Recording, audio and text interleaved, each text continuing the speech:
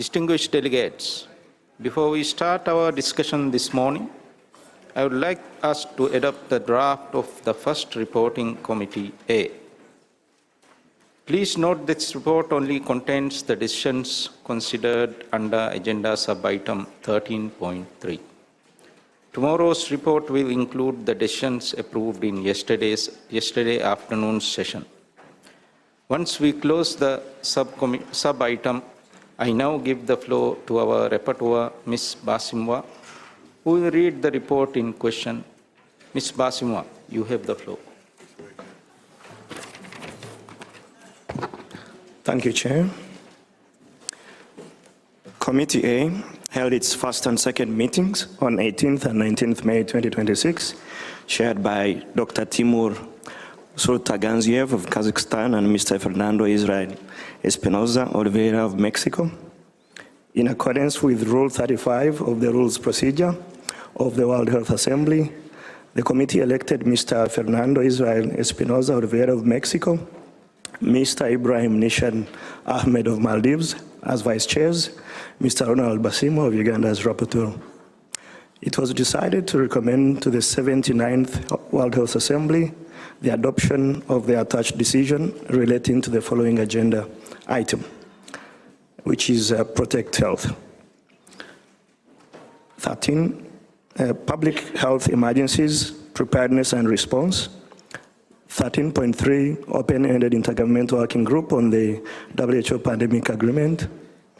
One decision entitled The Outcome of the Open-Ended Intergovernmental Working Group on the WHO Pandemic Agreement in relation to the drafting negotiation of the annex described in Article 12 of the WHO Pandemic Agreement.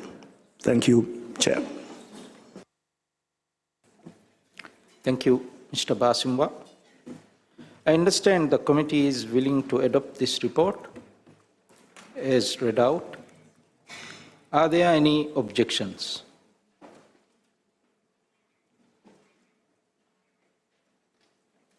I see none. The report is adopted.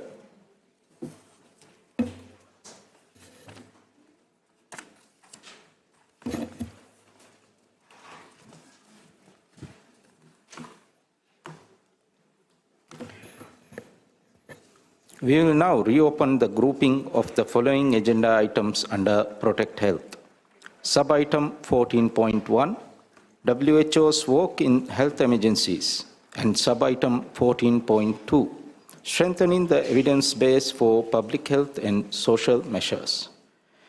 When we suspended the grouping of agenda sub-item yesterday, we finished our debate, heard the Secretariat's response, proceeded to voting on the draft decisions contained in the document A79/A/conf/3.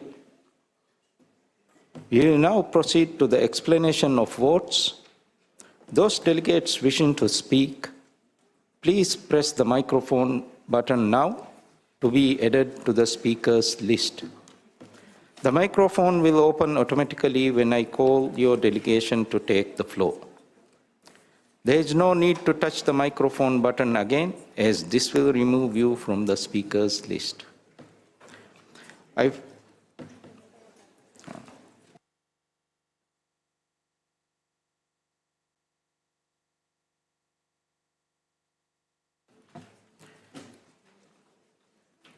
first give the floor to the delegate of Spain, to be followed by the delegate of Malaysia. Muchas gracias, señor presidente. Thank you very much, Chair. Spain endorsed the resolution on the health emergencies in Lebanon. As presented by Lebanon, we reiterate our full support for WHO and other humanitarian agencies staff providing assistance to Lebanese in the war underway. The latest hostilities have caused great suffering for the civilian population, causing deaths and health consequences that are physical and mental alike. We therefore condemn the fact that health and humanitarian staff have been threatened, and their safety is crucial for the thousands of Lebanese and the hospitals. the Security Council resolution on health infrastructure in conflict is all the more important now. We also call for unfettered access for humanitarian aid, including health equipment and all material needed to assist the population and to allow for health evacuations. We noticed that there is a growing need for medical care for IDPs, and we need uninterrupted access to these communities. We are committed to lasting peace in the region, and we call on all parties to abide by the need for the international law on access and protection to be respected. We cannot remain passive to the attacks against access and safety. Thank you. Thank you, Spain. Now, I give the floor to Malaysia, followed by South Africa. Mr. President, Malaysia voted in favor of decision entitled Health Emergency in Lebanon. Malaysia strongly condemns the continued Israeli aggression against Lebanon, which constitutes a violation of Lebanon's sovereignty and territorial integrity, international law, and relevant United Nations Security Council's resolution. These attacks continue to endanger civilian life, damage healthcare infrastructure, disrupt essential health services, and further aggravate the humanitarian situation on the ground. Malaysia believes that the adoption of this decision reflects the international community's collective responsibility to support the rehabilitation and recovery of Lebanon's healthcare system, including the restoration of healthcare infrastructure and emergency response capacities. Malaysia reiterates that a sustainable peace can only be achieved through the cessation of hostilities, de-escalations of tensions, and genuine commitment towards a peaceful and diplomatic resolution of the conflict. Thank you. Thank you, Malaysia. Now I give the floor to South Africa, followed by Indonesia. Chairperson, South Africa takes the floor to explain our vote in favor of the resolution on the health emergency in Lebanon, as we are alarmed by the Israeli siege that has intensified despite the purported ceasefire, which has now been extended. This escalation has led to an increase in deaths and trauma cases, as well as disrupted vital health services, putting a strain on Lebanon's healthcare system. In so doing, it has visited intense suffering upon the innocent, together with their forced displacement, and is aimed at making the south of the country uninhabitable. Of grave concern are the attacks on Lebanon's healthcare infrastructure, its healthcare workers, including the use of double-tap strikes, targeting first responders in the very act of rescuing survivors from an initial blast. These acts are not part of the fog of war. They are deliberate strikes against the medical mission itself, designed to maximize civilian harm and to destroy the civilian infrastructure on which life depends. The protection of healthcare in conflict is not merely a legal obligation, it is a moral imperative. Health systems are not military assets. Healthcare workers and civilians are not combatants. No hospital should ever become a battlefield, and no person should be denied care simply because those with weapons have decided otherwise. Chairperson, these attacks do not occur in a vacuum. Unless and until the international community resolutely ends Israel's unlawful occupation of Palestine, we are unlikely to be able to effectively address the ongoing human tragedy in Lebanon, and indeed the region more broadly. We must therefore resolutely end Israel's impunity and hold it accountable once and for all. I thank you. Thank you. Now I give the floor to Indonesia, followed by Canada. Mr. Chairman, the health emergency unfolding in Lebanon is a direct consequence of Israel's continued hostilities and the systematic attacks on healthcare that have accompanied them. We all should be alarmed by the recurring pattern of deliberate attacks against healthcare facilities, medical transport, humanitarian personnel, and frontline health workers in Lebanon, as well as across the wider Middle East region. In short, it is the Gazanization of Lebanon.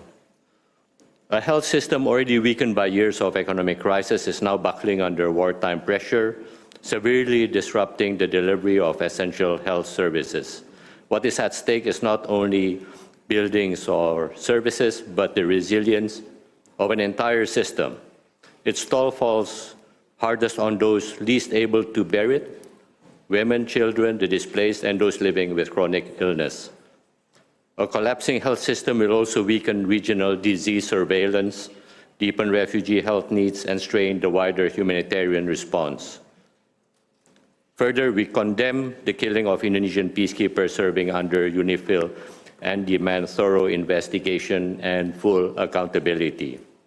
Indonesia stands in solidarity with the Lebanese people. We call for concrete action to strengthen the healthcare emergency response in Lebanon, beginning with full protection of healthcare, medical, and humanitarian personnel, and the unhindered delivery of humanitarian assistance. We call for early and full implementation of the resolution we adopted yesterday, and we urge all member states to support WHO scale-up operational response and provide timely financial and technical support. For all these reasons, Indonesia voted in favor of the draft decision. Thank you. Thank you. Now I give the floor to Canada, followed by United Kingdom. Chair, Canada voted in favor of the resolution and would like to register our explanation of vote. Canada wishes to thank the WHO for its work on health emergencies. We would like to register Canada's concern for the ongoing health emergencies and increasing crises we face across the world. Canada is concerned about the ongoing conflict in the Middle East and related impact on the stability of Lebanon. Canada notes with concern the continued rise in fatalities in Lebanon, the large scale of displacement, and the increasing humanitarian impact. We call on all parties to adhere to the ceasefire and work towards a negotiated solution. Canada continues to call for Israel's withdrawal from Lebanon in line with the UN Security Council resolutions, and while Israel has the right to defend itself, this cannot come at the expense of Lebanon's sovereignty and territorial integrity or at the expense of its people. Canada remains firmly committed to supporting Lebanon's efforts to disarm Hezbollah and to ensuring that the Lebanese armed forces have the operational capabilities required to safeguard Lebanon's security in the years ahead. I thank you. Thank you. Now I give the floor to United Kingdom, followed by Pakistan. Thank you, Chair. The UK voted in favour of this decision. The conflict in Hezbollah has had a devastating impact on civilians.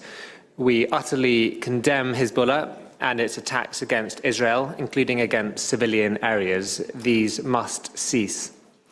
And in Lebanon, Israeli military action has had unacceptable impacts on civilians and medical care. The conflict has led to the displacement of over 1 million people and the closure of several hospitals and health facilities. The WHO has reported over 150 verified attacks against healthcare, with over 100 healthcare workers killed. We call on all parties to the conflict to uphold their obligations under international humanitarian law, including in relation to the protection of medical and humanitarian personnel. Damage to healthcare facilities not only causes immediate losses of civilian life, but also deprives communities of critical life-saving services and can exacerbate long-term humanitarian challenges. We commend the efforts of the Lebanese government and the WHO in this challenging context. The UK has committed £30 million in humanitarian support in response to the crisis. The UK also welcomes the further renewal of the ceasefire. All parties must take every effort to comply with this agreement and must ensure the protection of civilians and civilian infrastructure, including medical facilities. Thank you. Thank you. Now I give the floor to Pakistan, followed by Japan. Thank you, Chair.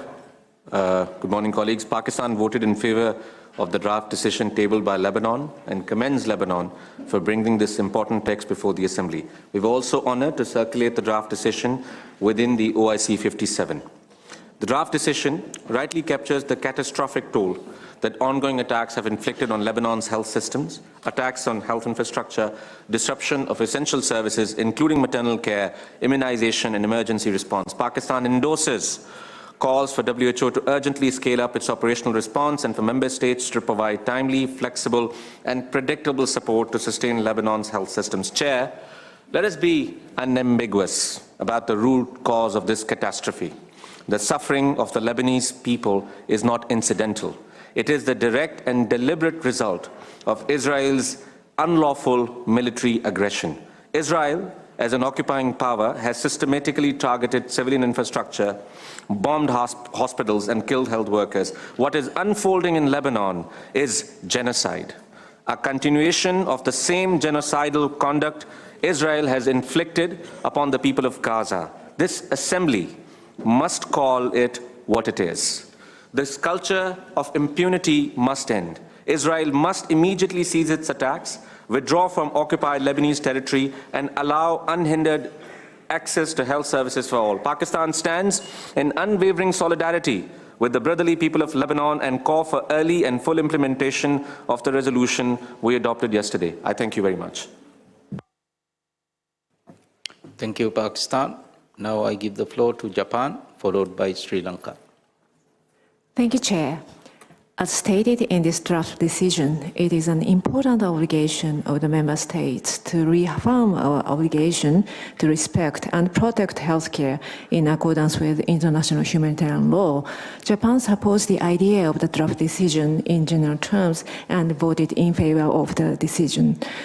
On the other hand, we'd like to point out that Japan is not in a position to know the detailed facts on some parts of PPs, and it is difficult for us to assess or authorize them. I thank you, Chair.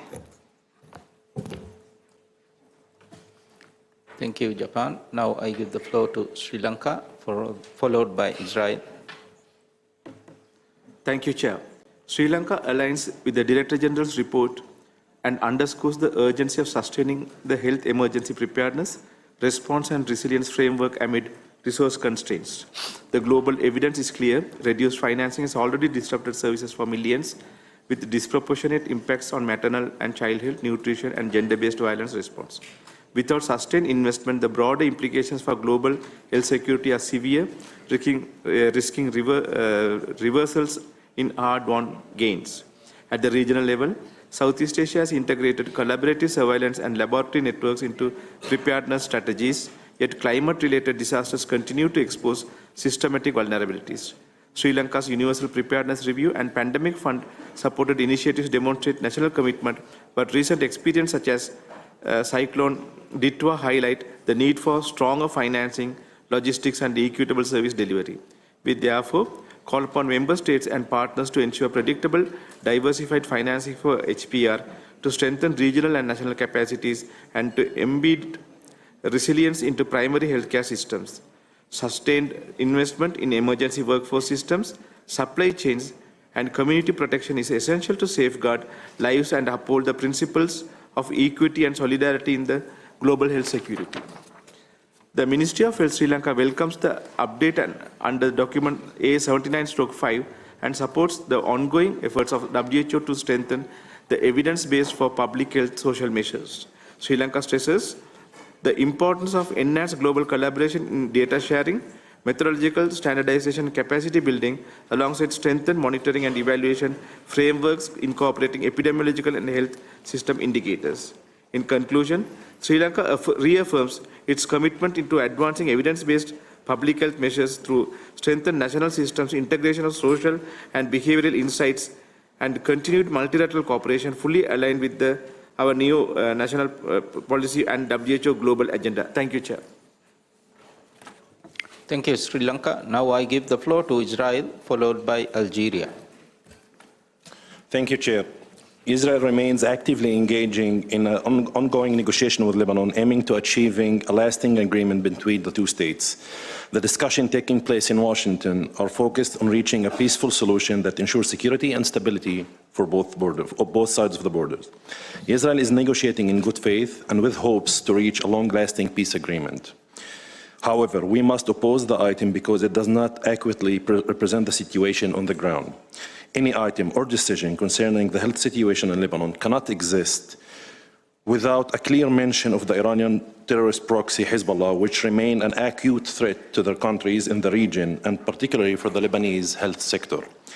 The abuse of health facilities by armed groups cannot be continuously ignored by this committee, and Israel will not take part of it. Thank you. Thank you, Israel. Now I give the floor to Algeria, followed by Lebanon. Thank you, Chair. Thank you. متعلق بالوضع الصحي. With regard to the health situation in Lebanon, based on our solidarity with the Lebanese people and its right to obtain health care and humanitarian protection. My country also values the efforts undertaken to prepare this draft, which is balanced within the WHO and its competencies. At the same time, the technical aspect of this project cannot hide the humanitarian suffering that is witnessed by Lebanon, because the Israeli attacks, and according to the Lebanese Health Ministry and the United Nations organizations, have shown that thousands of victims have died, and this requires the respect of the international humanitarian law and also respecting the health work staff, and to ensure access to humanitarian assistance. And my country also commends the efforts undertaken by WHO and its partners to support the Lebanese authorities, and calls upon strengthening the international support technically, logistically, and financially to ensure that basic services, health services, can be provided continuously. Thank you, Mr. Chairperson. Thank you. Now I give the floor to Lebanon, followed by Mali. Lebanon wishes to thank all member states that expressed solidarity, co-sponsored our resolution, and voted in its favor. This resolution is humanitarian. It reflects the responsibility to protect healthcare in times of war and sends a strong message of support to the Lebanese people and health workers. Lebanon underlines the clear gap between Israeli rhetoric in the room and realities on the ground. Despite ceasefire discussions, Israeli attacks on civilians and vital infrastructure, including and in particular hospitals and medical facilities, continue in blatant violations of international humanitarian law. These realities make this resolution both relevant and necessary. Its purpose is simple: to protect doctors, nurses, paramedics, hospitals, ambulances, and patients, while strengthening WHO support to ensure the continued delivery of life-saving services and preserve the resilience of Lebanon's health system. Finally, Mr. President, we pay tribute to Lebanon's health workers who continue to serve with courage, professionalism, and unwavering dedication despite immense danger and exhaustion. They are the embodiment of WHO's values. I thank you.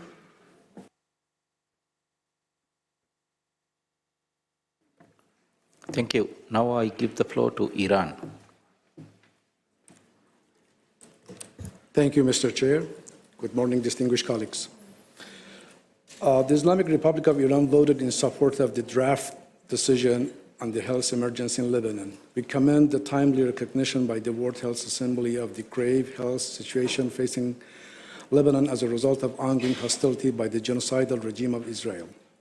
The significant loss of life, injuries, destruction of health infrastructure, displacement of populations, and the severe disruption of essential health services, including maternal and child health, immunization, non-communicable diseases, management, and mental health support, demand an urgent and collective response from the international community. Iran reiterates that the right to the highest attainable standard of health is its fundamental human right as enshrined in the WHO constitutions. The right must be upheld even, especially in time of armed conflict. We therefore strongly supported the call for the protection of the health care in Lebanon, including patients, health personnel, facilities, and medical transport in accordance with international humanitarian law. I thank you. Thank you. I don't see any further requests to speak. Thank you. This grouping of agenda sub-item is now closed.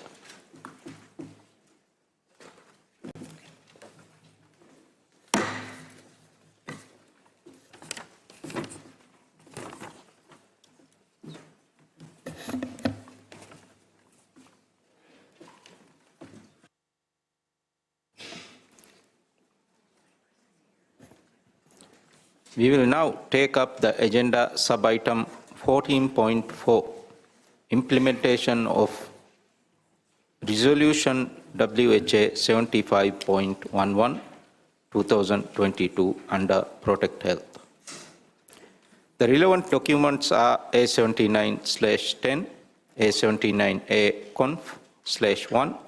During the discussion, you are invited to provide guidance on questions contained in document A79/10.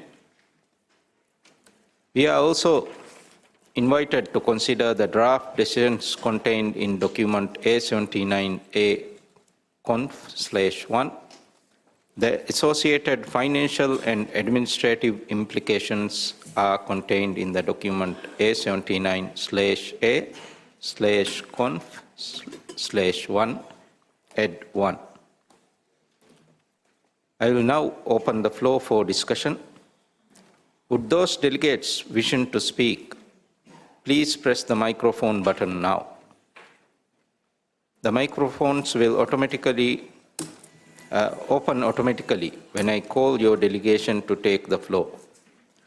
There is no need to touch the microphone button again, as this will remove you from the speakers list.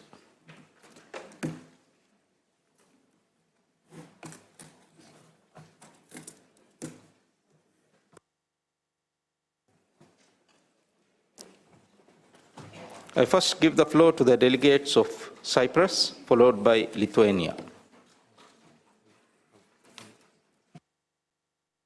Point of order.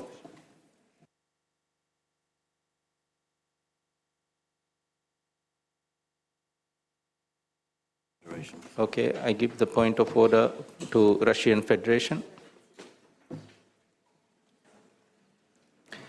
Procedural motion, Chair. Russian Federation requests to close the debate on this agenda item.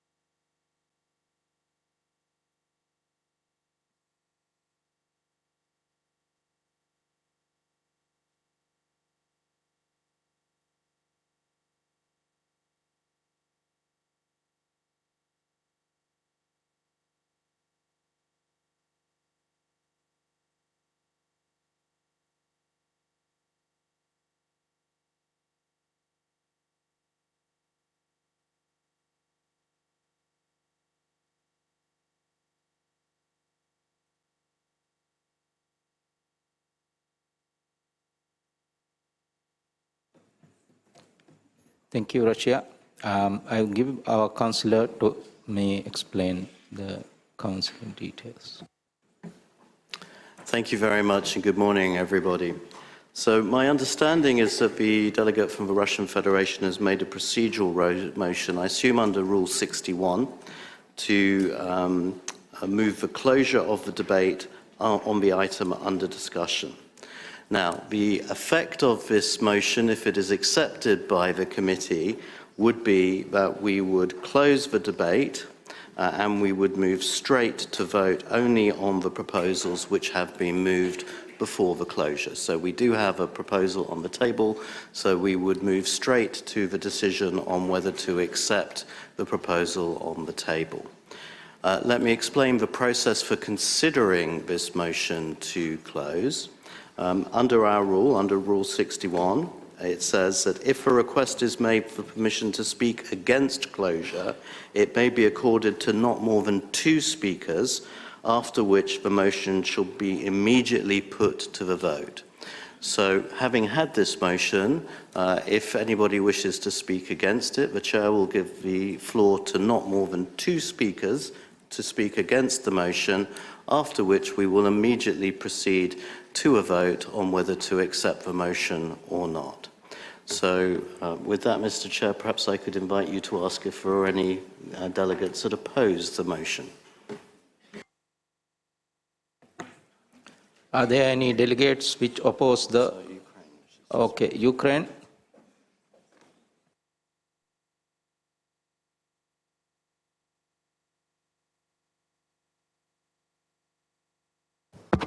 Thank you, Mr. President. We definitely opposing to this, in opposition to this motion. I think that every delegation has a right to express its position. But if you will decide to go for voting on this motion, we request that this voting will be recorded, a recorded vote. Thank you. Thank you.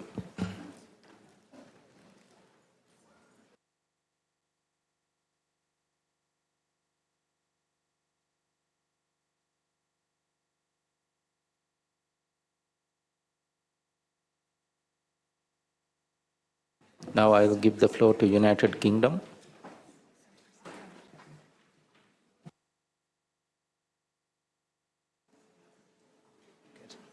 Thank you, Chair. We strongly support Ukraine in their response. We believe there's clear precedent for this item. We support their position. Thank you.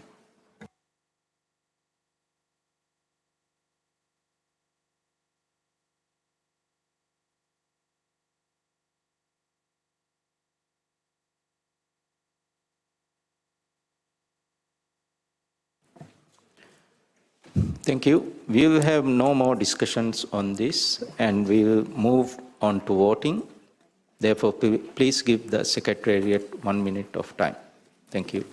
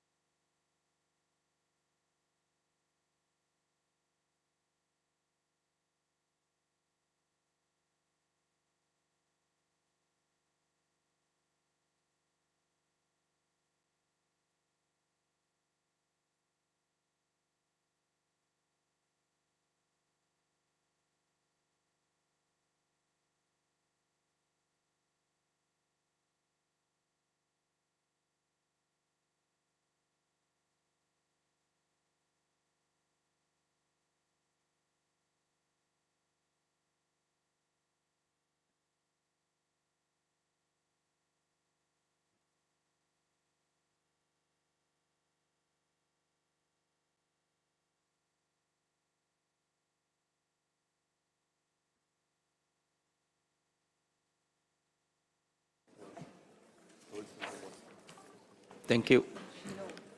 We are proceeding to vote on the procedural motion to close the debate. Furthermore, the delegations of Ukraine has requested that the vote be conducted by recorded vote. It has previously been decided by the Assembly that the recorded vote would be conducted by means of electronic voting system. I would now like to give the floor to Legal Counsel to provide some explanation on the procedures to be followed in respect to the vote that has been requested on. Mr. Walton, you have the floor.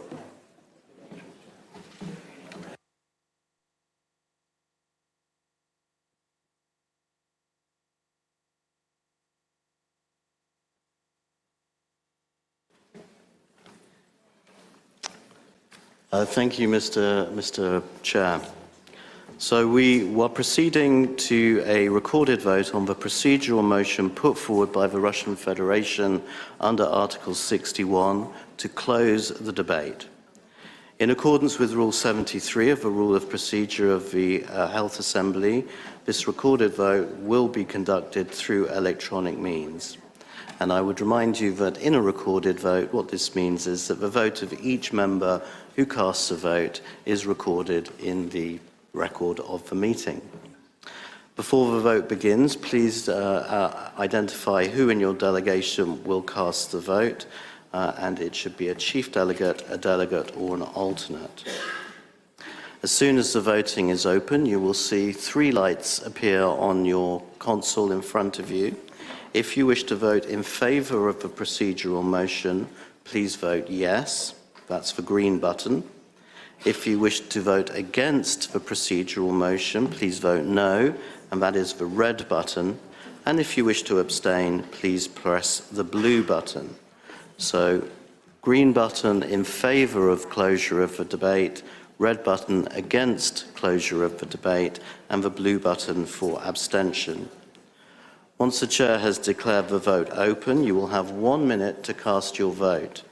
A timer will appear on the large screen, as we saw yesterday, and once that time has expired, the Chair will declare the voting closed. Before the voting is closed, you may change your vote at any time simply by pressing the new button of your choice.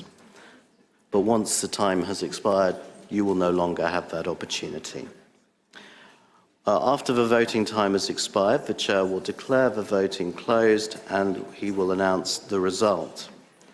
I'd like to recall that there will be an opportunity after the vote for those who wish to make a brief statement by way of an explanation of vote.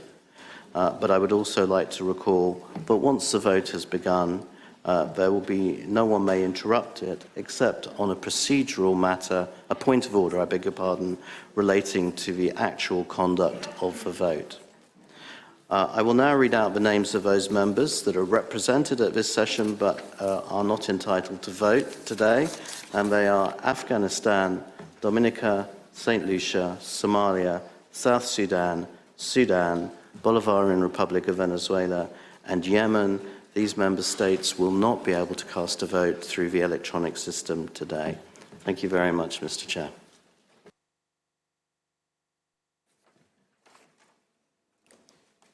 Thank you.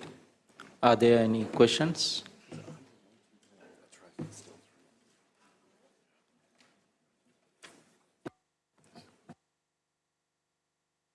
Iran has a question. Okay, I give the floor to Iran.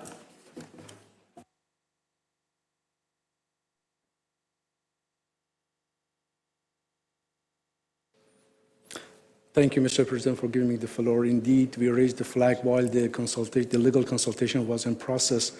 Indeed, we wanted to register our support for the request by Russian Federation on no motion action.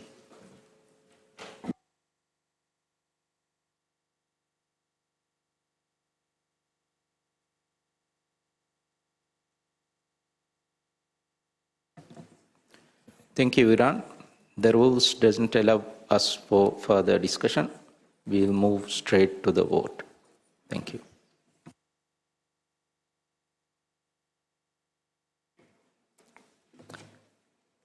As there appears to be no questions, we will proceed as set out by the legal counsel.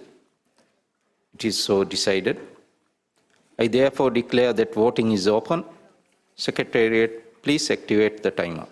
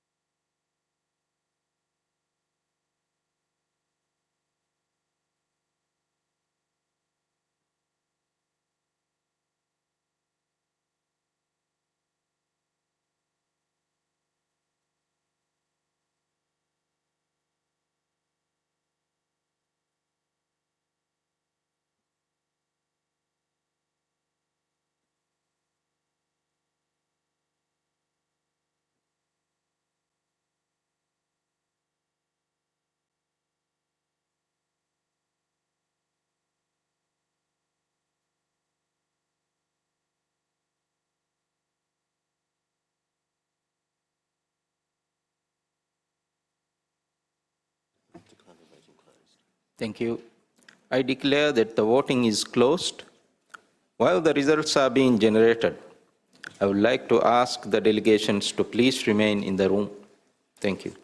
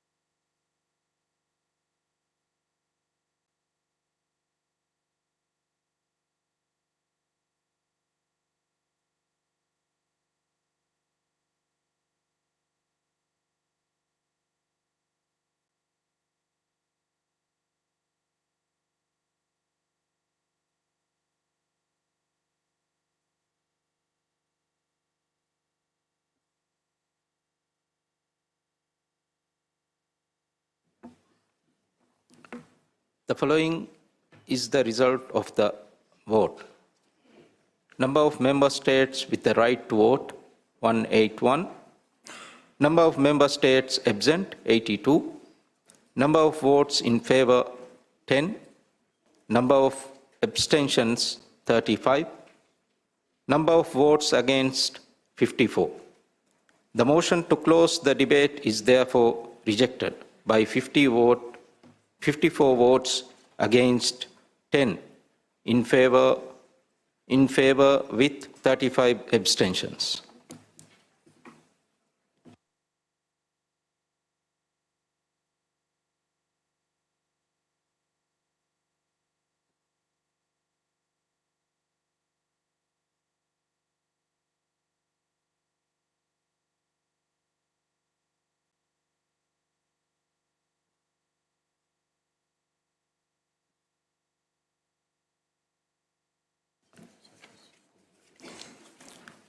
I will now open the floor for discussions. Ukraine's asking for the floor. Point of order, Ukraine.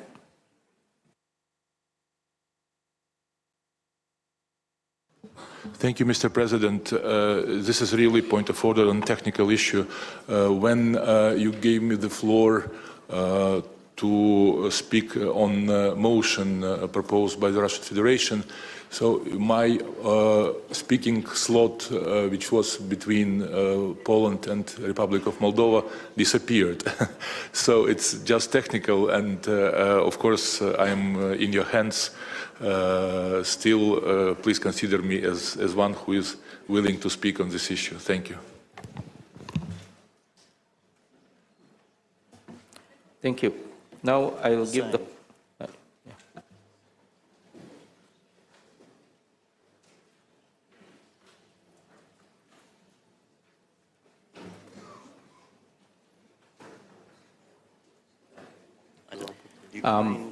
we will give the floor for UK and Ukraine as intended. Let's start with Cyprus.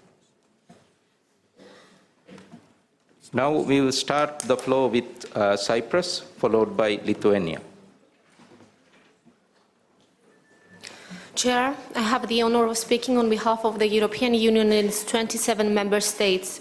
The candidate countries, North Macedonia, Montenegro, Albania, Ukraine, Republic of Moldova and Georgia, the EFTA countries, Iceland and Norway, members of the European Economic Area, as well as Monaco and the United Kingdom align themselves with this statement. We have now entered the 5th year of Russia's full-scale, illegal, unprovoked and unjustified war of aggression against Ukraine. While Ukraine continues to demonstrate its desire for just and lasting peace, Russia continues its aggression and is even intensifying its deliberate attacks on the civilian population and infrastructure. We commend WHO's effort in maintaining and strengthening the health system in Ukraine under these extremely challenging and often dangerous circumstances. We also commend WHO Europe for the delivery of much-needed support and the response to national health needs. We condemn all attacks on healthcare facilities and personnel and the grave humanitarian impact of Russia's ongoing strikes against Ukraine's critical infrastructure. As outlined in the DG's report, more than 50,000 civilian casualties have been reported in Ukraine since the beginning of the Russian war of aggression against Ukraine, including almost 15,000 deaths. This has placed high demands on WHO's work in Ukraine and across the region. We also appreciate the assistance given to the countries neighboring Ukraine and the refugee hosting communities. The organization's work in coordinating health cluster partners, facilitating medical evacuations and repatriations, ensuring the delivery of essential medical supplies and equipment has been instrumental in preserving health and care services for millions of persons affected. Support to maintain routine immunization programs, ensure access to mental health and rehabilitation services, and strengthen infectious disease surveillance systems remains essential. We remain committed to supporting WHO's efforts in Ukraine and call for sustained international support to ensure adequate funding for WHO's emergency operations. The EU will continue to contribute through financial and in-kind contributions, technical expertise and diplomatic support, building on the $4.2 billion in humanitarian assistance allocated between 2022 and 2025 by the EU and its member states for civilians affected by Russia's war of aggression against Ukraine. We reaffirm our continued and unwavering support for Ukraine's independence, sovereignty and territorial integrity within its internationally recognized borders. We stand ready to work further with WHO and other partners to support the Ukrainians in meeting their health needs despite the ongoing Russia's attacks. Thank you, Chair. Thank you. Now I will give the floor to Lithuania, followed by Poland. Thank you, Chair. Distinguished delegates, Lithuania aligns itself with the statement delivered on behalf of the European Union. We welcome the Director General's report on the implementation of Resolution WHA 75.11, while noting with profound concern that the health emergency in Ukraine caused by Russia's ongoing war of aggression continues to deteriorate. The systematic destruction of Ukraine's health infrastructure is not accidental. It is a direct violation of international humanitarian law. Thousands of facilities have been damaged, depriving millions of their fundamental right to health. This crisis extends beyond physical structures, as the disruption of vaccination programs and the targeting of energy grids create a catastrophic environment for disease outbreaks. Furthermore, the psychological trauma inflicted upon an entire generation requires our urgent and long-term attention. Lithuania remains steadfast in its support for Ukraine. Our national efforts focus on rehabilitation of wounded individuals and the reconstruction of medical facilities. We also ensure that those fleeing the violence have full access to our national healthcare system. However, international solidarity must go further. We call on WHO to maintain rigorous, transparent reporting on all attacks against healthcare workers and patients. Neutrality cannot be an excuse for silence when the core principles of the WHO Constitution are being dismantled. We must hold those responsible for this health crisis accountable and ensure that the Secretariat has the resources to support Ukraine's recovery. Lithuania stands in unwavering solidarity with the Ukrainian people until their health system and sovereignty are fully restored. Thank you. Thank you. Now I will give floor to Poland, followed by Ukraine.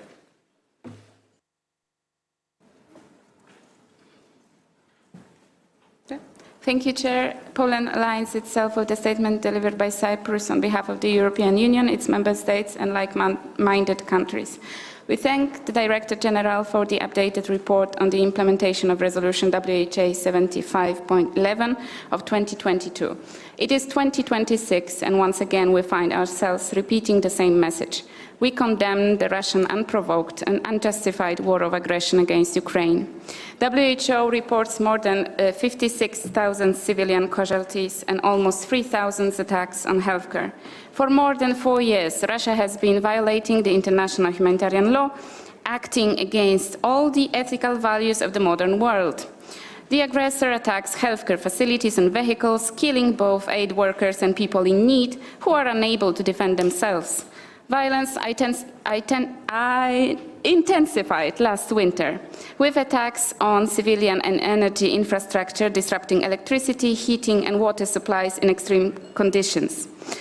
People needing urgent medical care are evacuated abroad, with over 5,000 Ukrainians transferred through the European Union Civil Protection Mechanism. Alongside hosting millions of refugees, this is a clear example of solidarity. Poland is proud to have co-hosted the Ukrainian side event on integrated battlefield to recovery medical evacuation model on the margins of this year's WHA. We acknowledge the WHO's continuous support for Ukraine and neighboring countries, including Poland. We especially thank the WHO staff in Ukraine for documenting violations of humanitarian standards by the Russian Federation, supporting the Ukrainian healthcare system, and facilitating access by healthcare for persons in need. By supporting the draft decision entitled Health Emergency in Ukraine and Refugee Receiving and Hosting Countries stemming from the Russian Federation's aggression, Poland reiterates its support to Ukraine. We will stand by you as long as is needed. Thank you. Thank you. Now I will give the floor to Ukraine, followed by Moldova.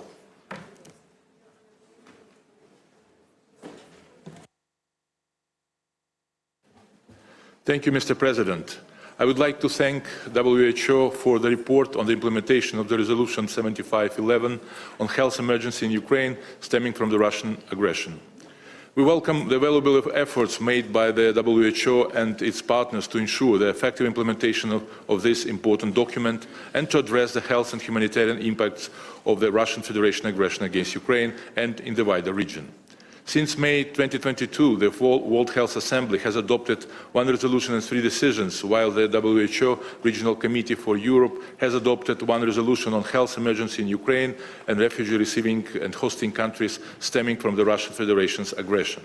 These important decisions reflect the grave and ongoing realities on the ground and have provided an important framework for coordinated international action aimed at addressing urgent humanitarian and health needs, while also supporting the recovery and resilience of Ukraine's health system. However, Russia's aggression war continues to this day, and Ukraine's healthcare system remains under a direct attack. According to WHO, attacks on healthcare in Ukraine increased by nearly 20% in 25 compared with 24.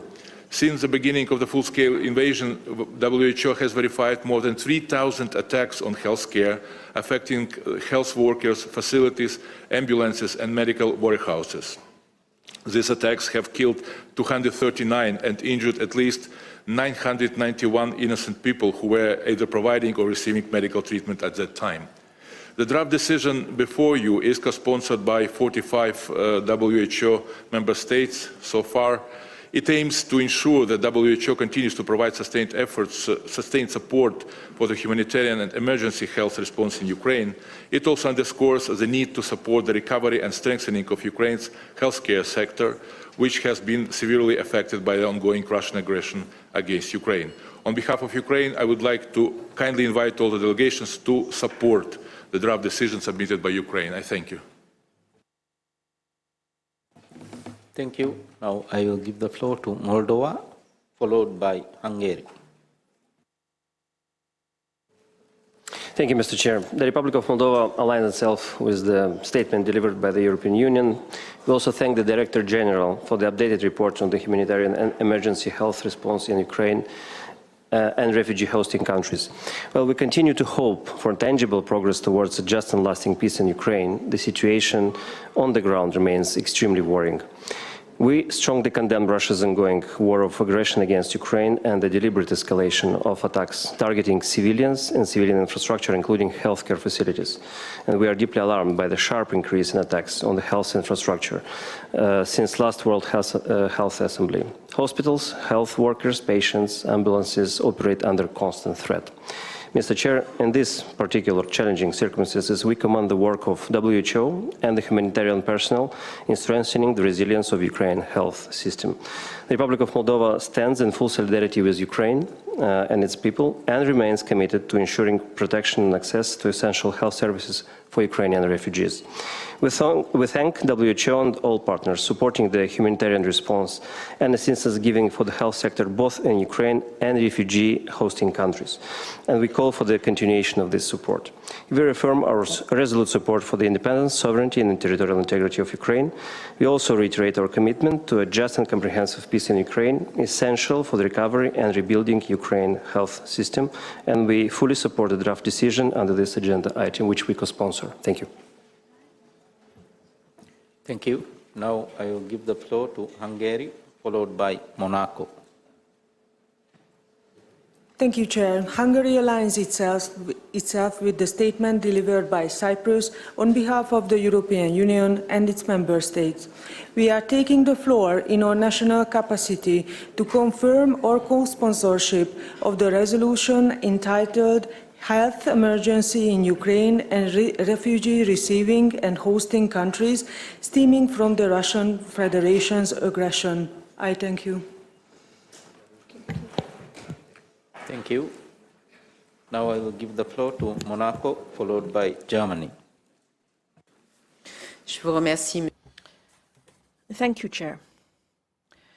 The Principality of Monaco associates itself with this statement delivered on behalf of the EU, and we reassert our full support for the resolution WHA 7511. We have indeed co-sponsored this since it was first adopted.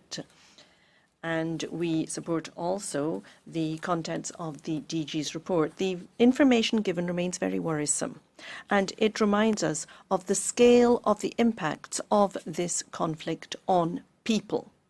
Further, we strongly condemn attacks on health facilities, patients and health personnel. Health can never be a target, and we have to ensure that we fully respect all of the principles of IHL. We commend the outstanding commitment of WHO and its partners that continue to maintain access to healthcare for millions of people. In particular, we underscore the work done for mental health, rehabilitation, and support for IDPs and refugees. All of this work helps to strengthen people's resilience and to lay the basis for sustainable reconstruction in Ukraine. The Principality also commends the support provided by WHO to refugee hosting countries, those that are hosting Ukrainian refugees, and also to those that are directly impacted by the conflict.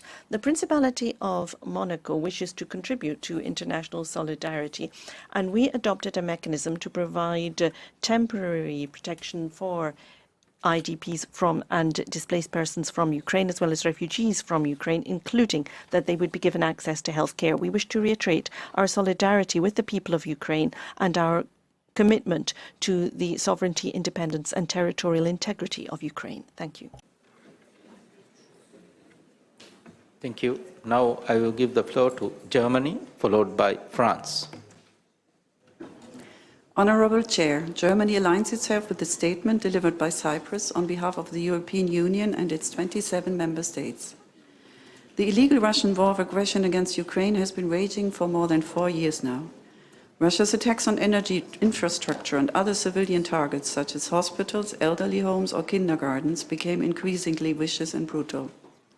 On average, it has been said already, there have been more than 3,000 Russian attacks directly affecting healthcare institutions, 2 each day. In addition, the severe energy crisis in Ukraine caused by Russian attacks has grave consequences for the healthcare sector and dramatically affects the health of the very young, the sick and the elderly. International humanitarian law is clear, attacks must not be directed against civilian objects. Germany will continue its unwavering support for Ukraine, the WHO and other partners to ensure that health needs of Ukrainians are met and that there will be a just and lasting peace for Ukraine. We call on all member states to vote yes on the draft resolution before us, introduced by Ukraine. I thank you. Thank you. Now I would like to give the floor to France, followed by Spain. Merci, Monsieur le Président. Thank you, Chair. France associates itself with the statement delivered on behalf of the EU. The situation described by WHO in Ukraine is appalling. We see that violence is intensifying. The number of victims has increased by 31% this year and by 70% when compared with the level in 2023. More than 12 million people need assistance, shortages, difficulties with access to essential services. These things are intensifying, and we see that outbreaks of disease is simply increasing the vulnerability of people living in that area. Attacks on civilian and energy infrastructure have seriously compromised the ability of the health sector to function, especially in severe winter conditions. And this has meant that it's been very, very difficult for the healthcare to operate in that country. However, we do reiterate our commitment to the principles of distinction and proportionality. These are things that should apply in all circumstances. IHL provides for specific assistance to healthcare workers, to those who are wounded and to the injured, and that protection has to be respected in all cases. We therefore call upon Russia, that has been conducting a war of aggression against Ukraine for more than 4 years, and that is refusing the immediate unconditional ceasefire called for by the international community, respect that. And we've seen that Ukraine is supporting those moves. We therefore stand with Ukraine. We support WHO and its staff in providing support to the Ukrainian healthcare system and helping the people of Ukraine. We certainly will play our full part in establishing sustainable peace in Europe along with our partners, and we will never cease working to that end. Thank you. Thank you, France. We have a short announcement before we move to the next speaker. I have been informed that there needs to be a slight change in the morning's program of work. After we close agenda sub-item 14.4, if time permits, we will open agenda sub-item 14.3, poliomyelitis. This afternoon, the program will continue as announced in the Daily Journal. I take it that this proposal is accepted by the committee.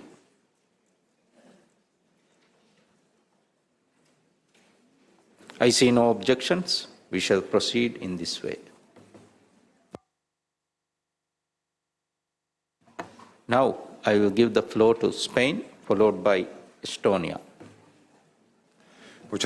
Thank you very much, Chair. Spain shares the statement delivered by Cyprus on behalf of the EU and its member states, and we regret the procedural maneuver by the Russian Federation, which sought to deprive this assembly of the right to debate a very relevant issue. We're grateful for the document 7511 from the Secretariat, as well as the efforts made by the WHO and its workers on the ground to provide assistance to the population.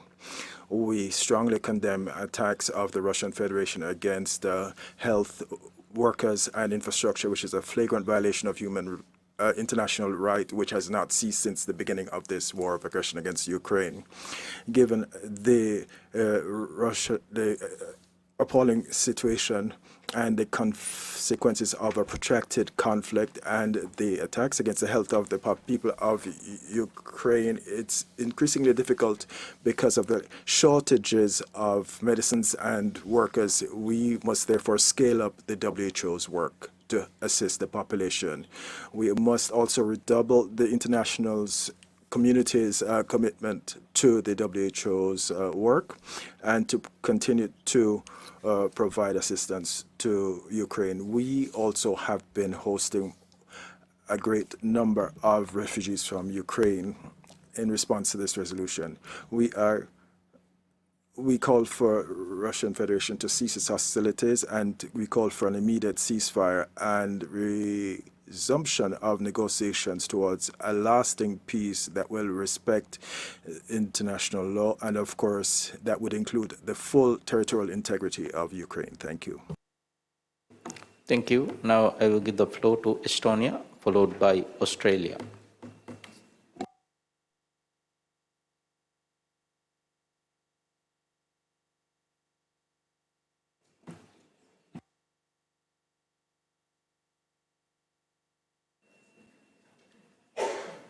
Thank you very much, Chair. Estonia aligns with the statement delivered by Cyprus. We thank WHO for its tireless efforts in its work in Ukraine and the Director General for its report.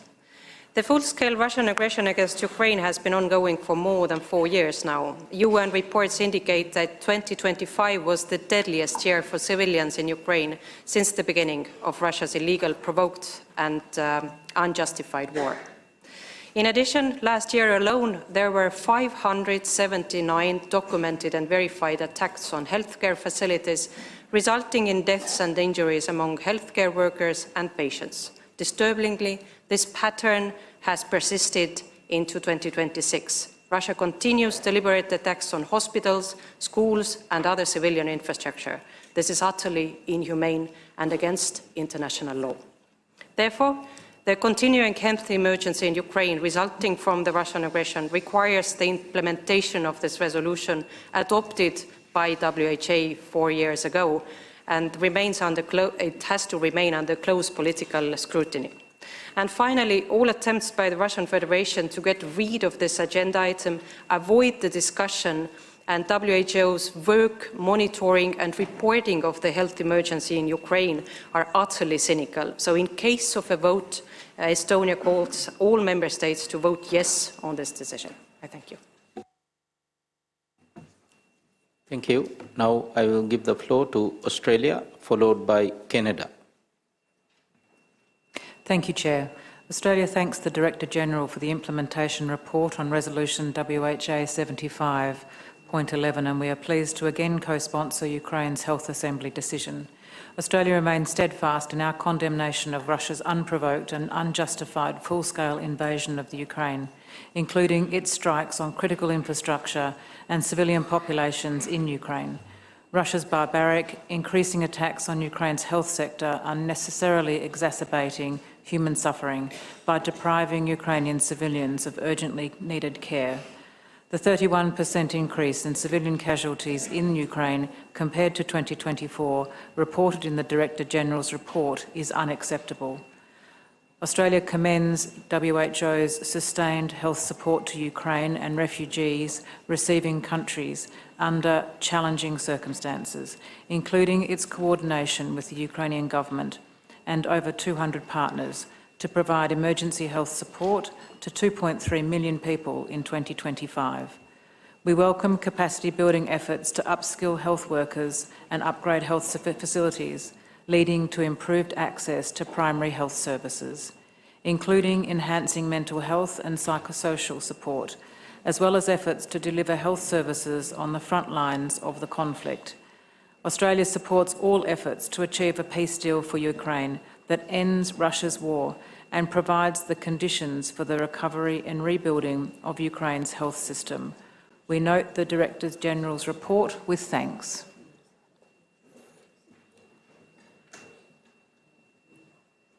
Thank you. Now I will give the floor to Canada, followed by Guatemala. Thank you, Chair. Canada thanks the Director General for the report. We are deeply concerned about the ongoing tragic loss of civilian lives and the violence that extends into 2026 and continues to severely undermine access to health services. Canada unequivocally condemns the Russian Federation's continued aggression against Ukraine, including its strikes affecting civilians and civilian infrastructure, such as healthcare facilities. These actions may constitute clear violations of international humanitarian law and continue to cause devastating harm to the health and well-being of the Ukrainian population. It is essential to continue documenting the ongoing health impacts of Russia's war of aggression against Ukraine. Canada is therefore pleased to be a co-sponsor of the resolution contained in A79A/COM/1. We commend WHO for its continued humanitarian and health emergency support in challenging circumstances with a view to reconstruction. Canada remains committed to supporting a just and lasting peace for Ukraine, one that upholds Ukraine's sovereignty and ensures the long-term security, health, and well-being of Ukrainians. I thank you. Thank you. Now we will give floor to Guatemala, followed by United Kingdom. Thank you very much, Chair. My delegation wishes to clarify the vote made earlier on. We would like to rectify that our vote was against the proposal that was made previously. We reiterate our strong support for Ukraine and its people, and we believe that this is unjustified and unprovoked from the Russian Federation against their territory, and we have seen serious effects on the health system. We reaffirm our support for a lasting peace in all Ukraine. Thank you. Thank you. Now I will give the floor to United Kingdom, followed by Ireland. Thank you, Chair. The UK is pleased to co-sponsor this draft decision. We reiterate in the strongest possible terms our condemnation of Russia's illegal, unprovoked and barbaric full-scale invasion of Ukraine. And we thank the DG for his report and the WHO for its courageous work in supporting Ukraine's emergency health needs and sustaining essential services often under fire from Russian military. The scale of the civilian casualties and the destruction of healthcare infrastructure underline the brutal toll of Russia's aggression. We are appalled by the continued attacks on healthcare facilities, over 3,000 since the start of the invasion. We acknowledge and welcome the unity of our international friends and partners in condemning Russia's violations to the Charter and its flouting of international law. Russia must be held to account. We also express our full solidarity with our Ukrainian colleagues and partners and commend the WHO for its tireless efforts to mitigate the health consequences of Russian aggression. Thank you. Thank you. I will give the floor to Ireland, followed by Latvia.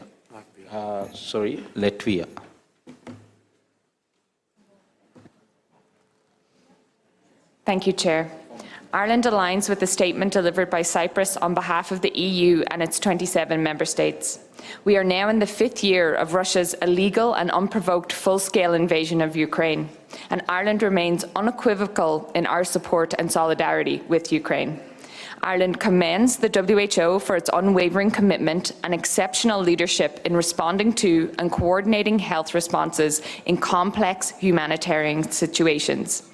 We are deeply concerned by the attacks on healthcare facilities and health workers, which directly impact people's ability to access essential services.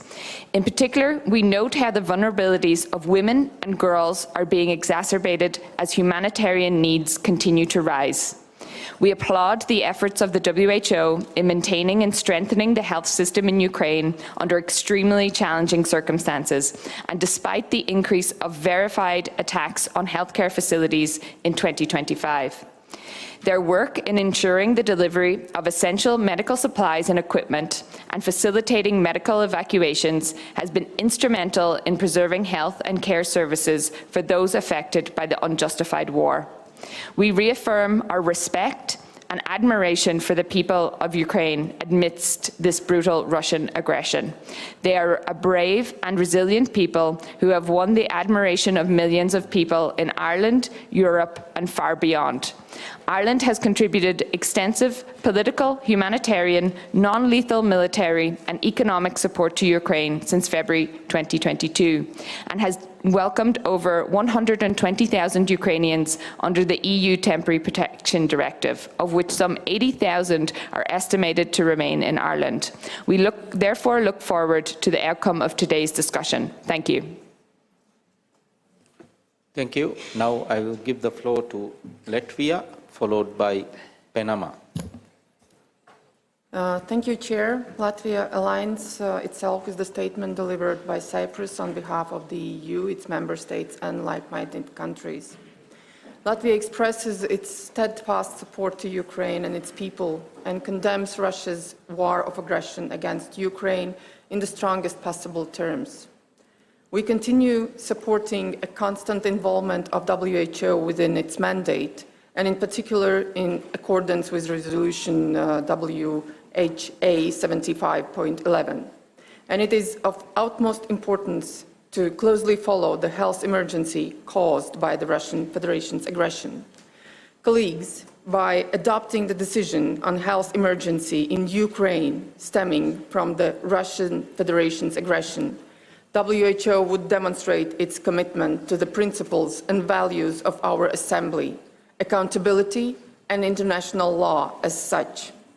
It is important to preserve the integrity of our collective response to one of the most serious humanitarian and health crises of our time and ensure that WHO can continue its work in Ukraine with the clarity and support it needs. We will continue our support to Ukraine and its people as long as it will take. Thank you.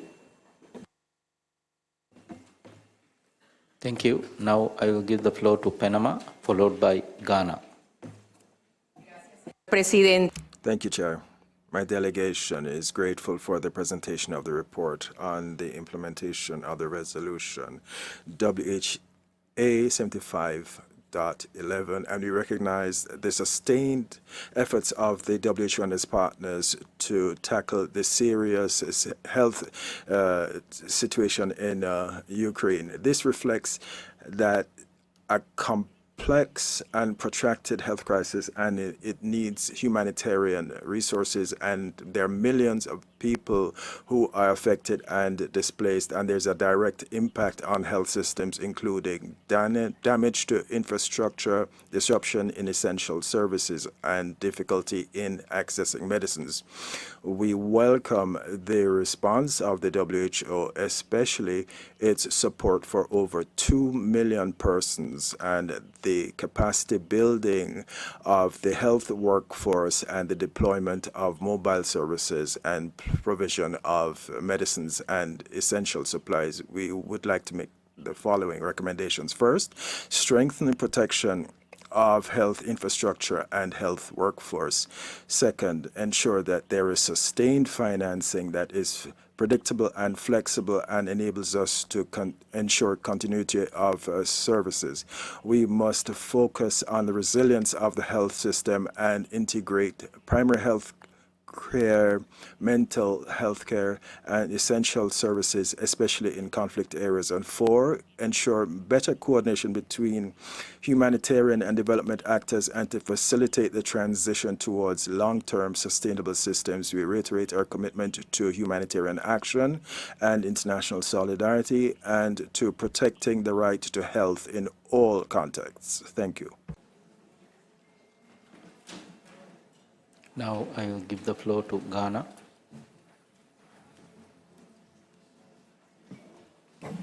Thank you, Chair. Ghana aligns with the statement delivered by Comoros on behalf of the 47 member states on Agenda 14.4 and notes the report of the Director General on the implementation of resolutions WHA 75.11. The situation described in the report remains deeply concerning. The continued impact of the conflict on civilians and health infrastructure, the scale of displacement, and the profound disruption of health services underscore the devastating and protracted health consequences of armed conflict. Ghana expresses solidarity with the people of Ukraine and with the countries bearing the burden of hosting refugees under increasingly strained health systems. We commend WHO's leadership in coordinating partners, sustaining essential health services, supporting mental health and psychological care, strengthening rehabilitation, maintaining immunization coverage, and monitoring attacks on healthcare personnel. These efforts demonstrate the organization's unique convening role and operational capacity in complex humanitarian emergencies. Ghana underscores the importance of protecting health facilities, health workers, and patients in line with international humanitarian law. As global humanitarian needs grow and physical constraints continue, Ghana stresses the importance of predictable and adequate financing for WHO's emergency operations alongside strong coordination with partners and affected countries. Lessons learned from this response should inform future humanitarian preparedness and health systems strengthening. Ghana urges the protection of healthcare workers, patients, and healthcare infrastructure in line with international humanitarian law and reiterates the importance of efforts towards peaceful resolution of conflicts. Ghana further support continued implementation of Resolution WHA 7.5.11 and efforts to strengthen the transition from humanitarian response to sustainable and resilient health systems for populations affected by conflict and displacement. Thank you.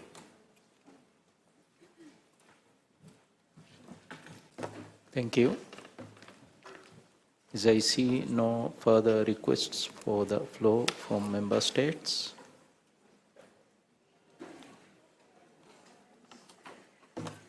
In conformity with Rule 47 of Rules of Procedure of World Health Assembly concerning the representatives of United Nations and of other intergovernmental organizations, I would now like to give the floor to International Atomic Energy Agency, IAEA.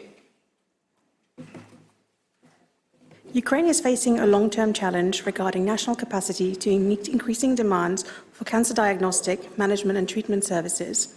Under the Rays of Hope initiative, the IAEA is implementing a project to support the strengthening of radiation therapy and medical imaging in Ukraine.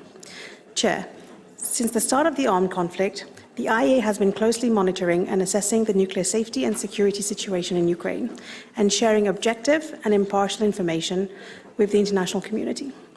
The IAEA continues to deliver technical support and assistance to Ukraine, including in-field missions comprising of continued presence of IAEA staff at 5 nuclear facilities in Ukraine, delivering nuclear safety and security-related equipment, and providing physical and mental health services for operating personnel at Ukraine's nuclear power plants. In April 2026, the IAEA delivered 2 ambulances to be used by medical facilities near Ukraine's nuclear power plants. Following his recent visit in April, Director General Rafael Mariano Grossi has now visited Ukraine on 14 occasions for high-level meetings to discuss the IAEA's ongoing efforts to prevent a nuclear accident during the military conflict. An extended version of this statement will be made available on the WHO portal. I thank you, Chair.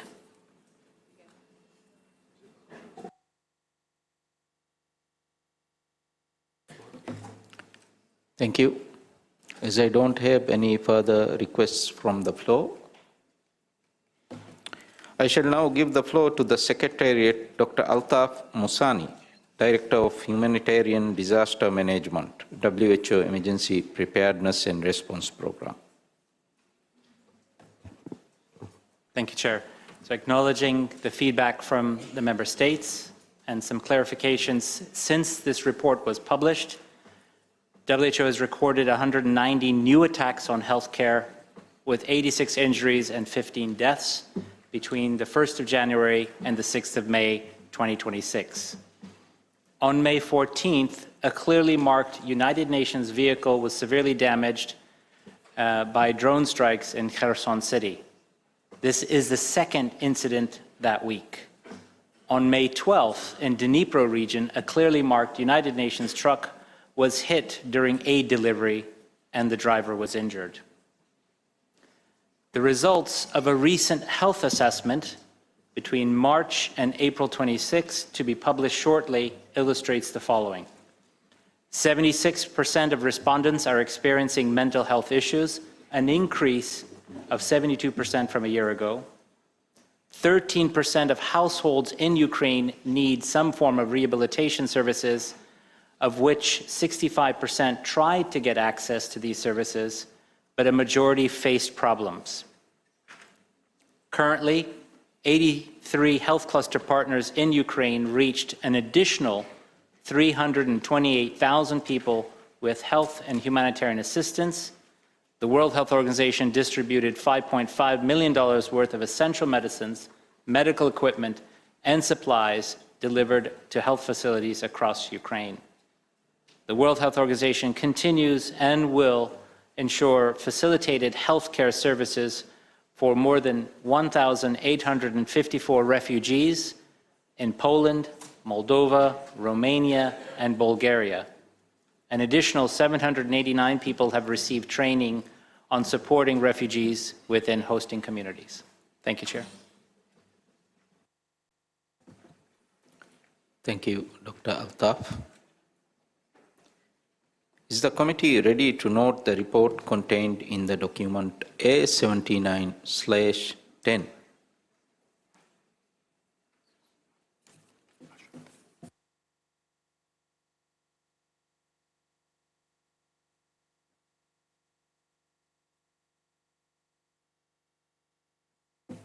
Now, may I give the floor to Russia?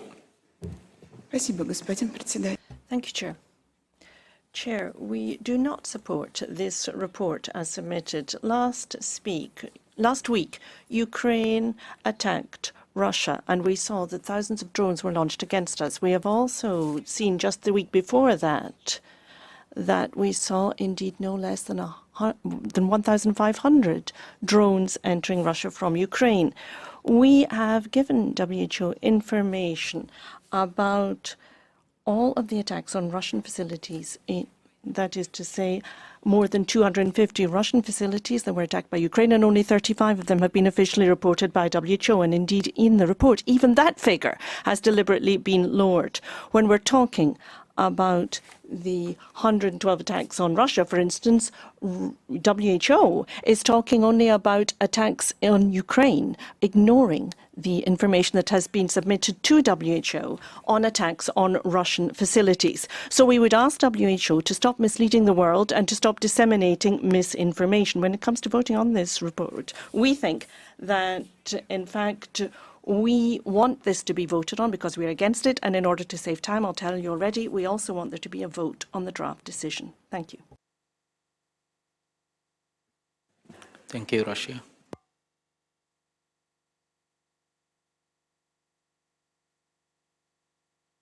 Now we'll give floor to the Ukraine. Thank you very much, Mr. President. First, I don't know, I understand that you closed debates on this issue, and it was only on motion, but it looks like the Russian Federation delivered its statement under discussion, but it's up to you to decide. Still, if there will be one more important point, that we fully trust statistic and report, and we fully support activities of WHO in Ukraine. Point of order from Russia. Russia. Thank you, Chair. What is going on? I believe Ukraine already spoke on the issue. We are discussing the report. I'm just saying that it is not possible to speak for you in such a way. So on statistic, so we have statistic of WHO, and it says for itself, and other statistic which was proposed by Russia, it's not confirmed. So my single point is to have the vote. Point of order by Russia.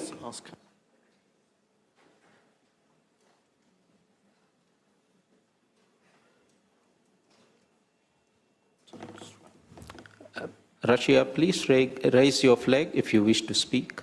Thank you.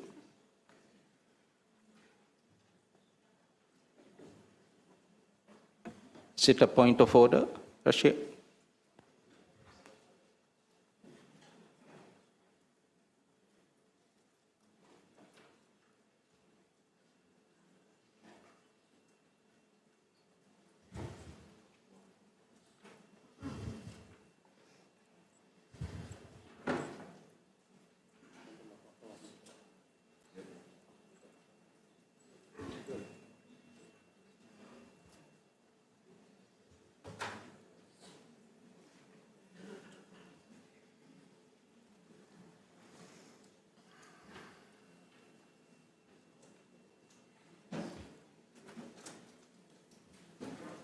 Mr. President, I just need 5 seconds to finish.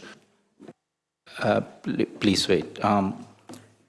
As Russia has not supported and requested for a vote, we have given opportunity to Russia, and similarly, as Ukraine has asked to speak, we have also, apologies, as Ukraine has also asked to speak, we have also given the opportunity to speak for Ukraine as well. Thank you. Ukraine, please continue. Thank you. Just to finish it, if the voting will be conducted, so we request to have a recorded vote in both cases. Thank you.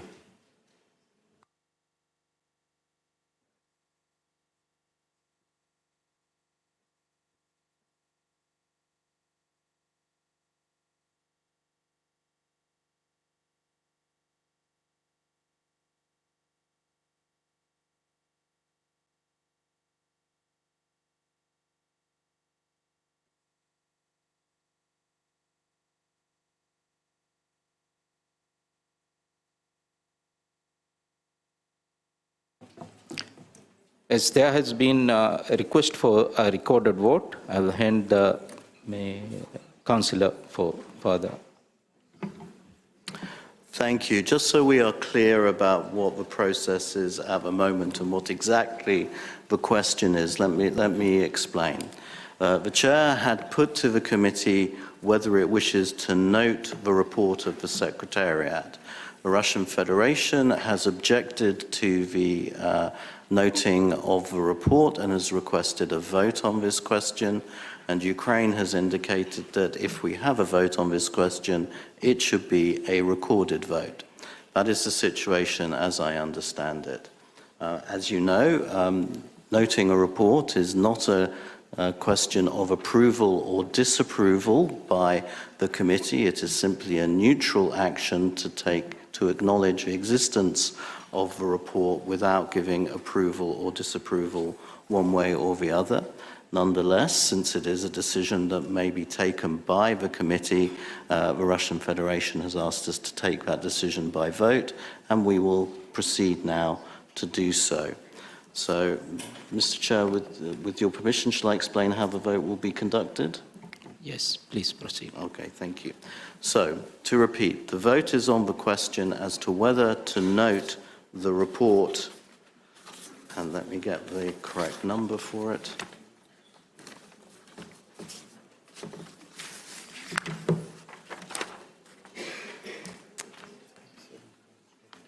Yeah. To note report A79/10. So that is the question. Do we whether to note report A79/10? This vote will be conducted by a recorded vote, and as has taken place earlier today, once the vote is open, you will see 3 buttons appearing on your console in front of you. If you wish to vote yes in favour of noting the report, please press the green yes button. If you wish to vote no against noting the report, please press the red no button. And if you wish to abstain, please press the blue button. Once the Chair has declared the vote open, you will have 1 minute to cast your vote. And as before, there will be a timer on the screen indicating how much time you have left. Once the time has expired, the Chair will declare the vote closed. It will no longer be possible to change your vote, and the result of the vote will be announced. In accordance with Rule 75, as this is a recorded vote, the vote of each member participating will be inserted into the record of the meeting.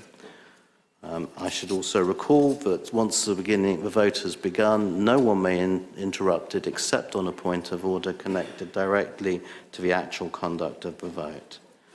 The list of countries, members that are represented at this session but who do not have the right to vote remains as it was earlier in our meeting, so I won't read it again, but those members will not be able to vote on the system. Thank you, Mr. Chair.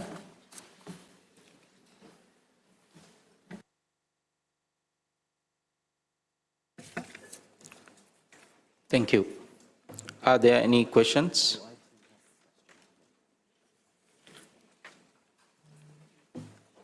There appears to be no questions. We shall proceed as set out by the Legal Counsel. It's so decided. I therefore declare that voting is opened. Secretariat, please activate the timer.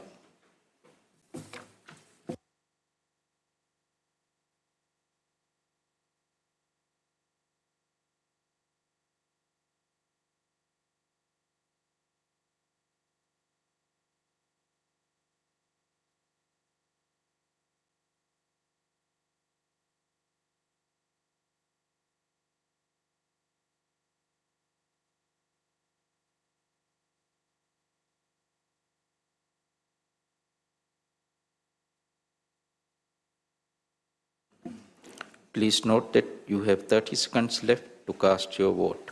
Thank you.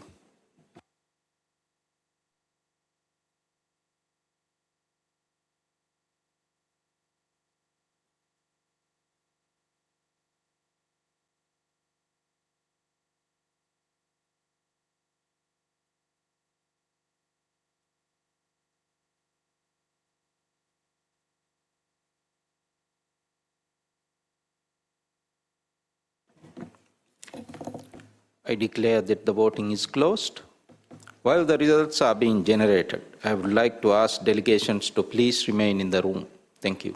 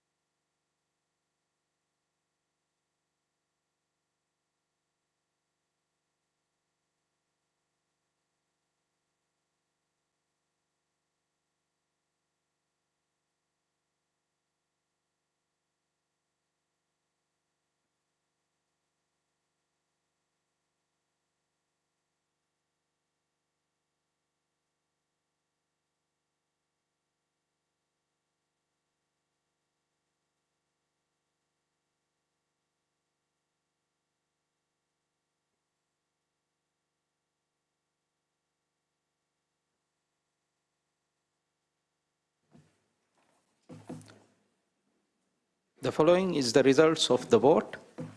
Number of member seats with the right to vote, 181. Number of members absent, 77. Number of votes in favor, 62. Number of abstentions, 33. Number of votes against, 9. The report is therefore noted by 62 votes to 9, with 33 abstentions.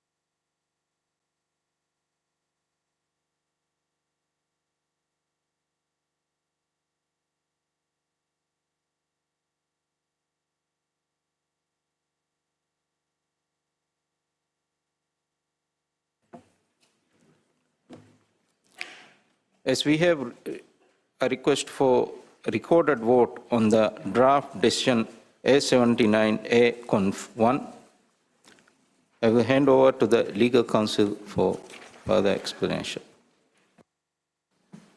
Thank you. So now we will proceed to the recorded vote on the question, does the committee approve the draft decision contained in document A79/A/Conf/1?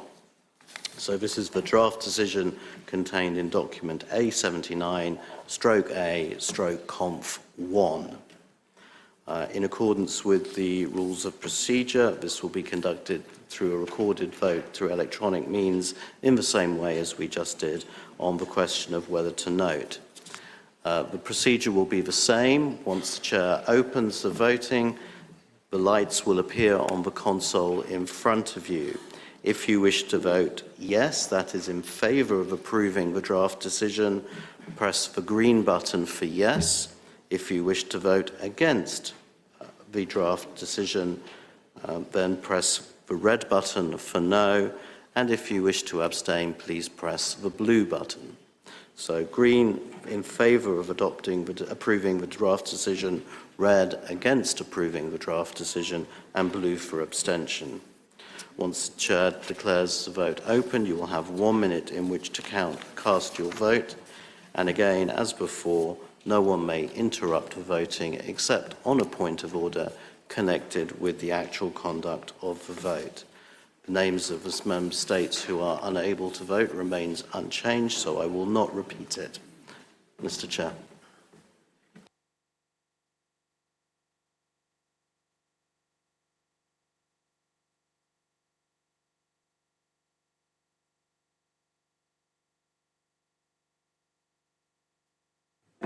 Thank you. Are there any questions?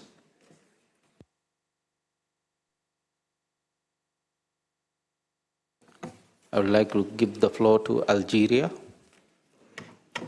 Oui, bonjour, monsieur. Thank you and good morning, Chair.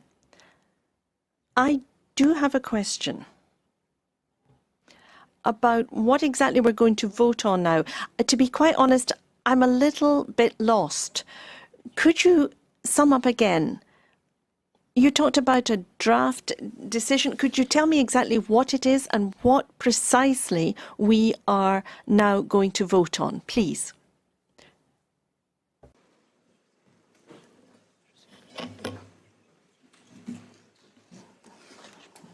Thank you, Algeria. I'll hand over to legal counsel for clarifications. Thank you. We are going to be voting on the proposal put forward by a number of countries in the document A79/A/Conf1. The draft decision contained in that paper is entitled Health Emergency in Ukraine and Refugee Receiving and Hosting Countries Stemming from the Russian Federation's Aggression.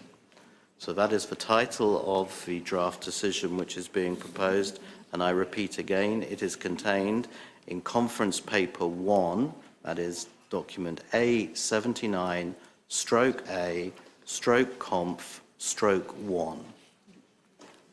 So the draft decision is the decision contained in that document, and if you wish to vote in favour of it, you should press the green button. If you wish to vote against adopting it, you should press the red button, and if you wish to abstain, you should press the blue button.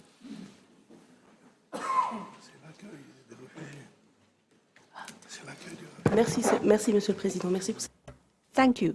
Thank you for that clarification. Thank you, legal advisor. Thank you. Are there any questions?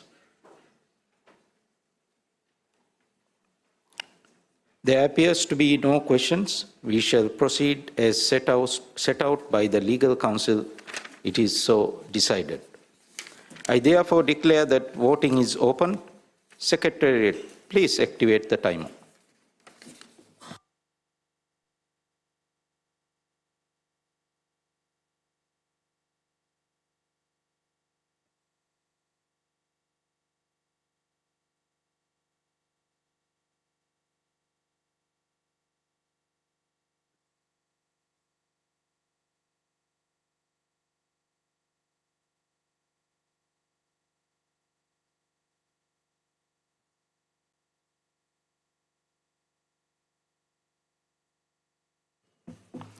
Please note that you have 30 seconds left to cast your vote. Thank you.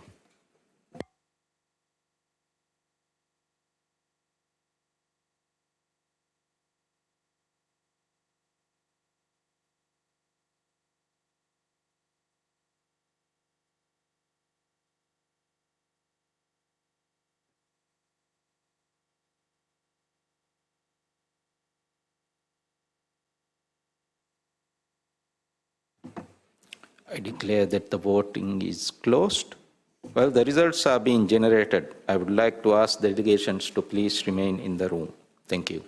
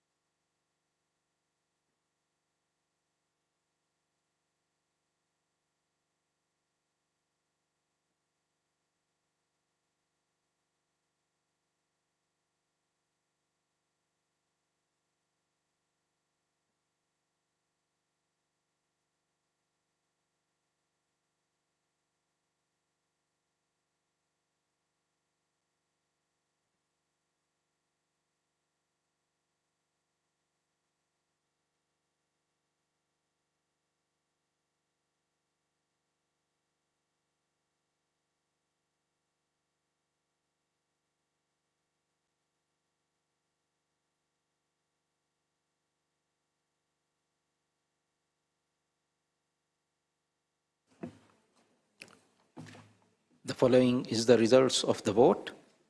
Number of member states with the right to vote, 181. Number of members absent, 73. Number of votes in favor, 62. Number of abstentions, 37. Number of votes against, 9. The draft decision is therefore approved by 62 votes to 9 with 37 abstentions. Thank you.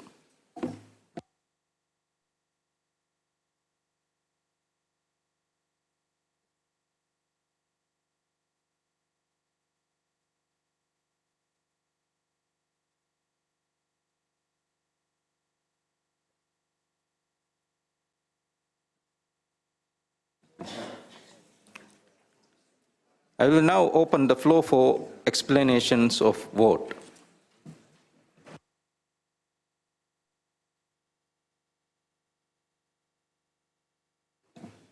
I will now give the floor to Ukraine.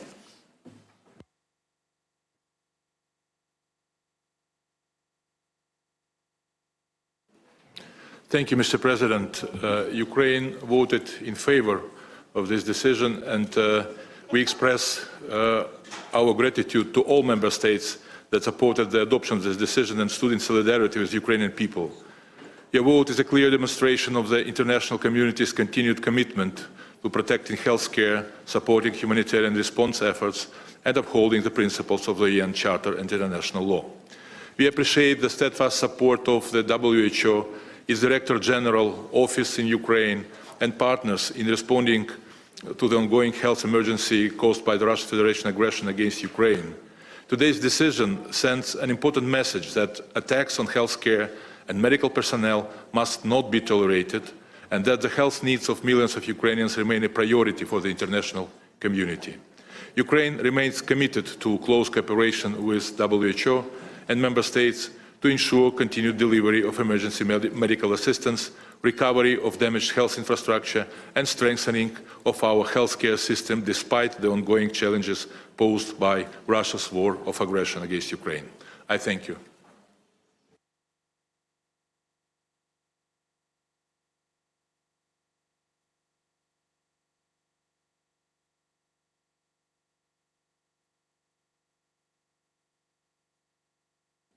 Now, may I give the floor to United Kingdom?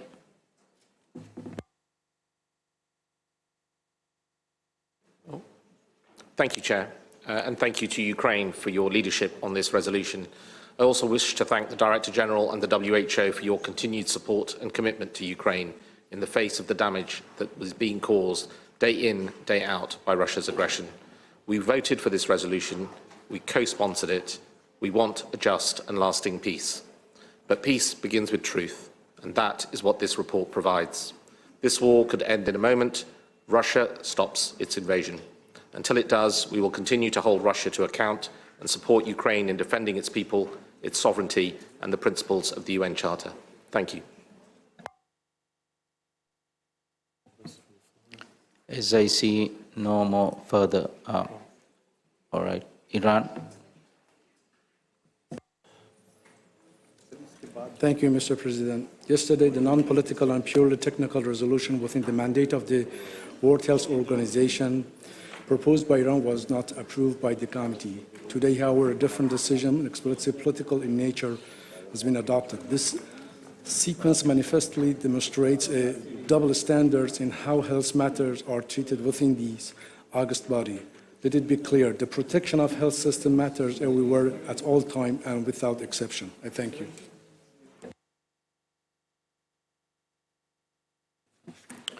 Thank you, Iran. As I see no further requests for the floor, this agenda sub-item is now closed. Thank you.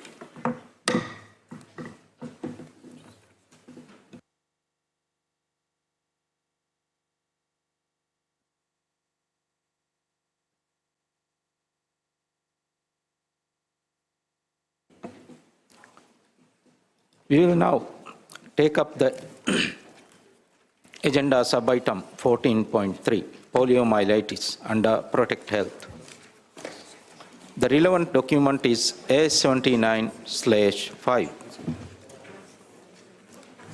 I will now open the floor for discussions. Would those delegates wishing to speak please press the microphone button now. The microphone will open automatically when I call your delegations to take the floor. There is no need to touch the microphone button again, as this will remove you from the speakers list.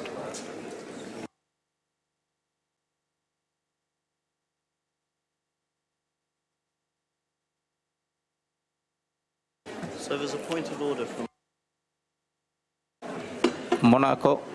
Point of order from Monaco. I would like to gently ask the room to settle down. Member States.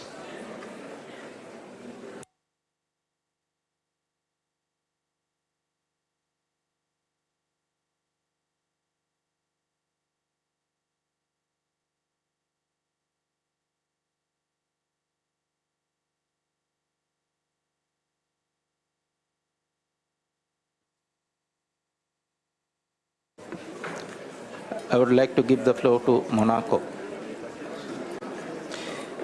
Je vous remercie, Monsieur le Président. Thank you, Chair. I do apologize for interrupting the proceeding of the meeting like this. However, in the agenda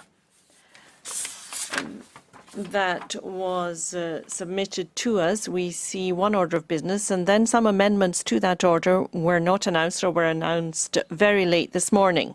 We would say that we do not wish to see this happen again. We're working in two different sites, two different locations here, and we want to be absolutely clear about what is going to be discussed in this committee this afternoon. We're asking that question now because we don't want to end up in a situation where we have parallel votes in Committee A and Committee B when we are, after all, working in two different buildings. So could we ask what precisely is on this afternoon's agenda for this committee?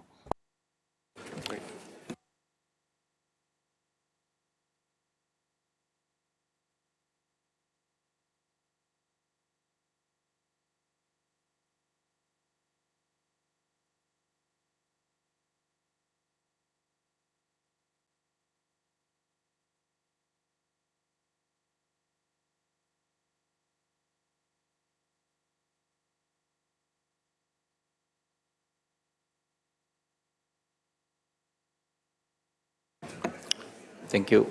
Now we are discussing 14.3, poliomyelitis.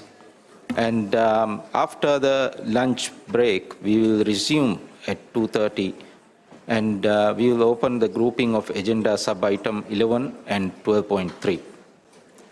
We will then move to the grouping of sub-items 12.1 and 12.2. And if time permits, open sub-item 12.4. Thank you.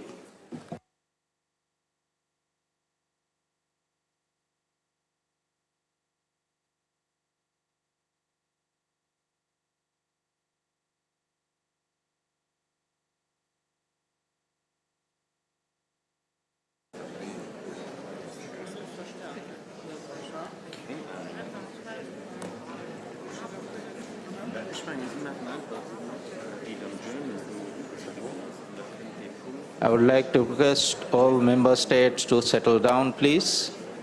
All member states.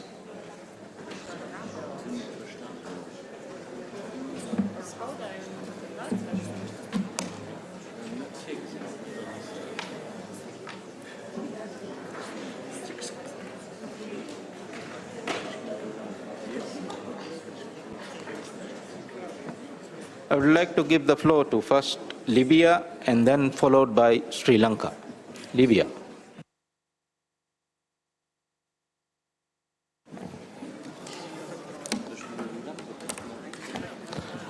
الرئيس المؤقر أصحاب المعالي وسعادة السيد. Thank you, Chair. Chair, ladies and gentlemen, Excellencies, Director General, it's an honor for me to address you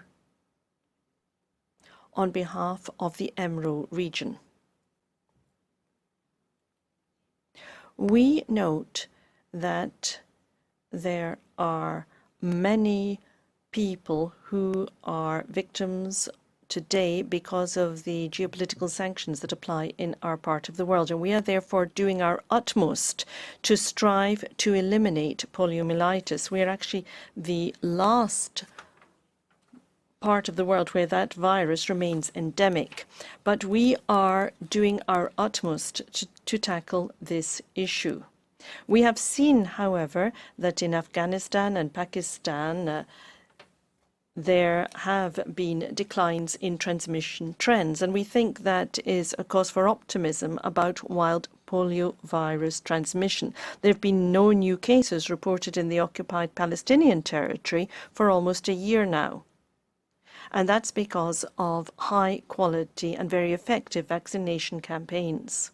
In Somalia, we're seeking to do more in order to eliminate the remaining cases there. We're also strengthening surveillance and laboratory capacities across countries in our region. And we are reinforcing immunization campaigns, particularly targeting our efforts at underserved communities. Alongside that, we're very much involved in cross-border coordination in accordance with international priorities. That is to say, prevention of epidemics and prevention of cross-border transmission. Further, we are seeking to enhance our preparedness and response to emergencies and to strengthen primary healthcare services.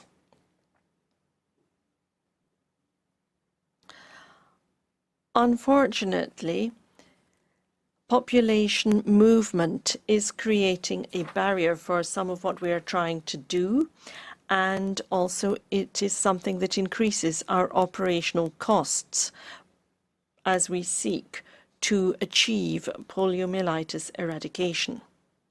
Ladies and gentlemen, we hope that at the end of the day we are not going to fail to eradicate poliomyelitis because it could then reappear anywhere. We need a political commitment to achieve tangible results and measurable results. We need to work together. We need to unite what we are doing behind one final push towards a polio-free world. Thank you. Thank you. May I kindly request all delegates to maintain order in the room. Thank you. I will now give the floor to Sri Lanka, followed by Bahamas. Thank you, Chair. The Democratic Socialist Republic of Sri Lanka has the honor to deliver this statement on behalf of the member states of the WHO Southeast Asia region.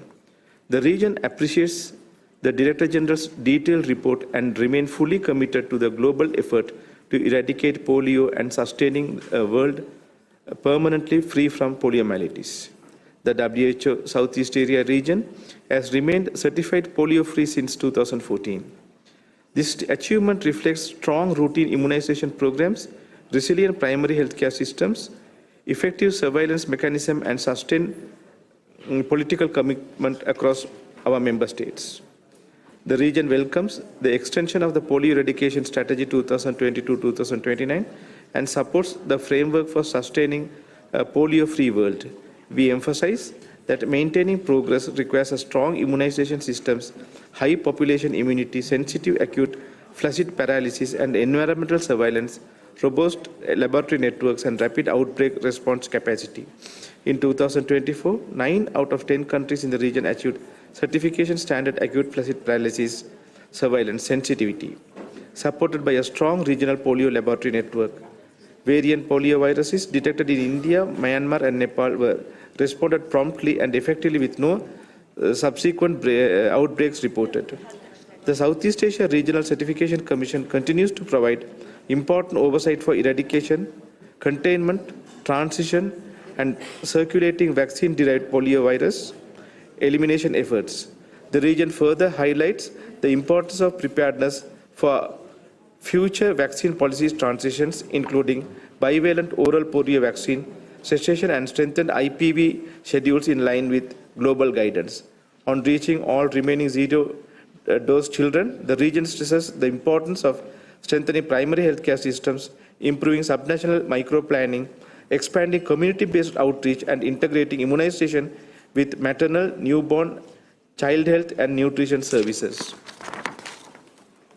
The region underscores that sustaining a polio-free world requires a predictable and sustainable financing, increased domestic investment, continued international partnership, and effective integration of polio functions into a broader national health systems.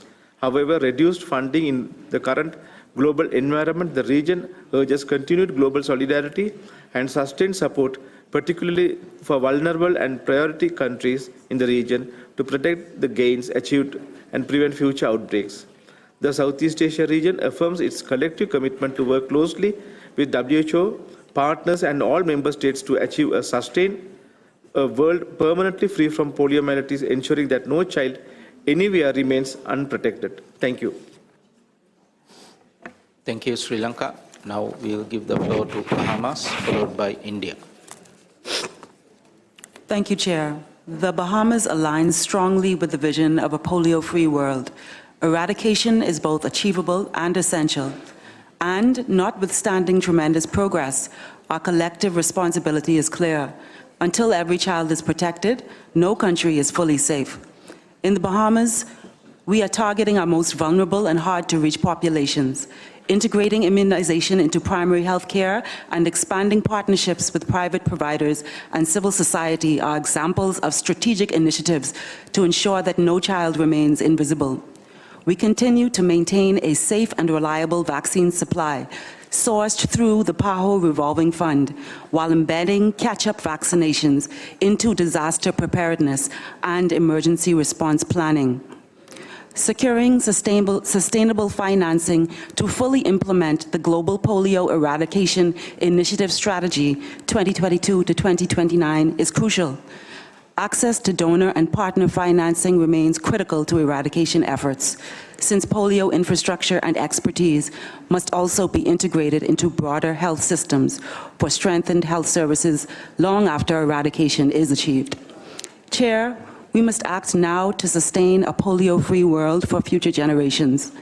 Countries must achieve and maintain high immunization coverage, strong surveillance, and rapid outbreak financing, recognizing that partnerships are essential to our collective success. The Bahamas values leadership and support of CARPHA and PAHO in strengthening laboratories, surveillance, coordinated vaccination campaigns, and pooled procurement. so that small island states are supported together. Chair, with sustained leadership, predictable financing, scientific cooperation, and global and regional solidarity, we can reach every child and end polio to secure a healthier future for all. The Bahamas stands committed to doing its part. Thank you. Thank you. Now we will give the floor to India, followed by Oman. Thank you, Chair. India commends the Global Polio Eradication Initiative for the notable progress achieved in reducing outbreaks of vaccine-derived poliovirus type 2. At the same time, the continued circulation of wild poliovirus remains a matter of serious concern and calls for sustained global vigilance and collective action. Polio eradication requires strong action at all levels. Nationally, countries must strengthen surveillance and routine immunization systems to ensure timely detection and rapid response. Regionally, coordinated cross-border collaboration, synchronized vaccination campaigns, and real-time information sharing remain essential to preventing transmission and re-emergence. Chair, India remains committed to sustaining its polio-free status through high population immunity under the Universal Immunization Program, including the use of fractional inactivated polio vaccine alongside oral polio vaccine. Our acute flaccid paralysis surveillance system continues to exceed global benchmark and is further strengthened through environmental surveillance for early detection and rapid response. India also undertakes national and subnational immunization days annually to sustain immunity and address residual risk, particularly in vulnerable and hard-to-reach populations. India reiterates that achieving and sustaining eradication will require predictable financing, diversified funding sources, innovative financing mechanisms, and strong international partnerships. India remains steadfast in its commitment to a polio-free world and to strengthening health system for the elimination of vaccine-preventable diseases. Thank you. Thank you, India. Now I will give the floor to Oman, followed by Jamaica. عمان بالوثيقة الفنية الخاصة باستئصال شلل الأطفال. Thank you, Chair. We support the technical document and the transition period for our region. We also support the draft decision. We wish to recall that polio is still a global health challenge because new cases of wild polio have been recorded in certain countries, and there are new cases in conflict areas. Hence, the need for further international effort to ensure that we have national and regional preparedness. We have a global national strategy to tackle polio from 2022 to 2026, focusing on high vaccine coverage over 90%. However, epidemiological surveillance in line with WHO guidelines will continue. We remain committed to implementing international polio eradication strategies, including the use of IVP and the elimination using international standards and strengthening containment measures.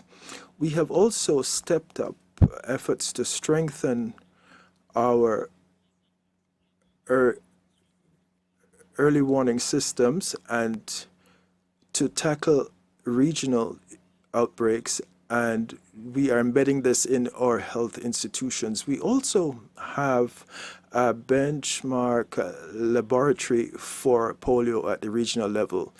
These efforts also include implementing quality projects such as environmental surveillance plans, which began in 2024, and the program for HIV surveillance.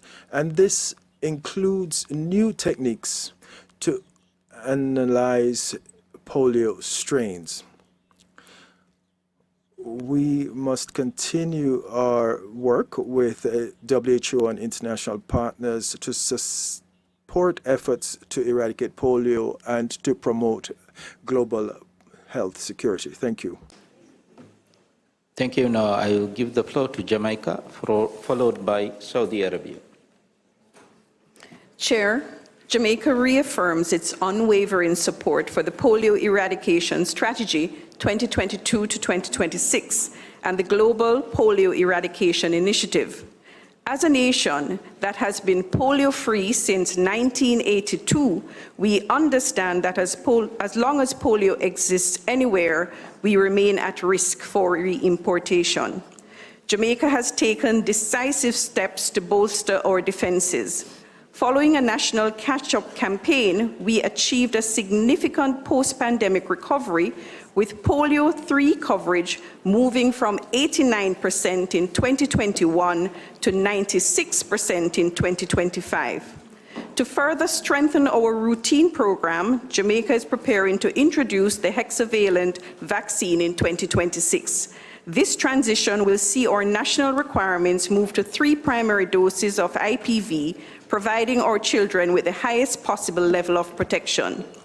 Jamaica remains vigilant to the risk of re-importation and committed to meeting international epidemiological surveillance indicators for acute flaccid paralysis and re-verification of the absence of storage of any infectious poliovirus materials, fulfilling our containment obligations. While we celebrate local successes, we recognize that the global fight is in a critical phase, particularly in conflict-affected settings. Jamaica joins the call for sustained international commitment, predictable financing to finish the job, and targeted measures to reach zero-dose children in the most vulnerable communities. Jamaica remains a committed partner in the journey toward a polio-free world. We must not allow the finish line to slip away. Thank you. Thank you. Now we will give the floor to Saudi Arabia, followed by Bahrain. سعادة الرئيس اطلعت المملكة. Thank you, Chair. The Kingdom of Saudi Arabia read this report on the polio eradication strategy with great interest, and we certainly applaud all of the efforts that have been made. This reflects the international community's commitment to polio eradication. We are firmly committed to supporting international initiatives intended to eradicate poliomyelitis in our world, strengthening up international action and adopting innovative solutions together are the way forward. This is the basis that will allow us to overcome the remaining challenges and to build on what we have already achieved. The Kingdom of Saudi Arabia does provide support, but that's not all. It is firmly committed to full implementation of the polio eradication strategy, and we want there to be a real impact on the ground from what is done. We therefore support what is stated in this document as to the need for cross-border cooperation and the need for vaccination to be integrated within the healthcare services that we provide. We also recognize the need to strengthen surveillance. This is important so that no child is left out. We also need to have social and community-based surveillance systems, and we need to strengthen laboratory surveillance also. Alongside that, preventive measures need to be taken, and we need, in doing so, to take into account of demographic challenges and regional specificities. The Kingdom of Saudi Arabia stands ready to participate actively in international activities, and for a period of 5 years, we will make available $500 million to support polio vaccination campaigns and interventions that can save lives, because we understand the importance of health for all. Thank you. Thank you. Now I will give the floor to Bahrain, followed by Tunisia.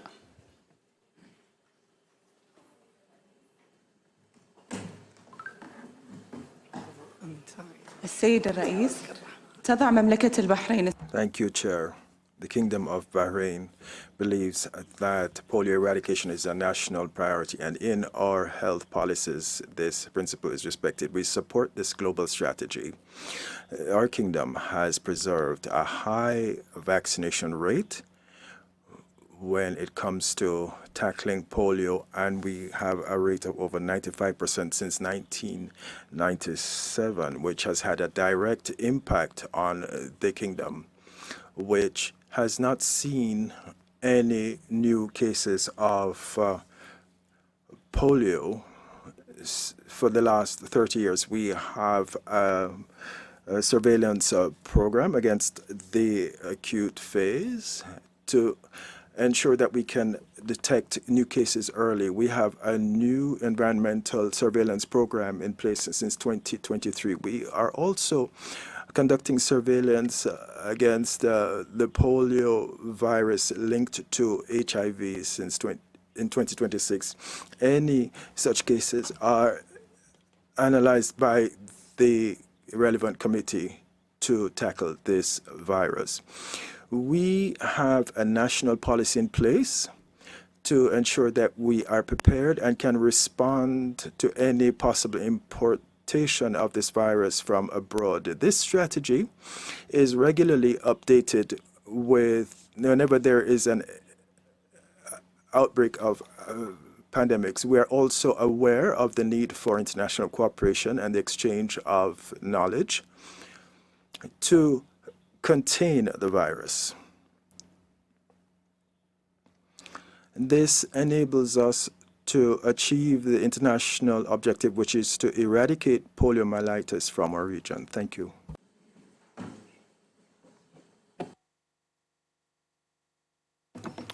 Thank you. Now I will give the floor to Tunisia, followed by Eswatini. To thank the WHO for its continuous efforts in combating polio. We also express our deep appreciation to all the supporting countries and partners for this noble humanitarian stance.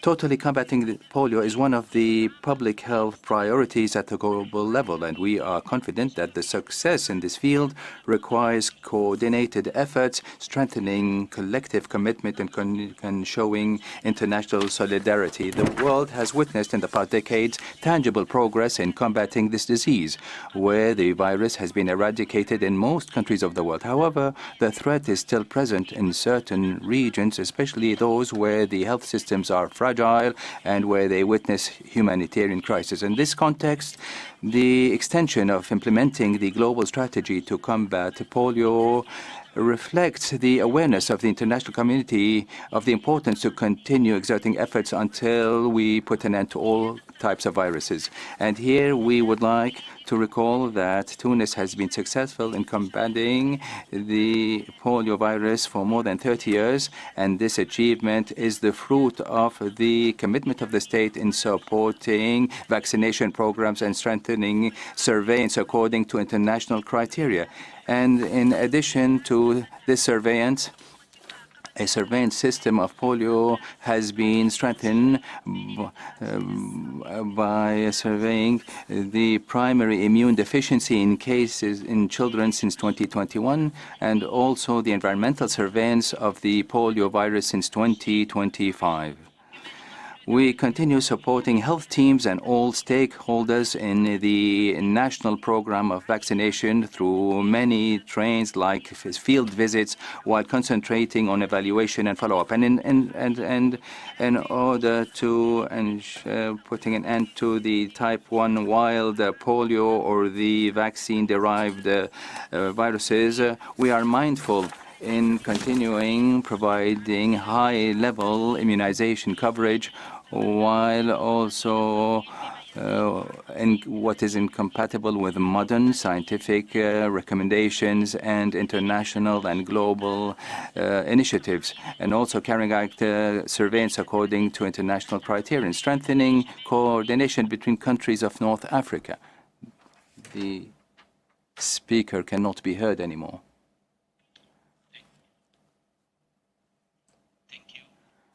Kindly remind all speakers to keep up to 2 minutes. Thank you. Now I will give the floor to Eswatini. Now I will give the floor to Eswatini, followed by Togo. Thank you.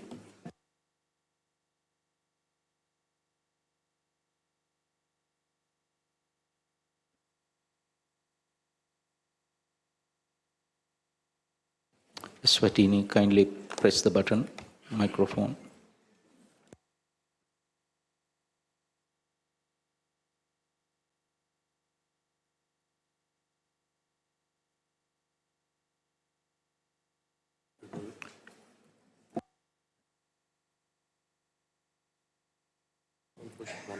Just push the microphone button once, please, Eswatini.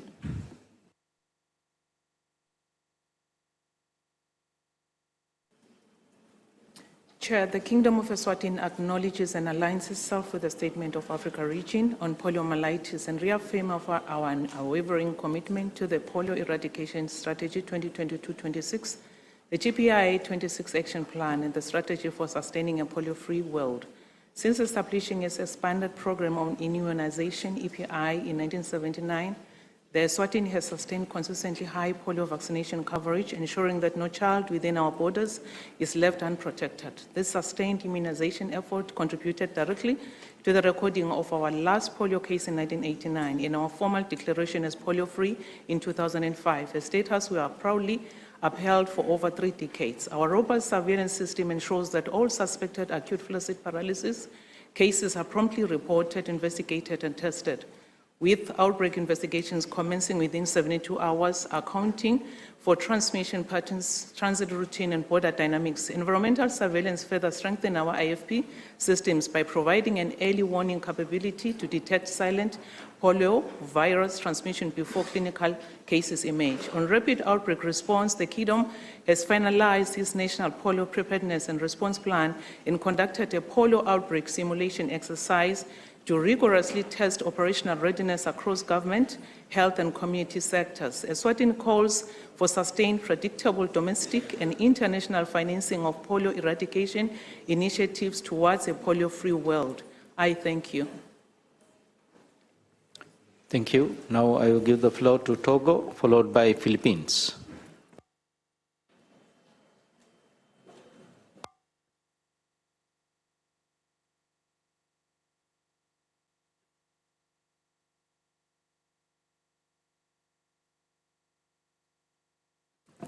Can Philippines, Togo, please press the microphone button.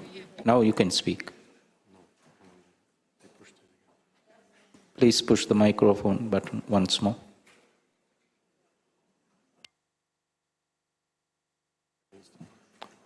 Please push the button once more.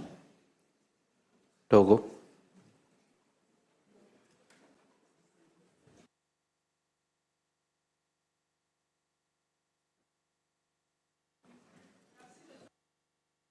Please press the microphone button once more before you speak. Togo.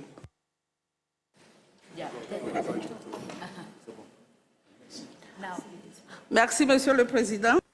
Thank you, Chair. Togo associates itself with the statement delivered on behalf of the WHO Afro region.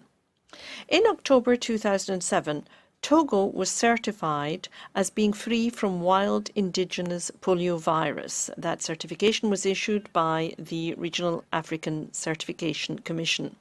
The last case of wild poliovirus in Togo dates from the 28th of March 2009. Since certification, the country has been striving to maintain that status by constantly strengthening vaccination and surveillance. Following outbreaks of variant poliovirus type 2 in 2019 and 2022, appropriate response activities were successfully implemented. However, in 2026, 3 new cases of variant poliovirus type 2 were detected. Given that situation, Togo strengthened its response by undertaking a number of actions, organizing 2 national response vaccination campaigns in March and April 2026, targeting children from 0 to 59 months with the use of a novel oral polio vaccine. This made it possible to achieve vaccination coverage of more than 95% in all regions of the country, and no area failed the second lot quality assessment sampling. Strengthening surveillance of acute flaccid paralysis and environmental surveillance was also undertaken, with ongoing improvement in the sensitivity of the system. We also undertook targeted interventions for zero-dose children and vulnerable populations. We intensified social mobilization and community engagement with the involvement of traditional, religious and community leaders. Strengthening operational capacities, especially through ongoing training for all those involved, and improving logistical management were also activities that we undertook. Togo supports initiatives intended to build on what has already been achieved with regard to eradication. We note this report and we reaffirm our commitment to polio eradication. Thank you, Togo. Now I'll give the floor to Philippines, followed by Norway. The Philippines notes with appreciation the report of the Executive Board on Poliomyelitis and echoes its call for targeted measures to reach zero-dose children, sustain high coverage, and reinforce robust surveillance systems in line with the Polio Eradication Strategy 2022 to 2026 and the Global Polio Eradication Initiative 2026 Action Plan.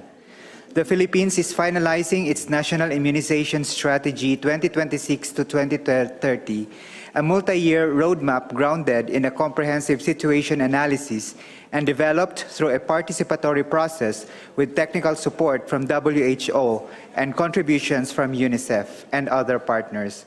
The strategy includes costed priority interventions to guide evidence-based planning and ensure predictable domestic resource allocation for immunization.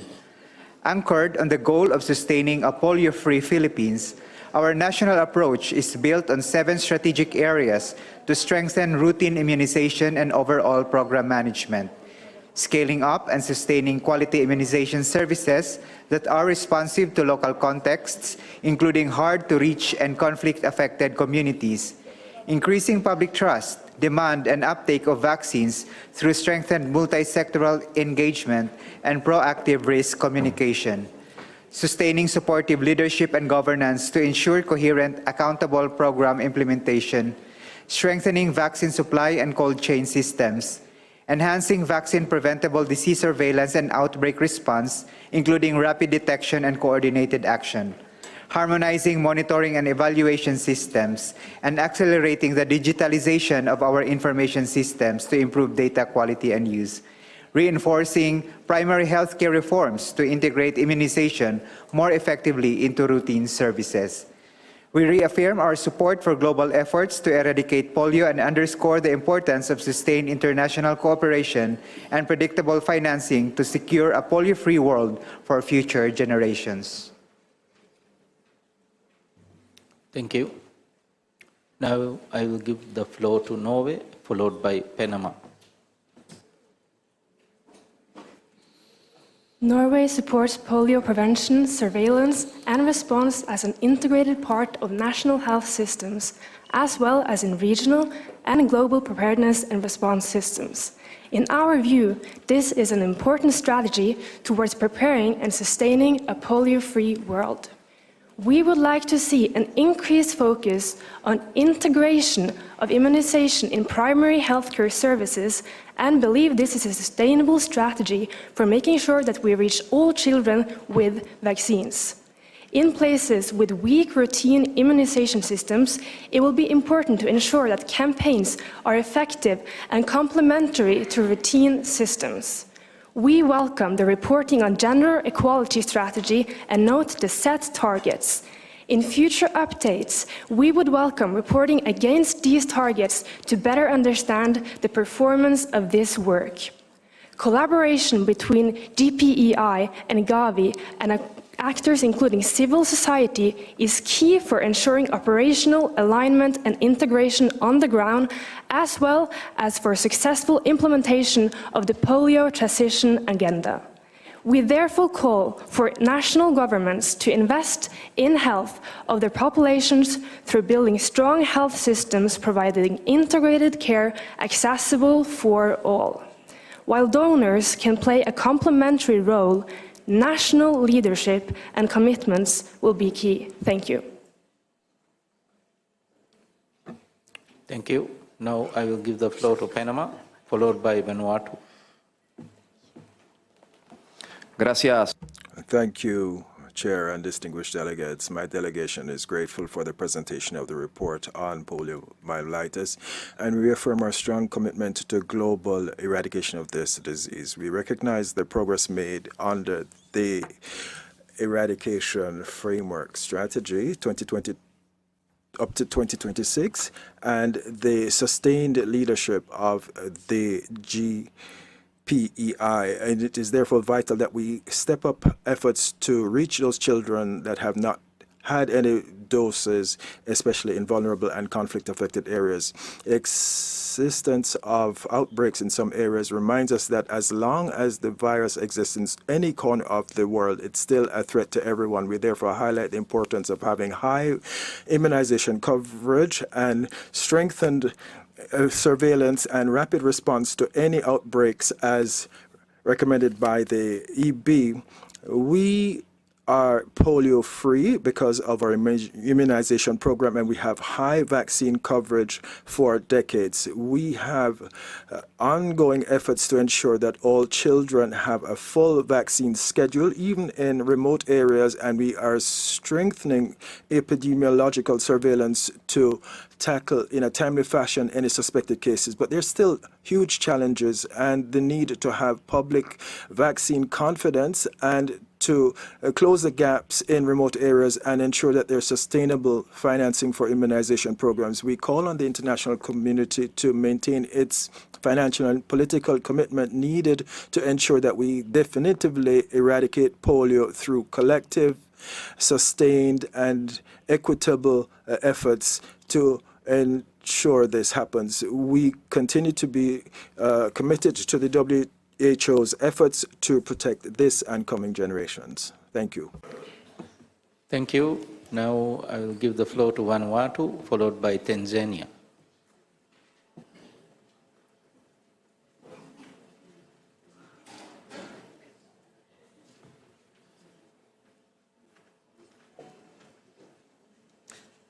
Thank you, Chair. Vanuatu aligns itself with a statement delivered on behalf of the Pacific Islands and wishes to make a brief national intervention under Agenda Item 14.3. Vanuatu welcomes the report on poliomyelitis and reaffirms its strong commitment to sustaining a polio-free status. We recognize that remaining polio-free requires continued vigilance, strong routine immunization systems, and preparedness to rapidly respond to any potential importation.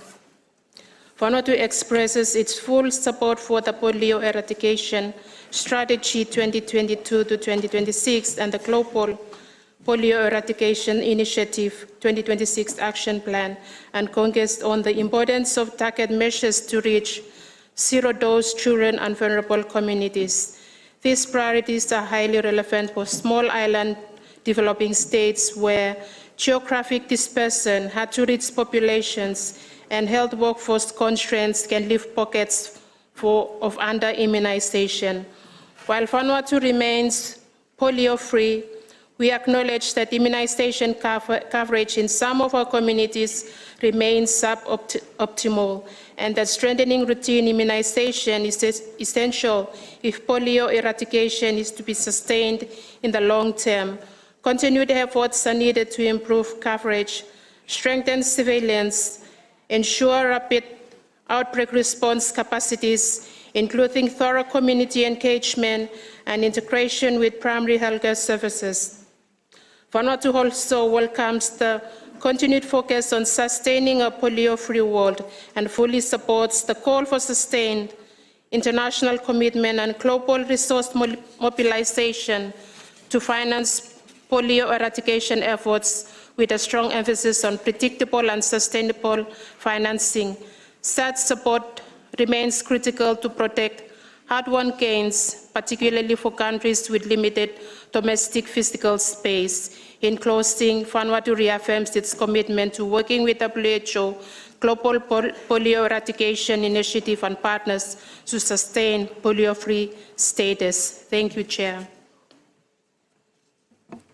Thank you. Now I will give the floor to Tanzania, followed by Republic of Korea. Chair, the United Republic of Tanzania has successfully interrupted the transmission of the wild polio and was officially certified polio-free in November 2015. Oral polio vaccine remains the cornerstone of the global polio eradication efforts. This includes the use of the novel oral polio vaccine type 2 alongside the inactivated polio vaccine, the newer solutions like the hexavalent vaccine. Tanzania has introduced a second dose of IPV into the routine immunization schedule to be administered at 9 months of age alongside the first dose of measles rubella vaccine. For effective use of the limited resources available, the essential functions related to polio are being integrated into the national health systems whenever possible.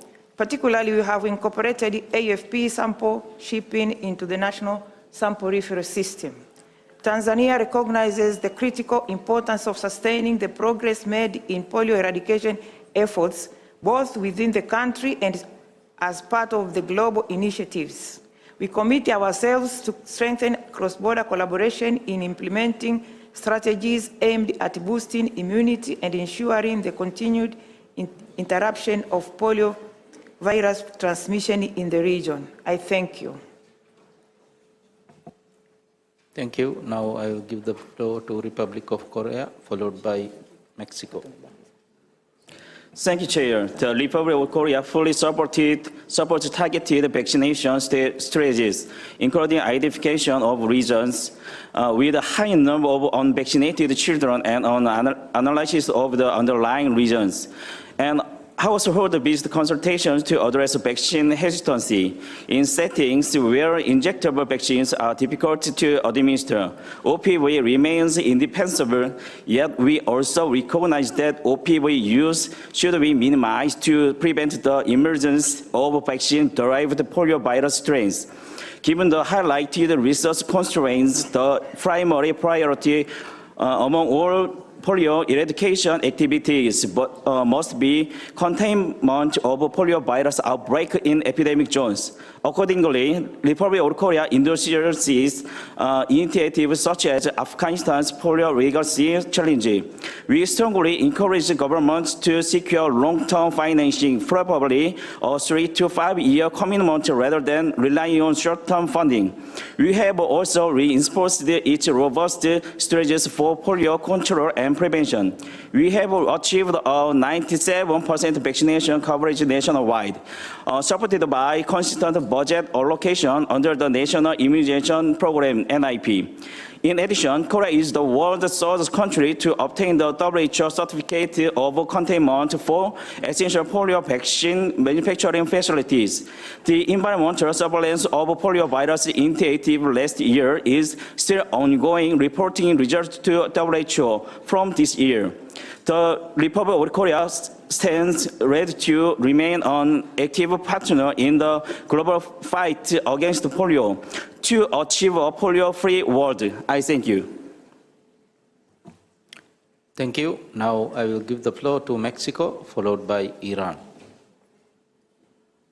Gracias, Presidente. Thank you, Chair, colleagues. Mexico reaffirms its commitment to the eradication of polio, and we are of the view that this objective should remain a global priority as long as we have the risk of transmission of the wild polio virus or vaccine-derived viruses is a threat to everyone. We must also ensure that we deliver on our sustained commitments and make sure that we actually achieve a polio-free world and ensure that there is high epidemiological surveillance regionally and nationally to ensure rapid response. We are free of wild polio since 1990, and we continue to build our public health capacities through implementing a response plan aligned with the IHR. Likewise, we ensure that there is universal vaccine coverage and surveillance and technical capacity in our laboratories in the national network, including environmental surveillance and technical protocols to make sure our populations are polio-free. We also deliver doses to unvaccinated children as well as vulnerable and mobile populations in difficult-to-access areas or who have cultural, social, or geographical barriers to accessing vaccines, including situations of social violence. Finally, we recognize the importance and we reiterate our readiness to continue to cooperate regionally and internationally and to exchange in a timely fashion biological material among member states, the WHO, PAHO, and collaborators under the GPEI, contributing in this fashion to the common objective of ensuring that we achieve and preserve a polio-free world. Thank you. Thank you. Now I will give the floor to Iran, followed by Namibia. And Namibia will be the last speaker for the morning session.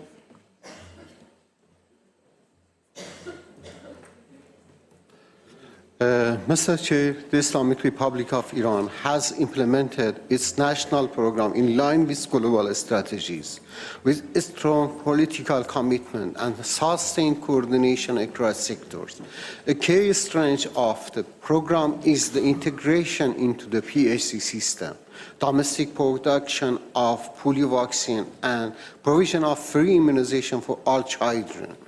These measures have resulted in high vaccination coverage, reaching approximately 99% nationality and above 95% in all districts, contributing significantly to the maintenance of polio-free status. Despite this achievement, population mobility across borders remains a major risk for importation and potential reestablishment of transmission. Since 1994, Iran has conducted vaccination campaign for approximately 1.2 million vulnerable and mobile individuals, including asylum seekers. Continued international support is essential to sustain this effort in the context of extensive shared border and high population movement with endemic countries. Iran proposed the following priorities. First, strengthening risk communication and community engagement to address vaccine hesitancy and improve access to zero-dose children. Second, integration polio activities with other health service and other intervention, including immunization, nutrition support, and disease screening. Third, reinforcing strategic vaccine stockpiles to ensure preparedness for emergencies, vaccine shortage, outbreaks, and crises. Fourth, established a strange regional collaboration among endemic countries with neighbors. I thank you. Thank you. Now I will give the floor to Namibia. Thank you, Chairperson, for the floor. Namibia thanks the Director General and the Secretariat for the report and for their continuous efforts toward the advancing of the global polio eradication agenda. Although Namibia has maintained its polio-free status since 2006, vaccine-derived polio virus type 2 was detected in November 2025 through a routine environmental surveillance. To date, no human polio case has been reported. The detected virus was linked to cross-border transmission, underscoring the continued risk of importation and the importance of sustained vigilance. In response, the Ministry of Health and Social Services, with the support from WHO and its partners, promptly implemented a targeted vaccination campaign in affected regions. Addition, 2 nationwide NOPV2 vaccination campaigns were conducted this year in January and April to interrupt the transmission. Namibia takes note of the report and calls for continued prioritization of polio eradication efforts through strengthened oversight of high-quality vaccination campaigns, improved identification and coverage of every child, enhanced surveillance system, and strengthen the cross-border coordination. We further emphasize the importance of increased national ownership, accountability, sustainable domestic financing to support eradication efforts. In closing, Namibia reaffirms its commitment to a polio-free world. I thank you.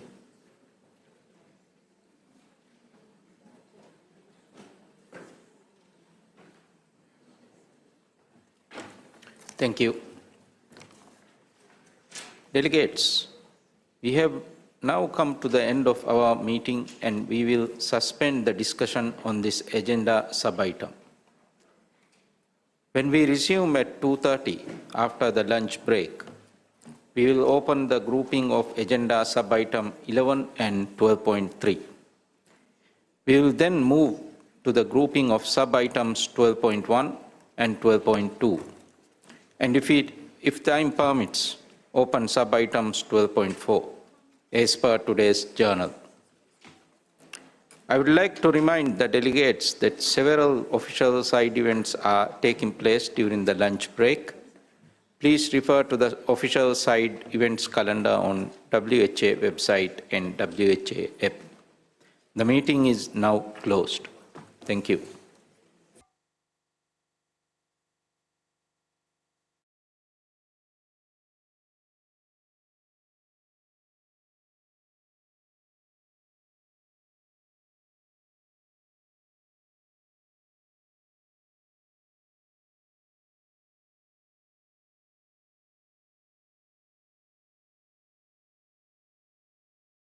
Thank you very, very much for joining this strategic roundtable, the second of a sequence, and put together yesterday around emergencies, which Chikwe moderated, and tomorrow around science and evidence and misinformation, which my colleague Sylvie Brion will monitor, and this one around non-communicable disease and mental health. And thank you very, very much for joining. I appreciate challenges between venues, and the fact that just about the whole of the road system in Geneva is being dug up at the moment makes that an additional challenge.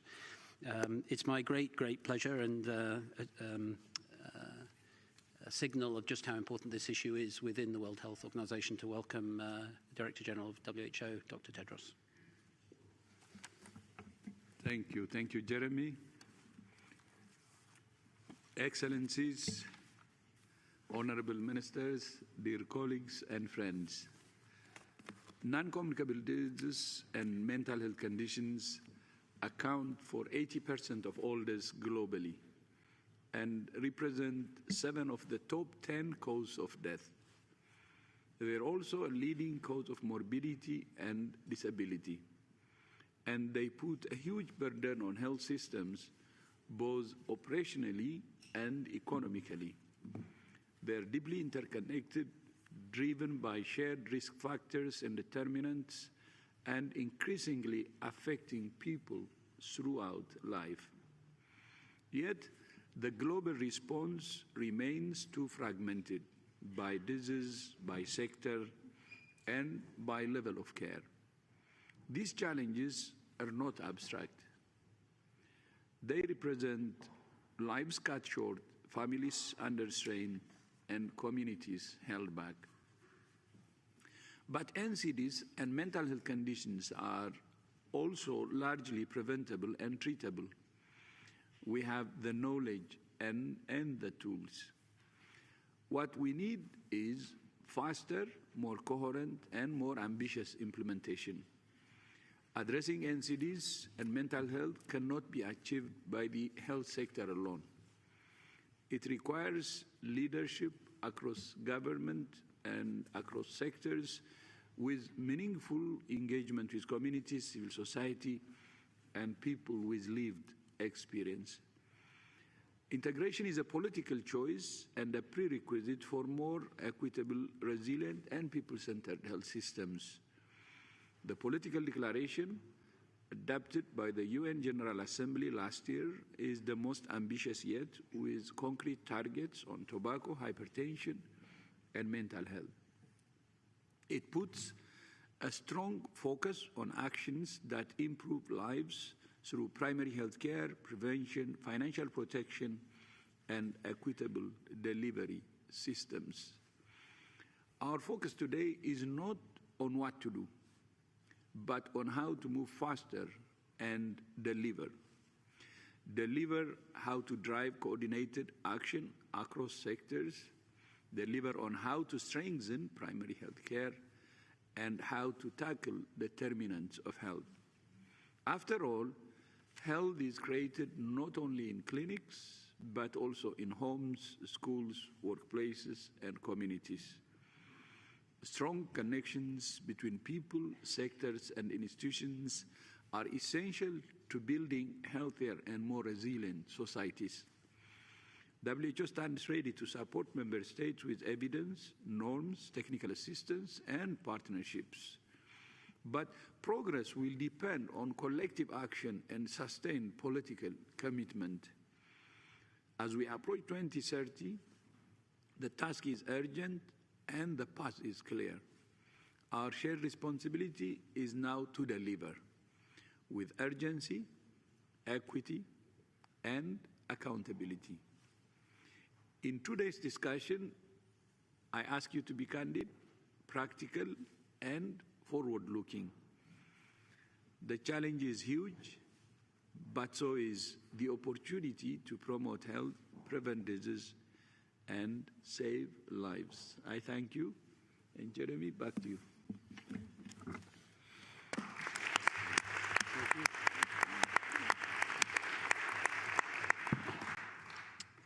Thanks very much for that, Dr. Tedros, and I don't think as a moderator I need to add anything to that. Much better to go on to our fantastic panel. We should just show the slides of our panel, if possible.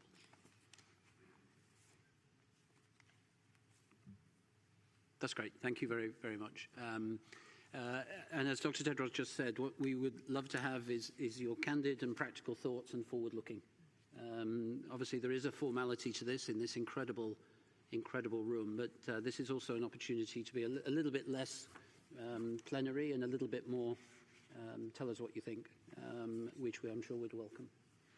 So it's my great pleasure to introduce Dr. Kate Martin, Head of Field Building and Lived Experience at the Wellcome Trust. Thank you very much for coming and joining us. And Kate, what we'd like to hear from you is, we often, particularly those clinical scientists among us, think, where's the political support? Mm-hmm. Where's the backing for it? There can be no doubt that after the political declaration of 2025, in a fragmented world, when essentially all countries came together, that political support is there. How can we ensure that we translate that now and implement that in a way that actually makes a difference to people's lives? Brilliant. Kate, thank you. Thanks for the... Thank you.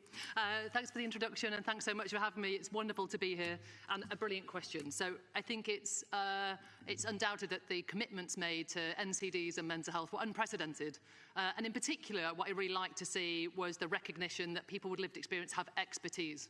And so often, people with lived experience are framed as patients, as research participants, but not as active partners. And so to really recognise the expertise of people with lived experience, I think was really critical. Like many of us in this room, I live with long-term health conditions and have lived experience of mental health challenges. And I think like many of us really recognise the value, the importance, the critical role that people with lived experience have in implementing change. But we know it doesn't just happen that easily. And I think that's where we really need to see now how we're actually going to make sure that happens in practice. We know it's critical because so many times people with lived experience, the services designed to support people living with NCDs, mental health, are seen as sort of separate and they're fragmented. But we know so many people live with both long-term health conditions and mental health challenges. And if we're really going to make a change, we've got to make sure that services are designed, not in silos, but really kind of driven to make sure we're supporting people's multiple needs and multiple aspects of their lives. And the best way to do that, of course, is in collaboration, people with lived experience expertise of those conditions to really drive that change. Can we have a commitment to lived experience? We involve lived experience experts in the work we do, in all the work we fund, and critically also trying to think, what can we do in the wider field to make sure that lived experience experts, that co-leadership with lived experience experts becomes the norm? And we know that is challenging, but we know it's possible. And why is it important? So I suppose the political declaration was critical, right? It was really fundamental to see lived experience centred so strongly. But we now need to move that into practice and think what really needs to happen to make sure that lived experience becomes the norm. And so what we need to do is make sure that, in the design moving forward, that people with lived experience are involved in the drafting of national multi-sectorial plans. So first of all, need to be front and centre in drafting the plans that are going to commit the change. We also need to make sure they're involved in implementation. So if we are designing, developing services, we need to make sure that people with lived experience are fully involved in that to make sure, I mean, quite simply, that the services we're building are going to be services that people both want and need, are going to access. There's no point us building services to address NCDs and mental health issues if they're not right, if they're not what people are going to be able to access, are going to want to access. And we know that services are much more accessible, they are acceptable, they are trusted, critically trusted, if they are co-designed with people with lived experience. And so whether we're designing care pathways, whether we're designing treatment approaches, whether it's training the workforce, we know that's going to be the most effective if that's done in collaboration with people living with NCDs or mental health challenges. And also then monitoring. How are we making sure that the services we are designing, the services that are being implemented, are actually making the difference we hope them to make? And so we need to make sure that the information that's collected is capturing patient-reported outcome measures, that it's being monitored, again, in collaboration with organisations of people with lived experience to make sure, are our aims, are they actually transforming people's lives in the way that they hope?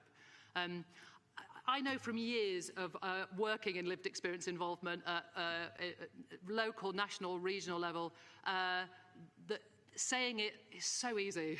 It's the doing of it that's the real challenge. And so I suppose we always try and live by the mantra of let's not let the perfect be the enemy of good. And saying that, what I mean is let's start somewhere. I suppose so often we see the commitment to involving people with lived experience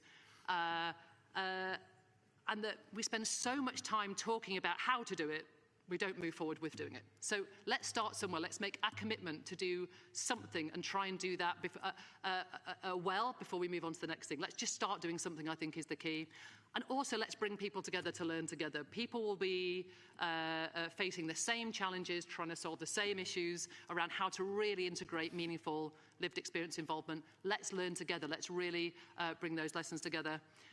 I suppose at Wellcome, one final thing to say is we will continue with our partners to advocate for the importance of lived experience involvement. Advocating for it is one thing.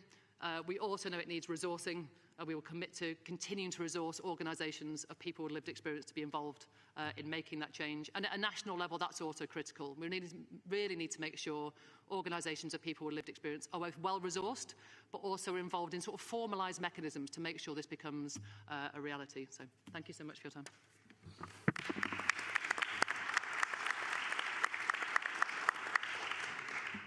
Thanks very much, Kate. And the pragmatism of don't try and make everything perfect before you get started is just so important. And too often we look for the perfect and therefore delay getting anything started. So thanks very much. And it's not easy either, as you rightly said.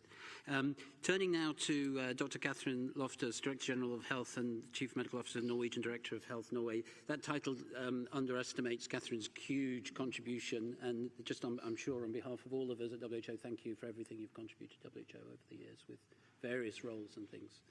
But Catherine, on this one, Norway has obviously been a leader in how you address issues in the food system and in access to nutrition. Also, having the bravery to challenge vested interests. How do you balance doing that at a voluntary level versus regulation, versus pressure, versus public mandates? And how have you addressed that? And what lessons for the rest of us here from your experience in Norway? Thank you, Jeremy, and thank you for giving me the opportunity to share some reflections on Norway's experience with implementing our regulations on the marketing of unhealthy food and beverage to children. And the regulation prohibits marketing of unhealthy food and beverage aimed at children under 18 years of age and entered into force in October last year. And Norway's starting point was clear. Children should not be exposed to extensive marketing of unhealthy food and beverage, and I hope we all agree that restricting such marketing is an important public health measure, but also as well as a children's right issue. And I must also emphasize the important work of WHO in this, when we have been working on this issue. Because restricting on marketing unhealthy food and beverage to children are recognized by the WHO as one of the best buys for addressing NCDs. WHO has developed important recommendations and guidance in this area, which had provided a valuable basis for the development of the regulation in Norway. And this international framework has helped strengthen both the public health rationale and the policy directions of our work. And other important factors that contribute to the development of the regulation included active civil society engagement and broad political support. Of course, we need leadership. Norway has previously had an industry-run self-regulation scheme. And we had that for many years. And while this contributed to awareness, and it also offered a mechanism for handling complaints, it had clear limitations, including weakness in age coverage, enforcement, transparency, and the ability to address new forms of digital marketing. And digital marketing became increasingly important for us as children's media use changed.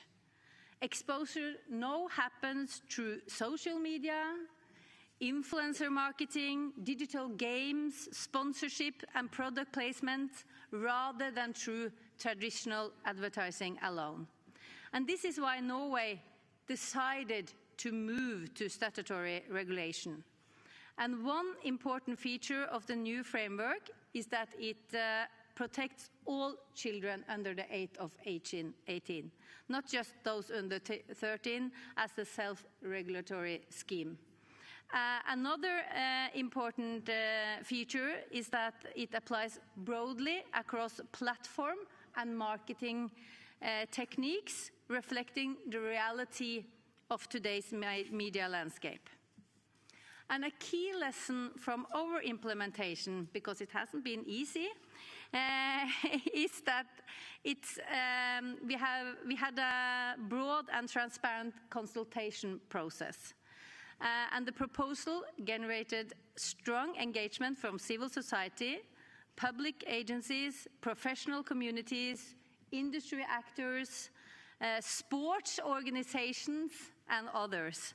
And to have this consultation process was useful in identifying practical concerns, improving the wording of the regulation, and clarifying how the rules should apply in specific settings. While broad consultation does not ensure full agreement, of course, it improves quality and legitimacy. And when regulation affects advertising practice, sponsorship arrangement, and communication strategies across sectors, actors need time to adjust. So we also had a transition period, and I think that also was important to support the implementation. And then we still have challenges. Cross-border and digital marketing remain particularly challenging. The digital environment evolves rapidly, and marketing is becoming more personalized, more integrated, and less visible. So this makes supervision more demanding and means that implementation must remain adaptive. Continued monitoring and willingness to respond to new marketing practice will be essential. And there has been some resistance from the food industry, of course, and why the industry in Norway is generally supportive of the overall objective of protecting children from unhealthy marketing. They prefer self-regulatory measures over statutory regulation, and they, of course, challenge the decision we have made in Norway. And the regulation has also attracted considerable media attention. Some coverage has been critical, including claiming that the regulation takes Christmas cookies away from children. So we had a lot of that during Christmas. And when we came to the Easter, when we had, we are taking away the Eastern sweets and so on, you know. So, but the regulation has some exemptions related to sponsorship, because this was actually often related to sponsorship. But the sport community consider these, they are not sufficient enough, and they are concerned about potential loss of revenue. So we have an ongoing evaluation, and that will be important also in addressing both intended and unintended effects of the regulation. So I will say that Norway's experience suggests that action in this field is both feasible and necessary. And from our perspective, marketing restriction should be seen as part of a wider strategy for healthier food environments. And when designed well, I think that market restrictions are actually an important addition to our public health toolbox. Thank you so much. Thanks very much, Kathy.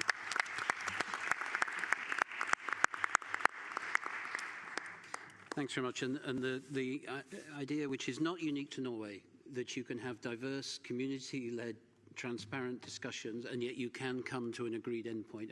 We might come back to that in the discussion about how we might learn from that as well. But a huge pleasure now to introduce Dr. Malik Mohammed Safi, Senior Advisor, Ministry of Health, Health Services Regulation and Coordination, Pakistan. But Pakistan has led so many different areas, particularly around community involvement. And secondly, around how you bring together horizontal systems which think beyond the health area, as Dr. Tedros said earlier. That would be really helpful to listen to your comments from experience from Pakistan. Thank you, Jeremy. It's a pleasure to be here and honor in DG WHO is here. So it's an honor for us that we are gathered here and will be sharing Pakistan's perspective and how we have evolved into where we are now. Just a quick profile of Pakistan. It's a low middle income country having 260 million population, and almost 60% of the population is below 40, so young age group, and almost 60% lives within the rural areas of Pakistan. There are urban centers as well, but mostly. So high out-of-pocket expenditure and below 1% of GDP expenditure since last quite some time. Now, climate-related health challenges, they have added to the burden in Pakistan. The recent floods and earthquakes, they have reversed the progress made by the country. So that's why the investment has become an issue. But we have mental health laws at the sub-national levels to regulate, but definitely needs further implementation issues are there.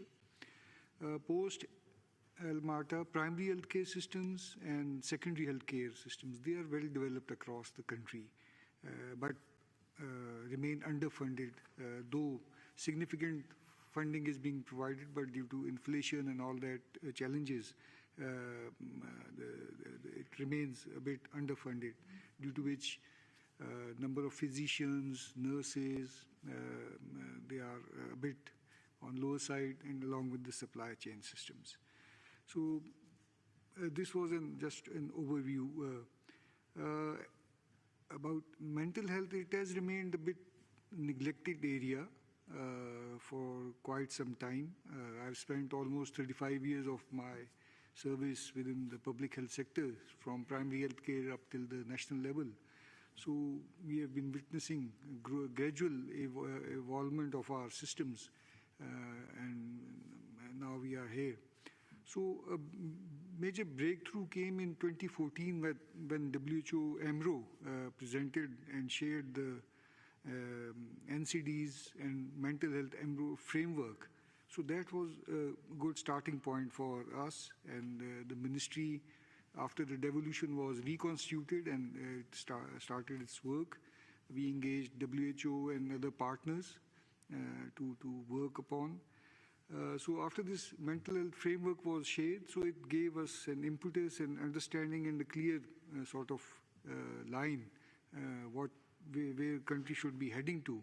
So we had the technical working group of mental health and NCDs separate, so that we are able to get useful information.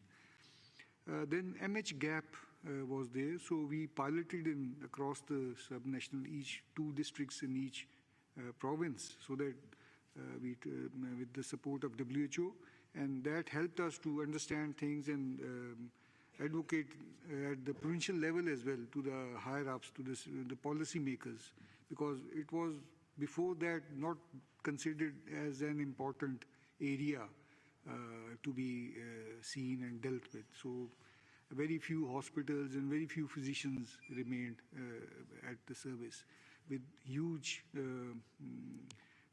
treatment gap, which we have almost. After that, soon after that, 2015 came and SDGs agenda came, and we prioritized our, as per UHC agenda, the National Health Vision was developed, and for the first time, mental health, along with NCDs, was made the key pillar within the national policy document. This gave us a policy framework, and all the provincial governments also followed, and we had that. This was very closely followed by the development of essential package of health services based on disease control priority 3 program. Again, various partners were supported Pakistan. WHO Director Health Systems came, and there was a regional meeting, and we agreed to the UHC agenda, and that's how the second step of our work started. So with the provincial governments, we developed the essential package of health services, and for the first time at the primary health care level and within the community lady health workers program, the essential services for mental health were included within the primary health care. So this was a paradigm shift for us in Pakistan, and we are thankful to our partners for supporting London School of Hygiene, Tropical Medicine, Gates Foundation, WHO. So they were with us during this process. Then World Bank came, and we started implementation of this package, but definitely it requires further investments to cut across. Soon after that, the Lady Health Workers Program, it's covering around 60% of our population in rural areas, almost 90,000, but now their figure is a bit less. So within their curriculum, mental health priority areas were factored in. They were trained, they are being trained, the new one, to identify those early stage issues related to mental health, depression, and all those, related to deliveries and antenatal care. So to identify and to refer them to clear nearby physicians so that they are taken care of. So these critical steps were then included in all the subnational governments. They were part of it, and now it's permanently embedded within the largest community-based program across the country. Similarly, the essential package of health services. So we thought we were set to go, and then these floods came, and we had to hold back our work. Simultaneously, then we had to engage World Bank for their investment and for implementation of this essential services package. So currently now, the provincial governments, they have also included it within their policy documents, and a bit of high-level advocacy and understanding is there around mental health issues and challenges. So they are now quite familiar. So keeping in view limited skilled professionals, we try to focus on strengthening primary health care by training general physicians and these community workers to provide basic care and follow-ups and early referrals. So this is being now carried out. Building the capacity of frontline workers, and because they are often the first point of contact for the families, and they have registered the population within which they work, and so that they are able to then refer them. Within education sector lately, we have engaged, especially starting from Punjab, the school health program, to engage counselors and teachers to train them through TOTs to help identify emotional and behavioral concerns at the early stage and support referral pathways for children and especially adolescents, as we have very huge population. Just stated that it's below 40, we have around 60% of the population, and below, so it's significant enough. Similarly, we have integrated mental health within these childhood services. So for Pakistan, the objective is not to create separate systems. We have embedded within the health systems. People already access those systems, and we are now with partnering various partners. We would be looking forward for implementation of these services for future. So investment in health is critical, and that we need to further enhance and increase, and that needs advocacy.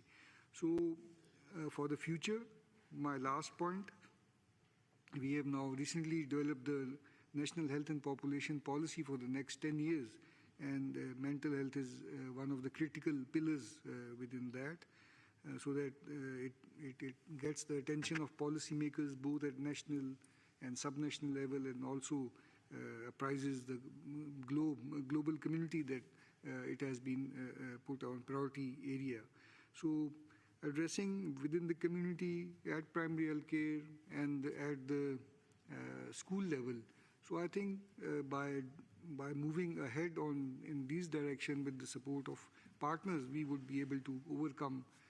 Definitely, it's a huge treatment gap we have, but we'll focus to overcome and then improve the health outcomes, especially in mental health challenges which we are facing. And finally, there was a push for developing a follow-up mental health policy. So we have just recently, while coming to this assembly, we have just initiated the discussions on having a separate mental health policy. So thank you very much for your listen. Thanks very much, Malik. And actually, there's a theme running through the comments so far that progress is possible, but you absolutely have to involve communities and societies and lived experience at every level, and also that this isn't just a health issue. And you mentioned education has to feature in this as well. So thanks very much indeed, Dr. Catalina Deradu. Sorry, I won't have got that right. And I apologize to the translators because apparently I'm speaking too fast, so I will slow down. Chile co-sponsored, I believe, co-led the resolution 78.9 around social connection and social inclusion in health. Chile obviously has its own drivers. Very good for us all to hear. How did Chile achieve that? And then if you can, given your international relations role, how can we, the rest of us, learn from Chile's experience? Thank you very much, Dr. Ferrer, for this question. I will answer in Spanish, if I may. For Chile, having co-leadered the resolution on social connection with Spain was the recognition of a reality in which health also builds connections in communities, as Dr. Tedros has just mentioned. Loneliness and social isolation should not be understood as individual isolated experiences. Rather, they are public health challenges. The first World Report on isolation shows that 1 in 6 people are affected by loneliness, and this has pertinent consequences on our physical and mental health. This is a social reality, and it leads to more than 100 deaths per hour. This is almost comparable to rates of death from tobacco consumption. and it particularly affects developing countries. Chile has been observing this worrying trend. Social isolation especially affects the elderly, but it also affects teenagers, young people, and groups who face greater obstacles for social integration. We needed to find concrete problems connecting NCDs and mental health. Policies had to be more preventive and closer to people with lived experiences, because people who live alone, who do not have social networks, for example, people who are socially isolated, are not able to access healthcare. Therefore, they have issues with preventive treatment. This is particularly relevant when it comes to diabetes, high blood pressure, cancer, dementia, and so on, because care on a continuous basis is fundamental. Chile believes that countries need to make progress in 3 specific areas. One is better measurements, including indicators of loneliness and social isolations in national public policy development. Because if we don't have any statistics, then we do not have data for decision making. Second, we think it is important to respond on a cross-sectoral way, so that we do not just strengthen healthcare connections, but rather we need to create, for example, robust public transport networks, robust education systems, as well as social protection, so that cities can encourage social integration and that our communities are able to maintain connections between people. And third, and what we feel is perhaps the most important pillar, would be strengthening the role of healthcare systems, especially primary healthcare. Robust primary healthcare must be a point of cohesion. We want a healthcare network where people can attend, not just for medical reasons, but rather a place where they feel warmly welcomed and find an ear who listens to them. Those who are suffering from social isolation or loneliness can find a friendly face and access information and answers to their questions. Primary healthcare is a strategic area for working on breaking down stigma and discrimination. We need to define diseases not only as such, but also take into account the condition of social isolation and the impact that this has on NCDs. We cannot make these conditions invisible. They are fundamental to understand. Chile is creating an innovative policy which is human-centered and based on the importance of human connections and empathy. Therefore, as a country, Chile would like to highlight that social connection is a healthcare determinant. Loneliness is a risk factor and an important one when it comes to addressing healthcare challenges, the same as addressing NCDs, as addressing mental illnesses, and so on. We want to ensure that this question of social isolation and loneliness be on the international agenda so we can work together.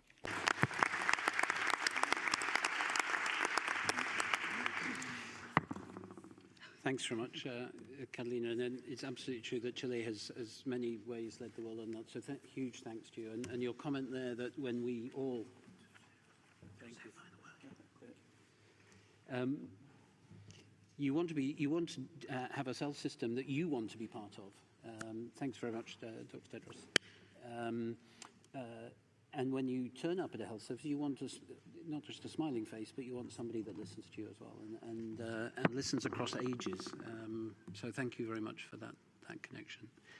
It's a great pleasure to introduce somebody I've sat on many, many panels with.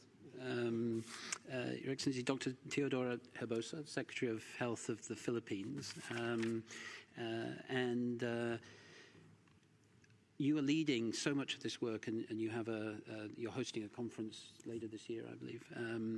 How can we make sure that we line up, now that we have the political declaration? We've heard in the comments so far that there is a health agenda that we can drive through. How do we line that up now with both the financing and the ability to implement what we know from the Philippines experience, and then for the wider experience for the rest of us to learn from? And welcome. Thank you very much. Well, let me begin by expressing the Philippines' pride in hosting this third international dialogue on sustainable financing for non-communicable diseases and mental health. This will be held on the 2nd to the 4th of October this year, 2026, in Manila, in collaboration with the World Health Organization and co-organized with the Asian Development Bank. At a time when countries continue to confront the rising NCD and mental health burdens alongside persistent financing and access challenges, we believe that this dialogue provides an important platform to move global commitments towards concrete implementation and system reform. The question before us is, what are our hopes and expectations for the upcoming financing dialogue and its implementation in the Philippines, in the region, and more widely? For the Philippines, our hope is for this dialogue to strengthen the alignment between sustainable financing policies, primary health care, integration of that system, and universal health coverage implementation.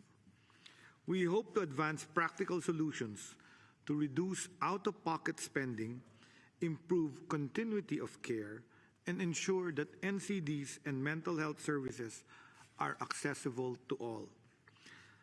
We also want it to be affordable and are integrated in a publicly financed health system. We are also particularly optimistic about the 2026 access pivot. The anticipated transition of selected medicines and biosimilars into more affordable generic markets presents a rare and time-bound opportunity for countries, especially low and middle-income countries, to expand financial protection and improve access to essential medicines and technologies.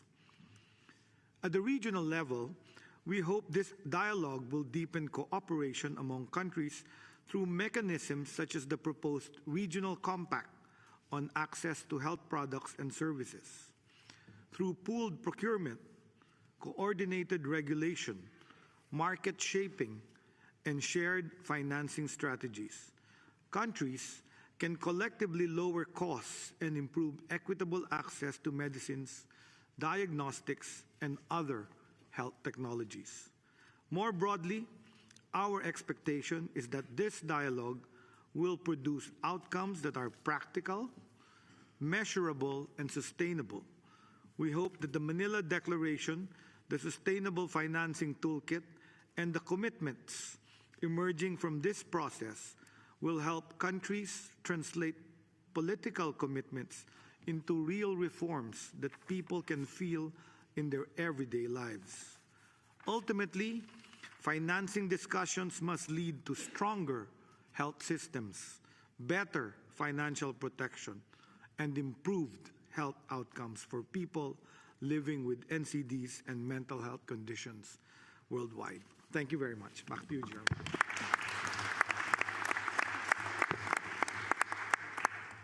Thanks very much indeed, and we'll repeat those dates at the end, so everybody that can join, and very warm welcome to that. The comments and bringing finance together with health is absolutely critical. And then a challenge for all governments, I think, at the moment, and all institutions, is gaining or regaining the trust of its citizens. And your comments there about making sure that these institutions and governments reflect what people actually want, going back to Kate's original comment on, is hugely important. We have to reconnect institutions and governments with communities and societies if we're going to keep moving forward. So now the time has come to criticise, challenge. I know from the panel members they'll be strong enough to take any criticism or challenge or even positive comments. So it's open to you. Please, if you keep it to one question or comment just in respect of everybody else. And if you want to against an individual, please do, or anybody in the panel. So, and please introduce where you're from and very briefly name and where you're from. Hi.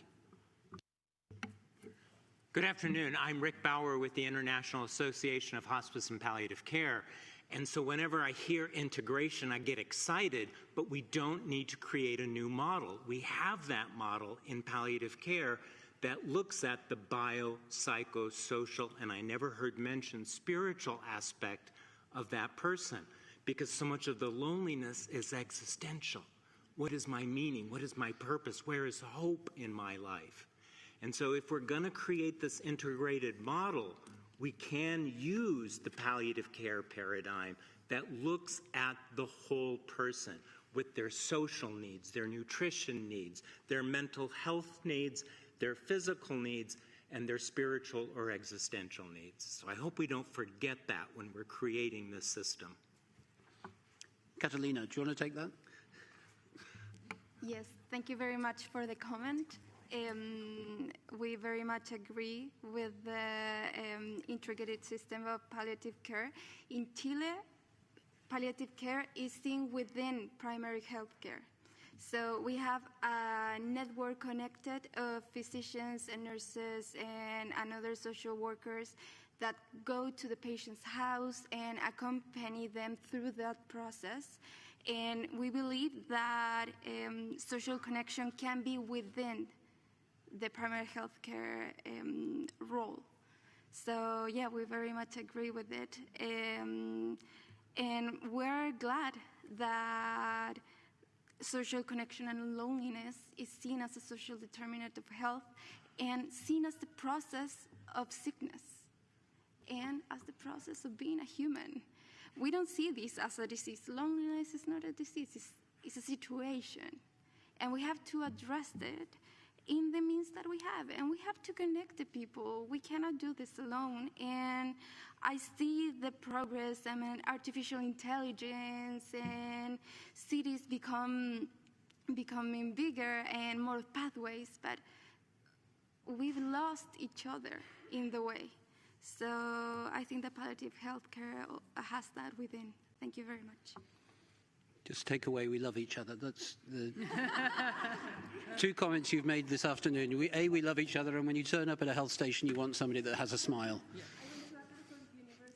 If we don't move too far from those two things, I think we'll be okay. Can I comment as well? Of course you can. Yeah, thank you for that comment from our colleague, Richie Bauer, for the fact that palliative care is probably that part of the health system that is most humanistic. I work in emergency, and I work in the other end of the spectrum. I receive society's bad behavior. I'm the one that says the public health system doesn't work. That's why they end up in my emergency department. But in the end, there are things we can learn from both specialties. And I think as a Minister of Health, when I came in, I found that the health system was over-regulated. They put in so much rules and silos and strictness that in the end, it's really about humanistic policies that are actually going to help patients more. That's the end. We love each other. Thank you. Yeah, I suppose just to add to that, I totally see that I think palliative care is an incredible example of services that have been designed with families and people at the heart of it. It just demonstrates that by its very being, and I think it's an incredible example.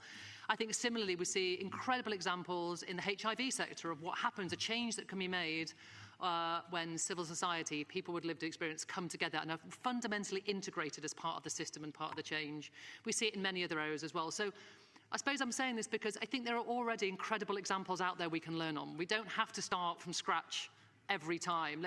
There might be different service sectors, there might be different issues, but we do know how to do this. We do know how we create the change. And so I would really kind of support us to think, how do we learn from each other? How do we learn from different parts of the sector to create the change more rapidly and just not keep reinventing the wheel? So love all round. And remember Kate's comment earlier that you don't have to be perfect before you jump. As long as you've got a parachute, I guess. Yeah, please. Thank you. James Sale from United for Global Mental Health. Thank you so much for such a rich discussion, particularly when it comes to mental health integration into primary and community level care, which is exactly the reform that we want to see. It is the reform for mental health that can be made. We launched the Care Not Custody campaign on deinstitutionalising mental health care systems this week, and we were pleased to see so much support for that.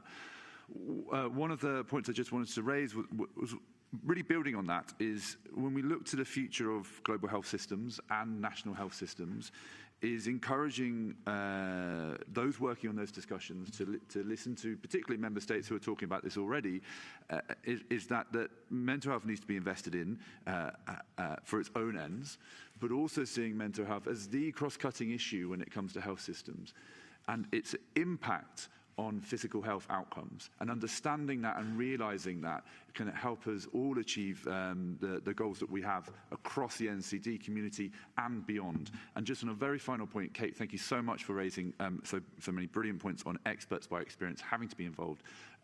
Dr. Harbeza, we're very pleased to be on the independent advisory group for the dialogue later this year, and we do encourage you to make sure that experts by experience are integrated throughout the process and the dialogue itself. Thanks very much indeed.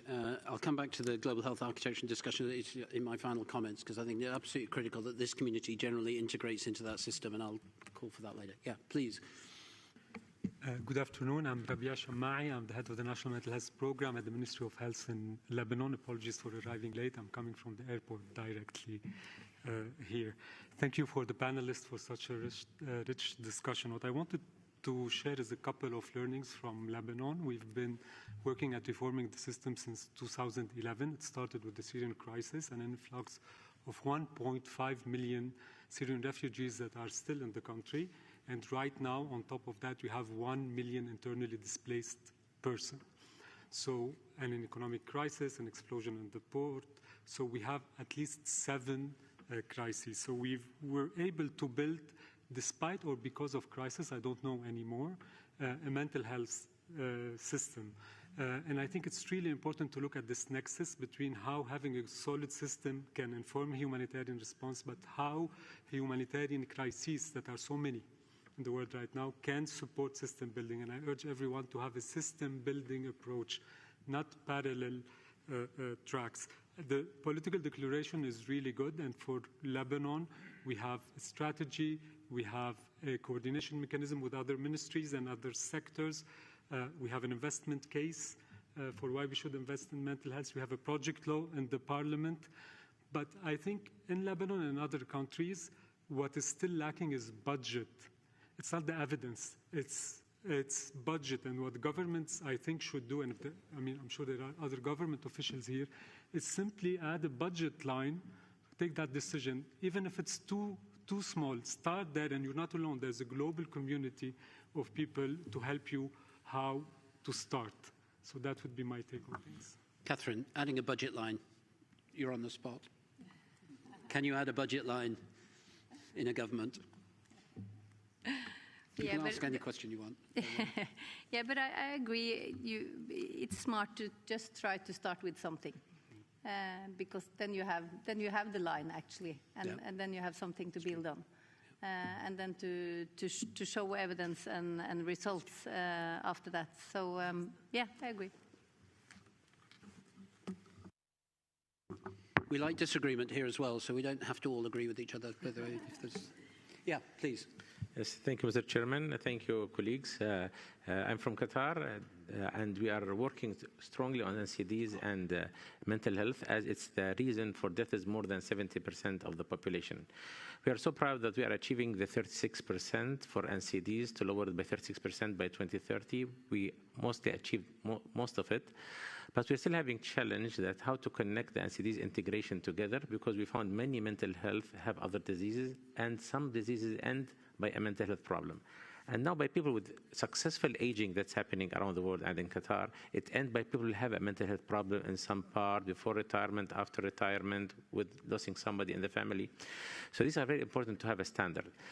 Regarding the budget for our colleague from Lebanon and the discussion here, it's time for us to work more investing in the AI and to work together. We would like to have like standardized policies. Like we did the best buys, and we lowered hypertension from 32% to 18% through lowering the salt by 30% in the bread. There's many approaches we did has helped us, but my point here that now we should work collaboratively, that we can have a classic guidelines, a classic value of taxes, and at the same time, the AI can have a model that countries can. It's almost ready, but you can edit it. You know, some companies, you know, they give you a platform for accounting or HR, and you do it with what you want to need. So it's term that we collaborate some dedicated countries from WHO countries and to deliver something for everyone, and everybody can edit a little bit, so the budget can be controlled, and the pooling system we do together will lower the cost a lot. Thank you. Malik, do you want to respond to that? Because this challenge of the, dare I say, traditional way that you described for Pakistan is now coming up in an era where AI is coming. How can we make sure that we don't lose the community involvement that you described in Pakistan in that new era and still make people feel engaged with the process? Do you want time to think about that one? No?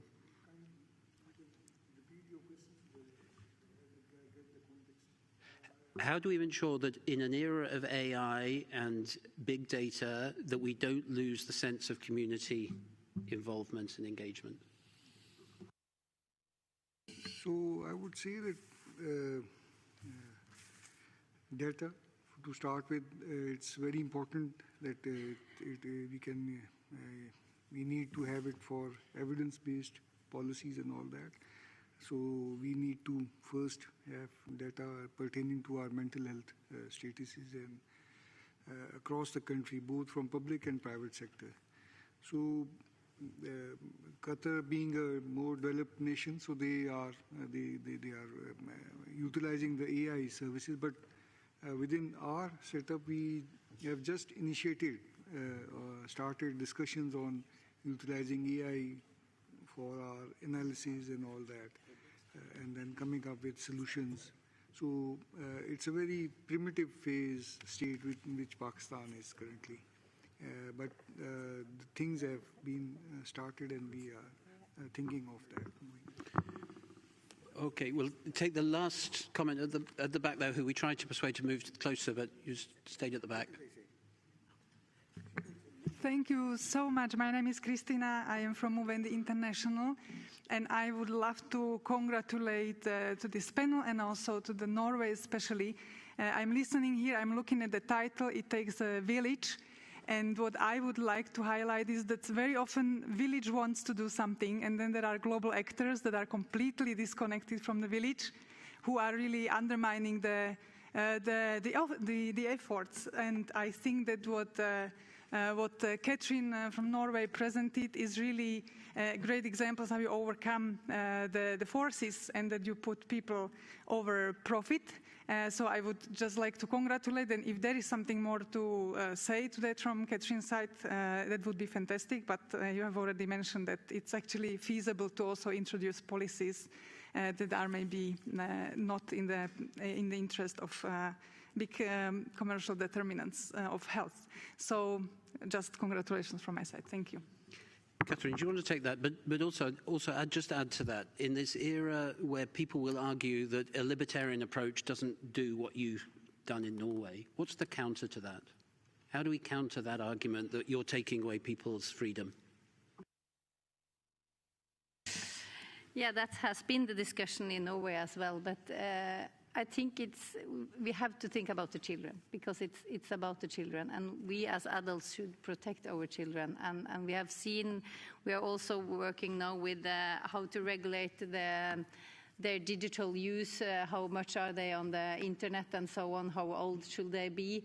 And we are having these debates in Norway as well.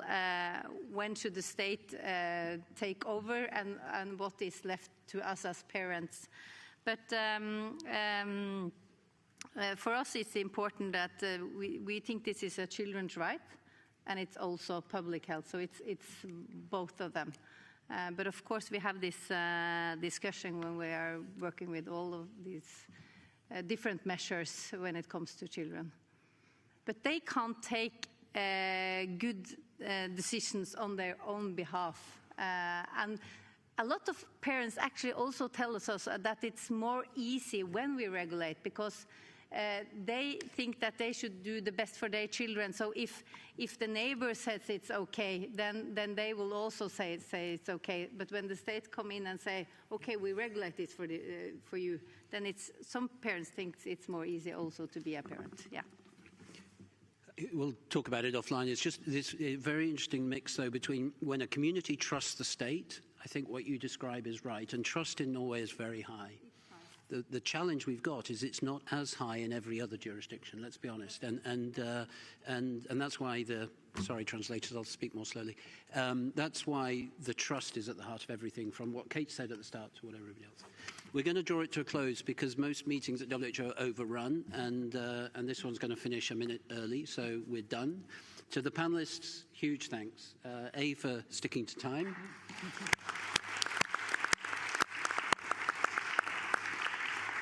For everybody for joining and your questions. Now, just given the moderator role, I can say what I think. So I think one of the great challenges is always governments, organizations, and health sectors should, if they could, reform before they need to. Most, in fact, reform after the fact and are reacting. It's always much harder to react. We are on the cusp of a demographic shift that is going to dramatically affect the health systems in every single country. And it's the shift from acute services to chronic and longer term. It's a shift to aging populations, of course, and it's a shift to multimorbidity. And yet my profession, the clinical profession, loves the vertical structures. I would argue that the biggest challenge in the next 20 years in global health is how do we convert the power and the accountability of vertical structures into a more horizontal world. And that goes to the comment about hospice around integration. It's very difficult to do. Vertical structures are easy. There's accountability, there's clarity of purpose, you know what you've got to do, and you can report it and a politician can announce it. Horizontal is much harder. Building ecosystems, as Kate said, building integration is much harder. It's a cultural shift as well as a structural one. And it's that cultural shift which is so challenging. I think that's what we need to do. And my view is, for WHO, providing some sort of convening role and data and intellectual backing to how we make this transition is going to be absolutely crucial. And the NCD mental health agenda is going to be crucial to all your comments. Lived experience, the social connection, the lack of social connection, the financing that goes with it, how you persuade in trusted societies and in non-trusted societies, to Catherine's point, and then how do you make sure that the community links we've got, which are at the center of everything we've talked about, coming into the modern world of AI and others without losing that community connection. So on the ecosystem I talked about earlier, I would really encourage this NCD mental health community, largely represented, to engage in that process. I know it's been controversial, it's not simple, but if this community stay out of that discussion over the course of the next 12 months, that system will be weaker for it and poorer for it. So please, engage in it in any way you can, through civic society, through international agencies or organizations, because at the moment it can default into a traditional vertical infectious disease discussion. And your voices are absolutely critical. So please push your way in. The door will be open, but push your way in and ask for forgiveness when you've made your points. Better than asking permission, in my view. So with that, thank you very much to everybody that's joined. If you get another 2 minutes back from any other panel this week, send them our way, because you've got 2 minutes of your own time. Safe travels. Brilliant. Thanks so much. That was really great to see you. Thank you. Thank you. Did it?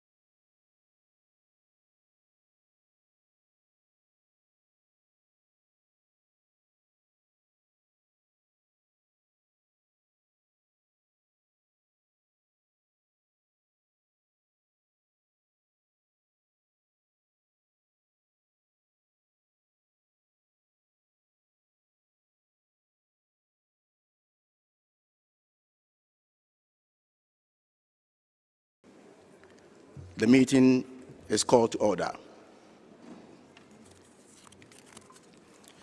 Distinguished delegates, ladies and gentlemen, may I first of all express my gratitude at having been elected the chair of Committee B. It's an honor to be entrusted with this responsibility, and I should like to assure you that I will do my utmost to guide the deliberations of this committee in a constructive and efficient manner. I should like to extend a warm welcome to all the delegates of member states and to the representatives of the United Nations and its specialized agencies, intergovernmental organizations, as well as observers.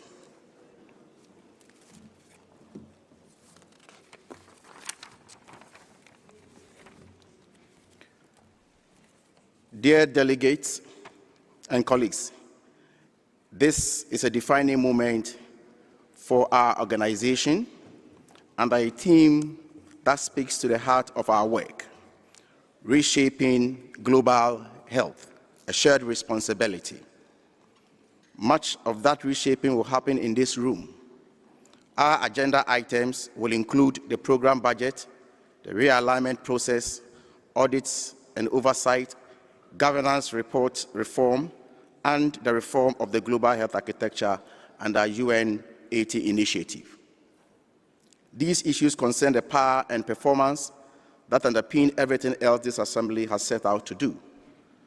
None of it is easy, but reshaping global health is a responsibility we carry together, and WHO is only as strong as the stewardship we bring to this room.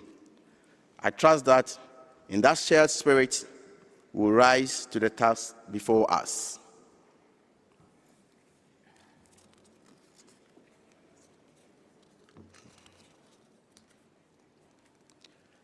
Ladies and gentlemen, let us start with the election of the vice chairs and rapporteurs of Committee B. We shall first elect our two vice chairs, and I have been informed that the following proposals have been received: Dr. Abdurrahman Akasha from Kuwait and Mr. Bonaza Perwira Tahitu from Indonesia.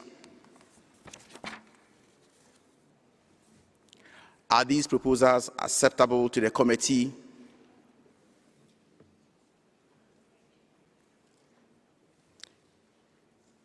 In the absence of any objections, I then take it that the committee is prepared to elect Dr. Abdurrahman Akasha from Kuwait and Mr. Bonaza Peru Tahitu from Indonesia as vice chairs of Committee B by acclamation.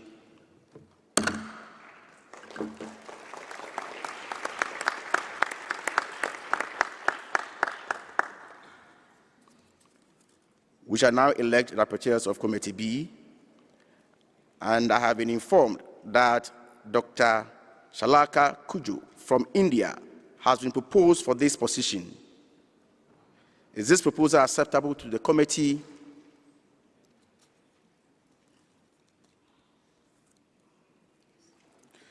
In the absence of any objections, I take it that the committee is prepared to elect Dr. Shalaka Kujo from Indonesia as rapporteur of Committee B by acclamation. Thank you.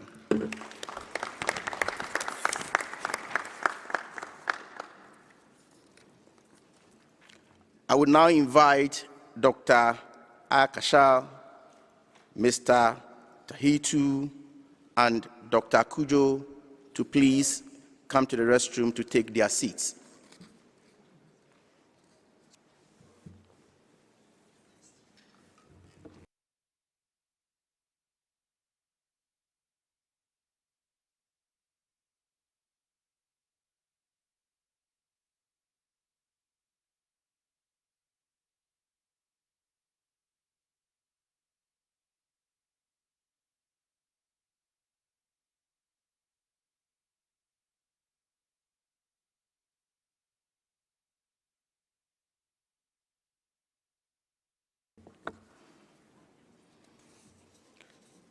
I wish to extend my warm congratulations to you and I look forward to working in close collaboration with you. Friends and colleagues, I am confident that we will have good and fruitful discussions in this committee, and I'm sure there is no need for me to call on you to participate in the debate to the fullest extent possible. Although we may have different views on some items, I hope that with the goodwill of everybody and the spirit of cooperation that has always prevailed in the World Health Assembly, we shall succeed in dealing satisfactorily with all the items on our agenda. To facilitate our work, I would like to highlight several points of importance to the conduct of our business.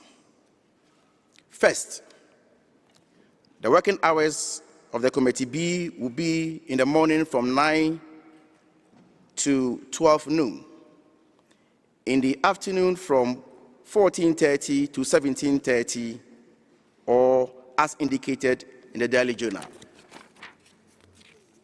Second, as per the practice in the past years, we will continue to discuss several items and sub-items together.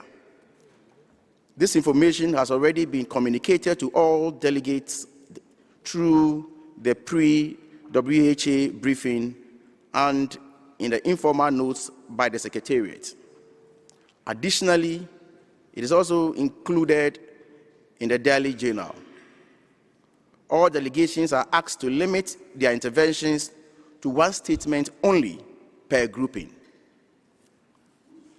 Third, as part of the cost and time-saving measures implemented for this assembly, the following speaking times have been proposed: 2 minutes for member state delegations, 3 minutes for regional or grouping statements. I strongly encourage member states within those regions or groups to limit the length of any individual interventions that they decide to make. Additionally, if you agree with a point raised by a previous speaker, you may wish to just say so, and it will carry equal weight. 2 minutes for NSA constituency statements, and 1 minute for non-member state delegations. We'll use the traffic light system during the debates, and the microphones will automatically be turned off should an intervention go over the time. A warning chime will sound twice before the microphone is turned off. Delegates are requested to deliver their statements at a normal speaking pace. Rapid delivery risks impeding clarity and accuracy in interpretation. I rely on you to be brief in your interventions. Fourth, in this room, we'll use the electronic system for requesting the floor. Please press the button to request for the floor, and there is no need to press it again once you are given the floor. Fifth, in accordance with decision WHA 7512, delegates wishing to have their non-delivered statement posted on the Health Assembly webpage or to share a longer statement than those delivered containing additional information may send them to statements@WHO.INT. Additional information provided in this manner would not be included in the official record of the meeting. Only the statement delivered during our debate will be included. Sixth, it will be beneficial for the sake of interpretation if you could please send your statement in advance to interpret@WHO.INT at least 30 minutes before delivery. Please specify in the subject line and at the top of the statement the name of the country/group, the meeting, which is Committee B, and the relevant agenda item. I would like to take this opportunity to propose the following arrangement for the exercise of the right of reply aimed at ensuring a fair, predictable, and orderly flow of the conduct of business at our meetings. We reserve time at the end of each day to allow for exercising the right of reply by those delegations having requested it during the course of the day. Delegations are requested to be as brief as possible, and the proposed speaking time for the first intervention is 2 minutes. In the event of subsequent requests concerning the same matter as previous replies, I kindly request delegations to limit such statement to 30 seconds or less. With regards to the program of work, we will follow the agenda items indicated in the Daily Journal, and I strongly encourage you to consult it regularly. At the end of each day, we shall also try to indicate to you the items which will be included on the following day's agenda. I also want to remind delegations that all participants are expected to follow the WHO standards of conduct. This includes treating all delegates and staff with respect at all times. Shouting or any form of disrespectful behavior is not acceptable. In addition, please refrain from having group discussions in the room, taking phone calls, or otherwise being noisy in a way that disturbs others. May I take it that the committee agrees to these working arrangements?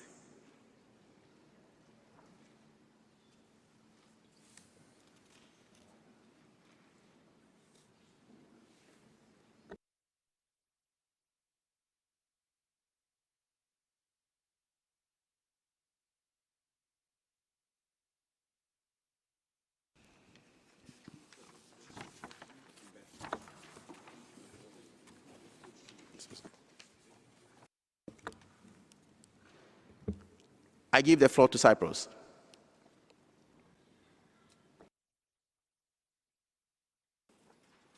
Thank you, Chair. The European Union works closely with the World Health Organization on a wide range of subjects, both within the European region and on a global level. As agreed in the exchange of letters of 2000 between the WHO and the European Commission concerning the consolidation and intensification of cooperation, and without prejudice to any further conclusion of a general agreement between the WHO and the European Union, the European Union delegation attends the meetings of the World Health Assembly as observer. As in previous sessions, we ask the committee to kindly agree that the European Union delegation be also invited to attend and participate without vote in the deliberations of the meetings of subcommittees, drafting groups, or any other subdivisions thereof addressing matters falling within Union competence in the 79th session of the World Health Assembly.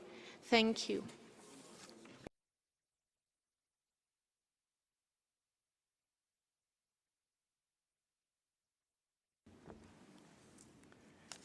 Thank you.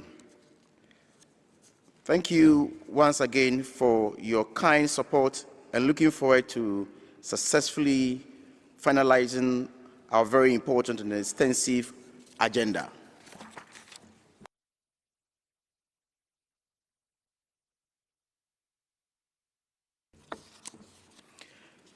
Distinguished delegates, we are now going to start discussions on agenda item 18 under power and performance.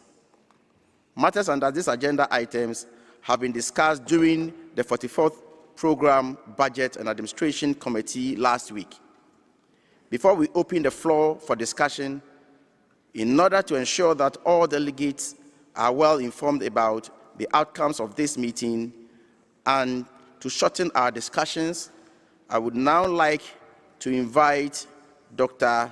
Aspect J.V.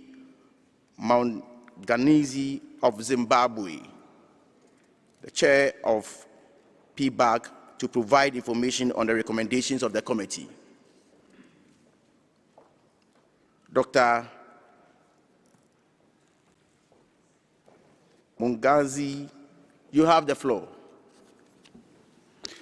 Thank you, Chairperson, colleagues, ladies and gentlemen. On behalf of the PBAG members, whom I thank for their wonderful work, I'm pleased to provide at this stage a comprehensive report from the 44th meeting of the Program Budget and Administration Committee in relation to sub-items considered by the committee under Agenda Item 18, review of and update on matters considered by the Executive Board and the Program Budget and Administration Committee of the Executive Board. The committee discussed sub-items 18.1, being the results report, Program Budget 2024 to 2025, performance assessment, and financial report and audited financial statements for the year ended 31 December 2025. And 18.2, financing, implementation, and performance framework of the program budget 2026 to 2027. This was taken together with sub-item 18.14, Human Resources Annual Report, focusing on WHO's prioritization and realignment process in 2025 to 2026, contained in document A79/21 Add 1. On these matters, the committee recommended that the Health Assembly should note the reports contained in documents A79/13, A79/14, A79/15, A79/16, and A79/21 Add 1, and adopt a draft decision to accept the results report 2025 and the audited financial statements for the year ended 31 December 2025. The committee proposed as guidance for the Secretariat's implementation of existing mandates that the Secretariat should A, continue strengthening results-based management, monitoring, and reporting to support evidence-based decision-making. B, continue efforts to promote a more equitable and transparent allocation of resources across all three levels of the organization, with particular attention to country-level implementation capacity and underfunded outcomes. C, continue working with member states to mobilize predictable, flexible, and sustainable financing. D, ensure that prioritization and alignment efforts preserve WHO's core mandate, institutional knowledge, and country support functions while maintaining attention to staff well-being.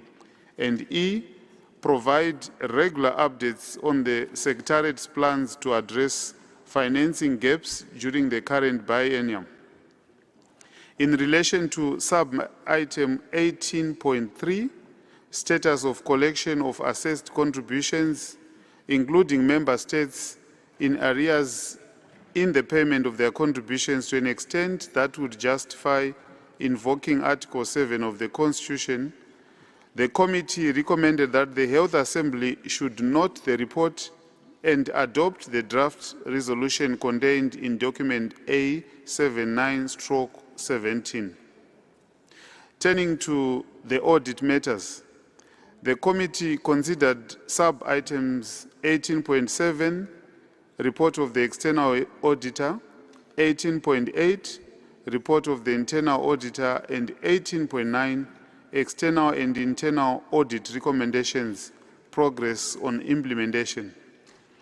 The committee recommended that the Health Assembly should note the reports contained in documents A79/18, A79/19 and A79/20, and adopt a draft resolution to accept the report of the external auditor to the World Health Assembly. The committee proposed as guidance for the Secretariat's implementation of existing mandates that the Secretariat should A. Continue to respond to audit recommendations in a timely fashion, and B. Address recurring audit items, especially at the country level.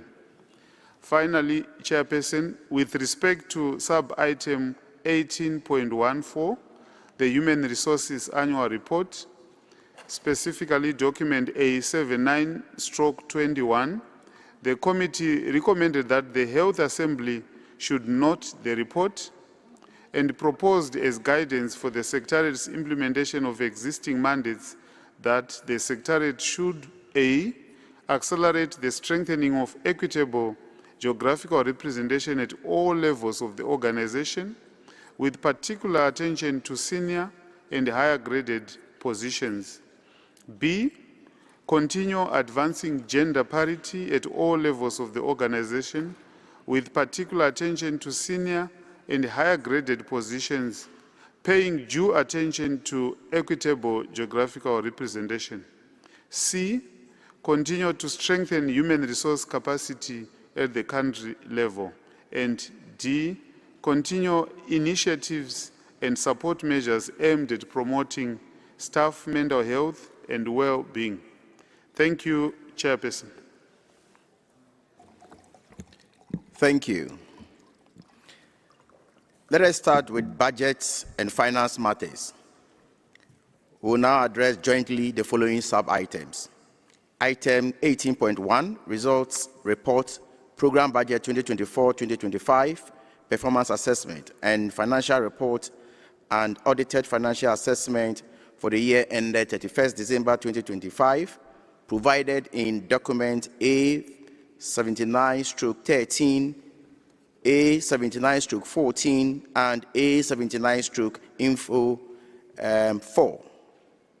Item 18.2, Financing, Implementation, and Performance Framework of the Program Budget 2026 to 2027, contained in documents A79/15 and A79-Inf/5.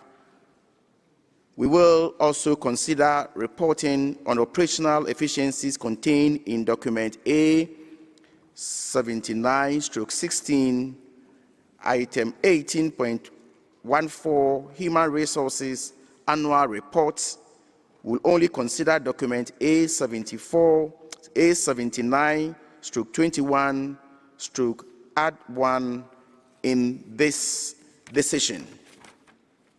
The report of the PPAC on these sub-items is contained in document A79/27, which recommended that the Health Assembly should note the relevant report as well as to adopt a draft decision. Before I open the floor, may I remind delegates that you can deliver only one statement under this agenda item. The floor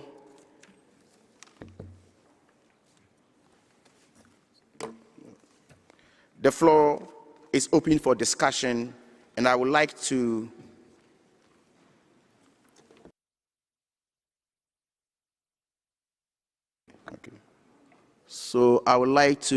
invite Australia, followed by Cyprus. Australia thanks the WHO Secretariat for preparing reports on the organisation's financial situation for both the 2024-2025 and 2026-2027 program budgets. Australia acknowledges the difficult decisions that the WHO has had to make to manage its significant budgetary challenges. We recognise the hard work involved in this realignment process, as well as the impacts on staff at all levels of the organisation. We encourage continued support for staff throughout this process. We are pleased to see relatively strong levels of funding for Program Budget 2026-2027 at this stage of the budget cycle. This strong level of funding is a testament to Secretariat's realignment and restructure of the organisation and Member States' budgetary discipline during the past year. Despite progress, budgetary pressures remain. There is still uncertainty on whether the remaining budget gap will be funded by the end of the biennium. We are also concerned with the difference in funding levels between the base budget segments and note that the budget segment relating to the emergency preparedness is consistently the base segment with the lowest funding percentage each biennium. This emphasises the need to avoid complacency and continue efforts to improve WHO's funding and operating environment. The Secretariat should remain focused on containing the budget and directing resources to only where it has comparative advantage. This includes prioritising WHO's presence at country and regional levels to ensure its normative and technical expertise achieves the greatest impact where it is most needed. As Member States, we must also hold up our side of the bargain. It is our collective responsibility to ensure WHO operates within its budgetary envelope.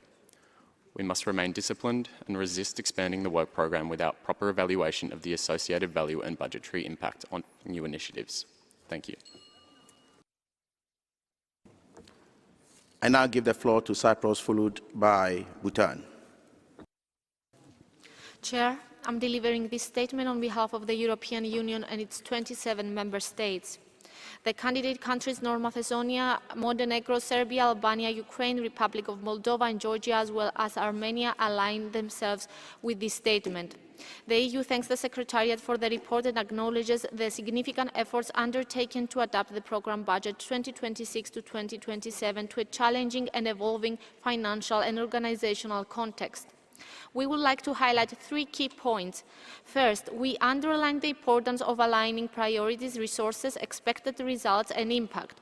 In the current context, continued prioritization is essential to ensure that WHO's work remains focused, efficient and responsive, particularly where funding gaps persist across outcomes and regions. Second, we reaffirm the importance of sustainable, flexible and predictable financing. While progress has been made, challenges remain in ensuring that available resources are adequately aligned with programme priorities. Addressing appropriate balances between flexible and earmarked funding is key to enabling a more equitable and strategic allocation of resources, including regional office and country-level financing. We fully realise and acknowledge that striking a balance between earmarked and flexible funding is also a responsibility of Member States, and the EU supports all efforts to improve the sustainable financing of the WHO, including allowing for full cost recovery in order to cover the remaining gap of 15% of the current programme budget. Third, we stress the importance of transparency, accountability and sound governance in the implementation of the programme budget.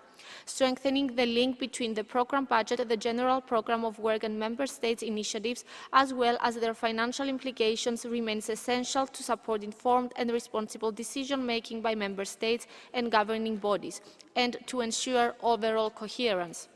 In closing, the EU and its Member States remain firmly committed to supporting WHO in advancing a sustainable, reform-oriented and results-based programme budget at all 3 levels, and stand ready to continue working with all partners in this regard. Thank you. I now give the floor to Bhutan, followed by Germany. Thank you, Chair. On behalf of the Member States of the WHO Southeast Asia region, we thank the Secretariat for the results report of the Programme Budget 2024 to 2025 and the audited financial statements for 2025.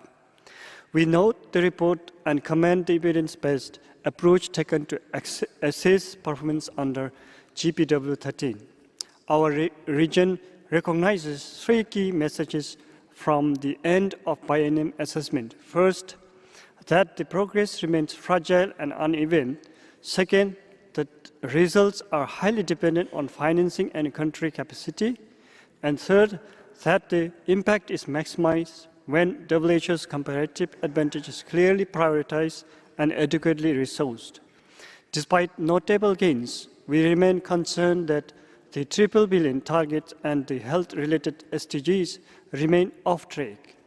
Only half of output indicators were met or exceeded, and financing constraints continue to limit delivery, particularly in public health emergency preparedness and response. Chair, regardless of these shortfalls, our region has continued to demonstrate that strong political commitment, regional solidarity, and sustained investment can deliver meaningful and measurable health gains. Maldives reached a landmark milestone as the first nation globally to be validated for the triple elimination of mother-to-child transmission of HIV, syphilis, and hepatitis B. India achieved validation for trachoma elimination. Timor-Leste achieved both lymphatic filariasis elimination and malaria-free certification. Bhutan sustained zero indigenous malaria for 3 consecutive years, and Nepal attained rubella elimination. Also, 8 member states expanded HPV vaccination and cervical cancer elimination pathways. 6 member states enhanced their DHIS2 platform performance, and 9 countries in the region updated their mental health policies. The region mounted coordinated response to Nipah virus, cholera, and avian influenza, supported by Southeast SERAF and the regional laboratory network. Through the SERHAT initiative, 94 million people were placed on protocol-based hypertension, diabetes management, demonstrating scalable and high-impact interventions. Financially, while this Southeast Asia region achieved 87% of funding of its approved budget and 92% implementation against distributed resources, we remain concerned about heavy reliance on a concentrated donor base. Therefore, we underscore the importance of broadening the diversifying the donor base to ensure sustainability. We welcome the unqualified audited opinion for 2025 and acknowledge the disciplined stewardship during one of WHO's most challenging financial periods.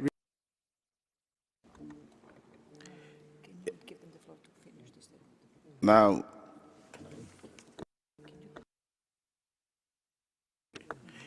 you may wind up, please.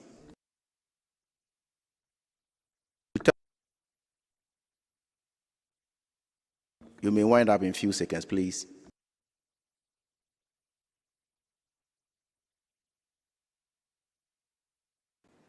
I think that's all. Okay, then let's move on.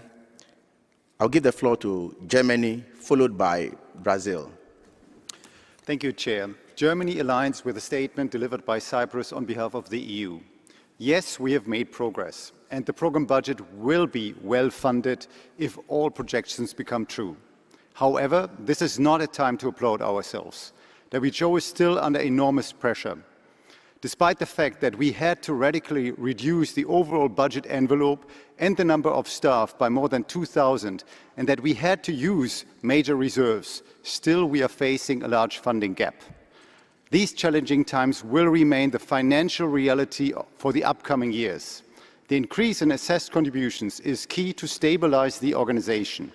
Just accepting that underfunded areas will remain underfunded is not an option. We need to increase the resilience of our organization. How? We need to focus on and be crystal clear about WHO's core mandate. This must be funded no matter what, and the Secretariat needs to much better steer the funding to WHO's comparative advantage. This being said, it is shocking that while we discuss the Hunter and Ebola outbreaks, the emergency program faces a severe salary gap, and the contingency fund, basically our first fire brigade to extinguish any growing fire, faces a historic low. This situation needs to be mitigated as soon as possible. It would be good to understand how the Secretariat deems to mitigate these concerning situations. A key learning from last year's crisis is, on financial issues, we cannot be over-optimistic, but rather conservative. We are confident that the organization will arise strengthened out of this, and Germany stands ready to support wherever necessary. Thank you. Brazil, you have the floor, followed by India. Thank you, Chair. Brazil welcomes the efforts undertaken by the World Health Organization to respond to the financial challenges arising from the current international environment. We commend the Secretariat for the adjustments implemented and for the significant reduction of the financial gap for this current biennium, while recognizing the unavoidable adverse impacts on its invaluable staff and on the implementation of global health policies. With respect to the Americas, Brazil notes with concern that it continues to be the most underfunded region. At the same time, we acknowledge the progress achieved in the allocation of flexible funds over the past year and encourage the organization to further advance in this direction. In conclusion, Brazil reiterates its firm commitment to multilateralism and to the central role of the World Health Organization in global health governance. I thank you, Mr. Chair. India has the floor, followed by Japan. Thank you, Chair. India acknowledges the comprehensive results report on Program Budget 2024-25, which marks the conclusion of the 13th General Program of Work. India notes that the report identifies automation and artificial intelligence as a central element of WHO's long-term sustainability strategy and as important tools for managing budget and human resource constraints while expanding global public health impact. Recognizing the growing role of digital health technologies and AI in strengthening disease surveillance, outbreak analytics, logistics, public health intelligence, and operational efficiency, India advocates for the integration of interoperable, ethically governed digital monitoring systems within GPW 14, underpinned by robust data quality standards and meaningful member state oversight. Chair, India calls for agile and flexible monitoring mechanisms capable of assessing impact across diverse health emergencies and operational settings, responsive to evolving ground realities and the differentiated needs of member states. India believes that such a mechanism is essential to ensuring that the GPW 14 monitoring framework remains evidence-based and results-oriented, firmly anchored in the principles of equity and country ownership. India takes note of the first report on the financing and implementation of the program budget 2026-27 and urges the Secretariat to ensure that the undistributed flexible fund balance is deployed in a targeted, transparent and time-bound manner toward historically and structurally underfunded outcomes. India remains committed to supporting the Secretariat's efforts to strengthen its human capital as the foundation for delivering impactful health outcomes globally. Thank you. Japan has the floor, followed by Slovenia. Thank you, Chair. Japan expresses its sincere appreciation to the Secretariat and the staff for advancing essential programs under challenging global health environment. We commend the progress of GPW 13 achieved in area where WHO has clear comparative advantages, including normative functions, universal health coverage, and health emergency preparedness and response, particularly for infectious diseases. That said, we note with concern that the triple billion targets were not fully met. In this context, Japan remains committed to strengthening international cooperation, particularly to advance UHC, which we believe is cornerstone of overall progress regarding the targets. To ensure WHO continues to fulfill its role, it is essential that the organization maintain its core mandates, including global norm setting and coordination among member states and global health actors. On the program budget 26-27, Japan recognizes improved financing, but with cautious interpretation. We stress maintaining balance in country-level resource mobilization and addressing funding imbalances. We believe it is important to further enhance transparency and effectiveness, including timely sharing of funding status by outcome and by 3 levels of organization, and addressing overfinancing in specific areas and undistributed funds. With regard to promoting more flexible and predictable financing from non-state actors, enhancing the visibility of multi-year and flexible contributions, as well as demonstrating their effectiveness while ensuring full consistency with FENSA could provide useful incentives for further engagement. Finally, Japan remains committed to constructive contribution to enable WHO to fulfill its core mandate and play a central role. I thank you, Chair. Slovenia has the floor, followed by Indonesia. Thank you, Chair. Dear distinguished delegates, dear WHO, this is a joint statement by Slovenia, Czechia, North Macedonia, and the Netherlands, supported by WHO Youth Council. We note with concern that according to the 2025 WHO Human Resources Report, young professionals aged 20 to 29 remain significantly underrepresented in the organization's workforce, accounting for only 0.6% average of staff across categories. A sustainable, resilient, and future-ready WHO requires not only geographical and gender, but also generational balance. Young and early career professionals bring valuable perspectives, innovation, digital fluency, and long-term institutional continuity, all of which are essential to strengthening the organization's responsiveness, adaptability, and legitimacy. Their recruitment and retention are necessary to build future capacity, preserve institutional knowledge, and help address gaps that will arise as experienced colleagues retire. We therefore urge the Secretariat to explore concrete measures to progressively improve the representation of early career professionals. This includes a minimum representation quota for the recruitment and retention of qualified young and early career professionals within the WHO workforce. Such measures would strengthen intergenerational exchange and support the transfer of institutional knowledge and expertise. They would also help ensure a diverse, innovative, and future-oriented workforce comparable to existing efforts on gender balance and equitable geographic representations.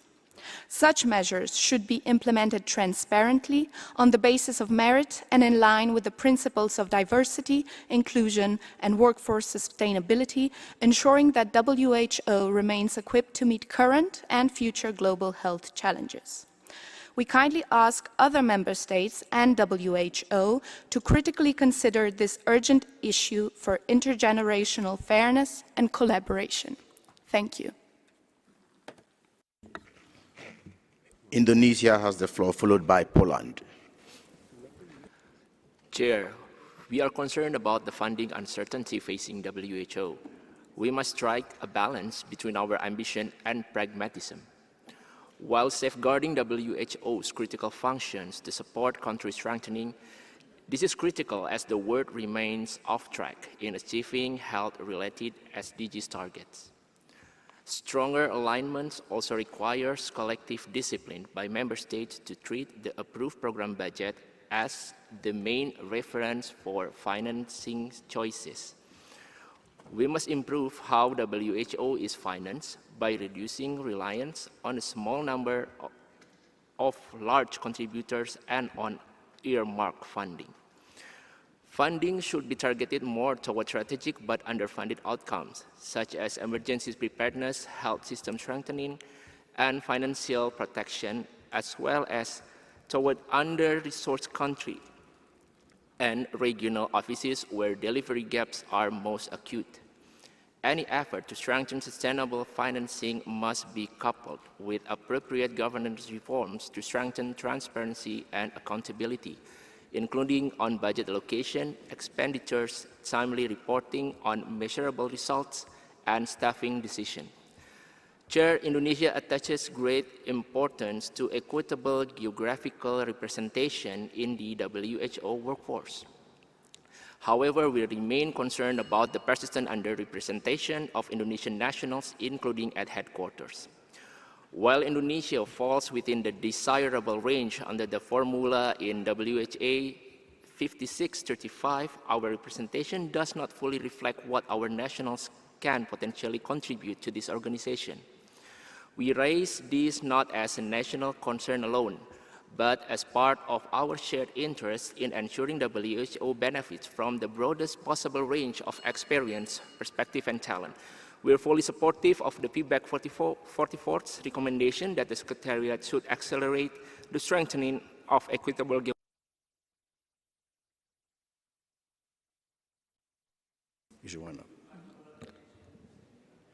You may wind up. in a few minutes, please. Including Chair.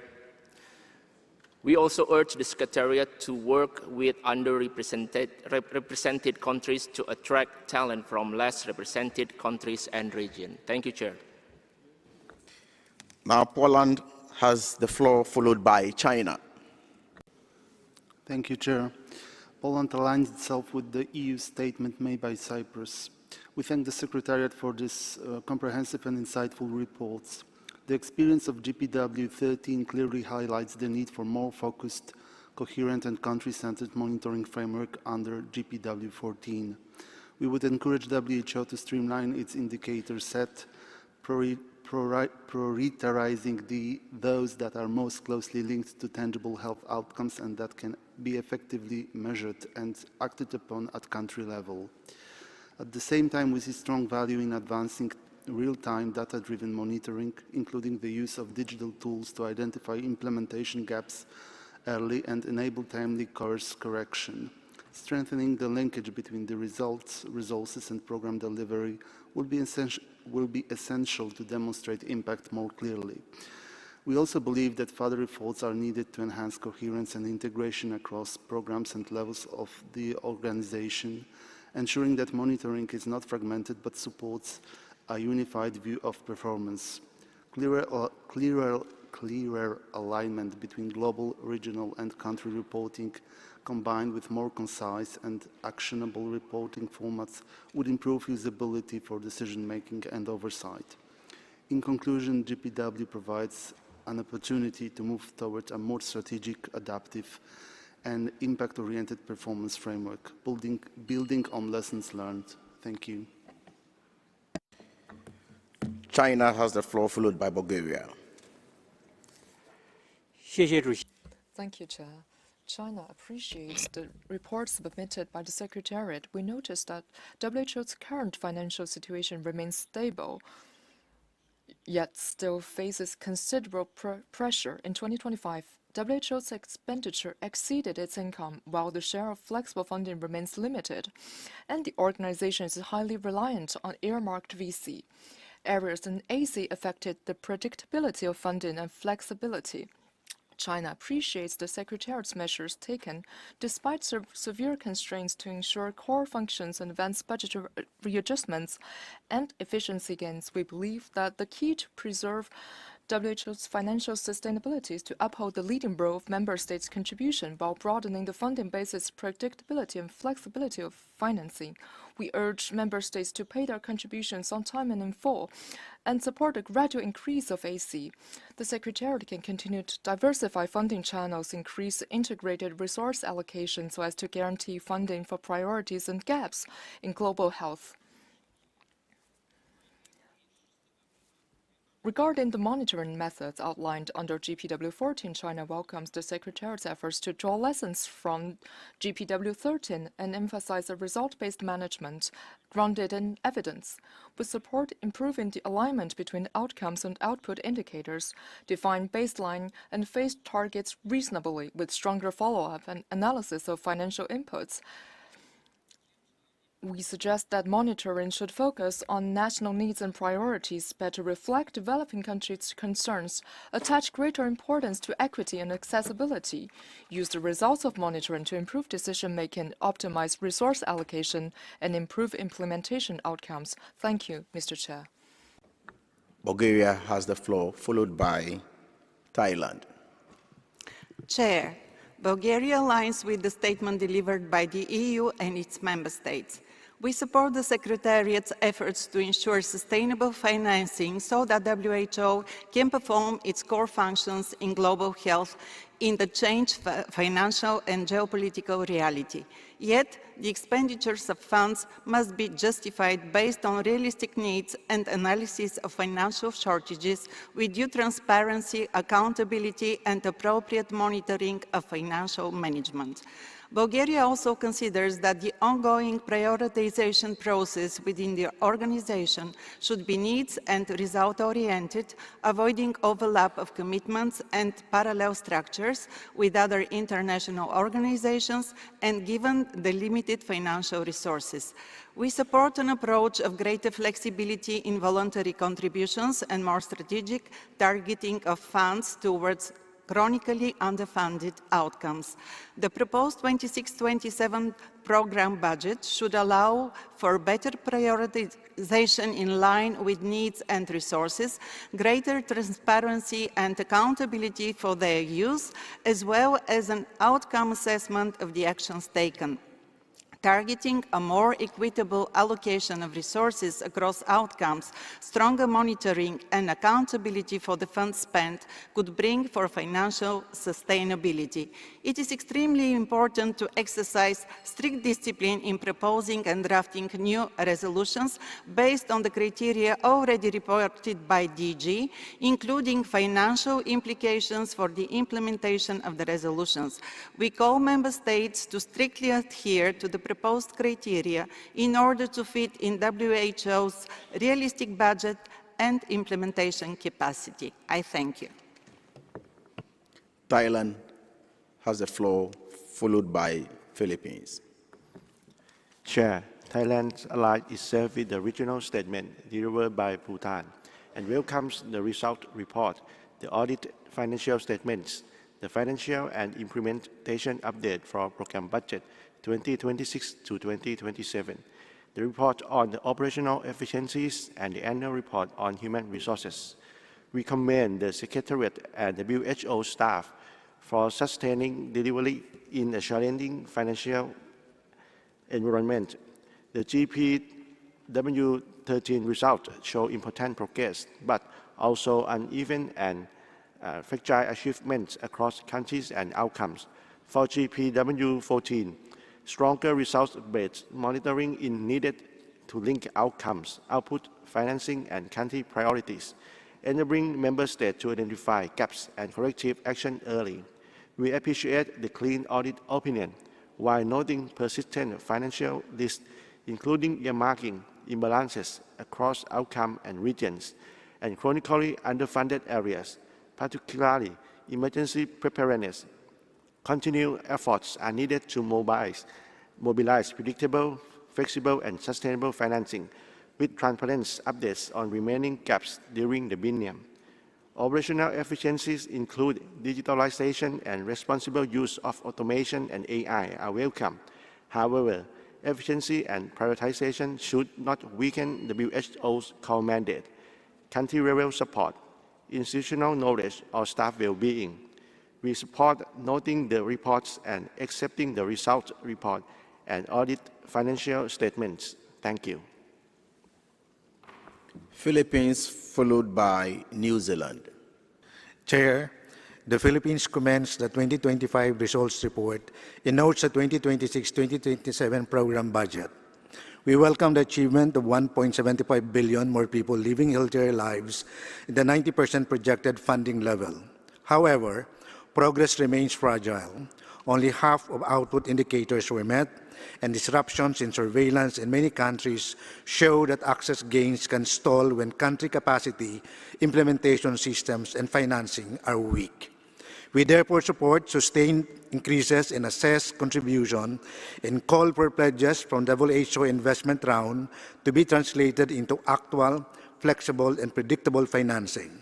This is essential to reduce pockets of poverty across WHO programs and support equitable implementation of GPW14.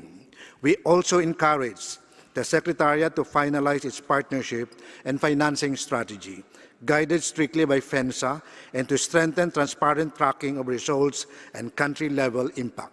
Thank you. New Zealand, followed by Haiti. Tēnā tātou katoa. Thank you, Chair.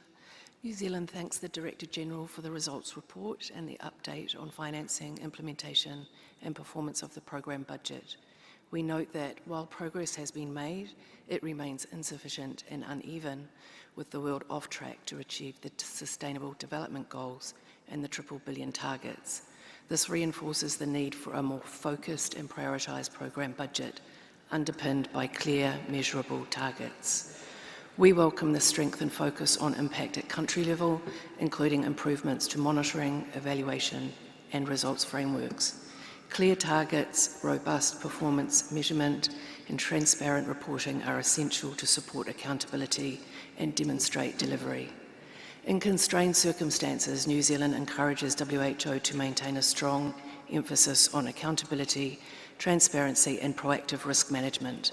Strengthening results-based management, including clearer linkages between resources, outputs, and outcomes, will be critical to improving performance, especially at the country level.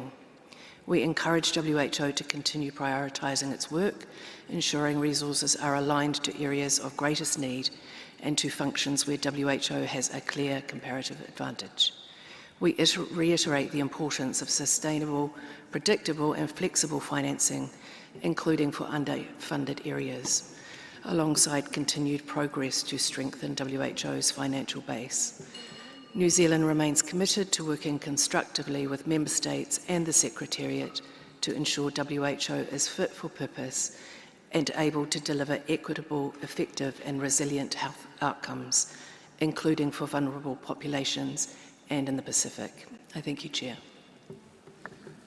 Haiti has the floor, followed by United Kingdom. Merci, Monsieur. Thank you very much, Chair. Haiti would like to thank the Secretariat for this report. We'd also like to congratulate WHO on the achievements made in the strengthening of this results-based approach, as well as the efforts taken to improve transparency, efficiency, and accountability at the institutional level. For our delegation, there are 4 important messages. First of all, an approach based on results cannot be limited to performance indicators. It must measure a number of aspects, including concrete impact on the ground, on populations, especially in fragile situations or operational situations. Performance must be linked to the reality on the ground. Secondly, the alignment of funding using priorities defined by countries is of paramount importance for Haiti. Predictability, flexibility, and sustainability of financing are important conditions in order to maintain healthcare services. Strength and resilience should be characteristics of health systems. Third, we support the principle of more equitable allocation of resources between regions, especially for the region of the Americas, which have historically been underfinanced despite continuing inequalities, vulnerabilities, and protracted crises. And finally, budgetary efficiency should go hand in hand with a streamlining of mechanisms and better operational capacity at the level of countries. If we want to have a trustworthy and a sustainable budget, then we must combine not just ambitions, but also equity and solidarity. These are important for populations. Thank you. Now United Kingdom, followed by Panama. Thank you, Chair. The UK thanks WHO for its leadership in navigating a challenging financial environment. We recognize the difficult decisions WHO has had to make over the past year and that challenges remain. The UK notes the robust process behind the organizational restructure as well as its impact on staff. We appreciate the Secretariat's efforts to support personnel during this transition. Prioritization should be a continuous process focused on WHO's core mandate and comparative advantage. In this regard, we encourage WHO to prioritize funds towards global health security efforts. We also encourage WHO to continue to find efficiencies, especially in areas not aligned with its core mandate. The UK urges WHO to demonstrate greater transparency in how funding is allocated and the impact it delivers. We would welcome receiving this information across all 3 levels of the organization. Finally, we note the continued high level of earmarking in the program budget. The UK encourages member states to support further increases to the proportion of fully flexible contributions.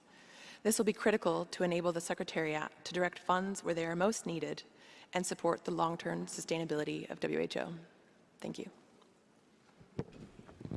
Now, Panama, followed by Mexico.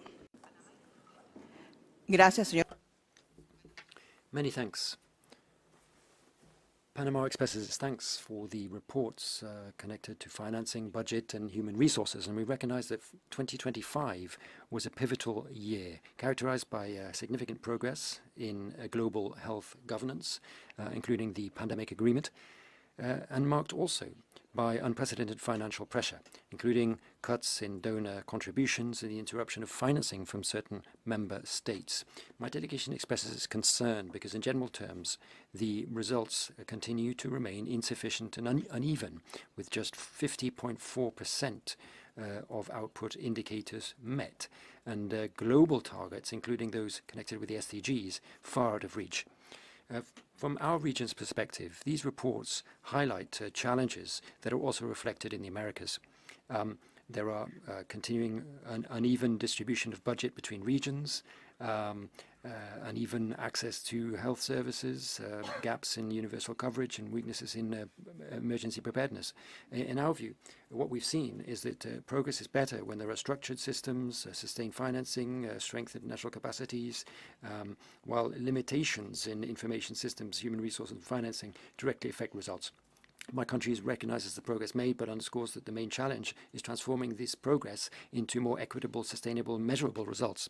We reiterate our commitment to a stronger, evidence-based and results-oriented WHO, continuing to support our countries and our region, and continuing to help us to build more resilient healthcare systems, better placed to achieve the 2030 agenda. Thank you very much.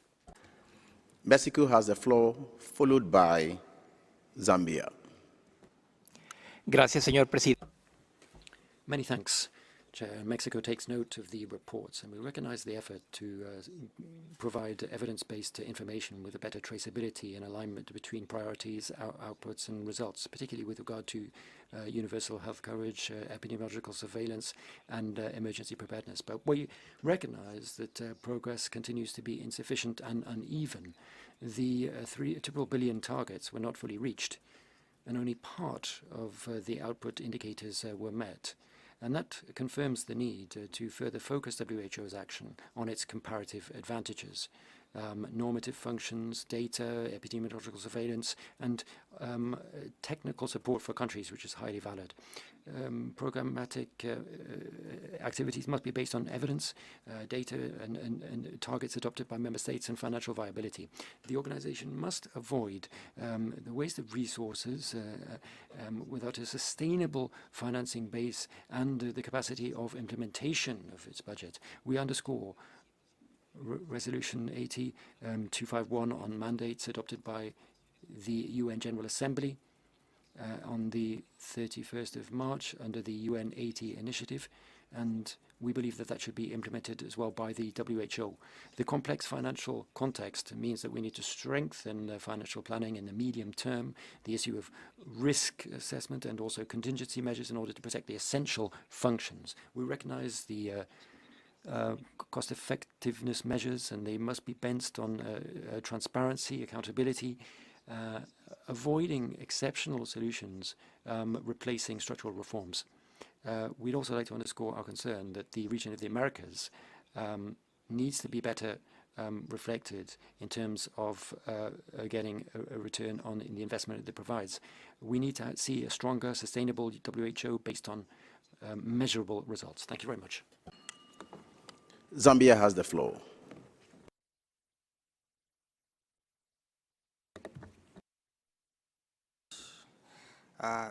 Zambia delivers this statement on behalf of the 47 member states of the Africa region on the agenda sub-item 18.1 and 18.2. We applaud the Secretariat for the comprehensive reports and further commend the ongoing efforts to strengthen transparency, accountability, and results-based reporting. We particularly welcome the improved presentation of performance assessment information, and particularly the unqualified audit opinion issued on the organization's 2024 financial statements. The Africa region acknowledges the progress made by the Secretariat towards the 3 billion targets despite the changing global health financing landscape. The Africa region therefore reaffirms the importance of the World Health Organization that supports the implementation of the African Union's Agenda 2063 and continental roadmaps in health, especially with respect to health security and local production. Set against notable improvements in our region, we remain aware of major gaps. Therefore, a strong and responsive World Health Organization remains vital to supporting country-level responses to communicable and non-communicable diseases and recurrent health emergencies. Further, we note and with concern the financial challenges besieging the organization, including declining levels of flexible funding, funding imbalances across major offices, and the reduced contributions to some key partners. We fully understand that these challenges require difficult but inevitable cost containment and/or realignment measures using the conceptual framework of allocative efficiency across the entire cascade of the organization. These alignments are a must and should be implemented immediately for impact. The Africa region emphasizes the importance of increased, sustained, predictable, and flexible financing for the World Health Organization to effectively deliver on its mandate. We therefore applaud various donors for their voluntary contributions which enable the World Health Organization to carry out its mandate. However, we also appeal for some flexibility to enable the organization to allocate resources efficiently based on mandates. These mandates include health systems strengthening primary health care and the desired endpoint universal health coverage. We further acknowledge the Secretariat's reporting on operational efficiencies and encourage continued reforms that enhance value for money, institutional effectiveness, and timely program delivery, while safeguarding technical capacity and staff well-being. Therefore, regular updates to Member States on the implementation of the strategic realignment process will remain important. As Member States of AFRO, we reaffirm our collective resolve to continue supporting the Secretariat. I thank you. Ghana has the floor. Chair, Ghana aligns itself with a statement delivered by Zambia on behalf of the African region on the program budget 2024 to 2025 and the financing, implementation, and performance framework for 2026 to 2027. Ghana takes note of the reports and acknowledges progress under the 13th General Program of Work, including advances towards the triple billion targets in expanding access to essential health services, strengthening health emergency protection, and improving health outcomes. We also note that uneven implementation continues to highlight the need for sustained focus on effective delivery and consolidation of gains. Ghana reiterates the importance of adequate, flexible, and predictable financing for the World Health Organization. Continued reliance on highly earmarked funding limits, strategic prioritization, weakens country ownership, and constrains investments in critical areas such as primary health care, surveillance, workforce development, and emergency preparedness. A stronger WHO requires a financial model that enhances flexibility and responsiveness to country needs. Ghana commends WHO efforts to improve operational efficiency through reforms in procurement, financial management, digital systems, and administrative processes, which are essential to strengthen organizational effectiveness across all levels. Thank you, Chair.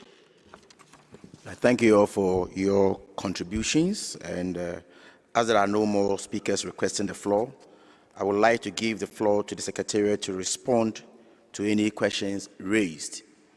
And I will want to call on Dr. Hans Plugge, Regional Director for the European region. Thank you, Chair, distinguished delegates. When the funding shock hit, WHO Europe moved quickly. The second European Programme of Work, or EPW2, unanimously endorsed by our 53 member states, became our compass for difficult but necessary decisions on what to protect, scale back or stop. I represented the regions, together with the Regional Director of EMRO, in the working group on prioritization and strategic alignment chaired by Mike Ryan, helping ensure coherence across headquarters, regions and countries. I thank the Director General and Mike for their leadership. WHO Europe is now reshaping itself to deliver EPW2 differently with less, not through simple cost cutting, but through a clearer business model, stronger prioritization, deprioritization, decentralization, sharper technical focus, clearer accountability and a workforce designed for impact. We strengthened country presence where needs are greatest, including in Ukraine and Central Asia, moved TB/HIV closer to high-burden countries, integrated with primary healthcare. And we modernize the way we work through sophisticated in-house developed AI tools, while supporting staff through painful but necessary workforce reductions with dignity, fairness and care. Thank you. And I'll give the floor to Mr. Raul Thomas, Assistant Director General, Business Operations and Compliance. Thank you, Chair. And with your permission, I would like to indulge, if we could be indulged, to have Mr. Imre Hollow just say a few words. I'm pleading with him to make it brief, as everybody has a time limit, and then I will wrap up afterwards. So, Imre, with your indulgence. Go ahead. Thank you very much. So first of all, I would like to say a huge thank you for all the member states for the strong support on sustainable financing and for AC increase. And I just would like to draw your attention that the next AC increase will be on the agenda of the upcoming regional committees at the autumn. We also agreed to focus on the core mandate and comparative advantage of the organization, but this is exactly where the alignment issue comes in, that some of the areas, for example, emergency preparedness, are underfunded, which everybody agrees is part of our comparative advantage. We also agree with Germany and with some others that we should not lean back. We're not out of the woods. And this also, the funding situation of the emergency preparedness program also underscores that. What we're going to do for the emergency preparedness program is obviously we'll concentrate on fundraising, we will look at reallocation of internal resources, and we will have to do further prioritization. We also absolutely commit to further accountability, transparency, including establishing better link between resources and impact. And we also heard you that you would like to have shorter and more concise reports. And we will try to reflect your guidance in the next program budget 28-29, which will be discussed at the regional committees. Thank you. Thank you, Chair. So first, let me thank Member States for the rich comments and the guidance that you provided us, which we will take away and implement, and particularly the acknowledgement of what the staff have been able to deliver despite the challenges that we've been faced with in 2025, as you've seen with the results report. And then also to acknowledge the work of the PBAC, the PBAC, in providing more detailed guidance and allowing us to have really in-depth discussions on these very critical and important issues. And as the chair highlighted in his opening, it underpins all of the work of the organization. So we need to have a strong basis from which we can deliver on our technical mandate. And just to touch on a few points, one is the remaining funding gap. And I think we all acknowledge the difficulties and the difficult environment we're in to mobilize resources. But as the Director General has mentioned, we have achieved a level of stability in the organization as a result of the realignment and the prioritization process. And you heard the Regional Director of Euro talk about the examples in Europe. But we are also being extremely prudent with our expenditures. So we're not just sitting back and expecting to mobilize resources to fill the gap, but rather looking at expenditures, and as many of you have mentioned, also looking at the efficiencies and additional efficiencies that we can implement over the course of this year, and that will be sustainable beyond that. So it's not just about cutting expenditure and stopping to do things, but it's rather doing things more smartly and being able to achieve outcomes. The other is around the geographical and generational balances, as have been mentioned, and I think we are working in that. We have had member state briefings on how we can improve geographical representation, what we do in terms of attracting and getting younger people into the organization. We acknowledge that it is the future and we have to do more. But with the prioritization and the downsizing, it was essential for the organization to preserve the highly technical skills, particularly at the headquarters level. So we will be working as we go forward and building capacity in that area and making sure that we do address it. And the one point, and I think it was Germany or some others that had mentioned it, is around member states and what we need member states to do.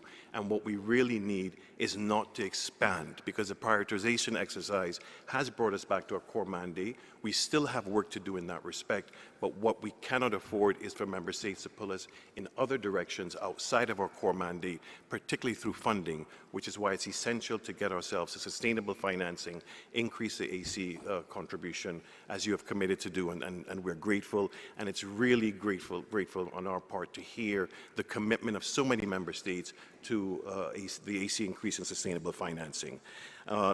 Then the last point for me, Chair, would be on country presence. And we have been deliberate in ensuring that we impact the countries the least as a result of this realignment and prioritization exercise. So we've kept the capacity there, and we're focused on delivering results at country level. I think you've heard the Director General on repeated occasions saying the work that we do will be judged at the impact that we achieve at country level. So you have our commitment in that respect. And with that, Chair, I'll hand back to you. Thank you very much. We will now proceed to noting the relevant reports. Is the committee ready to note the report contained in document A79/13?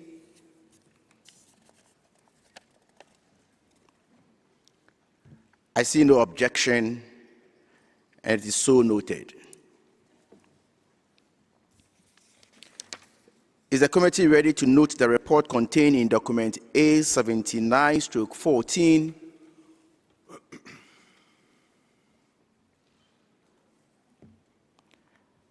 I see no objection. It is so noted. Is the committee ready to note the report contained in document A79/15? I see no objection. It is so noted. Is the committee ready to note the report contained in document A79/16?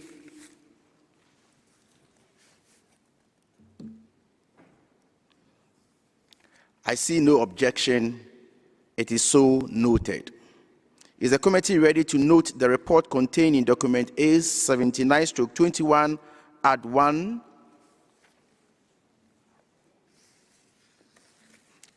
I see no objection. It is so noted. We shall now consider a draft decision proposed in document A79/27, paragraph 10. Is the committee ready to approve the draft decision?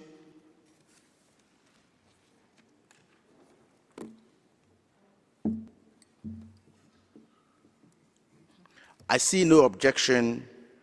The decision is approved.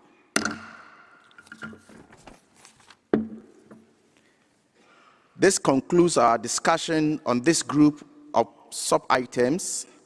Kindly note that we'll continue the consideration of item 18.14 later.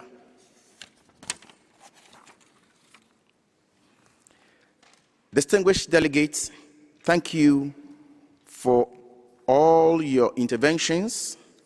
This concludes our morning session. I remind all delegates that we will resume at 14:30. We will open the discussions on Agenda 17. Enjoy your lunch.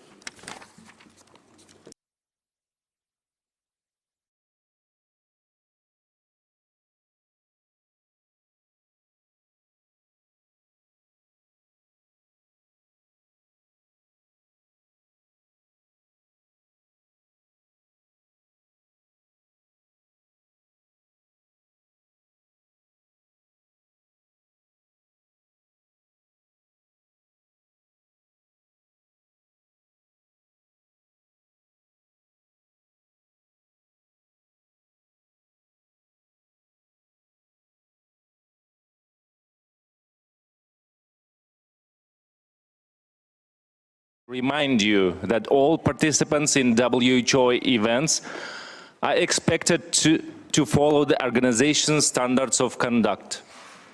This includes treating all delegates and staff with respect at all times. Shouting or any form of disrespectful behavior is not acceptable. In addition, please refrain from having group discussion in the room, taking phone calls or otherwise being noisy in a way that disturbs others. Please also note that delegates should not occupy their delegation seat or remove name plates or electronic cards. This is important for ensuring quorum, for voting and other proceedings. Thank you for understanding.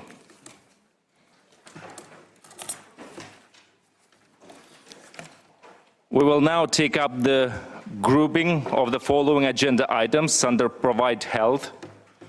Item 11, recommending to accelerate progress toward malaria elimination, and sub-item 12.3, communicable diseases.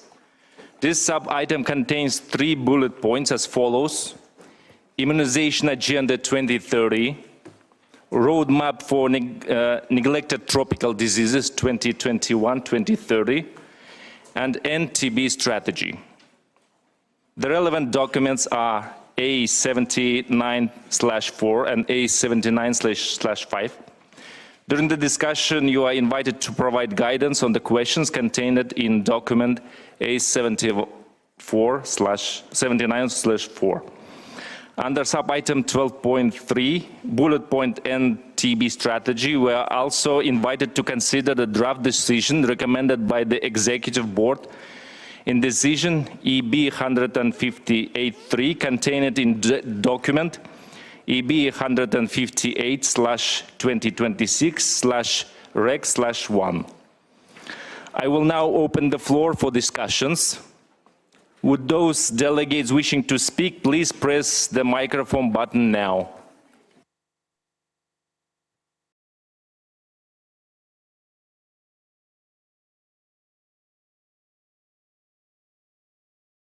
Okay.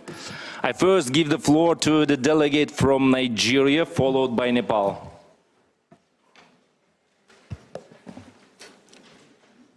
Thank you, Chair. Nigeria delivers the statement on behalf of the 47 member states of the WHO African region. Our region carries the heaviest burden of these diseases, and we bring one message: malaria, tuberculosis, neglected tropical diseases, and vaccine-preventable diseases affect the same African communities and demand the same answer: integrated, community-led actions through primary health care, anchored in our Ending Diseases in Africa strategy and matched by sustained financing. Chair, Africa is delivering. 12 elimination milestones have been validated across 11 African countries in just 28 months. Cabo Verde became the first sub-Saharan country in 50 years certified malaria-free. Niger became the first country in our region and the 5th globally to eliminate onchocerciasis. Botswana reached gold tier on the path to eliminating vertical HIV transmission. Algeria became the 10th country in our region to eliminate trachoma. 23 African countries have now eliminated at least one neglected tropical diseases. On immunization, vaccination averted 1.9 million deaths in our region in 2024, and 43 member states have eliminated maternal and neonatal tetanus. Mauritius, Seychelles, and Cabo Verde have eliminated measles and rubella. On tuberculosis, our region is outpacing the world. Incidence is down 28% and mortality down 46% since 2015. And we lead globally on TB-HIV integration. Chair, these gains share the same ingredients: political leadership, integrated systems, mobilized communities and partners aligned behind one national plan, but they are fragile. Our region still carries 95% of the global malaria burden. 10 countries account for 80% of zero-dose children. We hold 17% of the world's 30 high-burden TB country. The 2025 Malaria Elimination Initiative has been unfunded since 2024. Our region makes 4 requests of this assembly. First, restore financing for malaria elimination, including the E2025 initiative, and accelerate rollout of RTS and R21 vaccines. Second, endorse decision EB1583 on a WHO post-2030 TB strategy with dedicated African regional consultations. Third, advance the 2026 midterm evaluation of the global NTD roadmap with full African participation and integrate NTD services into primary health care. Fourth, invest in African vaccine manufacturing and the African Medicines Agency and adopt a sub-national equity-driven approach to reaching zero-dose children. Our frameworks are sound. What is missing is the financing, the integration, and the accountability to match them. African region is delivering. We ask this assembly to deliver with us. I thank you. Thank you, Nigeria. And now give the floor to Nepal, followed by Kenya.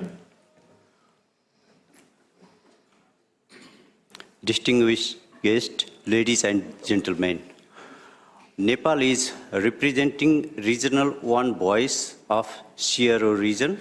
I'll be shortly introducing our Regional 1 Voice in Immunization Agenda, Roadmap on Neglected Tropical Disease, Tuberculosis, and Communicable Disease. I'll be doing this after the delegates will complete their speech.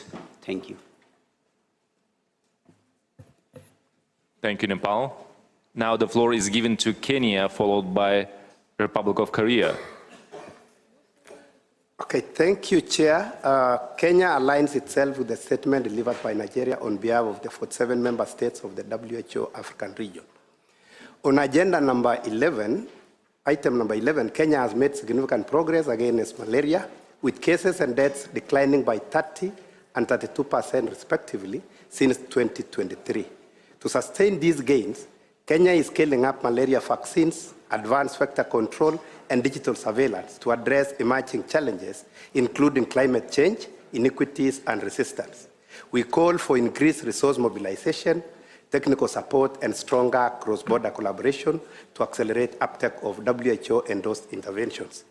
On Agenda 12.3, Kenya has expanded its immunization program to include COVID-19, typhoid conjugate, and malaria vaccines. We have also ring-fenced domestic resources for vaccine procurement and continue to meet our Gavi co-financing obligations, demonstrating strong national ownership and commitment to sustainable immunization financing.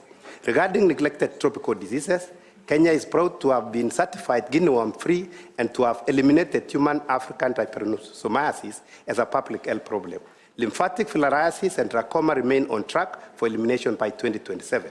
These achievements reflect our commitment to integrating NTD interventions into primary health care and strengthening post-treatment surveillance. Kenya supports adoption of the midterm report of the NTD roadmap 2021 to 2030. On tuberculosis, Kenya reaffirms its commitment to ending TB by 2030 and supports development of the post-2030 global strategy. We urge member states and partners to safeguard TB financing, expand access to innovations, strengthen surveillance systems, and address the social determinants of health. In conclusion, Chair, Kenya calls upon WHO and member states to champion equity, innovation, and sustain financing in the fight against communicable diseases. I thank you. I thank Kenya, and now floor is given to Republic of Korea, followed by Philippines. Thank you, Chair. The Republic of Korea welcomes the decision on accelerating progress towards malaria elimination. However, the recent slowdown and the risk of reversal in elimination efforts in some countries underscore that global solidarity is more important than ever. With the goal of re-eliminating malaria by 2030, the Republic of Korea has established a national action plan that continues to strengthen patient management, surveillance in high-risk areas, early diagnosis and treatment, vector surveillance and control, and intersectoral collaboration among relevant authorities. Regarding the midterm review of the Immunization Agenda 2030, going forward, we believe it is essential to prioritize zero-dose children living in fragile, conflict-affected, and vulnerable settings where access to health service remains limited. It is also important to incorporate equity indicators into national performance and accountability frameworks. In this regard, we are pleased to contribute to the WHO guidance for using modeling for immunization decision-making. Lastly, we express deep concern that global tuberculosis incidence and mortality rates are still falling short of the milestone. We therefore support the development of the post-2030 Global TB Strategy to sustain and accelerate progress towards ending tuberculosis. To strengthen equity and financial protection in tuberculosis response, we agree on the importance of reinforcing community-based approaches across the entire process of TB care, as well as integrating TB services into primary healthcare and universal health coverage. In addition, we believe that tailored approaches for vulnerable populations and people with multi-drug resistant tuberculosis, strengthen public-private partnerships, and continued capacity building for professional health workers are key to enhancing national TB responses. The Republic of Korea remains committed to working closely with the WHO, member states, and the civil society to achieve tangible progress across the key public health priorities. I thank you. Thank you, Republic of Korea. Now the floor is given to Philippines, followed by Oman. Thank you, Chair. The Philippines welcomes the report and reaffirms its commitment to accelerating progress towards malaria elimination. Sustaining political and financial commitment requires predictable, long-term investments from both the Secretariat and the Member States. We underscore the importance of strengthening advocacy and resource mobilization at the subnational level to secure domestic financing and promote local ownership of malaria interventions. Integrating malaria priorities into local health plans and reinforcing multi-sectoral collaboration will help maintain high-level political attention and ensure that malaria elimination remains a whole of society effort. To achieve the 2030 targets of the Global Technical Strategy for Malaria, we emphasize the need for robust, climate-resilient surveillance systems capable of timely detection, reporting, and response, especially in geographically isolated and high-risk areas. Interventions must be tailored to local epidemiology to maximize impact.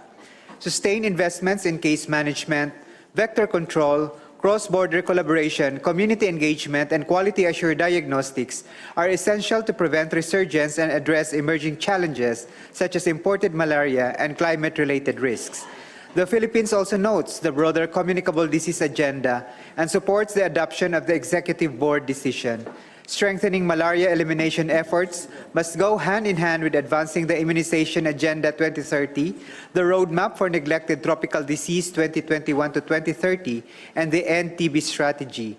Our National Immunization Strategy 2026-2030 prioritizes reaching zero-dose children and digitalizing monitoring systems. Our multi-disease elimination plan promotes integrated sustainable services for 13 priority NTDs. On TB, the Philippines reaffirms its leadership through the Stop TB Partnership and active engagement. We encourage member states to harmonize these efforts within universal healthcare coverage to build resilient, equitable systems and capable of addressing evolving health threats. The Philippines stands ready to work with the Secretariat and all member states to translate commitments into concrete action. Thank you. Thank you, Philippines. Now I give the floor to Oman, followed by Armenia. السيد الرئيس تتقدم سلطنة عمان بخالص الشكر والتقدير. Thank you, Chair. Our thanks for the report on communicable diseases and including the campaign against tuberculosis and the elimination plan for 2030 and the roadmap relating to neglected tropical diseases. We welcome the WHO's efforts to reinforce prevention and guarantee an effective and sustainable response. We'd also reaffirm our commitment to strengthening surveillance and monitoring programs and further developing health coverage for health services to ensure fair access to early diagnosis. Particular emphasis goes on the need to strengthen epidemiological systems and having access to digital tools. The multi-sectoral approach should also be strengthened in order to detect the social determinants of health. With regard to elimination, we're proud to be able to say that we have been able to guarantee in the area of vaccination, rather, an area of vaccination that covers 99%. We're also looking at introducing new policies and new vaccines. Our country is also continuing the application of the national strategy of tuberculosis control, focusing on early detection, early response, and strengthening community healthcare systems. With regard to neglected tropical diseases, we are trying to maintain our gains in this area. No new case of neglected tropical diseases has been detected, and we continue our efforts to maintain surveillance, particularly for dengue. And despite the progress that has been made, we still believe it's necessary to further build our capacities while strengthening scientific research so that we can all increase our gains. Thank you. I now give the floor to Armenia, followed by Eswatini. Thank you, Chair. The Republic of Armenia fully aligns with the global initiatives on communicable diseases. Our broader commitment to communicable diseases is reflected in our progress against viral hepatitis and pandemic threats. Hepatitis C treatment is fully decentralized and free of charge, and final steps are underway to ensure free lifelong clinical monitoring for hepatitis B. Additionally, a decade of implementing the pandemic influenza preparedness framework has significantly expanded our sentinel surveillance network and molecular diagnostic capabilities. In line with the Immunization Agenda 2030, our focus on data digitalization, professional capacity building, and addressing equity gaps has yielded high coverage rates. By the end of 2025, Armenia surpassed the critical 95% threshold for full vaccine coverage among one-year-olds. Furthermore, the successful introduction of the varicella vaccine in January 2025 achieved around coverage rate by year-end. Moved forward into our 2026 and 2030 national program, we are adopting a lifelong immunization approach to counter vaccine hesitancy and secure vaccine sustainability. As a result of implementing various patient-centered models of care, including family-supported, directly observed treatment, home-based care, as well as introducing result-based remuneration approaches for outpatient TB care providers, treatment outcomes have improved considerably. Backed by our newly adopted National Pandemic Preparedness and Response Plan and an intersectoral One Health approach, Armenia stands ready to contribute to global health security. I thank you. Thank you, Armenia. I now give the floor to Eswatini, followed by Israel.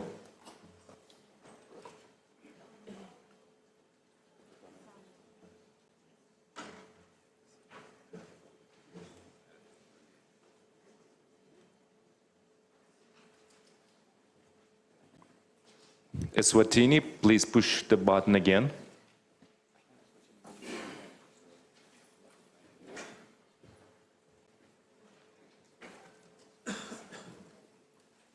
Chairperson, distinguished delegates, the Kingdom of Eswatini welcomes the deliberation under Agenda Item 11 and 1213 and reaffirms its strong commitment to accelerating progress in malaria elimination, immunization, ending NTDs, HIV, and tuberculosis control. Eswatini has achieved notable successes, including sustained reduction in malaria incidents, bringing the country close to elimination. Nevertheless, residual transmission around borders and hard-to-reach areas highlights the continued need to robust surveillance, strengthened cross-border collaboration, and predictable financing. In immunization, Eswatini continues to strengthen routine services through improved cold chain infrastructure, expanded community outreach, and integration within primary health care. These efforts have contributed to improved vaccine uptake and protection against vaccine-preventable diseases. However, coverage gaps exist driven by health workforce constraints, vaccine hesitancy, and service disruption, underscoring the importance of sustained community engagement and resilient supply system. Tuberculosis remains a significant public health coverage challenge, compounded by HIV co-infection and socio-economic vulnerability. While high treatment success rates have been achieved in Eswatini through integrated HIV, TB HIV services, expanded diagnostic capacity, patient-centered care, persistence, vulnerability, and service disruption call for sustained investment. Eswatini calls for continued global solidarity, equitable access to innovations, and predictable financing to safeguard gains and advance shared global health goals. I thank you. Thank you, Eswatini. I now give the floor to Israel, followed by Samoa. Thank you, Chair. Israel has a strong national network of mother and child clinics. They provide free prenatal and preschool preventative care to everyone, including child of under-registered immigrants. Israel also runs a strong school immunization program. As a result, vaccine coverage in Israel is very high. However, vaccine hesitancy remains a serious concern. Like other developed countries, we face anti-vaccine movements and low confidence among educated middle and high-income families. We also see hesitancy in other cultural communities. We are now tailoring public health information and services to better reach these groups. Globally, the COVID-19 pandemic has reduced public trust in national health authorities and WHO, as well as in tools like the IHR and INB. We are already seeing a small but worrying drop in vaccine coverage. In the age of social media, these challenges go beyond medical expertise. They require multidisciplinary teams. We must all renew our efforts to promote vaccination and improve public health for everyone. Israel welcomes the report on WHO's TB strategy. In Israel, TB incidence remains stable at around 2 cases per 100,000 people. However, migration significantly influences our caseload. 25% of patients are refugees from conflict zones, and another 25% are migrant workers from high-burden countries. In line with this strategy, Israel provides full diagnostic treatment and preventive care to every person regardless of legal status or insurance coverage. We must also fully adopt the BPALM protocol as the standard treatment for all drug-resistant TB cases. Our main challenge is the lack of an effective TB screening system for migrant workers arriving from endemic countries. We would benefit from stronger interministerial coordination and enhanced international cooperation. Thank you. Thank you, Israel. And now give the floor to Samoa, followed by Thailand. Thank you, Chair. Samoa wishes to highlight the unique realities faced by Pacific Islands.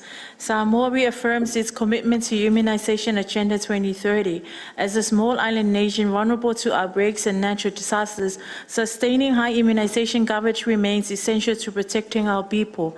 We continue to strengthen routine immunization, disease surveillance, laboratory capacity, and community trust in vaccines, while calling for equitable access to affordable vaccines and resilient supply chains for remote island countries. Samoa also supports continued action on neglected tropical diseases and tuberculosis. Although our burden may differ from larger countries, geographic isolation, workforce shortages, and limited diagnostic capacity continue to challenge early detection and treatment.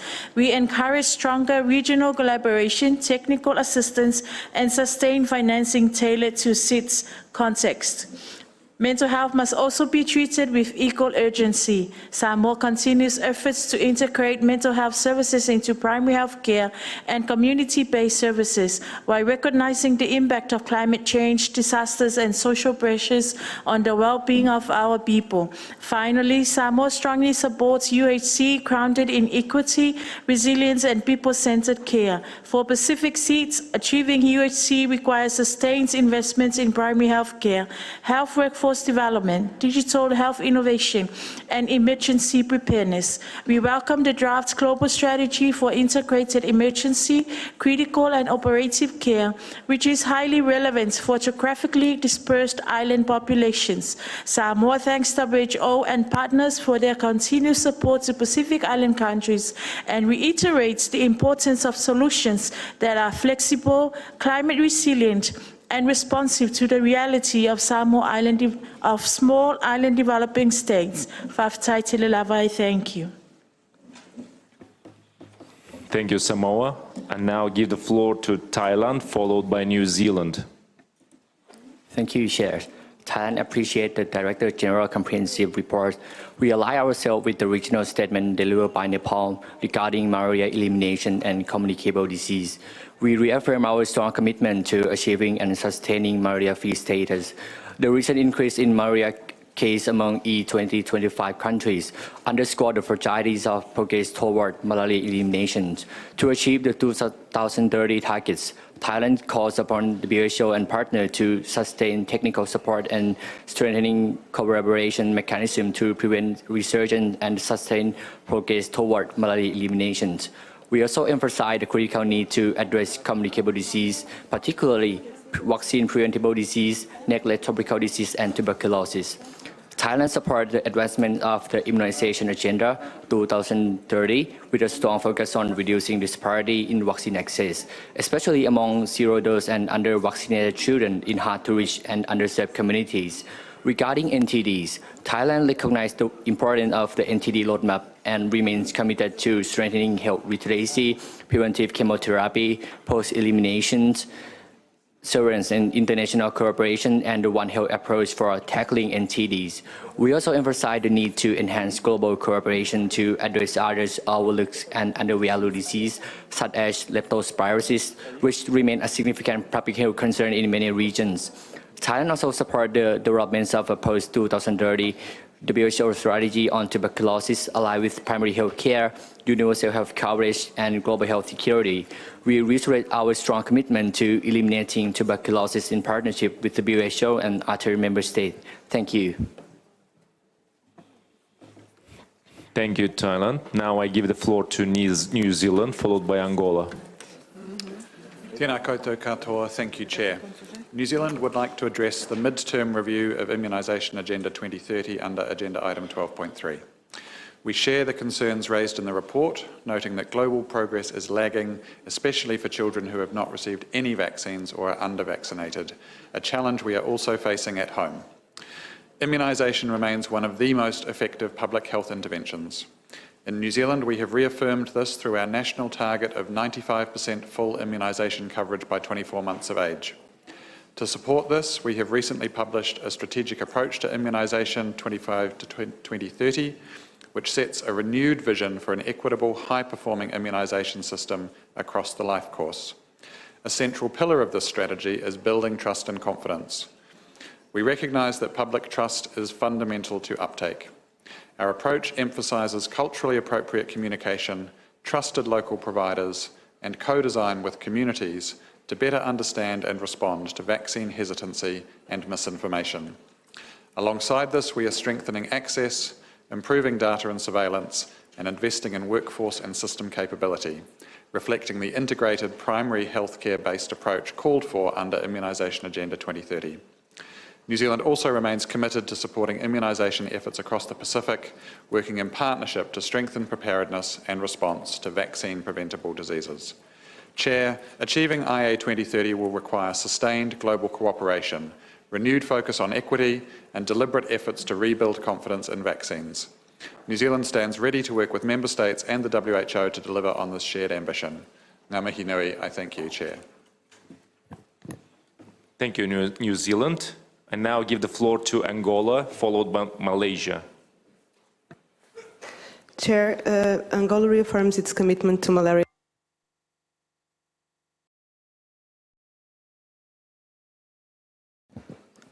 May I? Okay. Chair, Angola reaffirms its commitment to malaria elimination and immunization as essential pillars of public health, health security, and sustainable development. We recognize that sustained political leadership, resilient health systems, and predictable financing are critical to achieving the 2030 global targets. Malaria remains one of the leading causes of morbidity and mortality in Angola. In response, the country is implementing the National Malaria Control Strategic Plan 2026-2030, expanding universal diagnosis, treatment with artemisinin-based combination therapies, and the distribution of next-generation mosquito nets for vulnerable populations. Angola is also strengthening genomic and entomological surveillance, updating the national entomological map, and preparing for the introduction of the malaria vaccine, while promoting the One Health approach through multi-sectoral action and community engagement. At the same time, Angola remains committed to the Immunization Agenda 2030. Immunization continues to be one of the most cost-effective public health interventions, saving lives and reducing inequalities. Through the National Immunization Strategy 2026-2030, Angola is strengthening primary health care, expanding equitable access to vaccines, introducing the HPV vaccine, and reinforcing surveillance and outbreak response systems.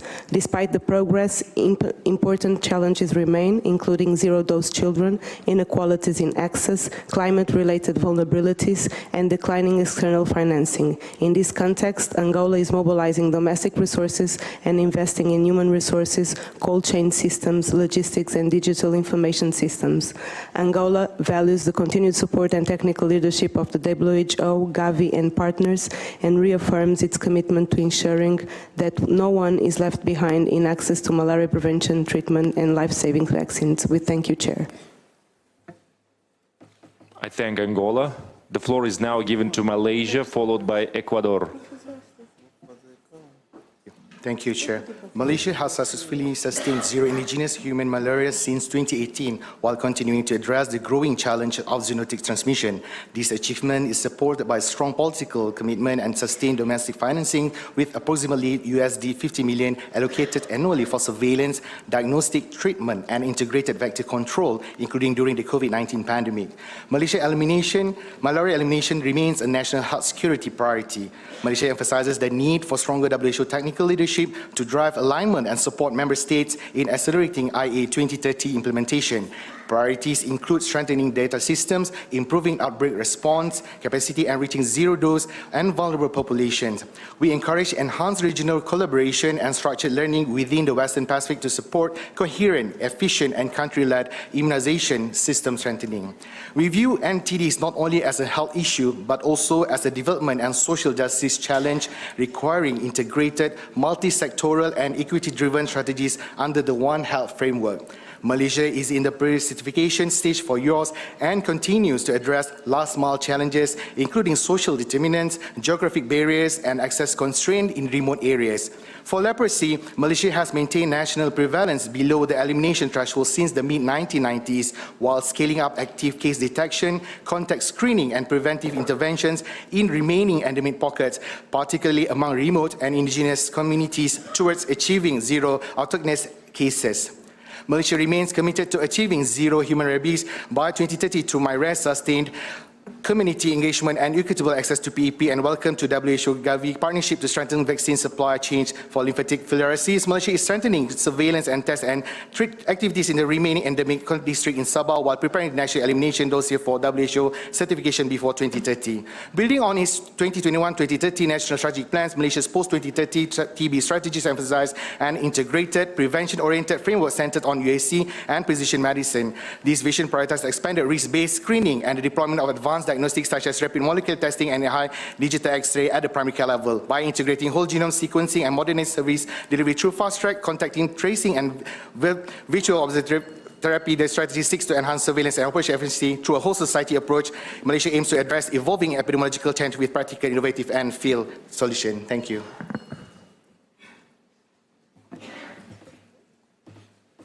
Thank you, Malaysia. I now give the floor to Ecuador, followed by Central African Republic. Señor Presidente. Chair, we are grateful for the report on the 2030 immunization agenda and the strategy to end tuberculosis, and reaffirm our commitment to strengthening the response to communicable diseases, especially those disproportionately affecting the most vulnerable populations. Immunization is one of the most effective, cost-effective public health interventions to save lives and prevent disease. Ecuador has strengthened its national program for immunization with new vaccines, a new regime, national campaigns, digital campaigns for rural communities, indigenous peoples, border area populations, and difficultly accessible areas, guaranteeing a cross-territory approach. However, there are major challenges. TB is a huge public health problem in Ecuador and the region, and it's a disease which particularly affects those who are living in poverty, without freedom, living with HIV, migrants, indigenous peoples, and people with limited access to health services. The social determinants such as housing, malnutrition, and are barriers that make access difficult to this preventable and treatable disease. At the same time, we recognize the importance of maintaining vigilance in tropical areas and border areas for malaria, developing early diagnosis and access to treatment. Finally, we would reaffirm that universal health coverage requires resilient systems, strengthened primary health care, equity, scientific evidence, and international cooperation as its foundation. Thank you. Thank you, Ecuador. The floor is now given to Central African Republic, followed by Germany.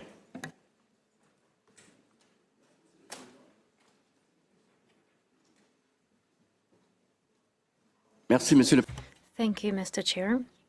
The CAR would like to thank the Director General for his report on recommitting to accelerating progress towards malaria. We're concerned about resistance to malaria, which is one of the main causes of malaria among children and pregnant women. We share the concerns expressed in the report regarding the slowdown in global progress, resistance to insecticides and drugs, as well as difficulty in accessing medication, health services in fragile contexts. Despite the challenges we face, we continue our efforts to strengthen prevention, early diagnosis, access to efficient treatment, and community surveillance. The CAR believes that the achievement of the global strategy for malaria implementation requires lasting financing and strong commitment. We're concerned about the reduction of international funding allocated to malaria, the malaria fight. We call on WHO to strengthen support through countries affected by malaria through vaccines, new diagnostic tools. We reassert our commitment to work with WHO and all partners in order to accelerate our progress towards malaria-free world. Thank you. Thank you, Central African Republic. Now I give the floor to Germany, followed by Sri Lanka. Thank you, Chair. Vaccines are one of the most powerful health tools saving millions of lives every year. Germany therefore strongly supports the Immunization Agenda 2030 as a central pillar of global public health. We especially emphasize the importance of efficient coordination and cooperation to counter disinformation, strengthen public trust, and reduce inequalities in access to vaccines. Recent developments, such as mis- and disinformation, which lead to lower childhood immunization rates, are worrisome. We encourage WHO particularly focus on routine immunization efforts, communication, and community engagement. Regarding NTDs, we commend the substantial achievements made in this area so far. However, ongoing global crises and shifting political and financial priorities have demonstrated how fragile these gains are. sustained political commitment, predictable financing, and continued integration of NTD research and development into the broader global health architecture are therefore critical, also to achieve the goals of the NTD Roadmap 2021 to 2030. On tuberculosis, Germany remains committed to the end-TB strategy. We welcome the WHO's efforts to develop target regimen profiles for long-acting injectables for TB prevention and treatment. Nevertheless, we are worried that TB elimination is not on track. We therefore support the idea of developing a WHO post-2030 TB strategy, focusing on the challenges to eliminate TB, such as drug resistance. Thank you. I thank Germany. The floor is given to Sri Lanka, followed by Jamaica. Thank you, Chair. Sri Lanka supports the continued global commitment towards strengthening communicable diseases prevention and control through integrated, resilient, and equitable public health approaches. Sri Lanka successfully eliminated malaria in 2016 and continues to maintain zero indigenous malaria cases through sustained surveillance and rapid response systems. The country also maintains immunization coverage above 90% for all vaccines included in the expanded program of immunization and has eliminated lymphatic filariasis as a public health problem. However, important challenges remain, including climate-sensitive vector-borne diseases such as dengue and chikungunya, vaccine hesitancy, imported malaria risks, and tuberculosis detection gaps among vulnerable populations. Sri Lanka continues to strengthen current surveillance systems, digital health technologies, active TB case finding, and primary healthcare services to address these challenges.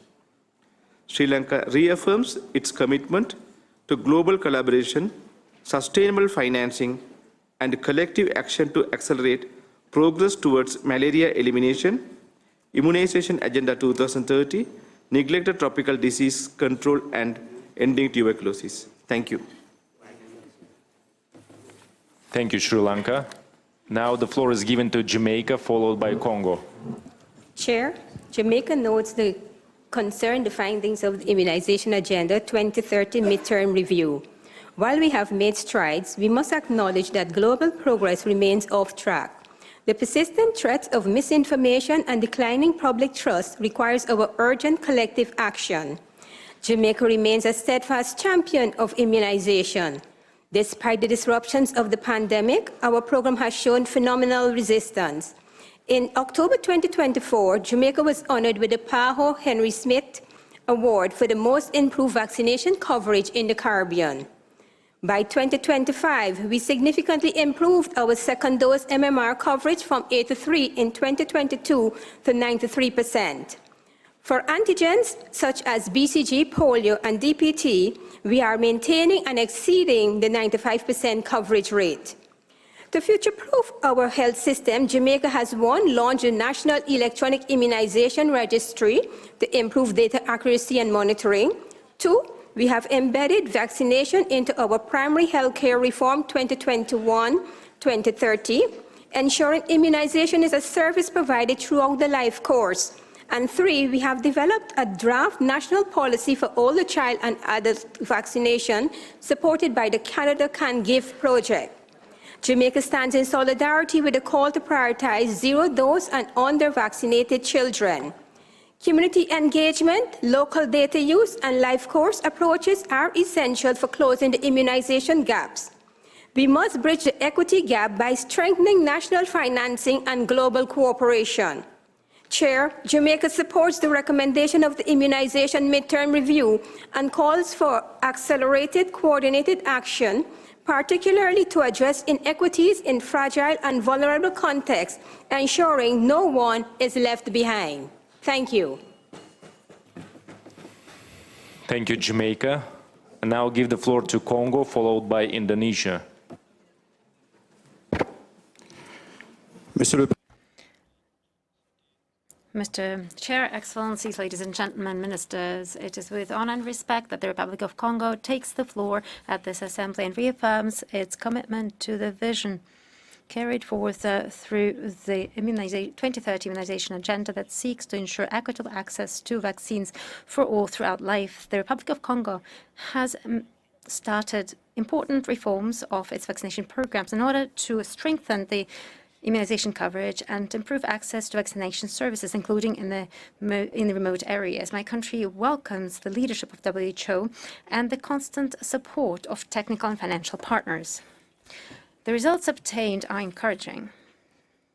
The Penta 3 immunization coverage went from 77% to 85% from 2021-2025. The number of zero-dose vaccine has been children has been reduced from 20% thanks to big catch-up for the same period. This has been made possible thanks to targeted investment by the government and its partners through the purchase of routine antigens, deployment of logistics, strengthening capacity of health agents, and implementing governance and coordination mechanisms. However, lasting domestic funding is still a challenge. The Republic of Congo wishes for a gradual transition to autonomous funding by 2030. We support this report and ask the WHO to approve it. Thank you.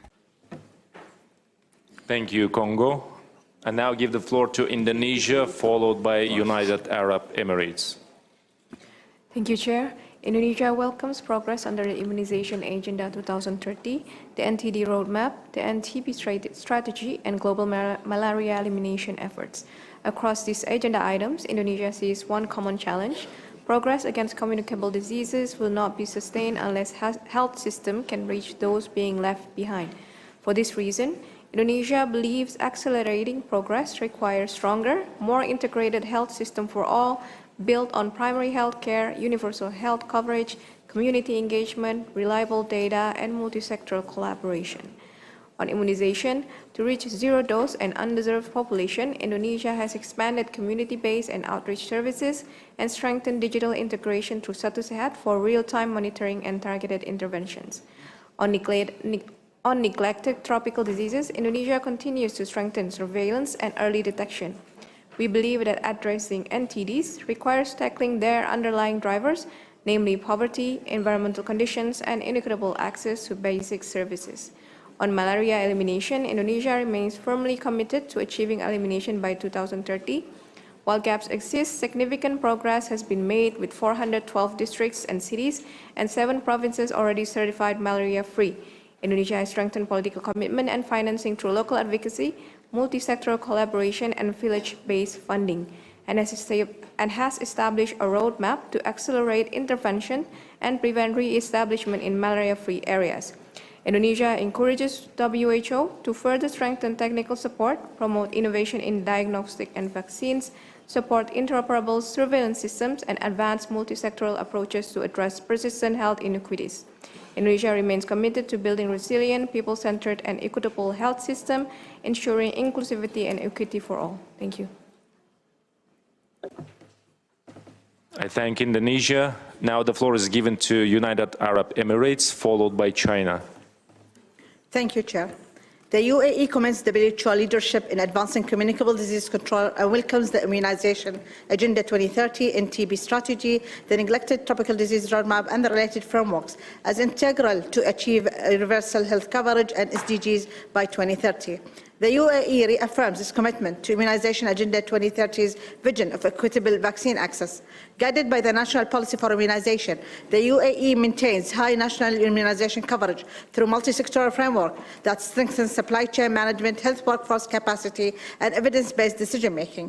It mandates universal immunization for all newborns and individuals under the national program, free of charge, ensuring population-wide protection.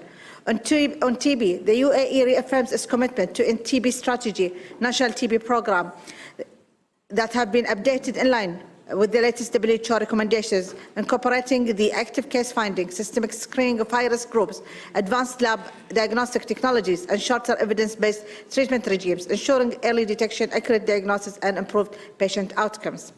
Underpinning these efforts, the Federal Law of Combating Communicable Diseases and the National Policy for Combating Communicable Diseases provide a robust legislative and governance framework encompassing surveillance, lab capacity preparedness, workforce development, and international cooperation.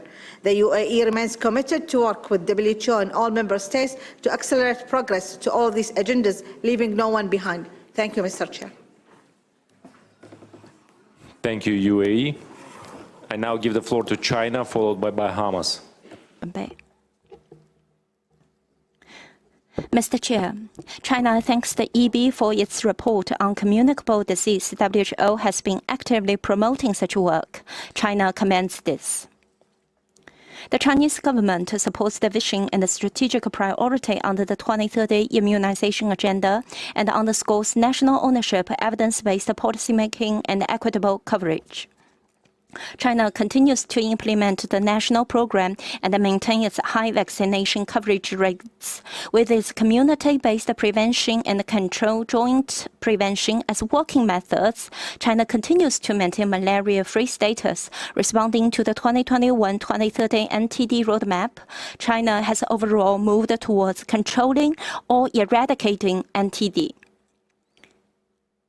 In recent years, it has put forward the goals and the strategies for responding to key parasite disease by 2030 and conducted international cooperation. It has integrated screening and the community-based services and provide TB patients with lots of services. The successful treatment rate for such patients has remained above 90%. China wishes to share with other member states with the aforementioned experience, enhance exchange, and implement the relevant tasks to jointly build a fairer and more resilient global public health environment.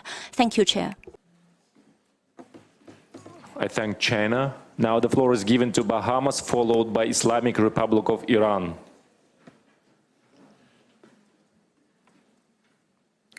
Thank you, Chair. The Bahamas acknowledges WHO's focus on malaria elimination.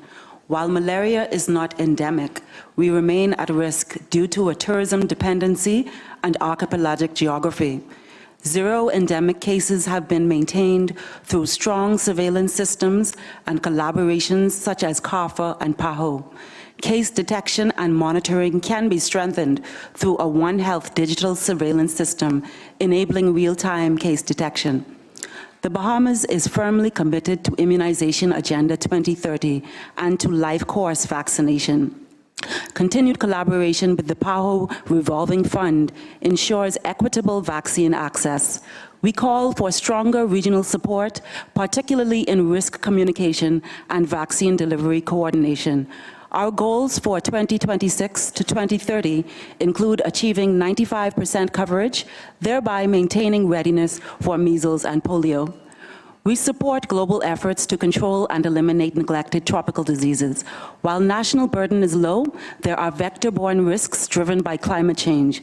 We continue to strengthen integrated health systems and multi-sectoral responses with regional collaboration through PAHO and CARPHA.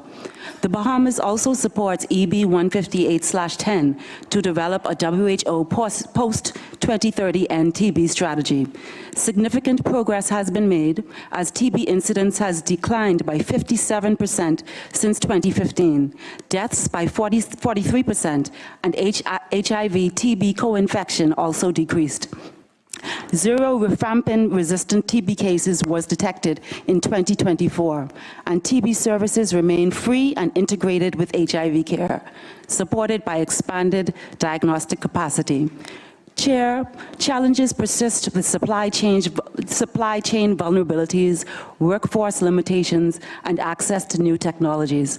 Therefore, we call for sustained global support to ensure equitable access to diagnostics, treatment, and future vaccines. Thank you. Thank you, Bahamas. The floor is now given to Iran, followed by Japan.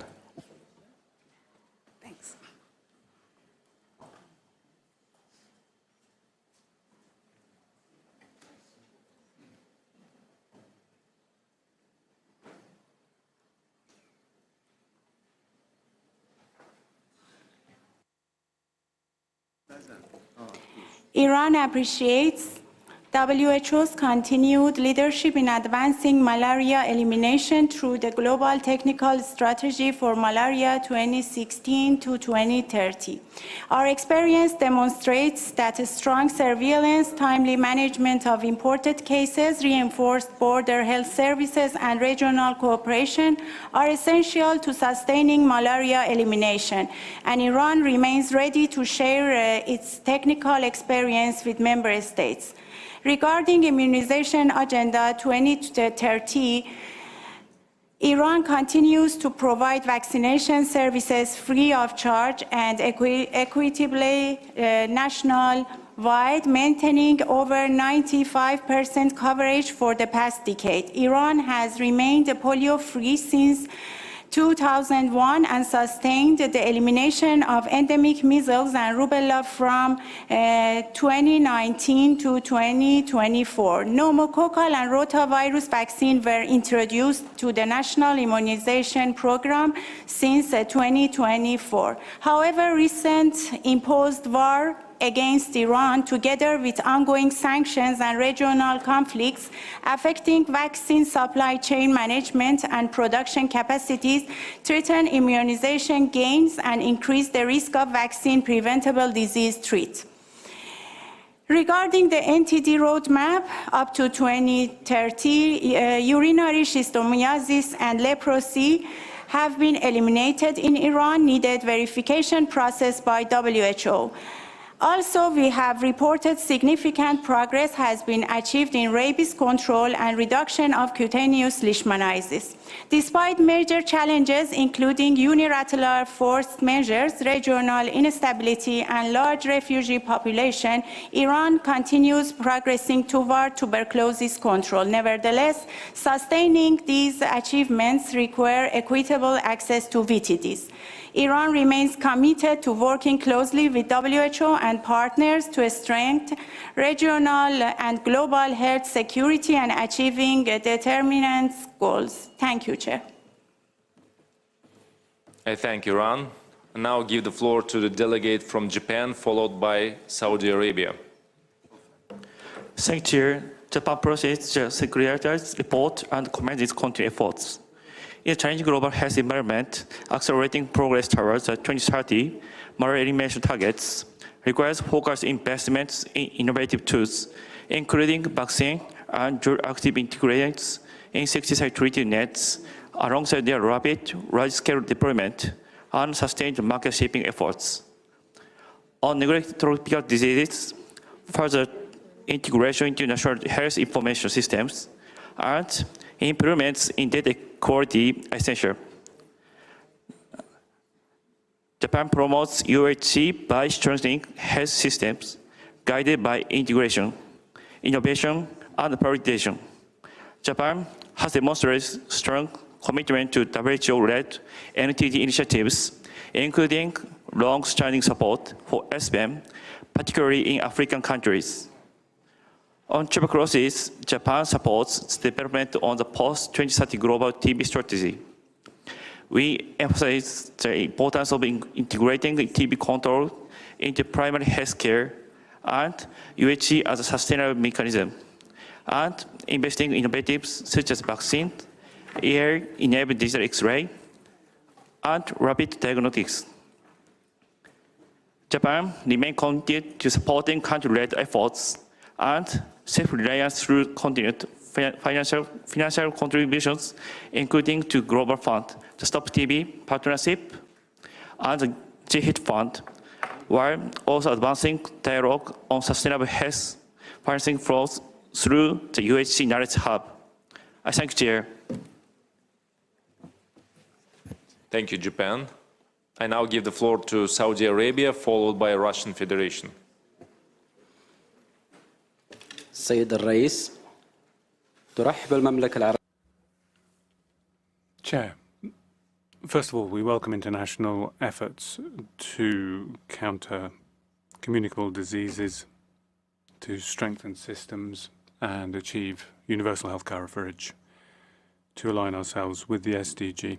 It's important for us to combat preventable diseases. That means we needed to beef up prevention, response, and early detection. With regard to malaria, in the Kingdom of Saudi Arabia, there has been no cases reported for the last 4 years, thanks to an epidemiological surveillance program and swift response in cooperation with the World Health Organization. We're continuing to work on preparedness. The Kingdom is a country where there are millions of pilgrims. We've been working with the WHO to reduce hepatitis B amongst children under 5. And we're seeing a percentage at the moment of less than 0.21%. Since 1980, that has been the case. We're still firmly committed to working together with the 2030 immunization program and have adopted a program of conditions for pilgrims in the country, which will enable us to avoid a number of elements. We're working also to eliminate trachoma and neglected tropical diseases, focusing on the One Health approach, building national capacities to align ourselves with our vision for 2030. Thank you. Thank you, Saudi Arabia. I now give the floor to Russian Federation, followed by Suriname. Большое спасибо.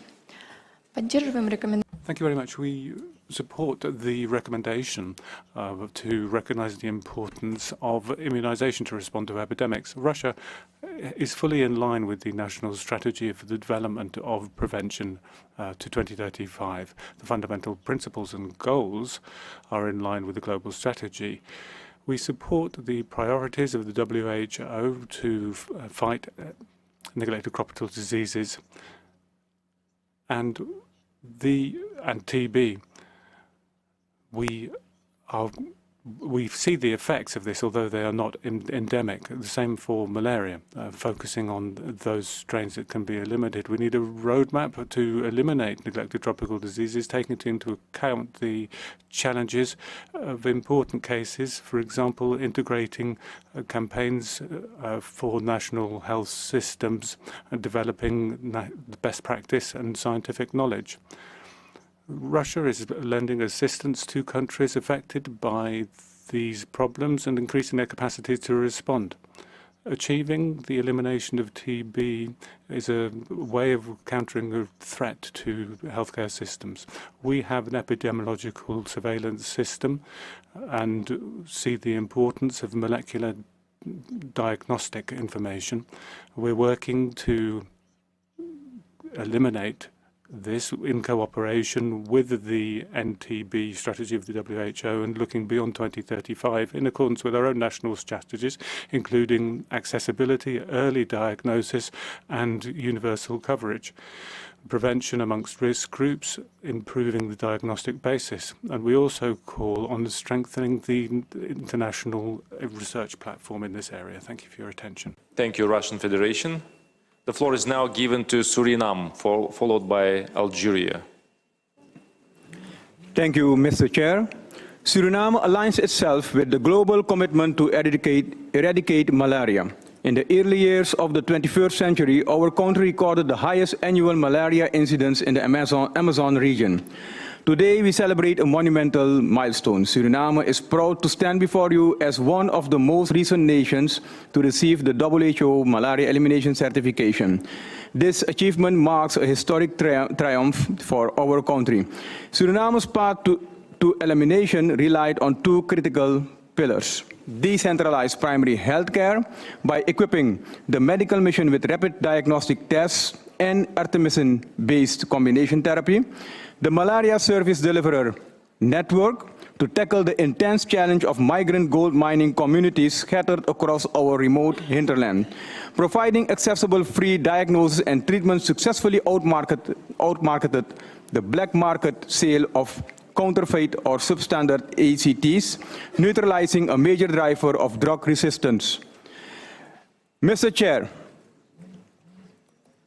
Suriname's success was not accidental. It was the result of strategic innovation, community trust, and strong international partnership over the past 2 decades with Global Fund and the Pan American Health Organization. Maintenance of the decentralized diagnosis and treatment network of the healthcare workers and members of vulnerable, hard-to-reach migrant communities remains pivotal. Sustained financing in the coming year is crucial, since by March 2026, the final GF grant came to an end. While financial and technical support must continue for countries still fighting transmission, it is equally pivotal to maintain support for malaria-free countries to prevent re-establishment. Strategically, investing in bordering regions, safeguarding milestones already achieved, and create expanding contagious malaria-free zones. Suriname has proven that malaria elimination is achievable even in the most challenging rainforest terrains of the Amazon. As globally community, we must demonstrate our commitment to sustain it. Thank you, Chair. Thank you, Suriname. The floor is now given to Algeria, followed by Madagascar. Merci, Monsieur le Président. L'Algérie s'associe. Thank you very much. Algeria would align itself with Ghana's statement on behalf of the African Group. The Global Strategy for the Elimination of Malaria 2030 is a technical framework which provides guidance for endemic countries who are trying to eliminate the disease. This includes Algeria, which was certified in 2019 at the WHO. That reflects the strong determination to have an effective approach based on close cooperation with the health agencies and working with partners, in particular the WHO. Despite efforts, there are still many threats brought about by climate change, reduced resources, lack of availability of medicines, resistance to insecticides. All of this is hampering progress. Algeria was really the testbed for fighting malaria with the discovery in Algeria of the parasite in 1880. The progress in malarial studies has always been a national priority since its independence. We've very much taken an approach to resist the presence of malaria through research, through medicines, and identifying vectors and combating them. We notice development. We note developments in these areas and seek to develop further research and other tools. The Algerian delegation reaffirms its full support for WHO activities in this area and will be ready to lend its support on those countries engaged in elimination. We also support the decision at the 39th session of the Conference of Heads of State and Government of the African Union, calling for a continental combat against the emergence of malaria in the continent. Thank you. I thank Algeria. The floor is now given to Madagascar, followed by Sudan. Merci, Monsieur le Président. Thank you very much. We align ourselves with the statement made on behalf of the African Group and thank the WHO for its leadership in the fight against transmissible communicable diseases, and would reaffirm its commitment towards identifying the vectors and combating specific diseases such as neglected tropical diseases and malaria. These are huge health challenges in our countries, particularly in rural areas and remote areas where economic, geographic conditions and shortcomings in healthcare services mean that there is not equitable access. Despite these challenges, we continue to take an integrated community-based approach. We have stepped up the free distribution of impregnated insecticide-treated nets. We've beefed up surveillance and accelerated the campaigns to prevent neglected tropical diseases. As part of our fight against TB, malaria, and NTDs, we have rolled out vaccination programs, particularly for mothers and children, and strengthened community services in order to enhance the delivery of our services and bring us closer to the population. The One Health approach has also seen us strengthen multi-sectoral strategies to fight against communicable diseases. The assessment of our national strategic plan has allowed us to develop new priorities based on the strengthening of community-based systems, digital tools, integrated surveillance, and the reduction of dropping therapeutic programs. We're working with a number of partners in order to accelerate the progress towards immunization and elimination, guaranteeing effective and equal access for all parts of the population, trying to mobilize also sustainable financing in all of these areas. Thank you. Thank you, Madagascar. I now give the floor to Sudan, followed by Poland. Assalamu alaikum wa rahmatullahi ta'ala wa barakatuh. Distinguished Chair, Excellencies, ladies and gentlemen. Sudan faces the highest malaria burden in the WHO East Mediterranean region, compounded by war, displacement, and the spread of malaria vectors. It has demonstrated resilience through large-scale vector control campaigns, malaria vaccine scale-up, strengthened surveillance systems, and the launch of a Prime Minister-led national mission toward ending malaria death and advancing nationwide malaria elimination under the commitment of the Yaoundé Declaration. This mission is anchored on elevated political leadership, data-driven decision-making through the WHO subnational tailoring approach, scaling up the high-impact intervention and strengthening multi-sectoral coordination across humanitarian, private sector, and even the cross-border platform. Sudan is also advancing an orchestrated approach to malaria elimination that brings together government leadership, research and innovation, communities, humanitarian actors, surveillance system, vector control, vaccination, and cross-border coordination in a synchronized and adaptive response. This integrated and evidence-based driven model aims to strengthen the national resilience, accelerate impact, and ensure sustainable progress toward ending malaria death and achieving elimination. The operational rollout of this initiative will follow a phased approach, beginning with system readiness and assessment from 2026 to 2028, followed by intervention acceleration, and culminating in transition toward malaria elimination between 2030 and 2035. Sudan remains committed to malaria control and elimination despite the humanitarian crisis, but sustaining progress and protecting vulnerable population requires a strengthened investment and closing critical resource gaps amid the growing challenges of war, displacement, climate change, and emerging biological threats. Sudan called for national malaria elimination agenda and fulfilled the commitment of Yaoundé Declaration toward a malaria-free Sudan. In parallel, Sudan enters the mid-term review of Immunization Agenda 2030 with a strong commitment to protecting every child through a resilient, equitable, and national-led immunization system despite the ongoing humanitarian crisis and war. Sudan recognizes immunization as a core health system function and continues to sustain routine immunization. Through the National Immunization Strategy 2026-2030, Sudan aims to achieve more than 95 national coverage and flexible financing mechanisms that reinforce national systems, support resilience, and ensuring that no child is left behind. Thank you so much. Thank you, Sudan. Now the floor is given to Poland, followed by India. Thank you, Chair.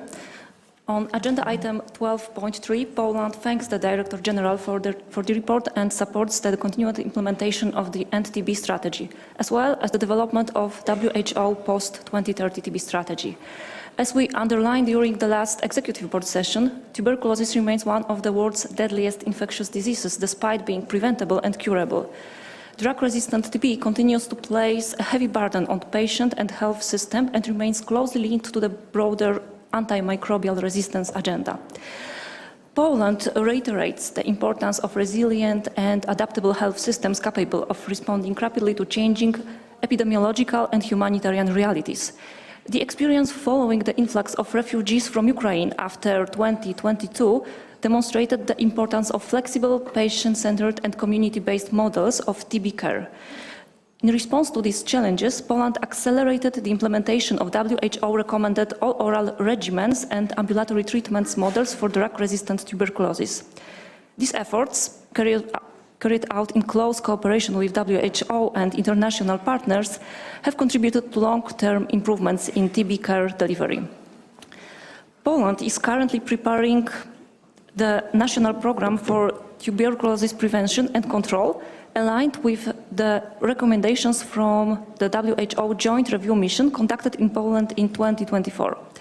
Importantly, this will be the first strategic tuberculosis document in Poland fully based on WHO standards for national strategic plans for TB. Poland stands ready to contribute to further discussions on the post-2030 TB strategy, particularly in the areas of drug-resistant TB, migration-sensitive approaches, patient-centered care, and health system resilience. Thank you. Thank you, Poland. The floor is now given to India, followed by Senegal. Thank you, Chair.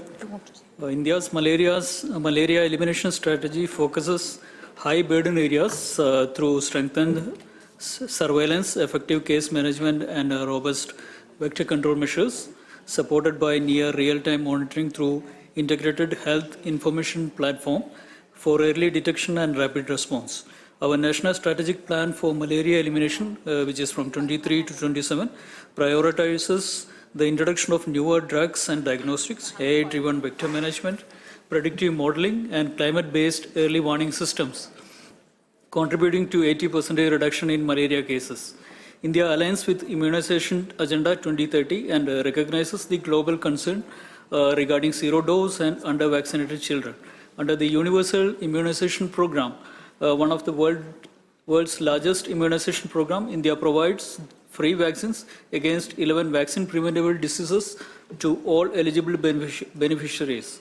Digital innovations such as UIN platform have improved service delivery and beneficiary tracking, contributing to over 97% full immunization coverage nationwide. The development of early warning systems, epidemic preparedness mechanisms, and strengthened access to field-friendly rapid diagnostic kits with improved sensitivity and specificity remains critical for the timely detection and management of neglected tropical diseases. India emphasizes the need for continued capacity building to enhance technical and managerial competencies to combat NTDs. India underscores the importance of integrated and multi-sectoral action to address the social, economic, and environmental determinants of tuberculosis. Under the TB Mukt Bharat Abhiyan, that is TB Free India campaign, we adopted a comprehensive patient-centered approach anchored within primary health care and aligned with universal health coverage. India supports the development of a post-2030 global tuberculosis strategy. I thank you. Thank you, India. I now give the floor to Senegal, followed by Vanuatu. Monsieur le Président, distingués délégués, le Sénégal... Chair, delegates, we would align ourselves with the statement made by Nigeria on behalf of the African Group, and we welcome the report of the Secretariat on the Programme for Immunisation by 2030. The vision that sets out guarantees the access to vaccines and is fully in line with our national strategy. Senegal is implementing a national plan for vaccination equity to reach each child. By 2028, we want to ensure that there is 95% coverage and a reduction of zero-dose children by 80%. This program is a central means to achieve our objectives, focusing on the cold chain and stocking of medicines, but we are dependent upon financial support from outside. With regard to neglected tropical diseases, we welcome the global progress while recognizing the long-term effect of or importance of access to sanitation and water. We've reduced the number of people needing attention in this area from 69% to 35%. We've managed to achieve therapies covering a larger area. The WHO identified the importance of eliminating trachoma. That's something that we have been moving towards as part of our work on NTDs. We need to strengthen this area further, improve data, and mobilize sustainable national resources. Finally, we would reaffirm our commitment to the NTD strategy, achieving levels of 90% of treatment, reducing from 7 to 3% TB HIV infection, and improving access to molecular diagnosis. And we call on the development of a post-2030 strategy and the development of an international strategy in light of the decision taken by the UN and the WHO. Thank you. Thank you, Senegal. Now the floor is given to Vanuatu, followed by Cuba.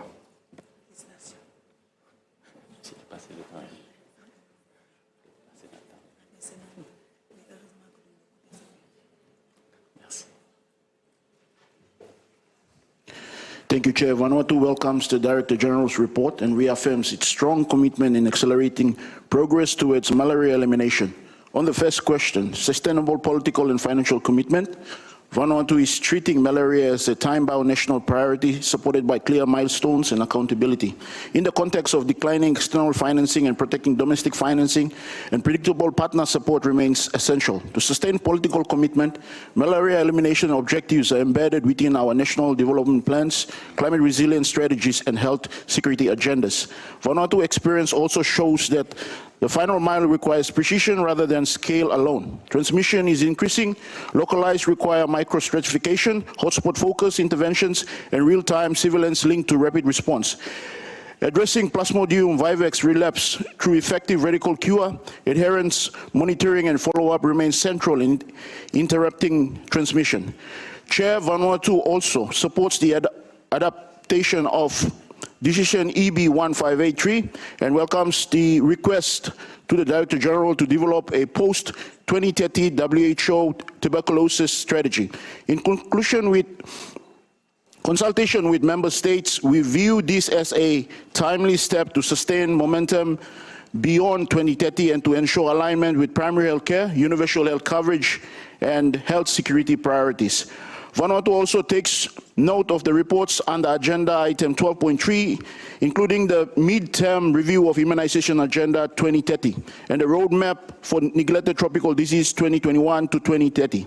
We support continued integration of immunization, TB, and NTD services into primary health care, supported by strengthening surveillance, multi-sectoral actions, and climate-responsive approaches. In closing, Vanuatu reaffirms its commitment to working with WHO and partners to translate global strategies into target efficient and equitable impact at country level. I thank you, Chair.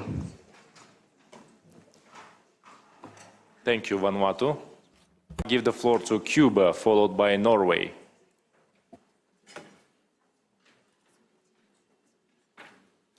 Señor Presidente.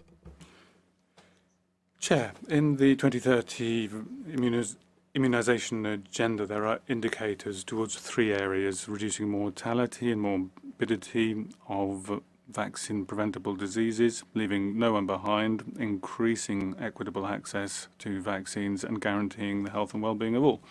With that goal in mind, strengthening vaccination and primary health care is contributing to universal health coverage and sustainable development. More than 30,000 diseases in Cuba have been avoided through the vaccination program adopted under the name the Broadened Immunization Program. We are amongst those countries who have followed overall goals for control, elimination, and eradication of these diseases. For example, the elimination of poliovirus in 62, diphtheria in 79, measles in 93, pertussis in 94, rubella in 95, and mumps in 2010. The severe clinical forms have been eliminated of tetanus, neonatal tetanus, tuberculous meningitis in 72, as well as clinical complications that are most serious, such as congenital rubella syndrome and meningitis since 1989 in infants under 1 year.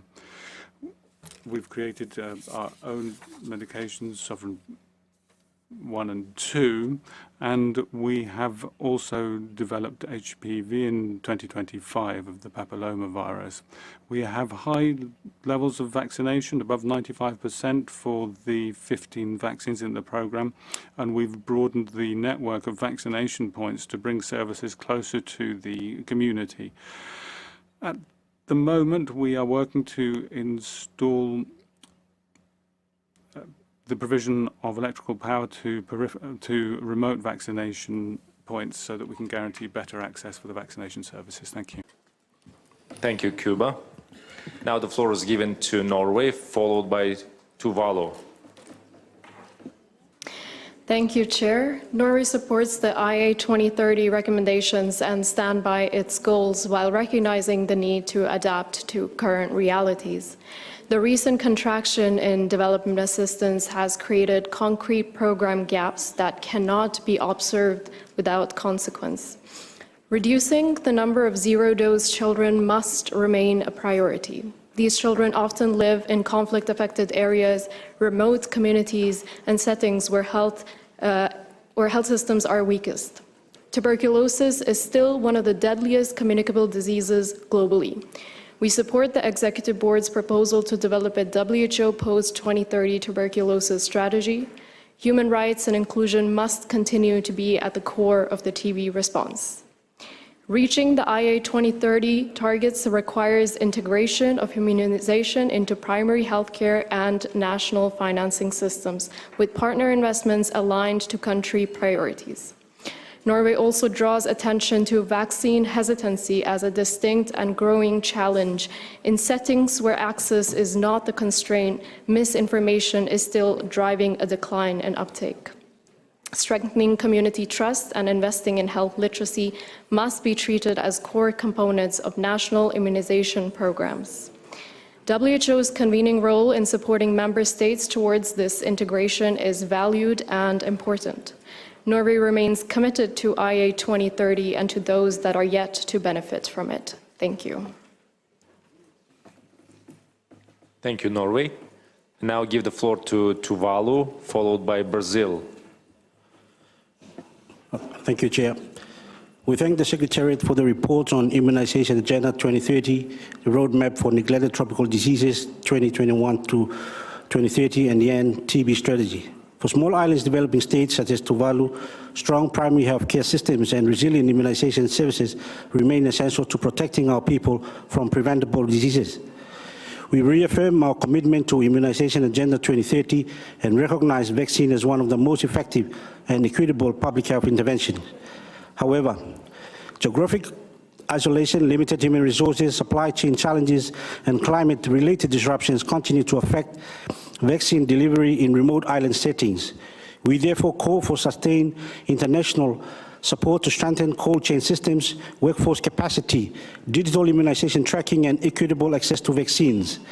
Tuvalu has also acknowledged the importance of addressing neglected tropical diseases, which continue to disproportionately affect vulnerable and underserved populations globally. While the burden in Tuvalu remains limited, we support the implementation of the Neglected Tropical Diseases Roadmap 2021-2030 and encourage continued technical and financial assistance to sustain prevention and detection. Tuvalu remains committed to end TB strategy, also support development post-2030 TB strategy. Ending TB requires stronger health system and early diagnosis, uninterrupted access to treatment, and actions on social determinants of health. Chair, Tuvalu reaffirms its commitment to continue working closely with WHO and donor partners. We call for continued global solidarity, sustainable financing, and strengthened partnerships to ensure that all countries achieve these global health strategies. I thank you, Chair.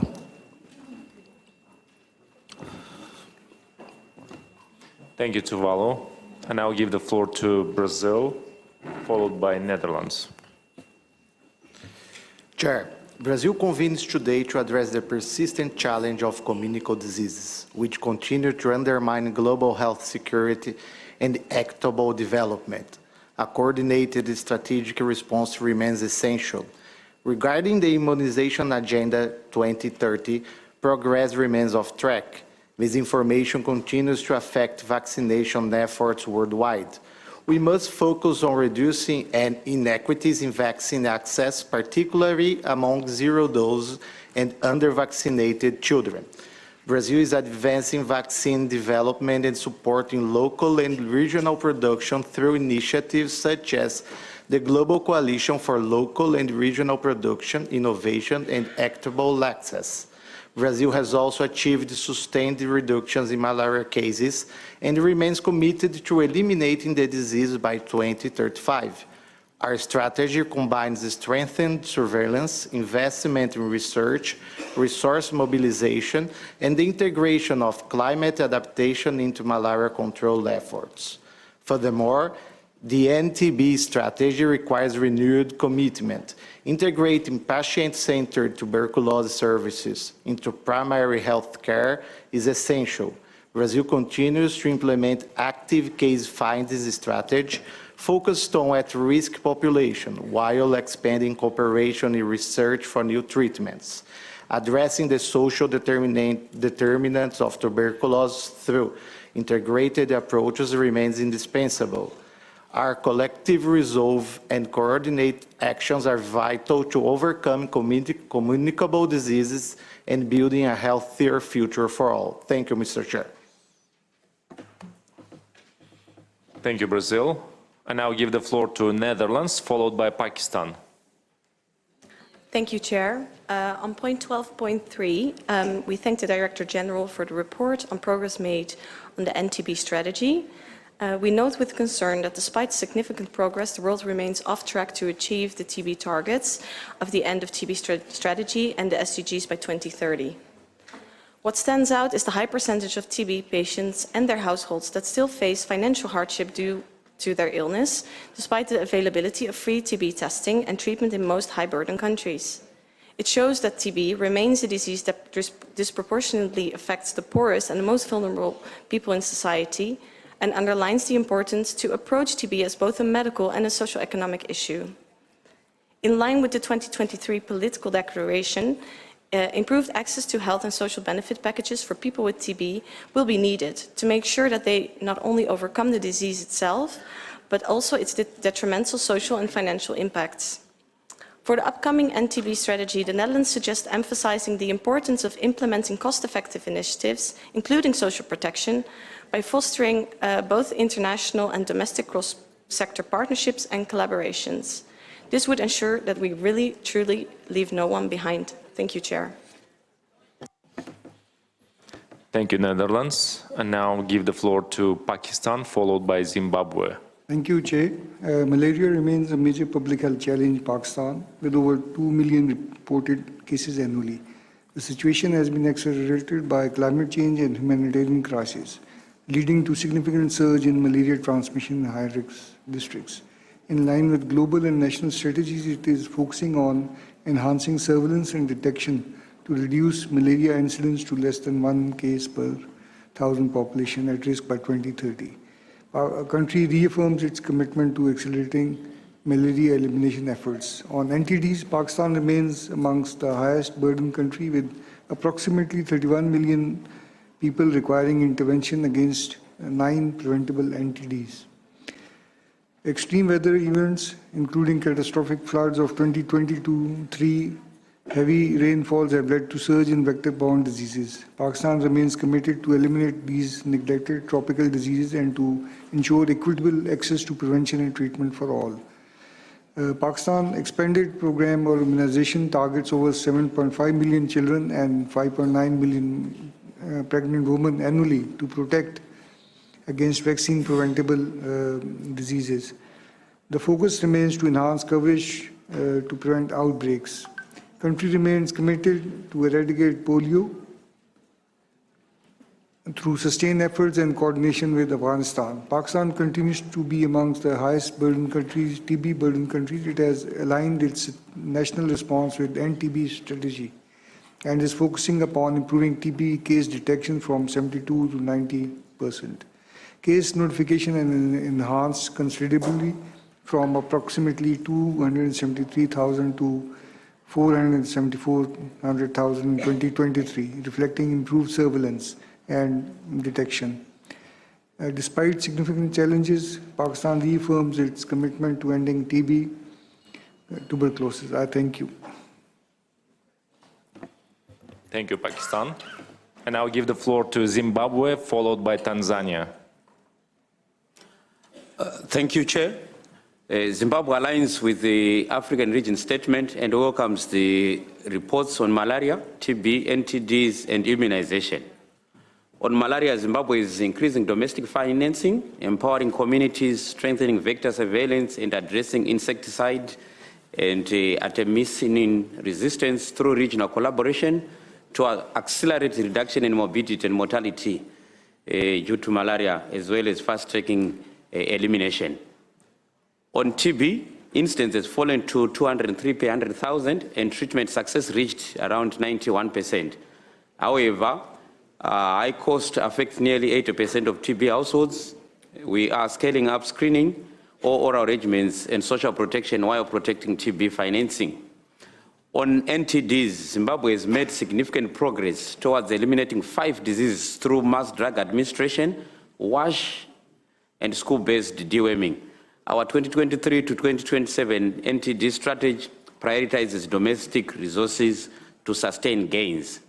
On immunization, we have maintained DTP3 coverage at 80% and are working to exceed 90%. We have introduced HPV, PCV, rotavirus, and COVID-19 vaccines, deployed solar-powered cold chains, and developed a zero-dose strategy for hard-to-reach children. Challenges remain: the vaccine hesitance, equity gaps, and outbreaks, and we will address these through advocacy, information, and accountability. Mr. Chair, Zimbabwe reaffirms its commitment to malaria elimination, the End TB strategy, to the 2030 NTD roadmap, and the Immunization Agenda 2030. Through strong political leadership, domestic financing, community engagement, and multi-sector action, we will sustain momentum towards universal health coverage and a healthier future for all. I thank you. I thank the delegate from Zimbabwe. I now give the floor to Tanzania, followed by Burkina Faso. Thank you, Chair. The United Republic of Tanzania aligns its statement with that delivered on behalf of the African region and congratulate the Secretariat for the report. On agenda item 11.1, regarding malaria elimination, we have stratified our country into epidemiological strata to facilitate efficient utilization of available resources by targeting intervention according to needs.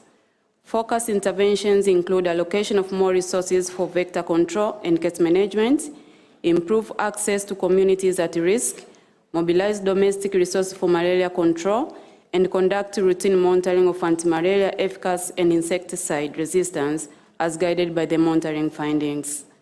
On agenda item 12.3, Tanzania has made progress in advancing the NTB strategy through strengthened implementation of expanded diagnostic capacity and increased community-level engagement. Despite these gains, key bottlenecks persist, including low TB case detection and drug resistance, particularly in hard-to-reach populations. In Immunization Agenda 2030, the country has expanded immunization coverage to above 90%, thus reducing vaccine-preventable disease through strong government leadership, community engagement, and partnership. Tanzania thanked WHO and partners for their support and align with the technical paper's recommendation. We look forward to continued collaboration with global and region partners in strengthening intervention for Immunization Agenda 2030, eliminating malaria, and ending TB. I thank you. Thank you, Tanzania. The floor is now given to Burkina Faso, followed by Qatar. Thank you, Mr. Chair. Burkina Faso endorses the statement made by the Africa Group. We thank the Secretariat for the report on the Global Strategy for Malaria 2016-2030, the Immunization Agenda 2030, and the Roadmap for NTDs. We welcome the progress made and remain concerned about the scope of the challenges in order to put an end to NTDs. Burkina Faso welcomes, however, the fact that we record in 2025 a historic and unprecedented reduction of 32% in malaria cases and 44% in malaria deaths as compared to 2024. This is a result of a political commitment and implementation of several interventions, including vector control, vaccination, and treatment. This convinces us that the elimination of malaria is possible and can be sped up. Regarding vaccination, we are happy that 80% of children between 12 and 23 months are fully vaccinated in our country. We are working on reducing the number of under-vaccinated and zero-dose children through catch-up. Vaccine stocks must be guaranteed during transitional periods in order to maintain the protection of children and pregnant women. Tuberculosis and NTDs remain of concern despite a reduction thanks to capacity building and diagnostics as well as screening campaigns. We welcome preparation of the post-23 tuberculosis program, as well as the roadmap on NTDs, and we call for the role of primary health care to be strengthened. We have chosen to increase domestic resources to guarantee the health of populations. Thank you. Thank you, Burkina Faso. The floor is given to Qatar, followed by Egypt. شكرا سيد الرئيس. تتقدم دولة قطر بخالص التقدير. Thank you, Chair. Qatar would like to express appreciation to WHO for its leadership in order to combat tuberculosis. We express our support for the NTB strategy and for the program post-2030. We believe that it is crucial to integrate these services in universal health coverage and primary health care. This report shows that progress made at the international level during the last 2 decades has been the result of broadening of services to combat tuberculosis. However, there are still challenges remaining in the light of lack of funding in particular. Regarding morbidity linked to tuberculosis, it is necessary to guarantee multi-sectoral coordination to protect achievements and prevent the return of this disease. Qatar expresses its commitment to combat tuberculosis in line with the global strategy, which is based on a patient-centered approach. Qatar continues to invest in high-quality services to guarantee the health of its citizens. We strengthen early diagnostics methods while using the state-of-the-art tools in diagnostics and in order to combat AMR. We will continue to focus our efforts to eradicate this disease. In conclusion, we'd like to reassert our commitment to achieve a tuberculosis-free world for the coming generations. Thank you. Now the floor is given to Egypt, followed by Mauritius. Thank you, Chair. Egypt welcomes the report presented by the Director General and expresses its sincere appreciation to the WHO for its continued leadership and support in advancing global health, particularly in malaria elimination, neglected tropical diseases, and immunization.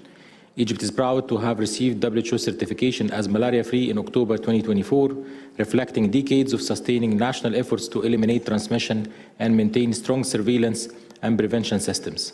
Since recording the last locally transmitted malaria case in 1998, Egypt has continued to implement comprehensive measures, including active surveillance, rapid diagnosis and treatment of imported cases, vector control, and strengthened monitoring at entry point to sustain its malaria-free status. Egypt also reaffirms its commitment to the WHO Roadmap for Neglected Tropical Diseases 2021-2030. The country was certified free of lymphatic filariasis in 2017 and has successfully maintained the elimination of visceral leishmaniasis. And yesterday, Egypt received the certification of elimination of trachoma as a public health problem, supported by integrated national efforts and the presidential initiative Decent Light, Haya Karima. Egypt has also submitted its dossier for the certification of schistosomiasis elimination and looks forward to receiving international recognition this year. In parallel, Egypt has maintained a strong national immunization program with vaccination coverage rates exceeding 95% through advanced cold chain systems, strategic vaccine stockpiles, and digital reminder services for parents. Egypt has sustained high immunization performance nationwide. These efforts have enabled Egypt to maintain its polio-free status, eliminate measles and rubella, significantly reduce neonatal tetanus, and reduce hepatitis B prevalence among children under 5 of age to 0.1%. In conclusion, Egypt reaffirms its commitment to sustaining this achievement through strong political leadership, resilient health systems, and continued cooperation with the World Health Organization and international partners to achieve healthier and more sustainable societies for all. I thank you. Thank you, Egypt. The floor is now given to Mauritius, followed by Ireland. Chairperson, distinguished guests, Mauritius fully supports the renewed global commitment to accelerate progress towards malaria elimination. We know from experience that malaria elimination, environmental sanitation, and intersectoral collaboration. Since then, we have worked continuously to preserve this achievement. Being malaria-free doesn't eliminate from risk. Mauritius has a small island developing state, a major tourism and travel destination, and a country with significant international connectivity remains vulnerable to imported malaria, particularly from endemic regions in Africa and Asia. Our priority is clear: to prevent re-establishment of local transmission through constant vigilance, rapid detection, prompt response, and strong public health systems. We maintain surveillance for imported cases, epidemiological investigation, contact tracing, port health measures, entomological surveillance, environmental management, larval source reduction, and targeted vector control interventions. We also work closely with countries of Indian Ocean region, including through regular information sharing with Madagascar, Comoros, Seychelles, Réunion, and Rodrigue. However, malaria elimination cannot be sustained by technical tools alone. It requires long-term political commitment, predictable financing, and continued investment even after elimination. The danger in post-elimination settings is complacency. Attention may shift elsewhere, expertise may decline, and financing may be reduced, thus making countries become vulnerable again. Mauritius therefore believes that the Secretariat and Member States can sustain political and financial commitment by keeping malaria elimination within the broader agenda of health security, climate resilience, tourism safety, border health, and universal health coverage. Malaria prevention must not be viewed only as a disease program, but understood as an investment in economic stability, travel safety, productivity, and national resilience. Finally, we must strengthen regional collaboration. Mosquito infections do not respect borders. Countries that have eliminated malaria remain dependent on progress in countries where malaria is still endemic. The fight against malaria must therefore be collective. Thank you. Thank you, Mauritius. Now the floor is given to Ireland, followed by Guatemala. Honourable Chair, distinguished delegates, immunisation is one of the most effective public health interventions we have available to us to protect people against harmful diseases. Ireland's national immunisation programme is vitally important for protecting the health of our population and ensuring the effective functioning of our health system. The programme is informed by the advice of our National Immunisation Advisory Committee, which provides independent, evidence-based recommendations on immunisation in the Irish context. Ireland's national immunisation programme provides immunisation to eligible children and adults free of charge, with a view to ensuring equitable access and reduce barriers to participation in the programme. Ensuring high immunisation coverage is a key priority from a public health perspective.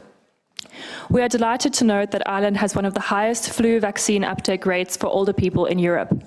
Uptake in those aged 65 years and older was nearly 75% in 2024-25 influenza season, which aligns with the target set for this group by the World Health Organization. Chair, the proliferation of vaccine misinformation and disinformation is a major contributing factor to increased vaccine hesitancy globally. This is why we prioritize the availability of clinically accurate and accessible information to our citizens. Ireland notes that, as reported at the 158th Executive Board session, globally, the net reduction in incident rates between 2015 and 2024 was only 12.3%, well below the NTB strategy milestone of a 50% reduction by 2025. In this regard, Ireland, which remains a low-incident TB country, will implement a selective BCG vaccination program, which is scheduled to commence in 2026, as part of Ireland's 5-year plan striving to end tuberculosis, a strategy for Ireland 2024 to 2030, which is aligned with WHO targets of reducing incidence by 80% and deaths by 90% by 2030. Ireland also welcomes and supports plans to develop a post-2030 TB strategy to further align on global efforts. Thank you, Chair. Thank you, Ireland. And now to give the floor to Guatemala, followed by United Kingdom of Great Britain and Northern Ireland. Señor Presidente. Chair, Guatemala has progressively strengthened its national response to NCDs with strategies focused on strengthening primary health care and preventing risk factors.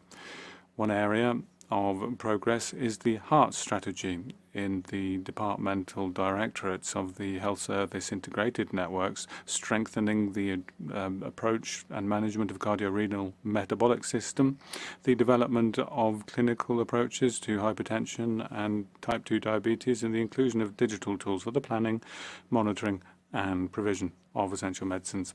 We have also strengthened technical cooperation with PAHO and the WHO, implementing evidence-based interventions. And in the area of prevention and surveillance, we have strengthened the monitoring of risk factors through national surveys and driven intersectoral approaches focused on healthy lifestyles, including the development of nutritional guides, the development of smoke-free spaces, smoking prevention campaigns, and nicotine as well for electronic devices with nicotine, as well as school health programs and physical activity and healthy food programs. We will continue promoting our national capacities to promote sustainable prevention models, early detection, and an integrated approach to NCDs. Thank you. Thank you, Guatemala. Thank you. And now give the floor to United Kingdom, followed by Colombia.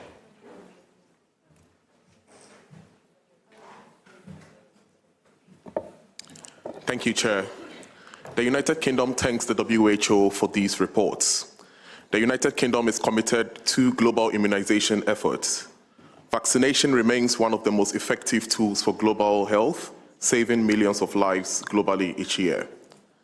We support the proposed recommendations in the Immunization Agenda 2030 midterm report. We welcome the focus on improving immunization, equity, and enabling country-led approaches. However, the report could go further in emphasizing the role of health system strengthening for better immunization outcomes. Addressing long-term declines in vaccination coverage will require sustained action and well-trained health workers to support vaccine confidence and strengthen vaccination uptake. Regarding the End TB Strategy report, we welcome the strong recovery of the TB response post-COVID. The UK is a strong supporter of the fight against TB. We would like to thank WHO staff for their continued dedication and contributing to ending tuberculosis. However, our work is not yet done, and globally we are significantly off track against the strategy's milestones. This is why the UK supports WHO developing a post-2030 TB strategy to guide continued efforts. The new strategy should provide a clear framework for the effective deployment of new vaccines and other new tools alongside existing interventions towards our shared goal of ending tuberculosis. In this context, the UK stresses the importance of maintaining adequate and sustainable financing for WHO's work on immunization and TB to ensure that these high-impact areas continue to be prioritized within a constrained budget environment. I thank you, Chair. Thank you, United Kingdom. And now I'll give the floor to Colombia, followed by Tunisia. Gracias, señor presidente. Thank you, Chair. We'd reaffirm our commitment to strengthening public health and accelerating the necessary efforts to achieve the SDGs for 2030 in preventing, control and elimination of communicable diseases. The report today shows significant progress, but also persistent challenges relating to accessing essential services, the sustainability of the health response, and the strengthening of national capacities. Colombia believes that sustainable progress requires strengthening health systems to make them resilient and person-focused, also addressing the social determinants which have an impact on health and the barriers which limit effective access to services. Achieving the 2030 goals will require an approach focused on coverage with strategies that allows communities where there are the biggest gaps to be reached, taking community-based approach on the basis of primary health care. We continue to strengthen the broadened immunisation plan with a particular focus on primary healthcare and actions for the prevention, control and elimination of communicable diseases and neglected tropical diseases, taking an epidemiological surveillance approach and focusing on operative capacities for health service. Colombia welcomes the development of a global strategy for TB after 2030 with a focus based on primary health care and universal health coverage. It's essential, we believe, to strengthen technical cooperation, sustainable financing, and the exchange of best practice and experience to move towards more equitable and resilient healthcare systems. Thank you. I thank Colombia. The floor is now given to Tunisia, followed by Timor-Leste. شكرا سيد الرئيس. أستهل كلمتي هذه Thank you, Chair. At the outset, I'd like to thank the WHO for the efforts made to support member states at the technical and logistics level so that they can combat NCDs. We have drafted national programs to combat schistosomiasis, polio, and other diseases. We continue our efforts to combat these diseases. We have drafted a national strategy in partnership with others to combat AIDS, rabies, leishmaniasis, and other diseases. We stress the importance of early treatment and diagnosis. We also stress the importance of awareness-raising campaigns in partnership with civil society. In 2019, we introduced vaccination against pneumococcal meningitis. This within the framework of national vaccination timetable. We have drafted measures to combat pneumococcal meningitis by ensuring free of charge treatment to contact cases. We have tried to reach all affected areas. We have also ensured vaccination areas, vaccination against HPV, papillomavirus, and we seek to implement our objectives by 2030. Thank you, Tunisia. Now I give the floor to Timor-Leste, followed by Lesotho. Thank you, Chair. Timor-Leste welcomed the reports on Immunization Agenda 2030, the NTB strategy, and the roadmap for neglected tropical disease 2021 to 2030. We support the recommendation of stronger primary health care, sustainable financing, surveillance, and equitable access for vulnerable population. As a small island developing state with dispersed and mountainous community, strengthening primary health care remains central to our response. Through domiciliary visiting, mobile clinics, community outreach, and integrated package services that community health volunteers became the main bridge to connect and bring integrated services closer to community, including immunization, TB screening, treatment, malaria surveillance, and neglected tropical disease intervention. Timor-Leste remained committed to reaching zero-dose and under-vaccinated children to community engagement and culturally appropriate communication. We are also strengthening active TB case finding and community-based treatment support, particularly in remote area. We are committed to maintain our malaria elimination and lymphatic filariasis elimination status through strong surveillance, rapid response, vector control, multi-sectoral approach, and community participation. Timor-Leste believes that resilient primary healthcare system, empowered community, and sustainable global cooperation are essential to achieve our shared goals. Thank you very much. Thank you, Timor-Leste. I now give the floor to Lesotho, followed by Zambia.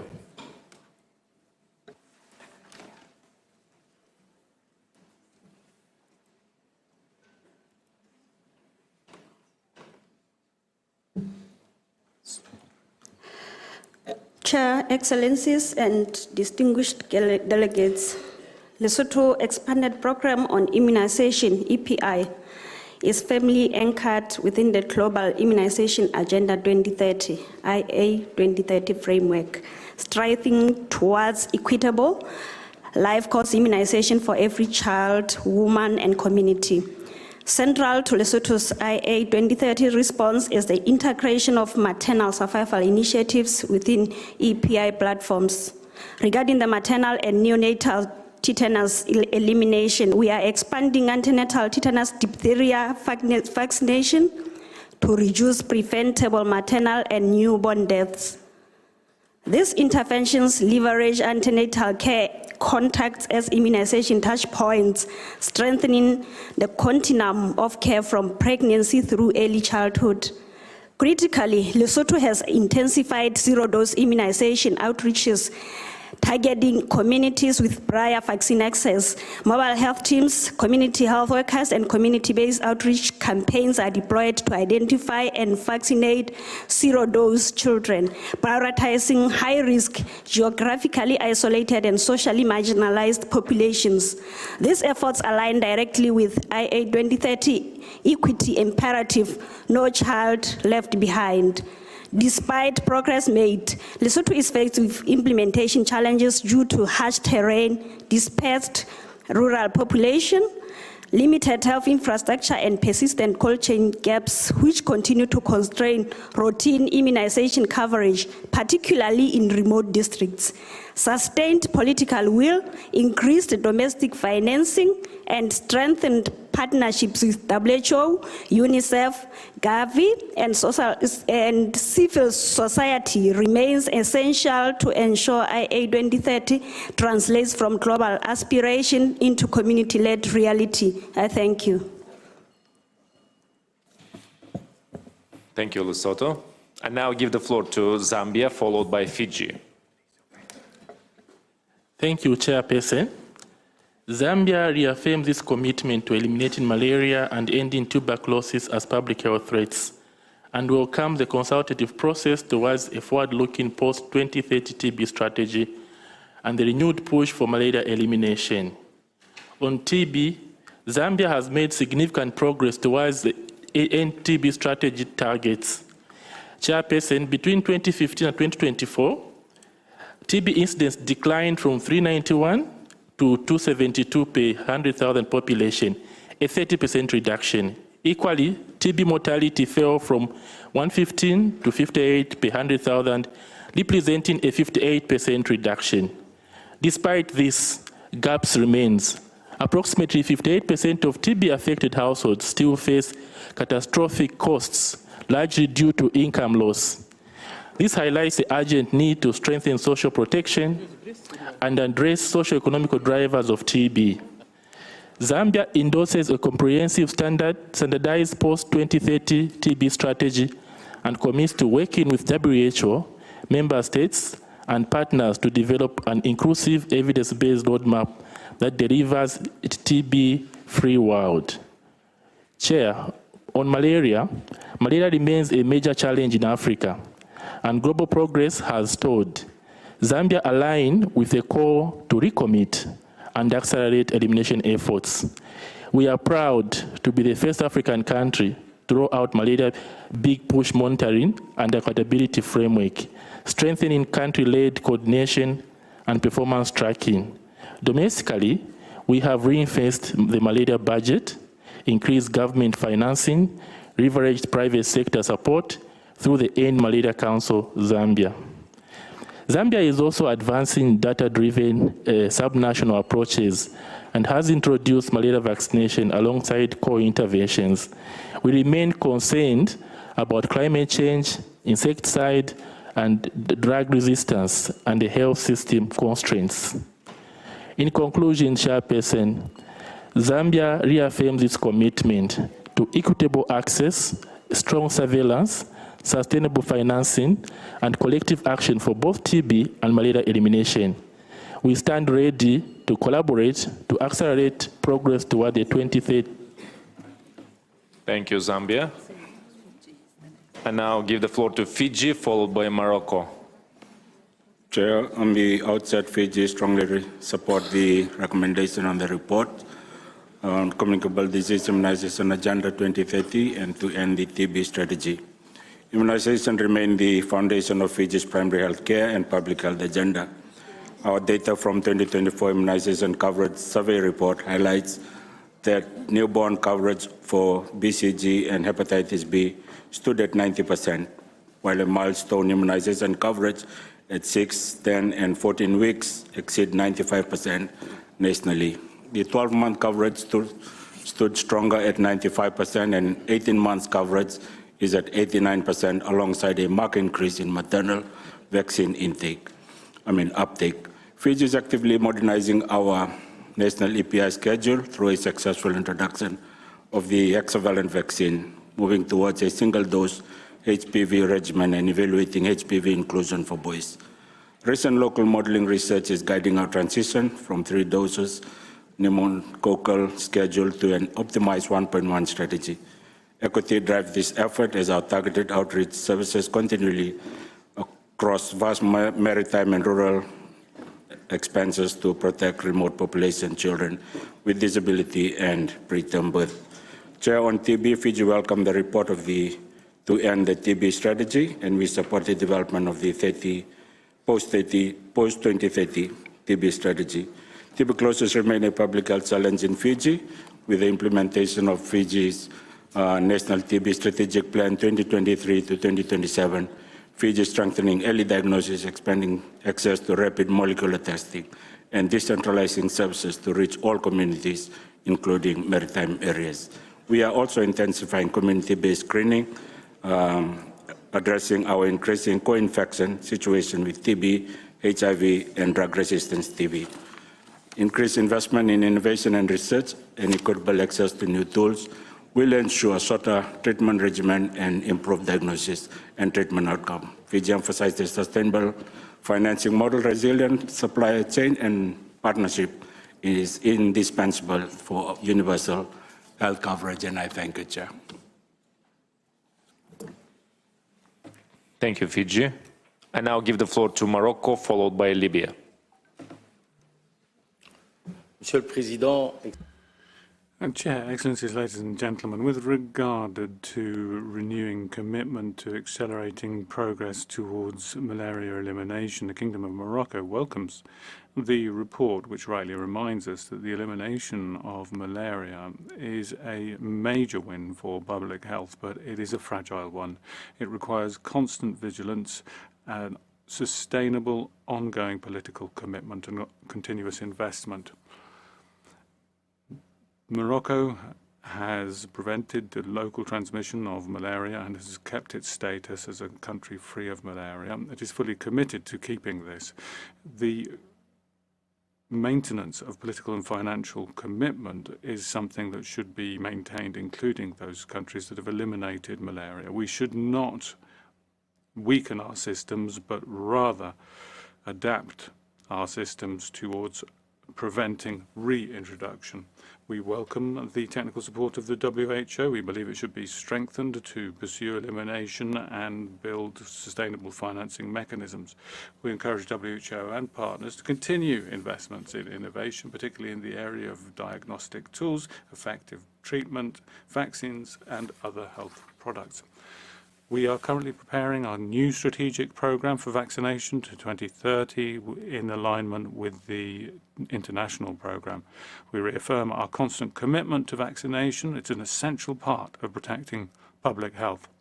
And we urge the WHO and international partners to strengthen their technical and logistic support to countries to allow access to vaccines and strengthen epidemiological surveillance and vaccine safety. It also calls on partnerships to be built at the national and international level to ensure that predictable, sustainable finance mechanisms be built and that communication be beefed up in order to put an end to vaccine hesitation and restore trust. Thank you. Thank you, Morocco. I now give the floor to Libya, followed by Cambodia. شكرا سيد الرئيس. Thank you, Chair.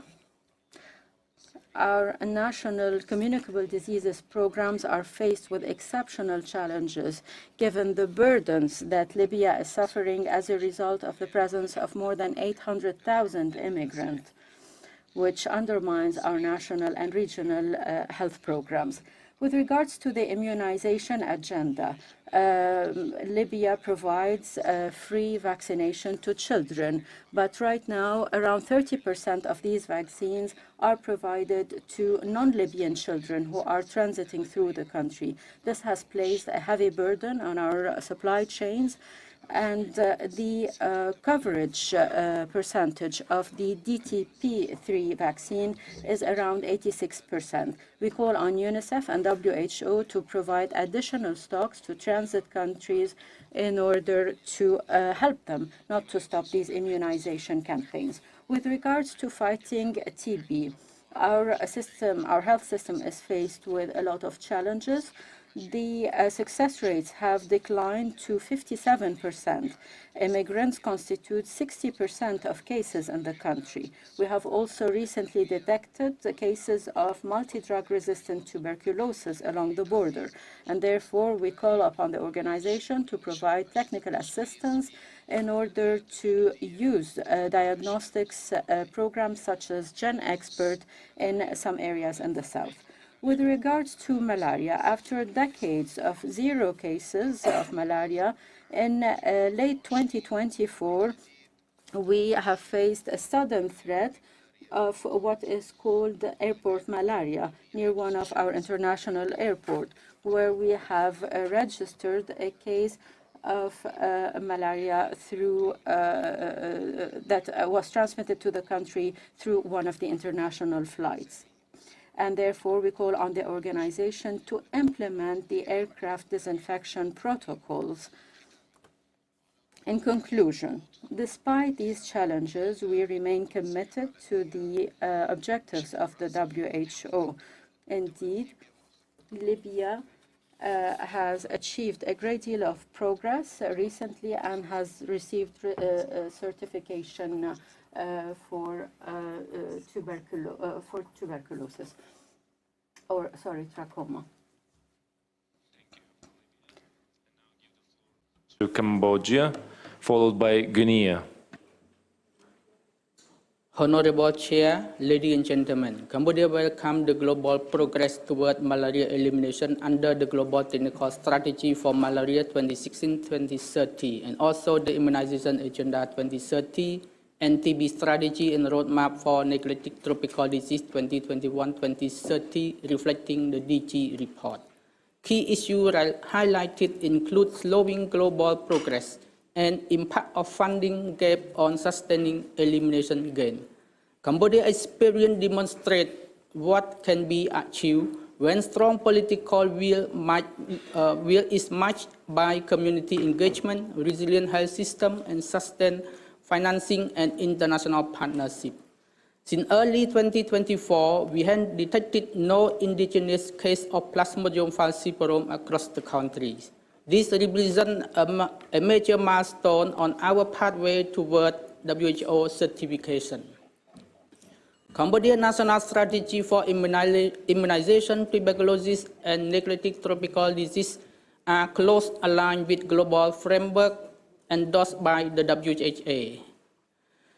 Current priorities include reducing zero-dose and under-immunized children, strengthening routine immunization, closing tuberculosis, detecting gaps through decentralized and innovative diagnostics, integrating neglected tropical disease surveillance into primary healthcare system. In conclusion, Cambodia's journey demonstrates that elimination is achievable when guided by evidence and equity. Let us remain steadfast. We have the tool, we have the momentum, and now we must go to the destination. I thank you, Chair. Thank you, Cambodia. The floor is now given to Guinea, followed by Brunei Darussalam. Merci, Monsieur le Président. Thank you, Chair. Distinguished delegates. Malaria in Guinea is still a major public health problem. It's the main reason for children under 5 being attending medical consultations, and the first cause of infant mortality. In order to respond to this, we've undertaken reforms in line with the global and regional initiatives in this area. This high-level commitment has had a definite impact. For example, the universal diagnosis, with more than 99% of suspected cases being tested between 2023 and 2025. Effective treatment in line with practice. 92% of cases are confirmed. The chemoprevention of seasonal malaria has increased beyond 89% in 24-25. The introduction of anti-malarial vaccines, with the goal of reaching children between 5 and 23 months. Digital scanning will be moved from pilot stage to the national level. Financial commitment from the state, more than 2,000 mosquito nets impregnated with insecticide being made available, and the movement to LLINs of the latest generation. That has led to a significant impact. The number of positive tests, the number of hospital deaths, and the parasitic prevalence amongst children under 5 have all dropped. And we plan to continue these trends, getting partners to work with us through our national health plan from 23 to 29, and increasing interventions at the national level. At this Health Assembly, we support item 11 of the agenda and document 4 on renewing commitment to eliminate malaria as we move forward to a zero malaria world, and we are fully committed to that goal. Thank you. Thank you, Gunir. I now give the floor to Brunei Darussalam, followed by Panama.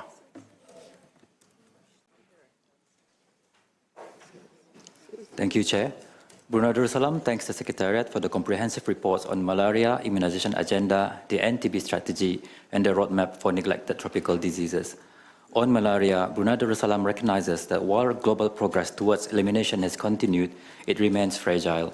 Brunei itself, despite being certified malaria-free since 1987, continues to face the risk of zoonotic malaria and imported cases from travelers and migrant workers.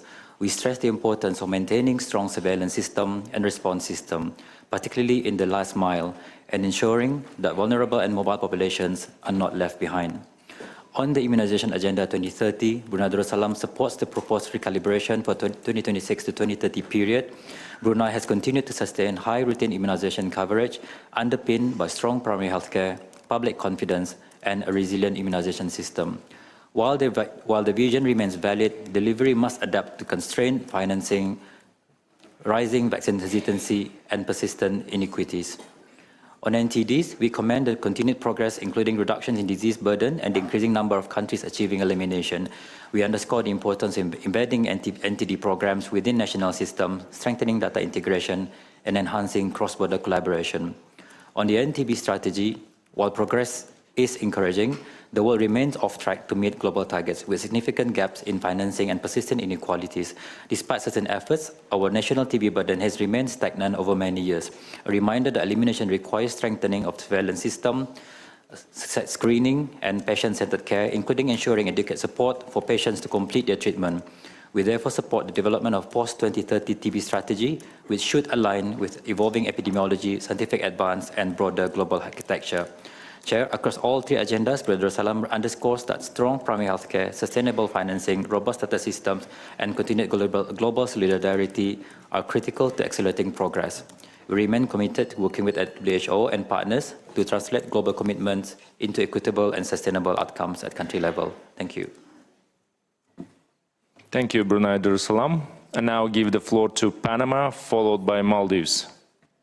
Gracias, señor presidente. Panamá agradece. Thank you very much. We'd like to welcome these reports and renew our commitment to the global objectives on accelerating efforts on malaria elimination and the work on NTDs. We've seen progress in recent years on endemic countries as we move towards eliminating malaria, but we also note that there are causes for concern. The fragility of the progress, for example, where we've seen a return of cases.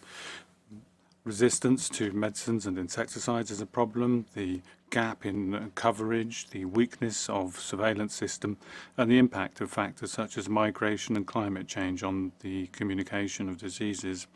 With regard to the immunisation Agenda 2030, we're continuing to work on strengthening our vaccination programme, which is free and accessible for all ages, while emphasising the importance of strengthening primary healthcare, data systems, and building public trust. We particularly emphasise the importance of an integrated multi-sectoral approach for neglected tropical diseases, supporting the development of a strategy beyond 2030 to put an end to TB, focused on patients and guided by the social determinants. In this context, we've established the Antimicrobial Resistance National Plan under a single health approach, One Health approach rather, looking at the interface between human health, animal health and the environment. We restate the need for sustainable financing and epidemiological surveillance. We need to drive innovation and carry out research to ensure that there is equitable access and vaccination and treatment available for all. We welcome the progress made so far, and we need to guarantee that no one is left behind. Thank you. Thank you, Panama. I now give the floor to Maldives, followed by Paraguay. Thank you, Chair. Maldives aligns itself with the statement delivered by the CRO member states and thanks the Director General for the comprehensive report on the NTB strategy. As a small island developing country with highly dispersed population and significant international travel and tourism connectivity, the Maldives recognizes the critical importance of resilient health system to achieve the ambitious target set by WHO NTB strategy and 2023 UN high-level meeting political declaration. The Maldives remains firmly committed to eliminating tuberculosis as a public health problem by 2030, shifting our focus towards localized community-led interventions. To drive this transition, we are implementing a decentralized TB-free islands initiative, targeting the achievement of our TB-free islands by 2026 and piloting our first TB atoll by 2027, with an ultimate goal to certify 100 TB islands by 2028. This strategy supports the national scale-up of WHO-recommended rapid molecular diagnostics and community-based approaches. In line with our pandemic recovery efforts, Maldives continues to strengthen collaborative surveillance, including digital registers such as DHIS2 to enhance real-time data accountability. We are also integrating TB services into NCDs and our revitalized primary health care models to strengthen screening and TB preventive treatment for high-risk groups. Chair, Maldives notes the Executive Board's recommendation to develop post-2030 TB strategy and underscores the urgent need for continued technical support from WHO to address the unique challenges of achieving sustainable elimination status in low endemic countries. Thank you. Thank you, Maldives. I now give the floor to Paraguay, followed by Iceland. Presidente, Paraguay. Chair, Paraguay, in the area of malaria, is maintaining as a priority the sustainability of the elimination and prevention of the re-establishing of transmission. As a country certified free of malaria, we are strengthening surveillance, timely diagnosis, and a rapid response to imported cases, and particularly in border areas, and working in the framework of regional cooperation. The DTIR strategy is an operative national pillar that includes detection, confirmation, epidemiological investigation, and immediate response to prevent the risk of reintroduction. In relation to the 2030 immunisation agenda, we take note of the midterm review and share the concern on the insufficient progress towards the goals. We also note the challenges linked to misinformation and public trust. We also see the need to reduce access gaps, prioritising non-vaccinated and under-vaccinated children. At the national level, we need to strengthen the immunisation regime, incorporating the dengue vaccination and strengthening the surveillance and response to measles. With regard to neglected tropical diseases, Paraguay sees those as a challenge linked to equity. We need to strengthen comprehensive surveillance, timely diagnosis, and focused actions, particularly on Chagas, leishmaniasis, and dengue. In relation to tuberculosis, we support the post-2030 agenda. We have made progress on rapid molecular tests, shortened therapeutic regimes, and oral treatment, as well as innovative tools that improve the levels of detection and compliance. There are, however, challenges in terms of treatment outcomes. Thank you. Thank you, Paraguay. Now the floor is given to Iceland, followed by Namibia. Thank you, Chair. Vaccination is one of the most powerful tools in the fight against infectious diseases. Vaccines prevent the spread of deadly illnesses and have saved millions of lives worldwide. We align ourselves with the WHO Immunization Agenda 2030 and share the concern that progress towards its targets is currently off track.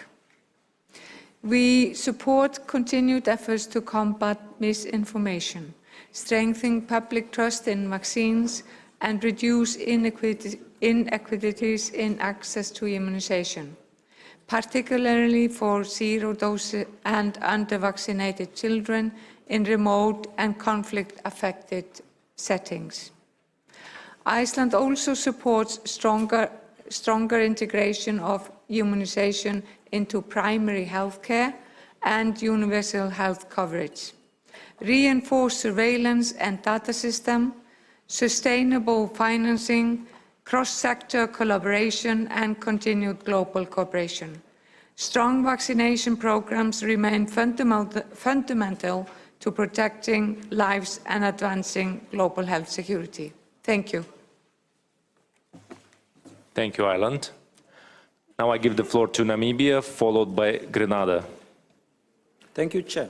Namibia aligns with the statement delivered by Nigeria on behalf of the African region. We thank the Director General and the Secretariat for the report and for continued efforts in addressing communicable diseases, particularly in the area of immunization, tuberculosis control, and neglected tropical diseases. We take note of the slow progress toward the achievement of the Immunization Agenda 2030 targets, largely driven by misinformation, vaccine hesitancy, and declined public trust. In this regard, Namibia calls for the strengthened social mobilization, community engagement, and the evidence-based public awareness campaign to counter misinformation and improved vaccine confidence. We further underscore the need to reduce inequities in access to vaccines, particularly for the developing world and population affected by conflict and humanitarian crisis. Namibia welcomes the continued integration of immunization services into primary healthcare system, supported by strong surveillance and sustainable financing at all levels, in line with the goal universal health coverage. We acknowledged the importance of neglected tropical diseases roadmap 2021 to 2030 in support the efforts integration of neglected tropical diseases services into primary healthcare and universal health coverage. We underscore the importance of multi-sectoral and integrated approach to strengthen surveillance diagnostic capacity supported by adequate and sustainable financing. Namibia welcomes the development of the WHO post-2030 TB strategy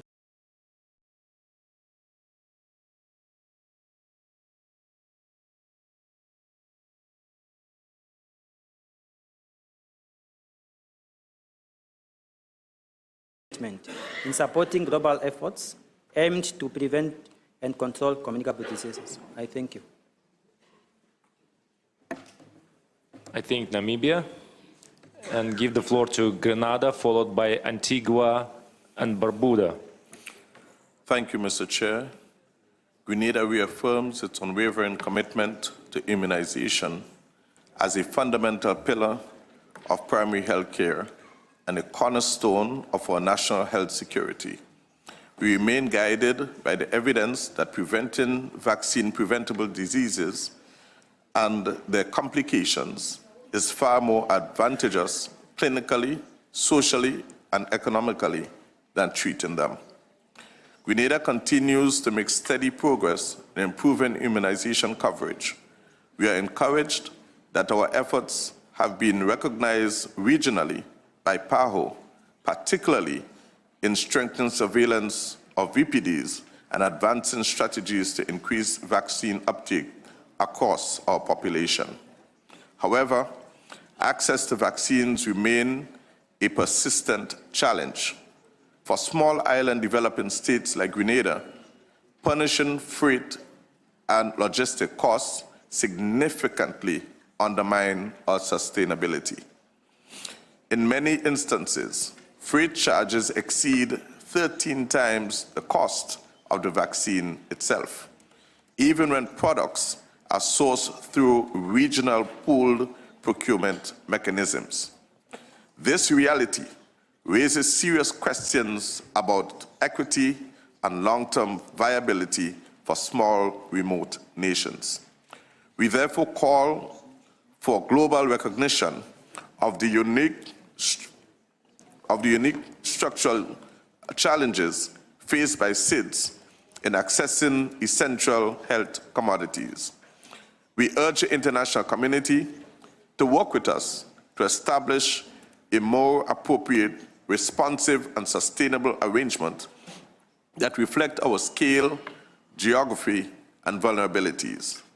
Grenada stands ready to collaborate with all partners to ensure that immunization remains accessible, affordable, and resilient so that no country and no community is left behind. Thank you. Thank you. Now I will give the floor to Antigua and Barbuda, followed by Gambia. Esteemed President and delegates, Antigua and Barbuda takes note of the content of document 158/8, Immunization Agenda 2030 Midterm Review. Immunization is a foundational pillar of the United Nations 2030 Agenda for Sustainable Development. By safeguarding public health, immunization directly drives progress on SDG 3, good health and well-being, and SDG 8, as a healthy workforce is necessary to boost population productivity and economic development. Antigua and Barbuda has experienced the impact of vaccine hesitancy. The main contributors identified misinformation during the COVID-19 pandemic and community engagement barriers of mixed perceptions and cultural sensitivities have created challenges for vaccine acceptance in communities.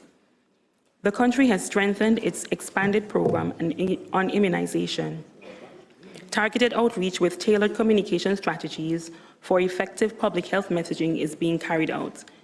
Since 2025, a nationwide campaign for human papillomavirus screening and vaccination has been undertaken outside of regular work hours to increase accessibility to the services.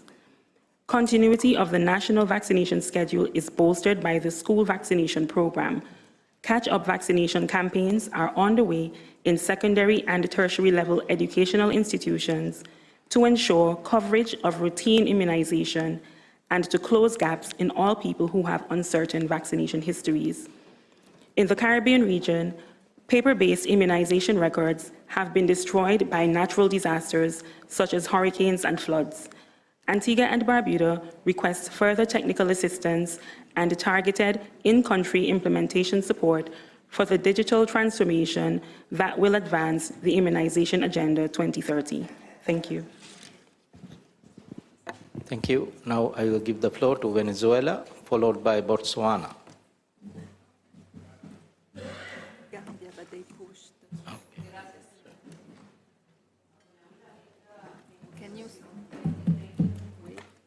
Can you wait, please?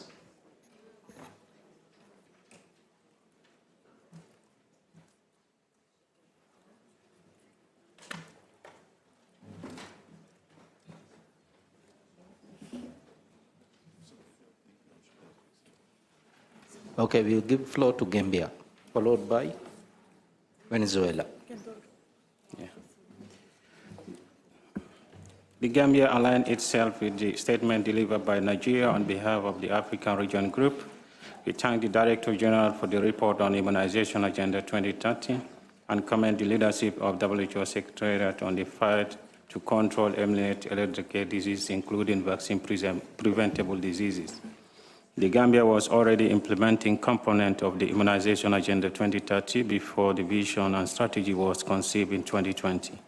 Coincidentally, it is committed to and on course to achieving and maintaining high DPT Penta-3 coverage. The country started introducing new and underused WHO pre-qualified life-saving vaccine as early as 1990, and in 1997 the country introduced hepatitis B and HIP into the routine vaccination schedule.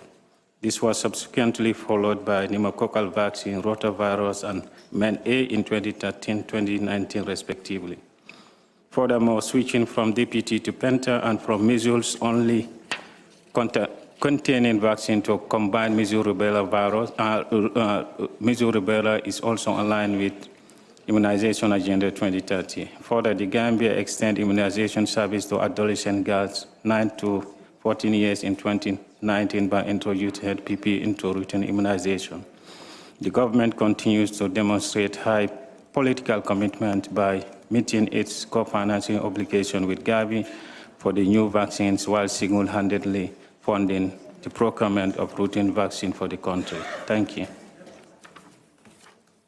Thank you. Now I will give the floor to Venezuela, followed by Botswana. Gracias, señor presidente. Thank you, Chair. We support the 2030 immunization agenda. For Venezuela, it's important to reaffirm the absolute need to deepen our health response based on equity, particularly in terms of access to vaccines, both within countries and between nations. The unilateral coercive measures are affecting access to vaccines in our country, causing detrimental effects. In order to counter that and ensure that we can effectively implement our vaccination plan, we are benefiting from the solidarity of brother countries and also regional mechanisms such as the PAHO Vaccination Fund. In order to leave no one behind, we are ensuring provision of vaccinations through a free network that covers the entire country in terms of technology, technical aspects and organization, with integrated vaccination points organized along community lines in rural border areas and amongst indigenous communities. We consider that is important because it is going to help all nations and humanity.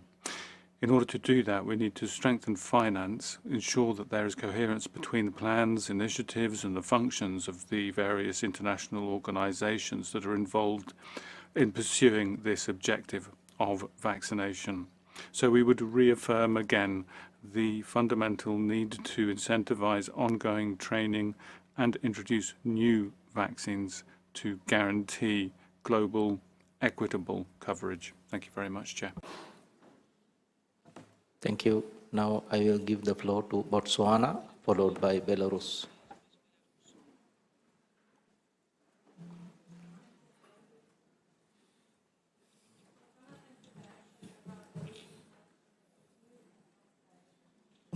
Botswana notes with concern that global progress towards malaria elimination slowed between 2015 and 2024, with many countries reaching a plateau despite continued elimination efforts and calls for renewed efforts. Chairperson, Botswana has experienced an unprecedented increase in malaria cases over the past 2 years, with cases diagnosed in previously malaria-free areas. This was largely driven by converging pressures of climate change, particularly recurrent flooding, drugs and insecticide resistance, and shortages. However, Chairperson, Botswana reaffirms its commitment to eliminate malaria by 2030. Botswana has intensified the national big push for malaria elimination by accelerating implementation of the national malaria elimination strategies to achieve elimination, commitment to sustainable financing and adoption of medicines, improved diagnostics, and next-generation insecticides, as well as ensuring vector control is included in the climate change health adaptation strategy and action plan. On TB, Chairperson, while global indicators show recovery and renewed progress following the disruptions of the COVID-19,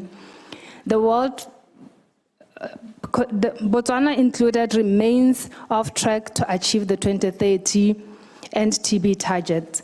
Shortages of medicine and other health commodities continue to derail Botswana's efforts towards ending TB by 2030. Botswana therefore supports collaborative development of the post-2030 global TB strategy to align global efforts. I thank you. Thank you. Now I will give the floor to Belarus, followed by Dominican Republic. Thank you, Mr. Chair. We are grateful to the Director General for his comprehensive and multifaceted report to the Assembly. We support the agenda on immunization through to 2030 and the systemic long-term WHO efforts to react to outbreaks in unstable, affected areas and vulnerable areas, but also across the globe. Preventive vaccination in Belarus is done in line with the national vaccination timetable and a list of preventive vaccinations on epidemiological indications. In 2025, we made an important step in achieving the program of strategic priorities in the agenda, immunization agenda through to 2031. The national timetable has been supported by the vaccination against HPV. More population, a larger proportion of the population is now subjected to the vaccination, and this is also applicable in relation to pertussis. There are 13 NCDs which are covered by vaccination in at specific ages, so regardless of the epidemiological situation in the country. The list of preventive vaccinations includes 21 preventive NCD vaccinations against NCDs. The coverage of vaccinations for children over 97% and for adults over 95%. This is the framework, within the framework of our timetable. We also implemented innovations. 82% of girls between the 11 years of age have been covered by HPV vaccination. We are implementing the vaccination. At present, we have all the opportunities to achieve the required coverage of vaccinations. We are committed to international cooperation. We thank you for your attention. Thank you. Now I will give the floor to Dominican Republic, followed by Bhutan. Señor Presidente, la República Dominicana respalda. Thank you, Chair. Dominican Republic supports the 2030 immunization agenda, and with the emphasis placed on UHV and lifelong vaccination. We are supported to universal health coverage and primary health care. We urge you to redouble efforts regarding the elimination of measles and poliomyelitis. Sustainable funding must be guaranteed for low-income countries. Within the IHRs, we support for the coordination group to keep a reservation with regard to mpox and other viruses. The continuity of biannual inspections must be ensured within the framework of maximum surveillance. We launched an appeal to speed up progress to eliminate malaria. We remain committed to eradicate the disease by 2030. The aim is to strengthen epidemiological surveillance, diagnosis, and community-based interventions. The end TB strategy is in line with SDGs. Our country has made progress. We have a coverage of 90%, and more than 95%. We also defined a budget to react in a differentiated manner, also using the II. Dominican Republic is supportive of the Executive Board decision and the post-2030 tuberculosis strategy. We are fully committed to actual access to safe and accessible vaccines. We are also committed to elimination of malaria and world free of tuberculosis. Thank you. Thank you. Now I will give the floor to Bhutan, followed by Ethiopia. Thank you, Chair. Bhutan welcomes the Director General's report and thanks WHO for its leadership. Bhutan reaffirms its commitment to ending communicable diseases. On immunization, we maintain over 95% routine immunization coverage underpinned by the Bhutan Health Trust Fund. On NTDs, we have sustained 0 human rabies deaths since 2023 and are on track to eliminate leishmaniasis and lymphatic filariasis. On malaria, Bhutan has maintained 0 indigenous cases since 2023, and we're aiming for WHO certification later this year. To combat tuberculosis, we have deployed mobile clinics with X-ray and rapid diagnostics to remote mountain communities and also transitioning fully to all oral regimens. Yet gains remain fragile. Bhutan faces high vaccine prices, costly last-mile delivery, and climate change pushing vectors to higher altitude. We offer 3 suggestions. First, establish flexible funding for elimination and post-elimination countries to sustain surveillance. Second, we wanted to request WHO's guidance on navigating financing transitions to protect hard-won gains. And third, treat innovations like TB vaccines and digital tools as global public goods, focusing on high-risk population. In conclusion, Bhutan supports the agenda items regarding the Immunization Agenda 2030, the NTD roadmap, and the NTV strategy. Bhutan is ready to share its experience, but ending these diseases requires shared accountability. Let us leave no one behind. Thank you, Chair. Thank you. Now I give the floor to Ethiopia, followed by South Africa. Thank you, Chair. Ethiopia reaffirms its commitment to the global technical strategy for malaria. Though Ethiopia experienced resurgence in 2024, through high-level political commitment and coordinated response, the annual parasite index dropped rapidly from 92.7 in 2024 to 30.2 by November 2025, demonstrating both vulnerability and resilience. To accelerate and protect elimination gains, Ethiopia urges equitable access to next-generation tools like new vaccines, monoclonal antibodies, and novel insecticides for countries facing resistance, climate resilience health systems with integrated early warning and adaptive vector control strategies, targeted approach for vulnerable, hard-to-reach populations, as well as dedicated guidance and financing windows for fragile and conflict-affected settings. Ethiopia is determined to eliminate malaria by 2030. The 2024 experience confirms that without sustained investment and political will, gains can be rapidly reversed. We call on this Assembly to act with urgency, restore elimination financing, close the GTS resource gap, and send an ambiguous message of global recommitment. Ethiopia also reaffirms its strong commitment to ending TB as public health threat.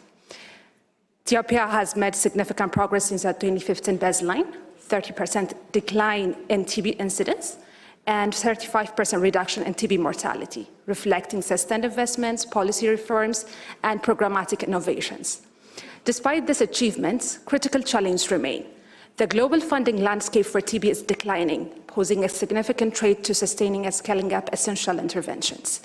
In light of these realities, Ethiopia calls upon the global community to renew and strengthen commitments to TB financing, invest in innovative diagnostic and treatment technologies, and support integrated approaches that address social determinants of TB, including nutrition and climate resilience.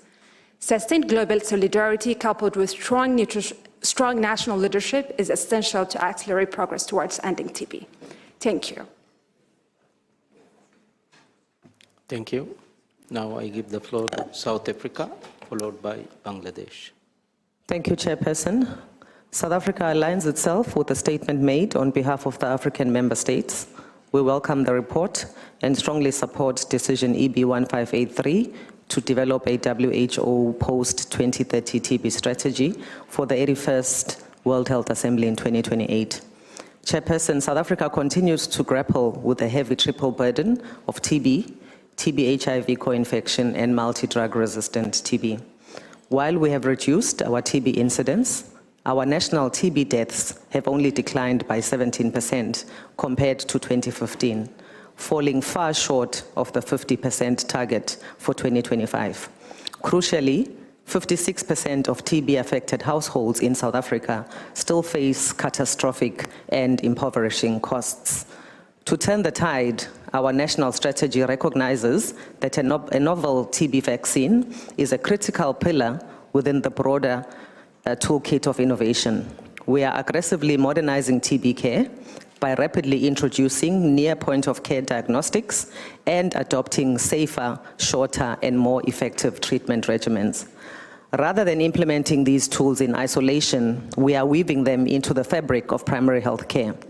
We are fully integrating TB services within our HIV programs and within our maternal, children, and women's health services to protect the most vulnerable, as TB remains a leading killer of people living with HIV. Chairperson, science alone does not save lives, delivery does. As a high-burden country, South Africa cannot afford a repeat of past inequities where life-saving innovations reached our people years too late.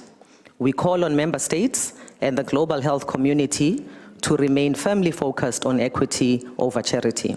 As we prepare for a future vaccine and new therapeutics, we must collectively ensure that pricing is transparent, financing is inclusive, and manufacturing is decentralized to high-burdened regions. South Africa stands ready to implement, to lead, and end TB. Thank you, Chair. Thank you. Now I give the floor to Bangladesh, followed by Haiti.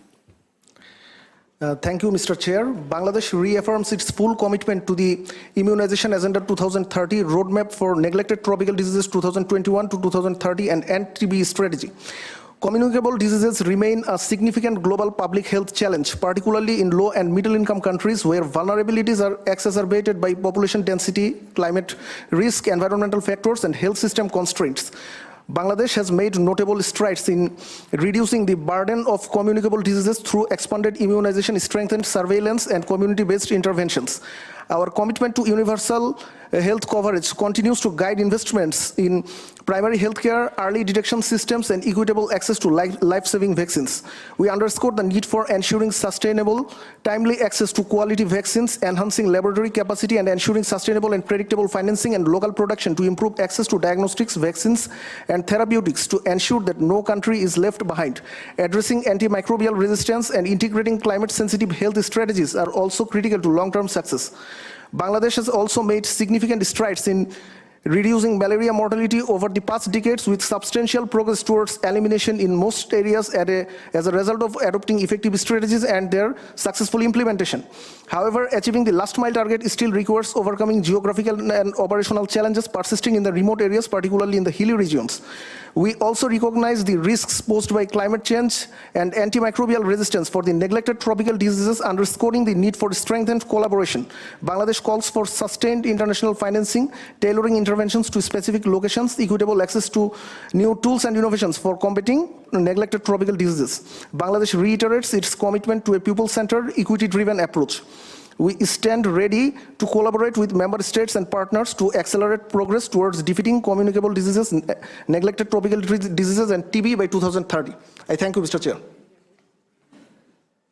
Thank you. Now I will give the floor to Haiti, followed by Ghana.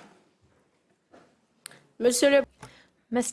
Chair. Haiti would like to thank the Secretariat for the reports. We are committed to global objectives in the area of immunization, eradication of poliomyelitis, the struggle against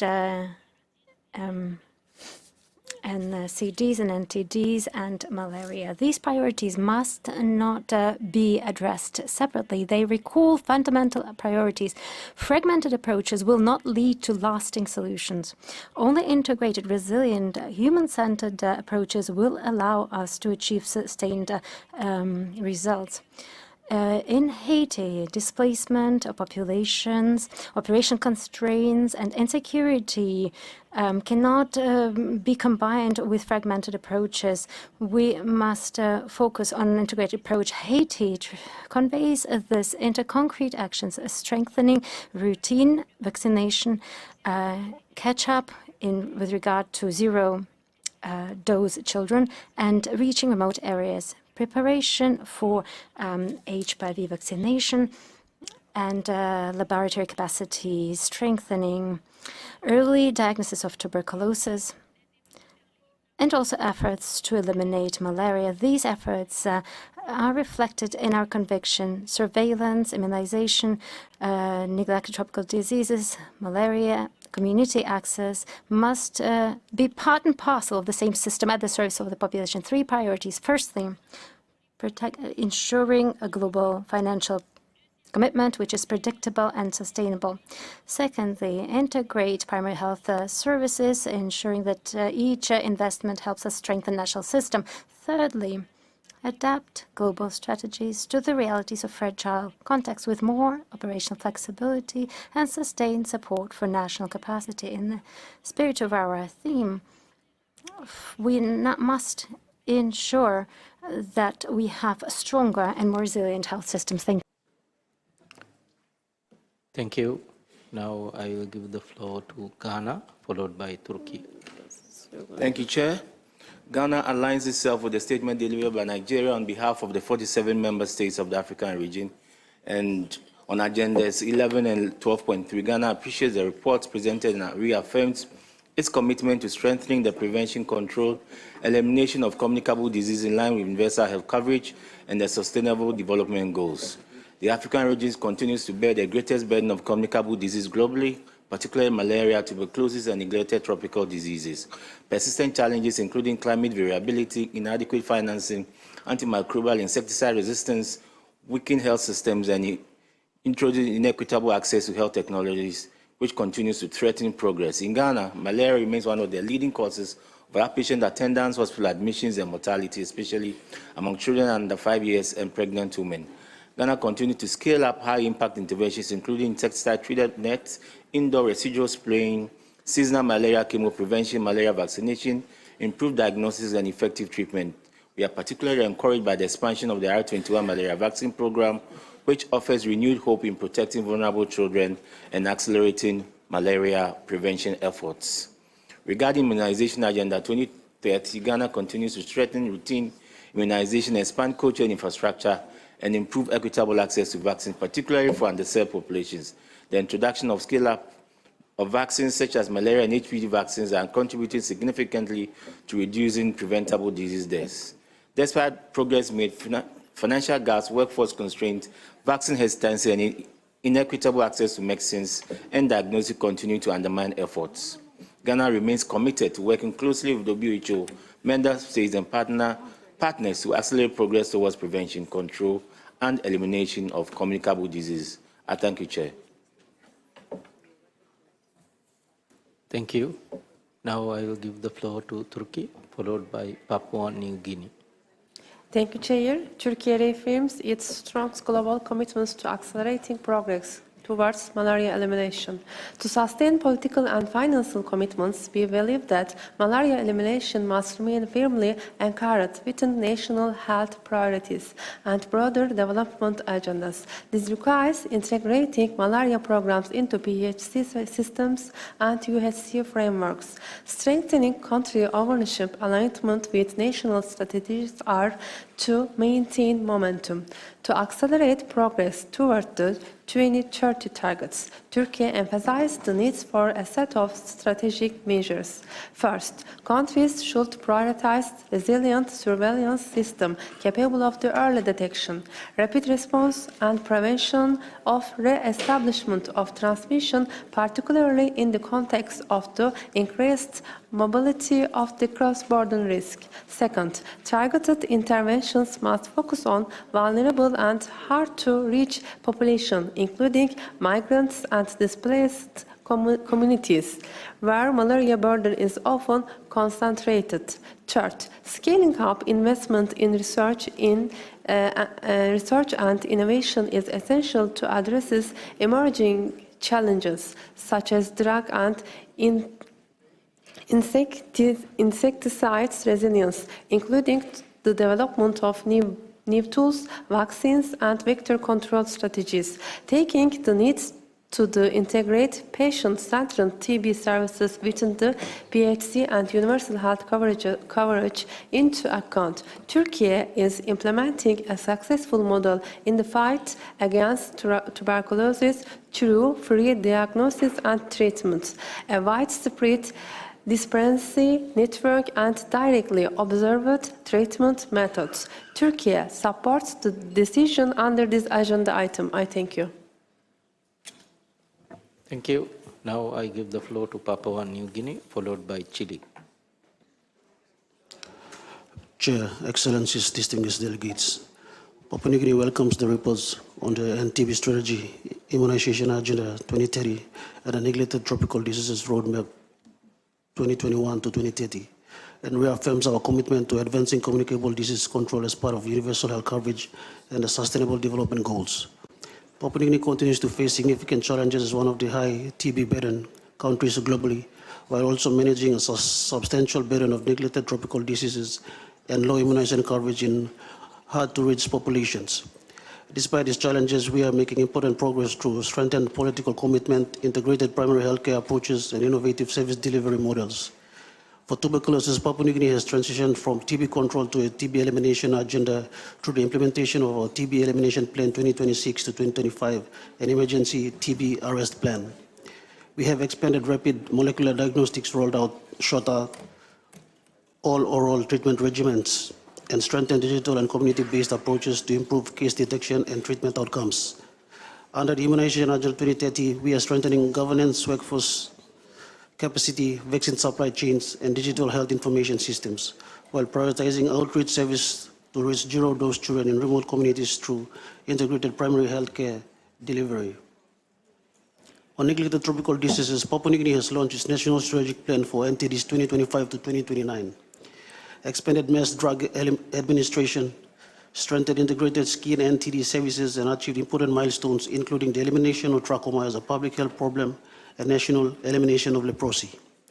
However, significant challenges remain, including geographic barriers, workforce shortages, operational funding gaps, and health system constraints. Papua New Guinea therefore calls for sustained global solidarity, predictable financing, strengthened partnerships, and continued investment in resilient health systems, innovation, and equitable access to essential services for vulnerable populations. Papua New Guinea remains firmly committed to working with WHO and partners to accelerate progress towards the 2030 global targets and improve health outcomes for all our people. I thank you. Thank you. Now I give the floor to Chile, followed by Yemen.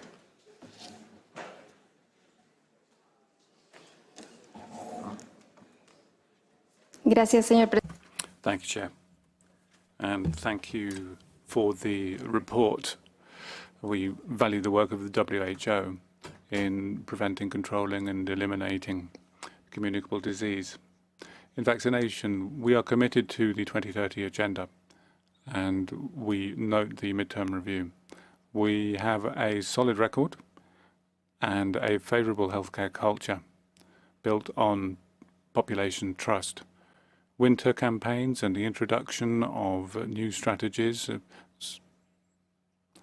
which led to the reducing mortality for a specific disease, is based on the timely provision of information, coordination, and international technical support. So Chile particularly values the support of the PAHO. We also think it's fundamental to continue using subnational data to identify gaps and building interoperable systems while consolidating simple governance based on achieving implementation. With regard to TB, we have made progress on timely diagnosis, incorporating up-to-date technology for diagnosis and identifying resistance. This is very much based on effective primary health care and ensuring continuity of treatment. In the area of treatment, we're advancing on the oral treatment schemes recommended by the WHO and resistant TB. However, we believe it's a significant challenge still despite progress, so we should have social protection and public health measures to reduce the barriers affecting individuals. We take note of the report and reaffirm our willingness to cooperate and continue learning lessons that would be part of a sustainable approach based on solidarity. Thank you. Thank you. Now I give the floor to Yaman. Please note that this will be the Thank last speaker for this session. Thank you. السيد الرئيس ممثلو الدول السيدات والسادة. Thank you, Chair, ladies and gentlemen. The National Immunization Program,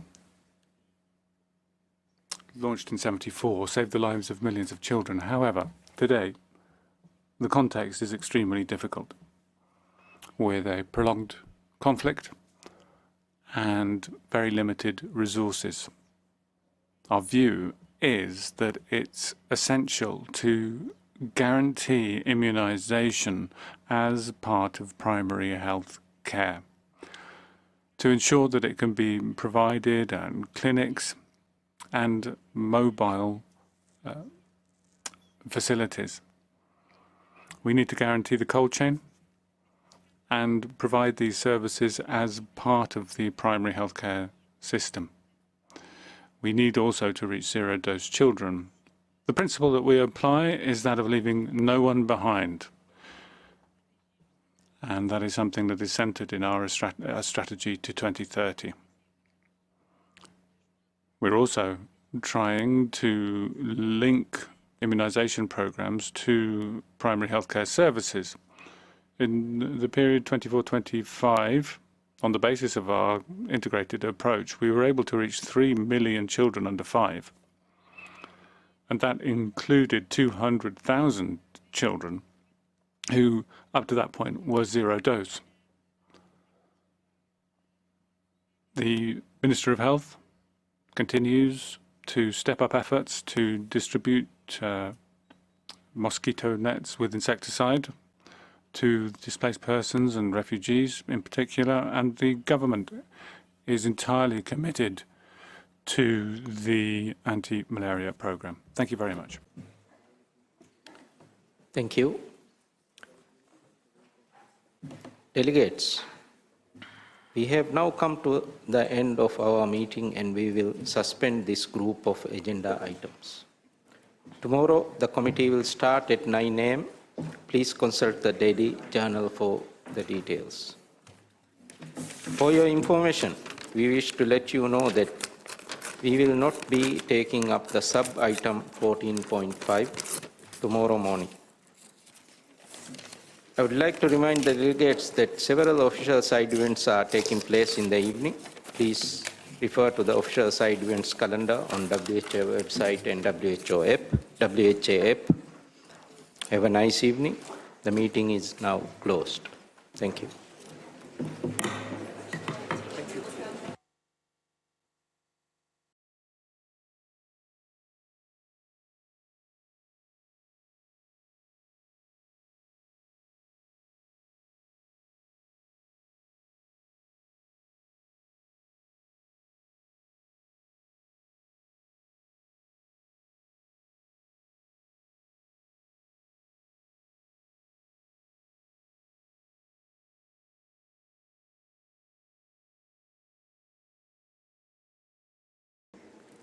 We'll now consider agenda item 17, sub-item 17.1, health conditions in the occupied Palestinian territory, including East Jerusalem and in the occupied Syrian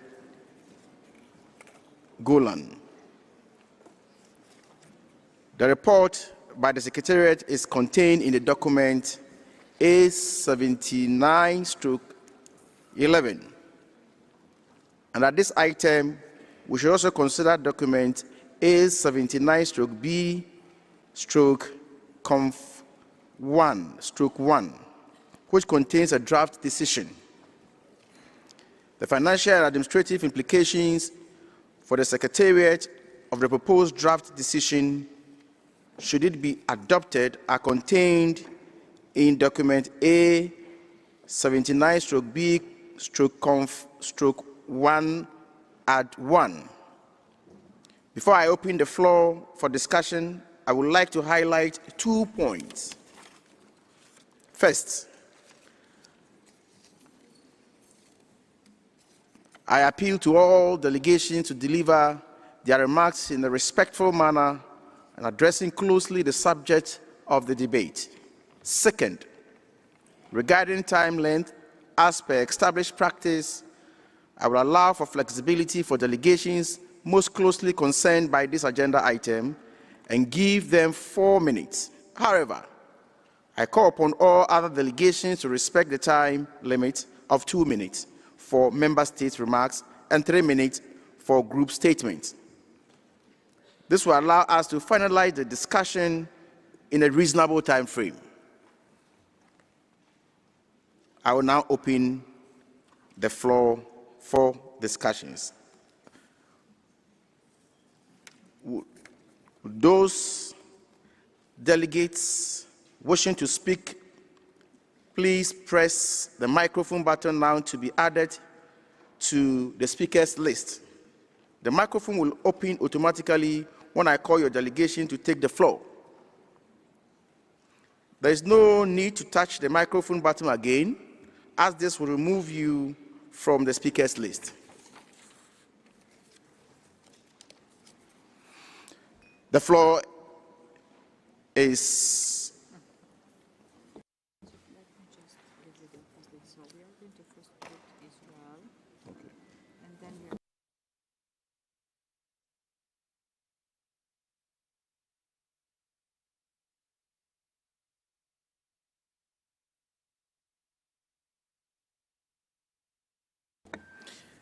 the floor is open for discussion. Therefore, I call upon distinguished delegates from Israel, followed by Oman. Thank you, Chair. It is high time that this Assembly reevaluates this long-standing agenda item, the recent additional item, and their duplicity. In a time when efficiency should be prioritized, these agenda items drain precious resources while doing nothing for the improvement of health. For this reason, we will not take the floor a second time. The Assembly continues to entertain the issue of health conditions in the Golan Heights, where health care is better than most places represented in this hall. Let us not be mistaken. If these discussions were actually about health, they would focus on cooperation and address all relevant actors. Instead, the reports produced by WHO and decisions adopted here deliberately omit the real cause for harm against health facilities, the systematic abuse of health facilities by armed groups. For decades, Hamas has systematically embedded military infrastructure in and beneath hospitals in Gaza, including tunnels, fortified underground spaces, communications infrastructure, and hospital grounds used for military coordination. The World Health Assembly should be the first to condemn this abhorrent and thoroughly documented phenomenon. Instead, silence. WHO has been invited repeatedly to view firsthand the grave abuse of medical facilities by armed groups in Gaza, including command centers, weapons depots, and terrorist hideouts. The organization refused. When intelligence was brought to WHO management, they refuse to, quote, process the information. Israel does not claim it is above scrutiny. The question that we are calling upon member states to ask themselves is whether the World Health Organization should be dedicating resources to advance distorted narratives and to satiate political appetites at the expense of professional discussions on health issues. Excellency, I will speak frankly. We've all seen the coercive and intimidating behavior that some states demonstrated here this week, and every time this assembly gathers. Attempts to hold productive and professional discussions are thwarted. Israel is glad to raise our voice against such behavior. The politicization of health does not serve the public. Israel therefore opposes this draft resolution and calls for a vote. Thank you, Chair.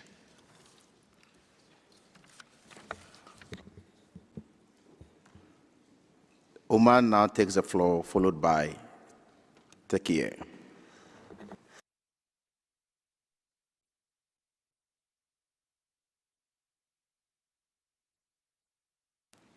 Thank you, Mr. Chair.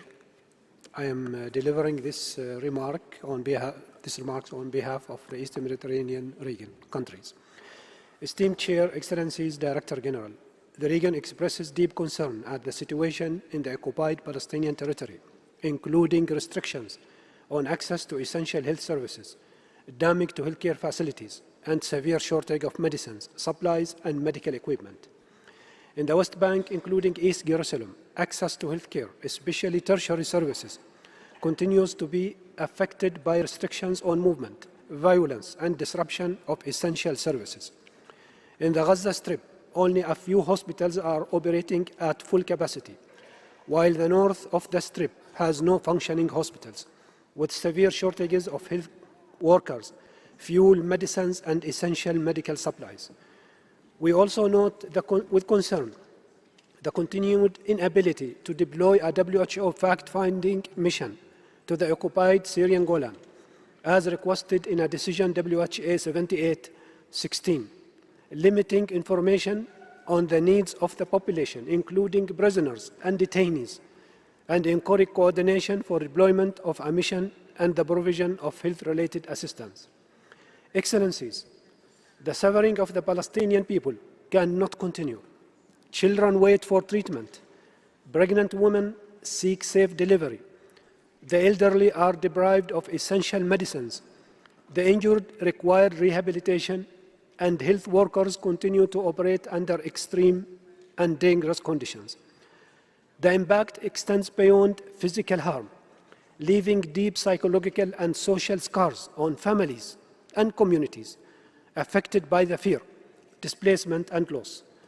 We commend the efforts of WHO and partners to sustain the emergency health response through delivery of medicines, supplies, and fuel, support for medical evacuations, deployment of emergency medical teams, vaccination campaigns, rehabilitation and psychosocial services, and partial restoration of healthcare facilities. However, the needs continue to exceed current response capacities. We call for safe, sustained, and unhindered humanitarian and health operations, including support for essential health services, referral systems, medical evacuations, protection of health workers and patients, and the recovery and reconstruction of health systems across the occupied Palestinian territory, particularly in the Gaza Strip. There is an urgent need to address malnutrition, communicable diseases, and deteriorating water and sanitation conditions.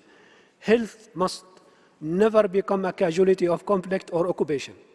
Protecting healthcare and preserving human dignity remains our collective responsibility. I thank you, Mr. Chair. Tekie has the floor, followed by Libya. Followed by Pakistan, sorry.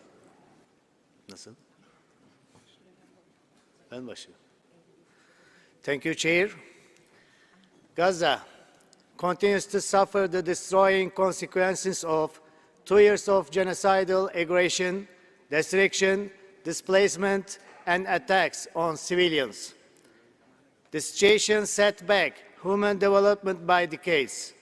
The destruction of medical facilities and attacks on healthcare personnel in violation of international humanitarian law have pushed Gaza's health system to the brink of collapse.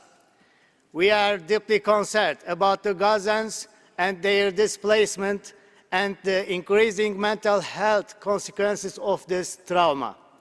I would like to underline an important point. Yesterday, I had an OLSTI tour in Geneva. I visited the Alabama Hall. The first cornerstones of Geneva Convention were laid here. The decision that no discrimination based on religion, race, or political views can be made in providing care to the wounded and sick, as well as doctors, nurses, ambulances, and medical teams was made here. Such a decision was made in this city. We must review the hope for a just and lasting peace based on two-state solution. Regarding the occupied Syrian Golan, Turkey calls for close cooperation with WHO to provide health-related assistance and safeguard the well-being of Syrians living under occupation. Turkey will continue to support the Palestinians and Syrians. Thank you.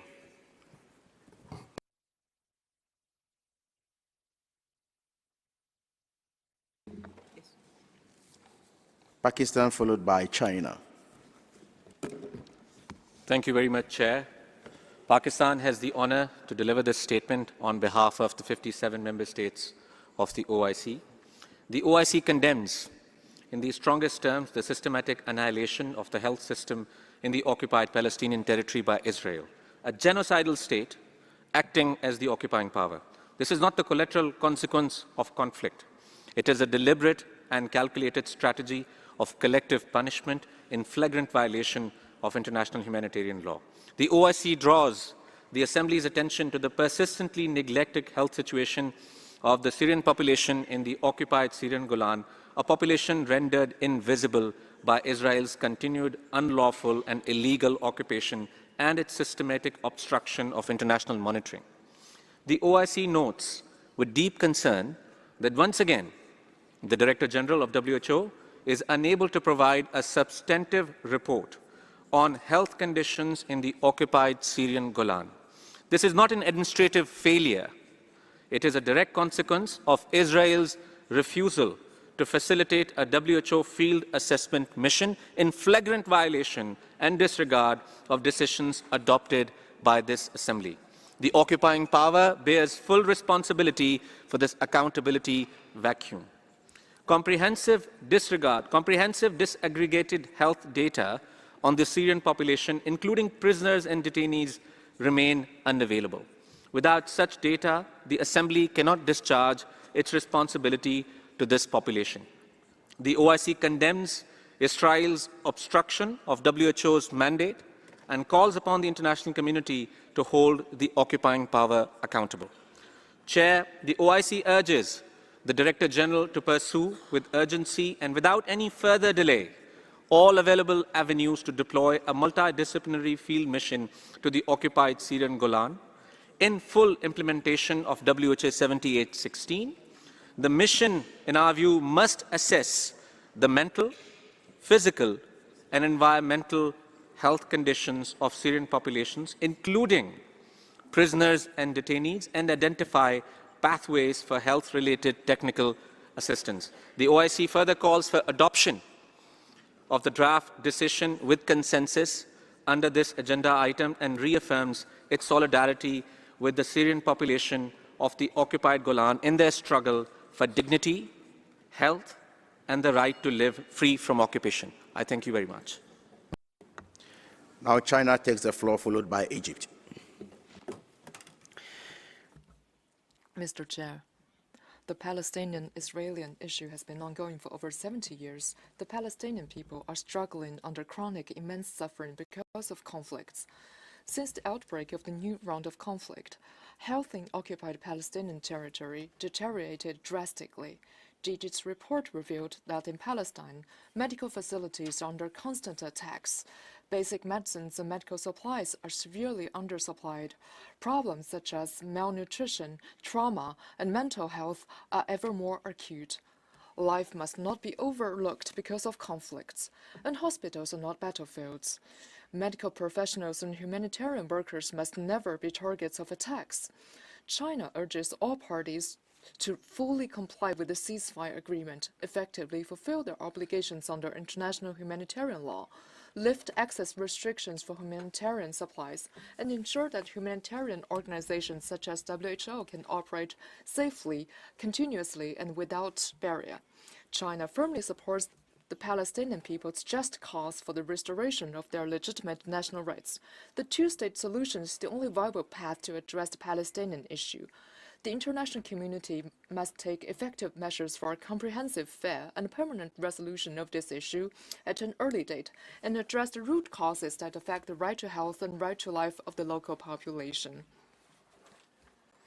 Golan Heights are the Syrian territory recognized by the international community. China has consistently supported safeguarding the local population's health and ensured that their full enjoyment of health services. Thank you, Mr. Chair. Egypt now has the floor, followed by Brazil. سيد الرئيس، يشيد وفد مصر بالجهود الحثيثة التي تبذلها المنظمة. Thank you, Chair, and we commend the WHO on its efforts, and we thank the Director General for the report on the health conditions in the occupied Palestinian territory, including East Jerusalem and in the occupied Syrian Golan. The report reveals that Israeli attacks against hospitals continue, and that's since the first report issued by WHO. Egypt wishes to underscore the importance of updating the data in the report, taking into account the more recent attacks and the increasing number of victims. We commend member states who have voted to keep this as a standing item on the World Health Assembly's agenda, which enables us to continually consider the ongoing violations committed by Israel of fundamental rights, which was why this organization was created, to protect such rights, including the right to health. Egypt wishes to underscore the importance of keeping this item on the agenda for as long as occupation continues, and we support the draft decision, and we support WHO's efforts in considering the health situation in the occupied Syrian Golan. We continue to support WHO in this effort until it has fully completed its mandate. Thank you. Now Brazil, followed by Maldives. Thank you, Chair. As we thank the Director General for the report, Brazil remains deeply concerned by the continued high number of deaths and injuries, by the severe deterioration of the healthcare system, particularly in the Gaza Strip, despite the ceasefire, as well as by the recent allegations of sexual abuse against Palestinians. The scale of destruction and human suffering described in the report is simply unacceptable.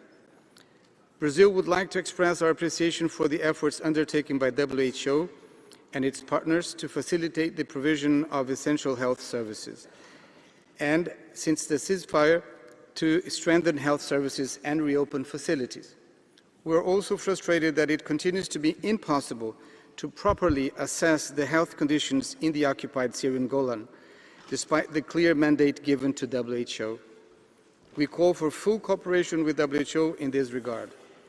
On the question of how member states can support the restoration of essential health services, Brazil calls for urgent compliance of all parties to respect and enforce international human rights and humanitarian law, including priorities such as strengthening compliance with the ceasefire, ensuring safe, sustained, and unhindered humanitarian access, facilitating the entry and operation of international organizations and NGOs, guaranteeing the protection of healthcare facilities and workers, and mobilizing resources to rebuild damaged infrastructure. Finally, Chair, we are pleased to co-sponsor the resolution under this agenda item. I thank you. Maldives has the floor, followed by Indonesia. Maldives thanks the Director General for the comprehensive reports presented under this agenda item. We are deeply concerned by the severe and ongoing health crisis in the occupied Palestinian territory, including East Jerusalem. The scale of loss of life and injury in 2025 alone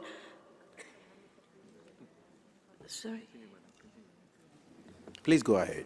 with a disproportionate burden borne by women, children, and older persons underscores the gravity of the situation. Despite the ceasefire, attacks on health facilities and health personnel, destruction of essential civilian infrastructure, restrictions on humanitarian assistance, and disruption of health services continue to be reported.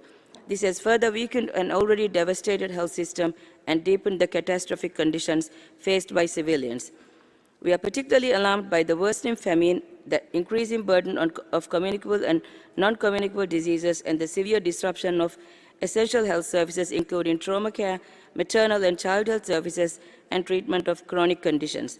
We strongly condemn the continued hostilities in Gaza and call for, one, full respect for the ceasefire agreement and international humanitarian law, and safe and sustained and impeded humanitarian health operations across Gaza and West Bank. Two, scaled-up support to keep remaining hospitals operational and to rehabilitate non-functional health facilities with the immediate objective of restoring their capacity to safely provide life-saving health services. Three, safe, sustainable, and strengthened referral pathways for patients requiring urgent treatment outside Gaza. We urge international agencies and member states to act with urgency to protect civilians, safeguard healthcare, ensure transparency and accountability, and secure safe access to life-saving assistance. The right to life and right to health must be upheld for all, regardless of nationality or political context. The Maldives is also pleased to co-sponsor the draft resolution titled Health Conditions in the Occupied Palestinian Territory, including East Jerusalem, to be considered under the agenda item 17.2. Thank you. Indonesia, followed by Malaysia.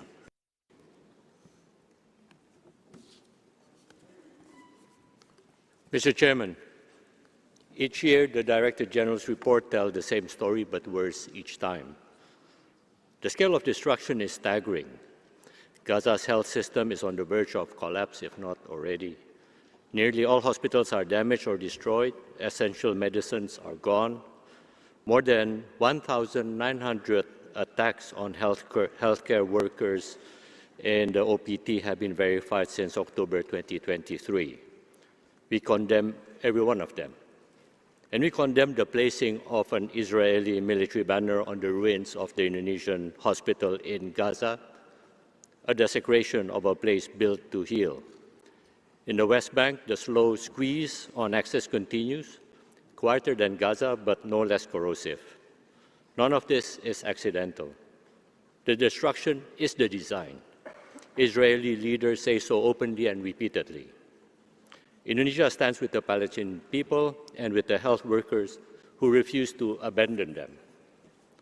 The violence does not stop at Gaza shores. 2 days ago, Israeli forces assaulted the global Sumut flotilla. 9 Indonesians are in detention tonight. They carried no weapons, they carried medicines, and they carried the hope of reaching Gaza.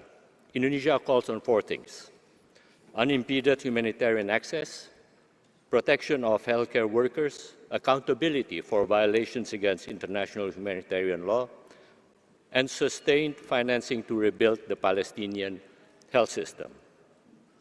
And we call on Israel's partners, stop enabling the systematic disposition of the Palestinian people. Stop denying their right to self-determination. The story this report tells will only keep getting worse until you choose to end it. We should all support the draft decision before us. Thank you. Malaysia, followed by South Africa.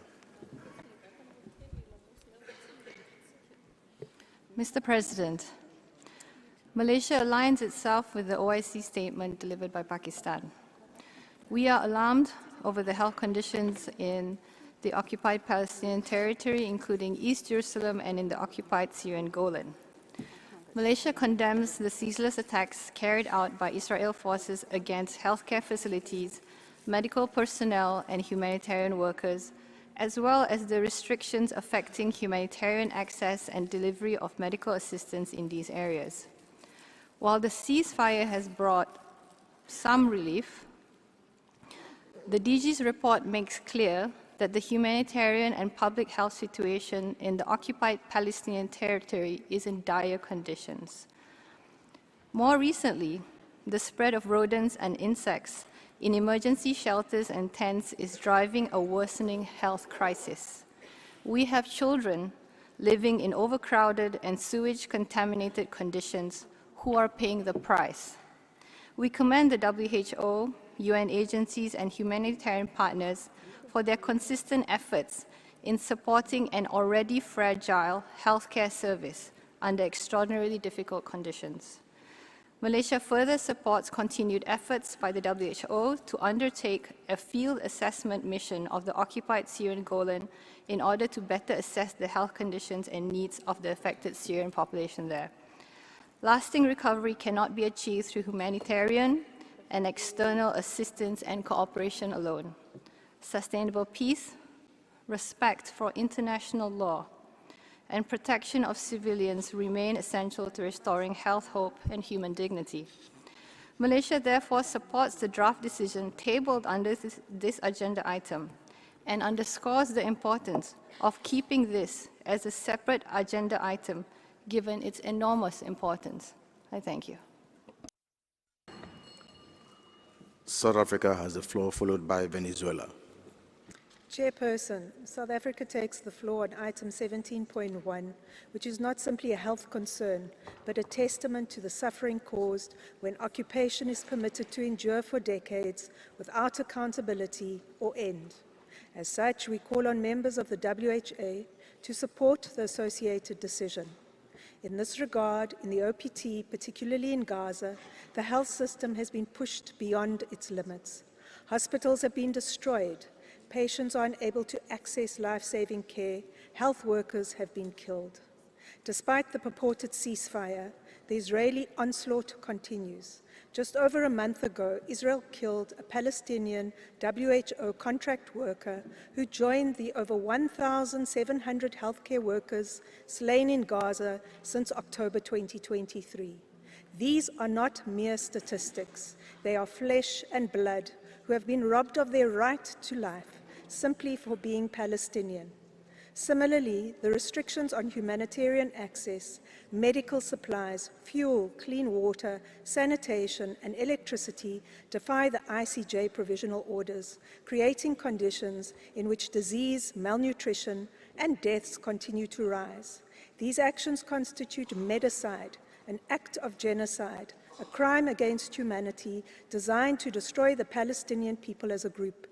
These actions similarly comprise ethnic cleansing, aimed at the forced displacement of the Palestinian people from their homes, which is a war crime. The international community is therefore duty-bound to uphold international law and address the root causes of this human tragedy. Chief among them is Israel's impunity and its denial of the Palestinian people's right to self-determination.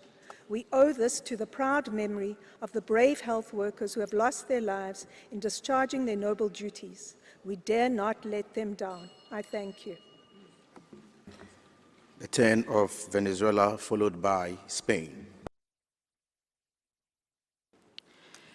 Gracias, señor. Thank you, Chair. The Bolivarian Republic of Venezuela would like to welcome the introduction of the report and expresses its deep concern given the grave and sustained deterioration of humanitarian and health conditions in Gaza and the West Bank. The destruction of hospitals and medical infrastructure, the critical scarcity of medicines, as well as attacks against health personnel and infrastructure constitutes grave violations of international humanitarian law and the right to health. We recognize the efforts of the World Health Organization and its humanitarian partners to sustain the health response, including medical evacuations, vaccination campaigns, and the supply of essential inputs. Nevertheless, we reiterate the urgency of guaranteeing full, safe, sustained, and unrestricted humanitarian access, which would allow an effective response to meet the needs of the civilian population. Venezuela reiterates its long-standing solidarity with the Palestinian people and the Arab population of the occupied Syrian Golan. We reiterate our firm rejection of foreign occupation and the illegal annexation of territory, as well as all measures contrary to the relevant resolutions of the United Nations and to international law. We echo the legitimate right of the Palestinian people to self-determination, and we encourage the international community to strengthen its support to the WHO and humanitarian agencies, as well as to guarantee protection of the health system and unrestricted respect of international humanitarian law. Finally, we are pleased to support and co-sponsor the draft decision as it appears under this agenda item. Thank you. I'll give the floor to Spain, followed by Saudi Arabia. Spain joins the statement read by Cyprus on behalf of the European Union and its member states. We welcome the documents presented by the Secretariat and express our full support to the personnel of the WHO and other humanitarian organizations providing assistance to the Palestinian populations in such adverse conditions. We reiterate our indignation and condemnation of the intolerable number of victims even since the ceasefire achieved last October, particularly women and children, as well as the level of destruction caused by indiscriminate attacks against the civilian population and health infrastructure in flagrant violation of international humanitarian law. We also condemn attacks against humanitarian actors and health personnel, and we call for unimpeded entry of humanitarian assistance, including medical materials, distribution to those most in need, as well as assistance to the population and health evacuations. We call for the fulfillment of conditions agreed under the terms of evacuation through the Rafah corridor. Spain has financially supported emergency medical teams at the WHO, and we have been actively involved in medical evacuations. We encourage other states to contribute in order to alleviate the precarious health services in the Strip. We call for the reconstruction and the provision of humanitarian assistance in the Strip to be carried out without any discrimination on the ground, involving all actors on the ground, including UNRWA, as an irreplaceable and indispensable actor. We condemn any attempts to put an end to the agreement between Israel and UNRWA, and we call on Israel to meet its obligations as occupying power as per the ICJ finding of 2025. We are concerned at the level of malnutrition affecting the population of the Gaza Strip, and we encourage the opening of border points for the swift, uninterrupted, and large-scale entry of aid. We are concerned at the enforced displacements we are seeing in outbreaks of diseases that are a result of the lack of humanitarian assistance. We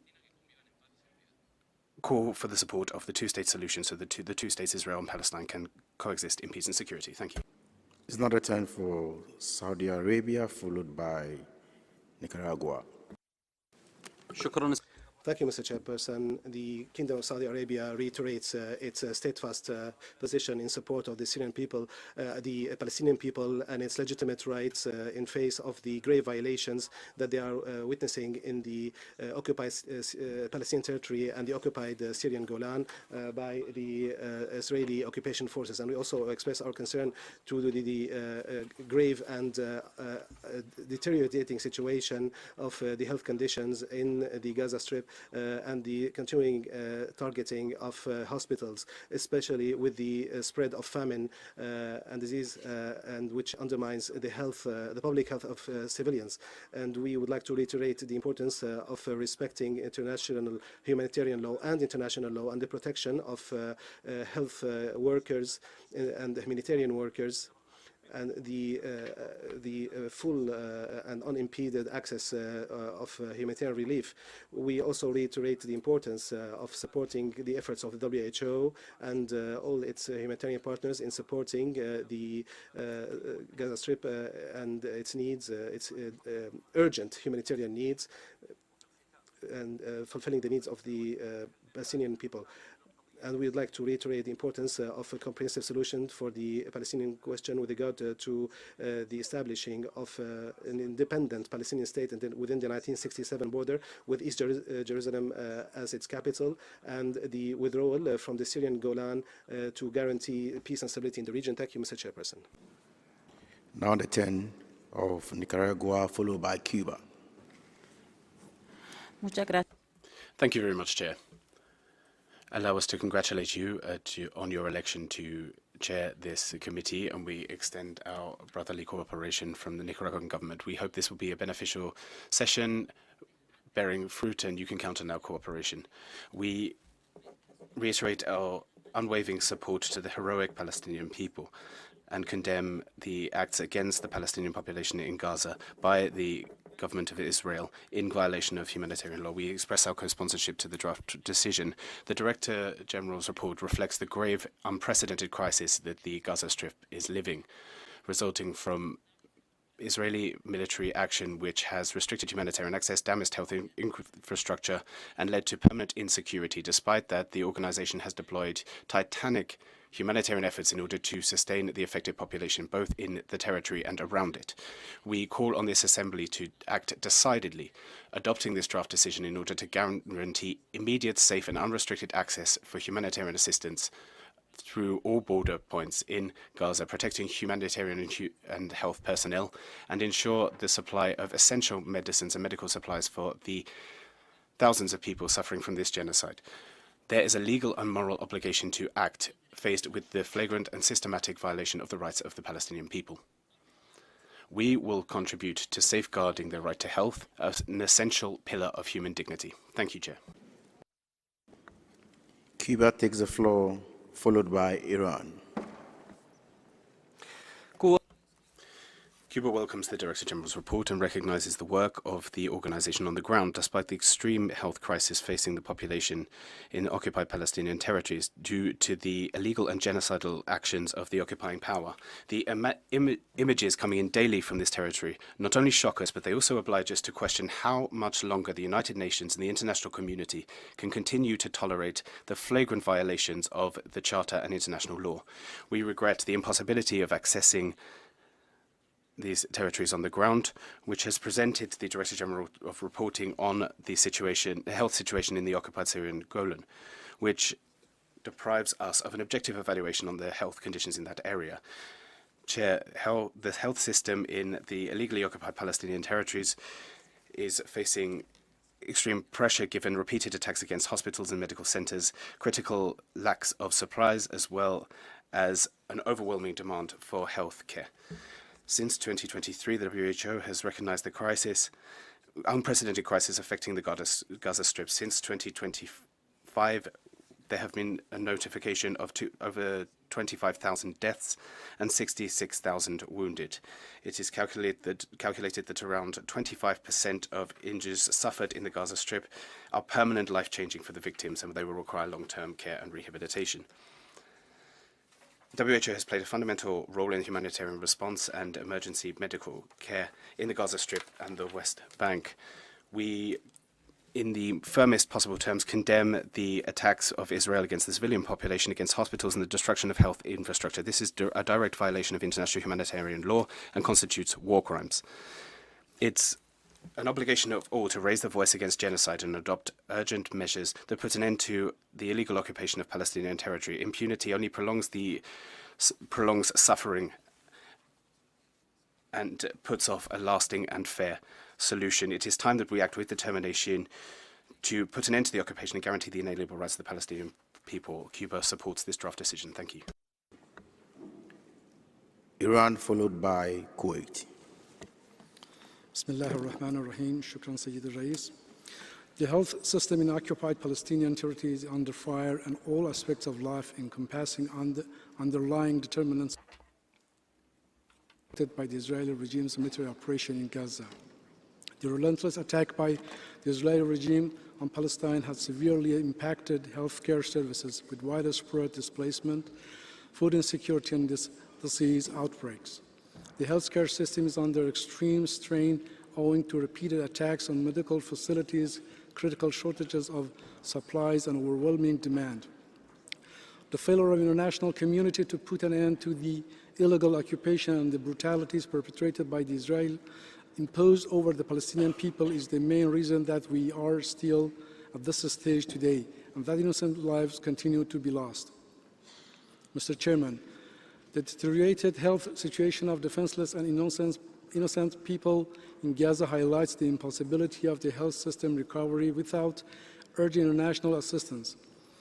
Continuing the status quo will exacerbate the situation. Relief, aid channels, and support provisions to the people have been blocked, and vulnerable individuals, mainly patients, children, women, and the disabled, are severely affected. Israel's aggression is not confined to the occupied Palestinian territory. The regime continues to violate international law across the region through repeated destabilizing actions and acts of aggression in Syrian territory, the ongoing illegal occupation of the Syrian Golan Heights, and persistent violation of the sovereignty and territorial integrity of the Lebanon. The international community should take tangible, supportive action to address these basic and essential needs of affected population and provide the necessary assistance to alleviate the suffering of Palestinians and pave the way for the end of genocide. Mr. Chairman, these crimes against humanity and egregious human rights violations, all of which are contrary to the WHO objectives and principles, should unequivocally be condemned. Finally, in line with our positions, It's a time for Kuwait, followed by Bangladesh. شكرا سيد الرئيس. Thank you, Mr. Chairperson. The state of Kuwait expresses its deep concern with regard to the ongoing deterioration of the health and humanitarian situation in the occupied Palestinian territory, including East Jerusalem and the Syrian-occupied Golan, in the midst of the continuing occupation and violations of rights and the deep ramification pertaining to right to life, health, and dignity.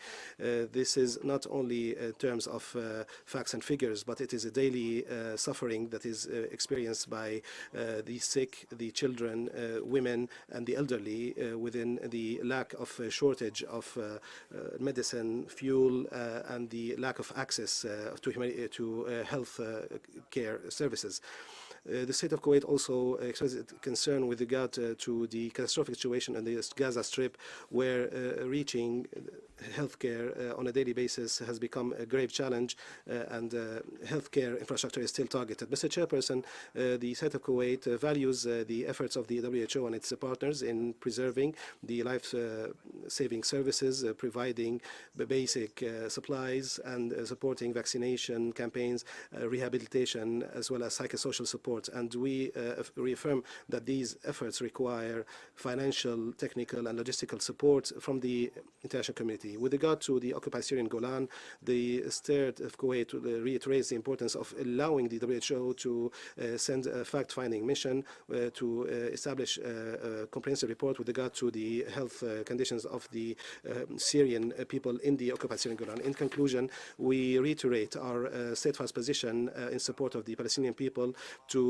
establish its own independent state within the 1967 border. Thank you, Mr. Chairman. Bangladesh, followed by Ireland. Mr. Chair, Bangladesh aligned itself with the statement delivered by Pakistan on behalf of the OIC. Mr. Chair, Bangladesh strongly condemns the mass atrocities, indiscriminate killing of Palestinian civilians, and the targeting of medical personnel, humanitarian workers, and the journalists by the Israeli occupying forces.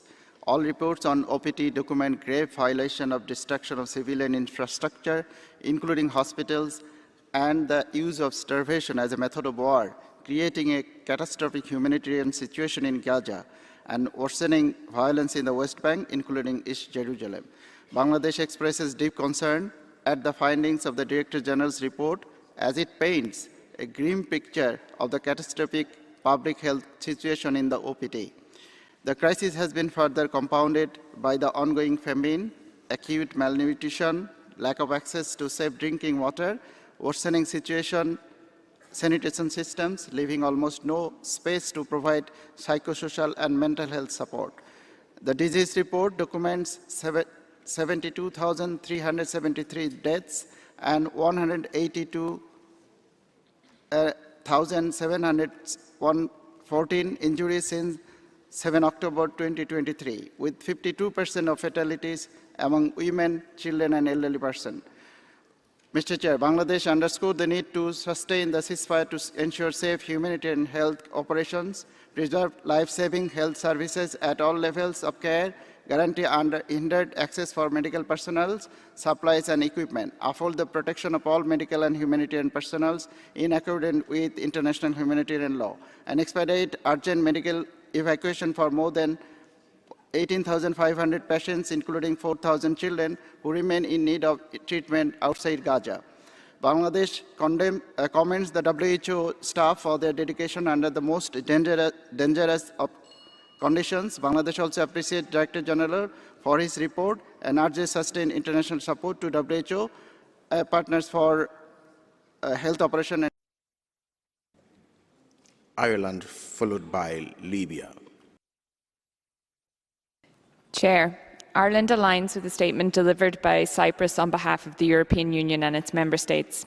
We thank the Director General for his reports on the health conditions in the occupied Palestinian territory, including East Jerusalem. At the outset, Ireland wishes to commend the WHO for its unwavering commitment and dedication to the Palestinian people.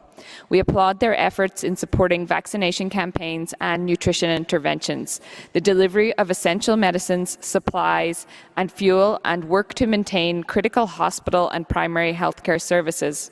We note, however, that many facilities in the Gaza Strip remain non-functional, and access to specialised care continues to be limited.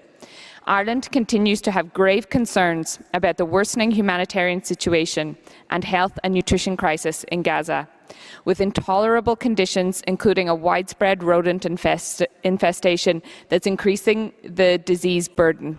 Israel must immediately remove restrictions on aid access and facilitate essential supplies and services to reach people across the Gaza Strip. It is essential that the UN, in particular UNRWA, and other humanitarian organizations are facilitated in full to carry out their life-saving work in Gaza. Border crossings should remain open. Ireland remains committed to working with key partners to end the conflict in Gaza and to advancing a sustainable peace plan. Ending the conflict and addressing the huge challenges facing Palestinians in Gaza has implications for regional security and stability. Ireland stands ready to play our part in working towards a sustainable peace between Israel and Palestine through the implementation of the two-state solution. Thank you. It is now the turn of Libya, followed by Jordan. السيد الرئيس، السيد المدير العام، أصحاب المعالي. Thank you, Chair. Chair, Director General, Excellencies, ladies and gentlemen, Libya wishes to express its concern as to the situation in the OPD. The escalation of violence against the Palestinian situation has resulted in a deteriorating health situation because of the actions of the occupying power directly targeting civilians, including elderly people, children and women, health infrastructure, health convoys, humanitarian assistance convoys, and those seeking to provide aid to the suffering people. This is a clear violation of IHL and also on the resolution on the protection of health workers. This requires an immediate international response to put an end to this situation and to ensure that all states shoulder their responsibilities and take appropriate measures in the face of these violations and allow unimpeded access for humanitarian and medical assistance. We commend the report by the DG, and we also commend the efforts made by WHO in seeking to provide support to the health sector in Gaza. People there are suffering because of the embargo that has been going on for weeks. We know that medicine stocks are dwindling. There are problems with access to food and to drinking water. This results in communicable diseases and in a serious burden being placed on the health of people in the Gaza Strip. All of this is getting worse. There is a need for more medicine, more assistance to be got in so that it is possible to help people, also to focus on their mental health and to focus also on the health of mothers and young children, including newborns. In conclusion, we wish to emphasize that health security for the Palestinian people is something that cannot be separated from their right to self-determination, from an end to occupation, and from the establishment of an independent state with Jerusalem as its capital. We stand alongside our brothers, the Palestinians, until they obtain all their rights. Thank you. Jordan, followed by Russian Federation. السيد الرئيس تقدم. Thank you, Chair. Chair, my country wishes to commend the report by the DG, and we also commend the efforts deployed by WHO and its partners in seeking to support healthcare in the Palestinian situation. It's a very complicated context indeed. We are deeply concerned about the ongoing pressure on health services, about attacks on hospitals, on primary healthcare structures, and also about shortages of medical products and medicines, as well as repeated attacks on healthcare installations. We wish to reiterate the fact that protection for civilians, for those who are wounded, for health workers, and for health facilities, this is a legal and human commitment, and it's something that has to be respected. We emphasize the need to guarantee unimpeded humanitarian access and access to medicines, to petrol, and to medical products. We need to see basic health services being restored. We are sure that we can count on the support of WHO, but we call upon further support for healthcare for Palestinian people, especially emergency healthcare, maternal and child care, as well as mental health care. As well as that, we emphasize that there is a need to allow WHO to carry out a field evaluation of the health situation in the occupied Syrian Golan. Lastly, we wish to reiterate our support for the adoption of the draft decision, and we wish to see it being fully applied. Thank you. Russian Federation, followed by Brunei Darussalam. Thank you. Chair, we express serious concern as to the continuing degradation of the humanitarian situation in the Gaza Strip. Millions of inhabitants of the Strip remain deprived of food, water, and medical assistance. Stocks of essential products in the sector are in catastrophically short supply. Medical institutions and humanitarian centers are simply ceasing to operate. We note the ongoing efforts undertaken by WHO to help the population of Gaza. We call on Israel to guarantee unimpeded and uninterrupted access for humanitarian assistance to the Gaza Strip. Another cause of concern is the situation in the West Bank, where access to medical assistance is made more difficult because of physical barriers and also restrictions on movement. Further, we are concerned about the ongoing spread of settlement activity, about the policy conducted by Israel of evicting Palestinians from their homes and confiscating land. We confirm support for a renewed peace process on the basis that is generally recognized within international law, including the two-state solution, in order to create an independent and viable state of Palestine within the 1967 borders, with East Jerusalem as its capital, a state that can live in peace and security with Israel. Thank you. I give the floor to Brunei Darussalam, followed by Colombia. Thank you, Chair. Bismillahir Rahmanir Rahim. Brunei Darussalam aligns itself with the statement delivered by Pakistan on behalf of OIC and would like to thank the Director General for the report under Agenda Item 17.1 on the health conditions in the occupied Palestinian territory, including East Jerusalem and the occupied Syrian Golan. Brunei Darussalam remains deeply alarmed by the continued humanitarian and public health crisis in the occupied Palestinian territory, particularly in Gaza, including the destruction of health infrastructure, severe shortages of medicines and medical supplies, and the growing burden of diseases, trauma, and mental health conditions. Brunei Darussalam condemns the continued and reckless attack by the occupying power, affecting healthcare facilities and personnel, as well as restrictions on humanitarian and medical access. We note with grave concern the inability of WHO to conduct a field assessment mission to the occupied Syrian Golan, which has prevented the Director General from providing a detailed assessment of the prevailing health conditions of the Syrian population, including prisoners and detainees. In this regard, Brunei Darussalam underscores the importance of enabling WHO to carry out its mandate mandated field mission. Brunei Darussalam reiterates its call for immediate, safe, sustained, and unhindered humanitarian access and stresses that international humanitarian law, including the protection of civilians, healthcare workers, and medical facilities, must be respected at all times. Brunei Darussalam affirms its steadfast solidarity with the Palestinian people and the Syrian population in the occupied Syrian Golan. Thank you. Colombia, followed by Canada. Gracias. Thank you, Chair. Colombia thanks the Director General for the presentation of both reports, which rigorously document the grave humanitarian and health crisis that continues to affect the occupied Palestinian territory. The figures coming out of the occupation and genocide continue to be devastating. We have heard about more than 25,000 killed and more than 66,000 injured, with many attacks against health infrastructure, hospitals, and healthcare centers. We are particularly alarmed that in the north of Gaza, there is currently no functioning hospital and a critical shortage of essential inputs and medicines. Colombia expresses its deep concern at the deterioration of food security, the extension of transmissible diseases, as well as issues relating to mental health, particularly affecting children and adolescents.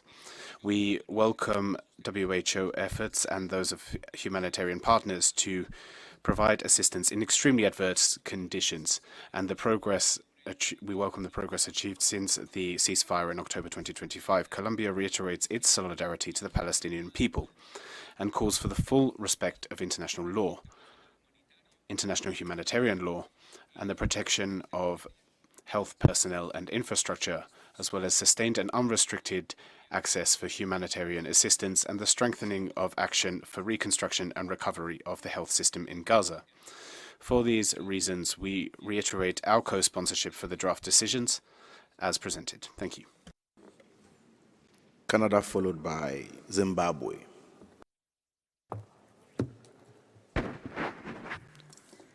Canada thanks the Director General for his reports. We are deeply concerned by the catastrophic humanitarian situation that remains in Gaza, despite the ceasefire, and by escalating needs in the West Bank caused by the expansion of Israeli settlements and increasing extremist settler violence. Canada continues to condemn Hamas's terrorist attacks of October 7, 2023, which took the lives of nearly 1,200 people, including Canadians. We must collectively advance the comprehensive peace plan for Gaza. Hamas must disarm and cede governance, and Israel must facilitate rapid, sustained, and unimpeded humanitarian assistance at scale. This includes halting its policy on NGO registration. The Palestinian Authority has Canada's full support as it implements key reforms so that it can return to governance in Gaza, and we encourage the WHO to continue to work with the PA to address health conditions in Palestine. Canada mourns the profound loss of civilian life in Gaza since this war began, including of Canadians. We also offer our condolences to our partner agencies who have lost staff, and reiterate that all civilians, including humanitarian workers, must be protected. Canada strongly supports the critical role of the WHO and the health cluster partners in supporting the humanitarian and emergency response in Palestine. We will continue working with donors and partners to strengthen the health sector and respond to humanitarian needs. We further affirm the need for comprehensive disaggregated health data concerning the Syrian population in the occupied Syrian Golan, and call upon the relevant authorities to take the necessary steps to enable the WHO to complete this health assessment. Canada underscores the importance of promoting the health and well-being of all Syrians, including prisoners and detainees in the occupied Syrian Golan. We recognize the critical issues that continue to undermine the health sector, including attacks on health care, severe access restrictions, and shortages of essential medicines and supplies. I thank you. Zimbabwe, followed by Iraq. The health conditions in the occupied Palestinian territory, including East Jerusalem, and in the occupied Syrian Golan remain a source of great concern, particularly in the wake of the recurrence of hostilities between Israel and Hamas. My delegation wishes to express its profound sadness regarding the loss of life, the unmitigated suffering and trauma, as well as the disproportionate use of force and destruction of property which is taking place within the occupied Palestinian territories. Zimbabwe recommends the World Health Organization for the important and critical work that it has been undertaking with regard to the provision of health services, technical assistance, coordination of humanitarian assistance, and the continuous assessment of the needs in respect of the emergency preparedness and response. We call upon the WHO to further strengthen its efforts in addressing all vulnerabilities and barriers to health access. In conclusion, Zimbabwe underscores the fact that in the quest to rebuild a resilient economy within the occupied Palestinian territory, including East Jerusalem and the occupied Syrian Golan, life and livelihood require and indeed deserve peace, security, and massive international investment and support. It is therefore imperative that in the illegality and the brutality and indeed the tragedy of the occupation must be addressed by the international community as a critical component of any solution to the complex situation in those troubled lands. We support the draft decision tabled by the State of Palestine. I thank you, Mr. Chair. Iraq, followed by Syrian Arab Republic.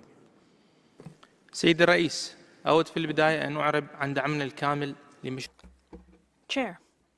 Chair, I wish to begin by expressing our wholehearted support for the draft decision. The text does indeed awaken the conscience of the international community and emphasizes the humanitarian mission we have to protect the right to health and life for the Palestinian people living under the yoke of occupation.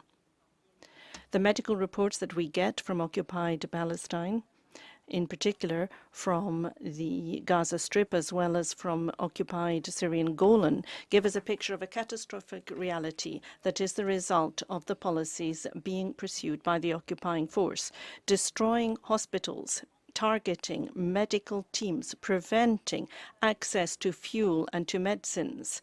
These are things that are flagrant violations of international law, and they can be subject to the provisions of that law. What we see happening is, in fact, collective punishment being meted out to a whole people.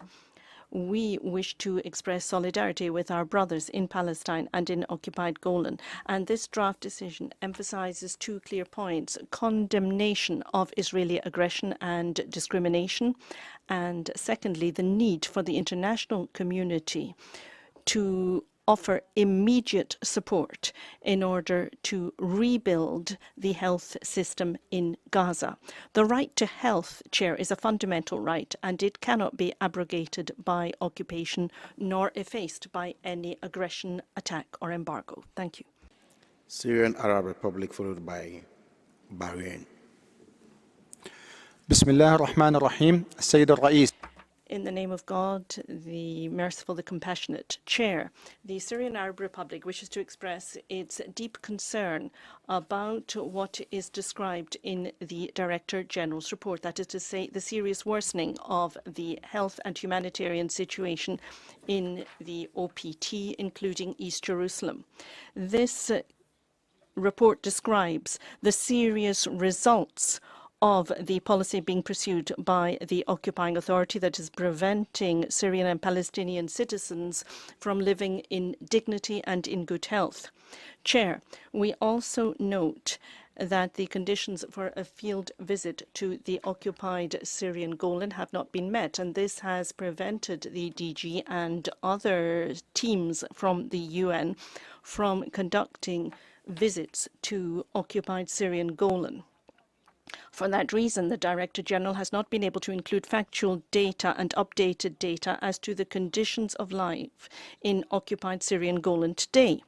However, the fact that we don't have updated data on this does not mean that the situation is any less difficult for our brothers and sisters in the occupied Syrian Golan, difficulties they face because of the Israeli occupation. Chair, we find ourselves today facing Israeli aggression And this has been going on since the end of 2024. We know that checkpoints, military checkpoints, have been established on Syrian territory, and this is in violation of international humanitarian law. All of what is happening, all of this is a serious threat to stability in the region, and it jeopardizes the situation of civilians in the occupied Syrian Golan. The Syrian Arab Republic would therefore like to call upon the international community to ensure unhindered access for UN teams and international teams to the occupied Golan, so that they can go and see what is happening and then provide factual reports on the medical and humanitarian situation faced by those living there today in accordance with international law and relevant UN resolutions. Thank you.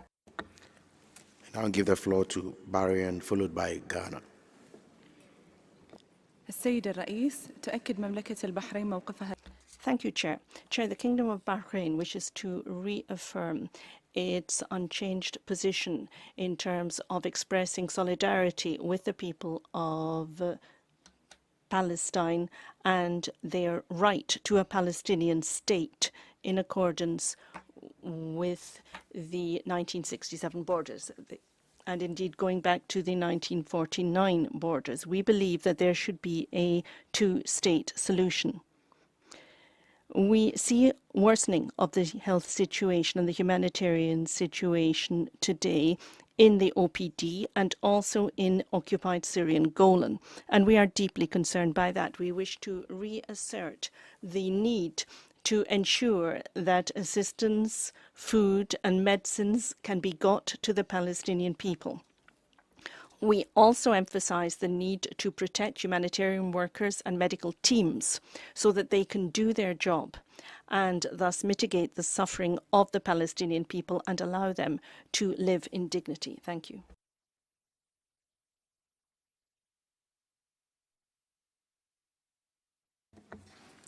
It is now the turn of Ghana, followed by Democratic People's Republic of Korea. Chair, Ghana is pleased to take the floor to contribute to the agenda item and aligns with the statement delivered by Algeria on behalf of the 47 member states of the African region. We thank the Director General and the Secretariat for the comprehensive report on the state of health in this region. Ghana remains deeply concerned about the severe and continuing deterioration of the public health situation, including the loss of life, widespread injuries, and destruction of health infrastructure. Repeated attacks on health care facilities and health workers have severely undermined service delivery and weakened already fragile health systems. We are particularly concerned about the impact on women, children, older persons, and other vulnerable groups, as well as the growing burden of trauma, disability, and mental health needs. Critical shortages of medicines, supplies, fuel, and equipment, alongside constrained surveillance and outbreak response capacity, further exacerbate public health risk. Ghana calls for sustained international action to ensure unimpeded humanitarian access for essential health services, protection of health workers, patients, and health facilities in line with international humanitarian law, strengthen medical evacuation and referral systems, restoration of damaged health infrastructure and supply chains, reinforce disease surveillance, immunization and outbreak response, and predictable financial and technical support for response and recovery. Thank you, Chair. It is now the turn of Democratic People's Republic of Korea, followed by Lebanon. Chair, we express grave concern at the serious health conditions in Palestine and strongly condemn and reject Israel's criminal acts. The occupying forces' ceaseless military attacks further aggravate the humanitarian crisis in Gaza and wantonly disturb peace and stability in the Middle East as a whole. We hold that it is utmost important to strongly demand Israel to immediately stop the continued killing civilians and destroying medical facilities and completely withdraw from Gaza Strip. The restrictions on inflow of humanitarian aid for rehabilitating and strengthening the medical services should be removed without delay. Thank you, Chair. It is now the turn of Lebanon, followed by United Arab Emirates. Thank you, Mr. Chair. Lebanon thanks the Director General for his report and is pleased to co-sponsor the decision under this agenda item. In Gaza, we are still witnessing a humanitarian tragedy that comes as a direct consequence of the occupying powers' war and blatant disregard of international humanitarian law, and is unfolding against the backdrop of prolonged occupation and blockade. Lebanon condemns the dramatic collapse of the health system in Gaza, where widespread destruction of infrastructure, critical shortages of essential medicines and supplies, as well as disruptions to service delivery, have severely limited access to health care. In the West Bank, including East Jerusalem, we are concerned by ongoing restrictions that continue to affect referral pathways and access to specialized services, further straining an already fragile health system. Lebanon is also appalled by settler violence, which continues to exacerbate the hardship faced by Palestinians. In the occupied Syrian Golan, Lebanon reiterates its concern regarding access barriers imposed by Israel on WHO, which limit its ability to comprehensively assess health conditions and needs. Lebanon calls for strengthened international support for the recovery of the Palestinian health system, particularly in Gaza. Sufficient resources must be ensured for WHO and other partners to continue delivering life-saving interventions. We also call on the international community to redouble pressure on the occupying power to guarantee safe and unhindered humanitarian access. In conclusion, and having experienced the consequences of conflict and aggression, Lebanon expresses its profound solidarity with the Palestinian people and reiterates the need to uphold their fundamental rights, including the rights to life, health, and dignity. I thank you, Mr. Chair. United Arab Emirates. Mr. President, the United Arab Emirates expresses deep concern over the catastrophic humanitarian and health conditions in the occupied Palestinian territory, including the continued collapse of the health system in Gaza and its severe impact on civilians, particularly women and children. We support the draft decision under this agenda item as it seeks to address urgent humanitarian and public health needs, ensure the protection of medical personnel and infrastructure, facilitate unhindered humanitarian and medical access, and support the recovery and rehabilitation of the Palestinian health sector. The UAE reiterates the importance of ensuring safe, sustained, and unhindered humanitarian and medical access throughout Gaza and enabling all humanitarian actors to carry out their vital humanitarian mandate. We also stress the importance of ensuring the safety, security, and freedom of movement of humanitarian and medical personnel. Mr. President, the UAE will continue to provide extensive medical treatment and humanitarian health support to the Palestinian people through its ongoing humanitarian operation and in coordination with the WHO. We also reiterate the importance of respecting international humanitarian law and ensuring the protection of civilian and civilian infrastructure, including medical facilities, humanitarian personnel, and healthcare workers. Thank you. I now give the floor to Palestine. شكرا سيد الرئيس. نشهد. Thank you, Chair.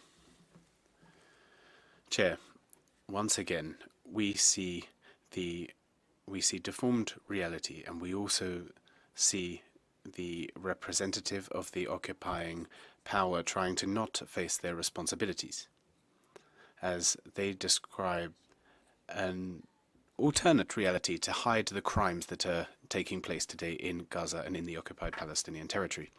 Crimes of which the victims are the elderly, women, children. And attacks which only increase the suffering of all of the population living under occupation in the occupied Palestinian territory and in the occupied Syrian Golan.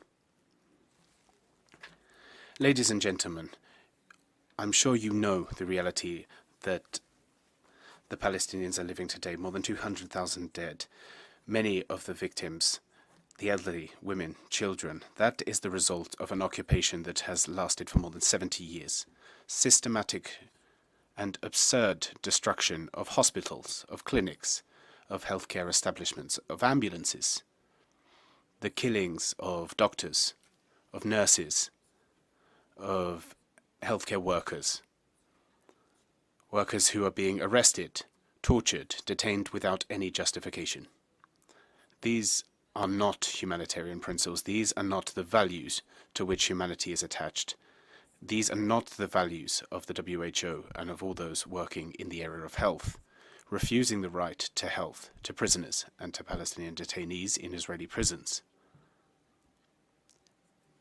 is not in respect of international law.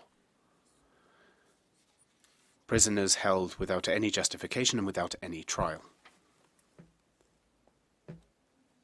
Can we forget the situation suffered by Palestinian women and girls who were obliged to use newspapers and paper instead of sanitary pads? Is that the dignity that we want to offer to Palestinian women?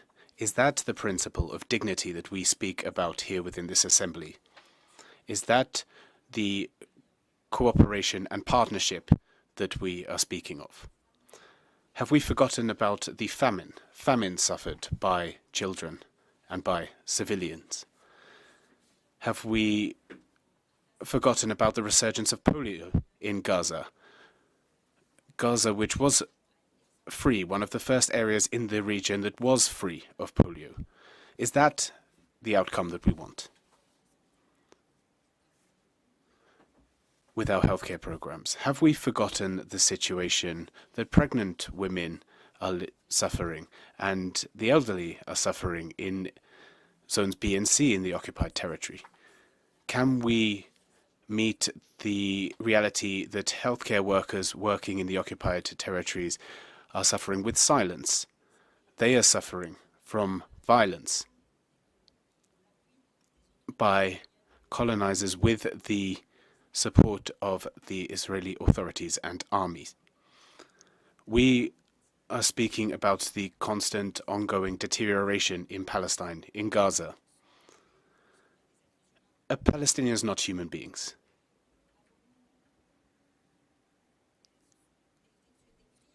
Have we committed any crime? Have we tortured Israelis when they came from Europe?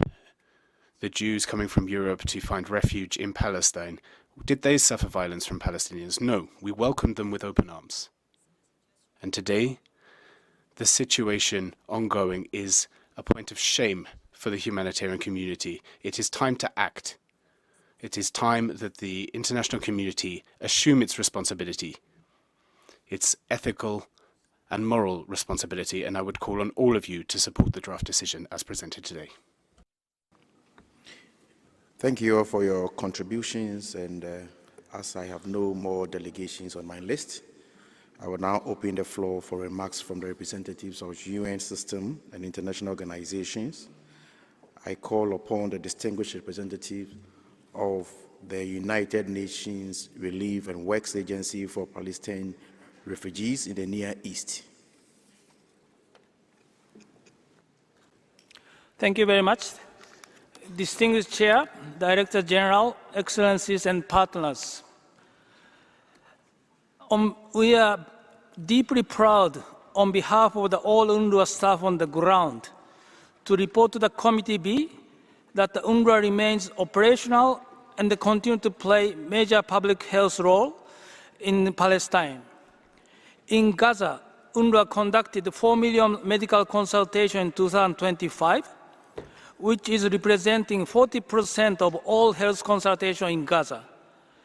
This was achieved despite the fact that the 391 UNRWA staff were killed, including 20 health staff. In the West Bank, including East Jerusalem, UNRWA delivered approximately 1.1 million consultations as well. UNRWA also contributes to provide the critical public health functions.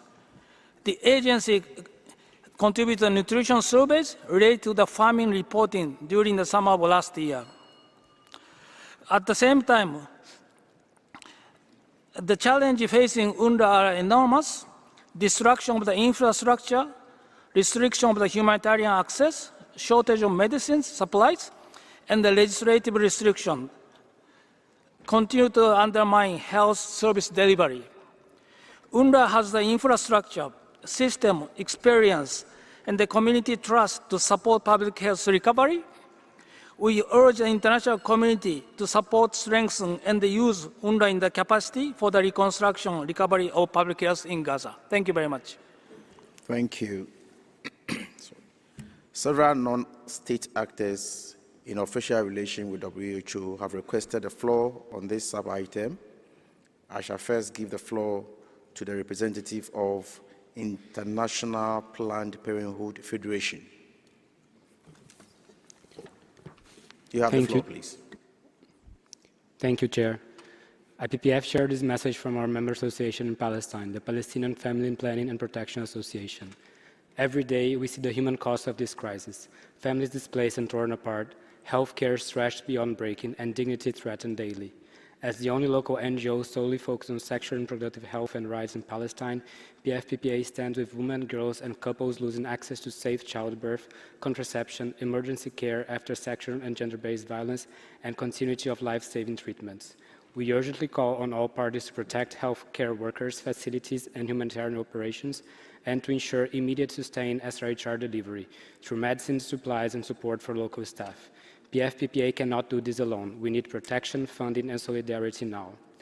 IPPF stands with PFPPA and with all populations whose right to health is denied under occupation. Member states must uphold international law and ensure accountability. Thank you.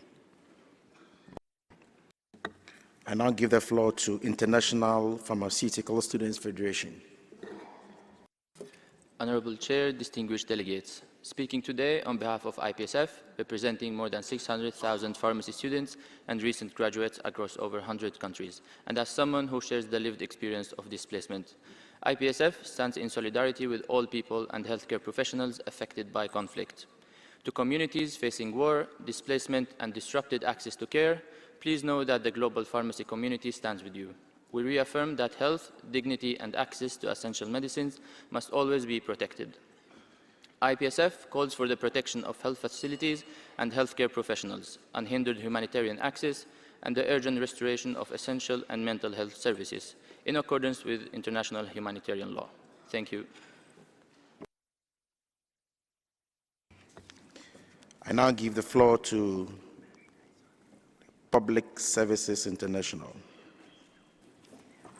I am delivering this statement on behalf of Public Service International and People's Health Movement. We express concern about the health of Syrians, including the health workforce in the occupied Golan, and urge WHO to fulfill its responsibilities in reporting on the health of Syrians living there. We urge WHO to maintain its emergency work in occupied Palestinian territory and stand against the targeting of health workers and facilities. We urge member states to continue supporting WHO to provide life-saving services to these areas and to hold perpetrators accountable in the International Court of Justice. We also urge member states to provide the necessary support to other organizations such as UNRWA and MSF working in these areas. We urge UN agencies to monitor, report on, and advocate for the health and human rights of prisoners from these areas. Finally, illegal occupation is a social determinant of health, and we call on member states to work towards ending illegal occupations. Thank you. Thank you. I shall now ask the Secretariat to respond to the questions raised. Dr. Chikwe Hekwezu, Executive Director, Health Emergencies, Preparedness and Response. You have the floor, please. Thank you, Chair. The occupied Palestinian territory continues to face a severe health emergency driven by ongoing hostilities, repeated displacement, destruction of infrastructure, and long-standing access constraints. Since the 7th of October 2023, WHO has recorded and verified a total of 1,947 attacks on healthcare across the occupied Palestinian territory, resulting in 1,041 deaths and 1,877 injuries. These attacks have affected hospitals, primary healthcare facilities, ambulances, healthcare workers, and patients. The reported incidents include cases of obstruction to healthcare delivery, incidents of psychological violence, the removal and detention of medical personnel, and cases of militarization of health facilities. Since October 2023, 72,744 fatalities have been reported, with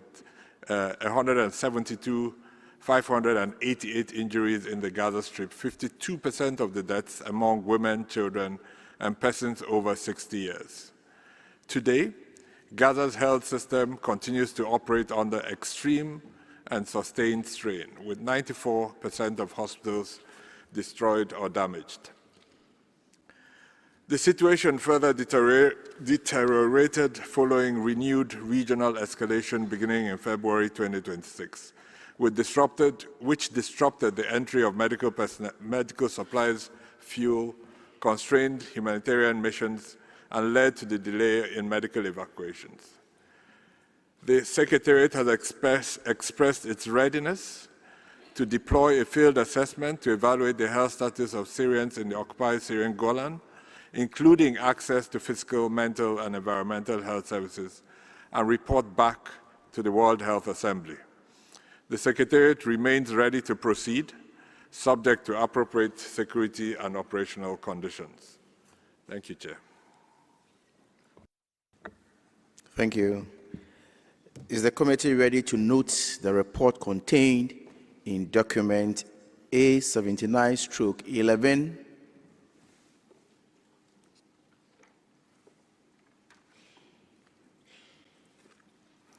I see no objection. The report is noted.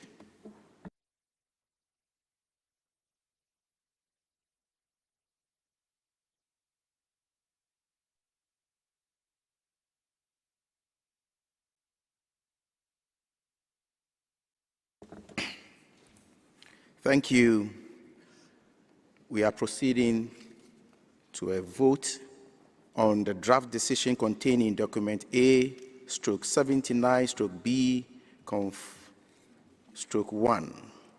Under the Rules 73 of the Rules of Procedure of the Health Assembly normally votes by show of hands unless a delegate requests a recorded vote, also known as a roll call, when conducted manually.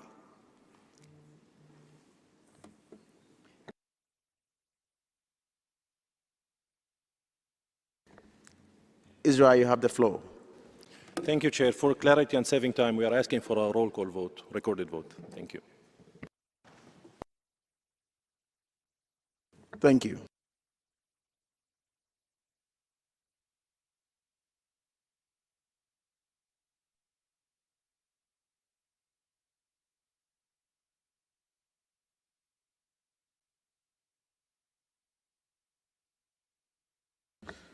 So we are proceeding to a vote on the draft decision in document A79/B-Conf/1. Furthermore, the delegation of Israel has requested that the vote be conducted by recorded vote. It has previously been decided by the Assembly that the recorded vote will be conducted by means of the electronic voting system. We will have a short pause of 5 minutes while the Secretariat prepares for the vote.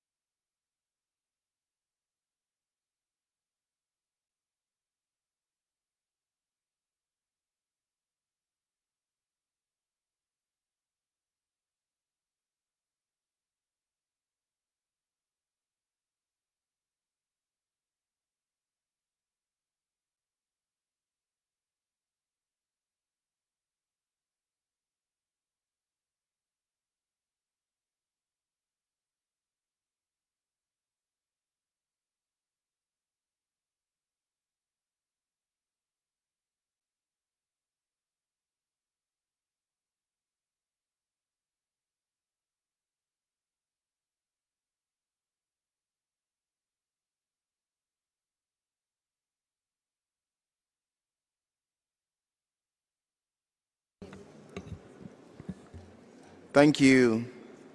Thank you. Please resume your seat.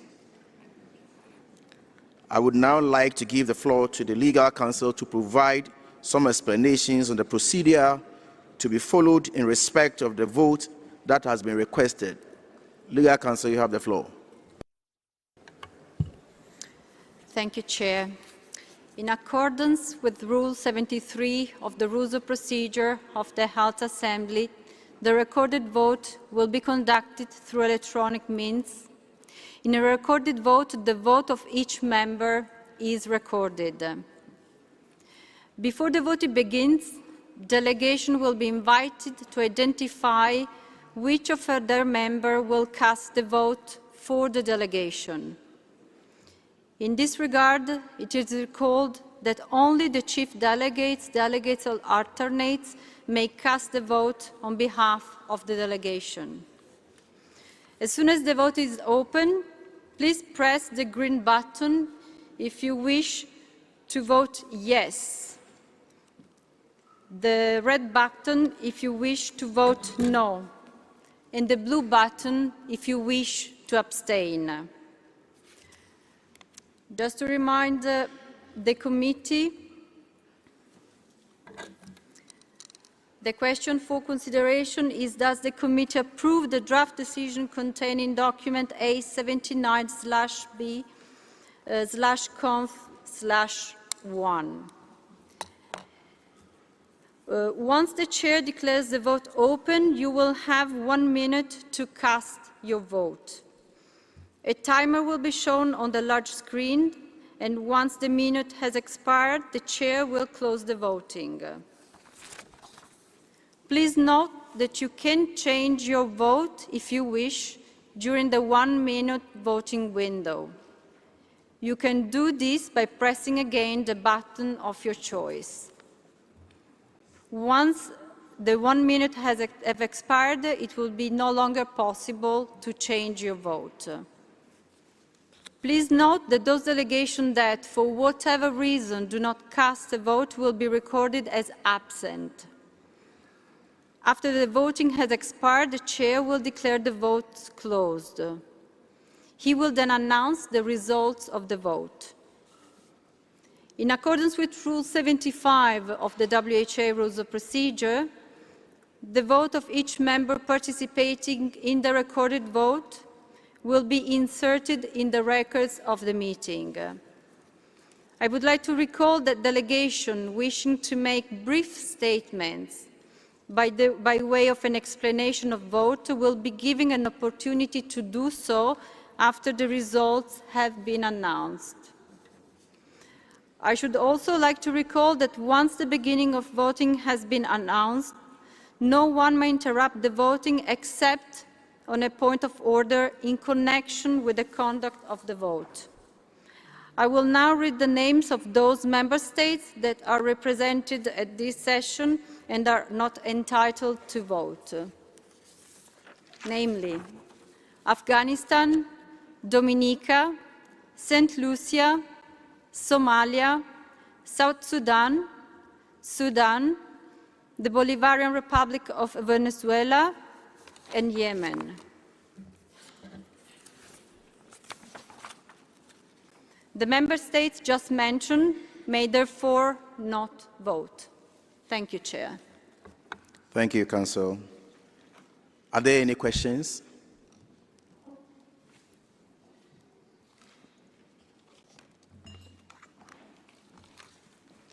There appears to be no questions. We shall proceed as set out by the legal counsel. It is so decided.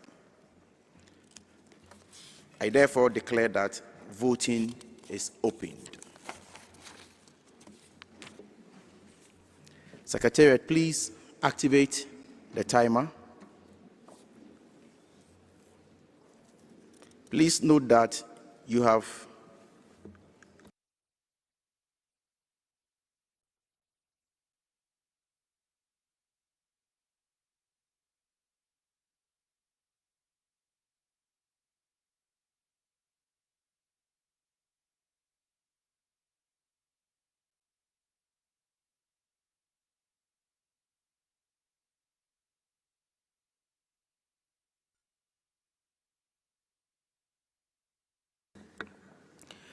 Please note that you have 30 seconds left to cast your votes.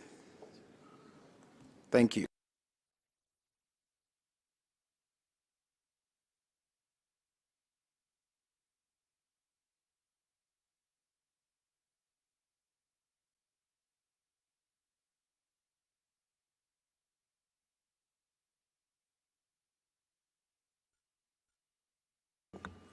I declare that the voting is closed. Whilst the results are being generated, I would like to ask delegations to please remain in the room. Thank you.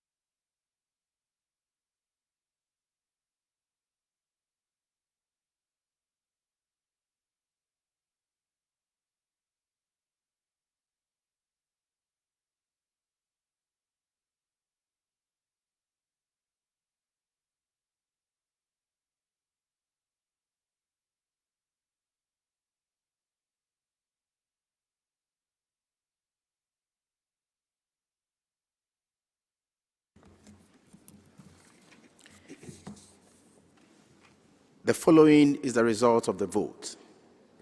Number of members with a right to vote, 181. Number of members absent, 56. Number of votes in favor, 89. Number of abstentions, 31. Number of votes against, 5. The proposal is therefore approved by 89 votes to 5 with 31 abstentions.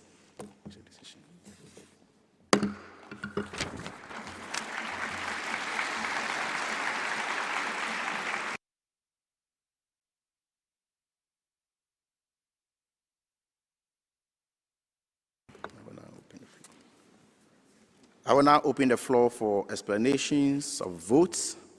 I remind delegates that the time limit for your statement is now 2 minutes.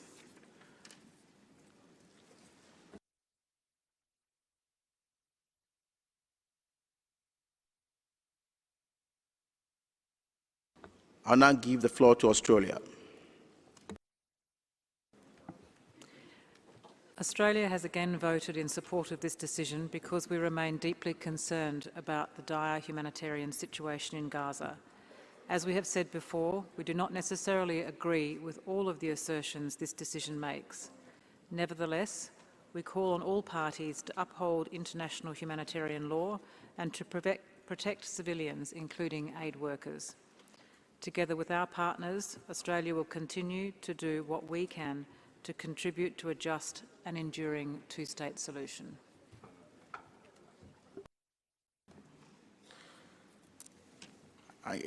Republic of Korea has the floor now, followed by United Kingdom. Thank you, Chair.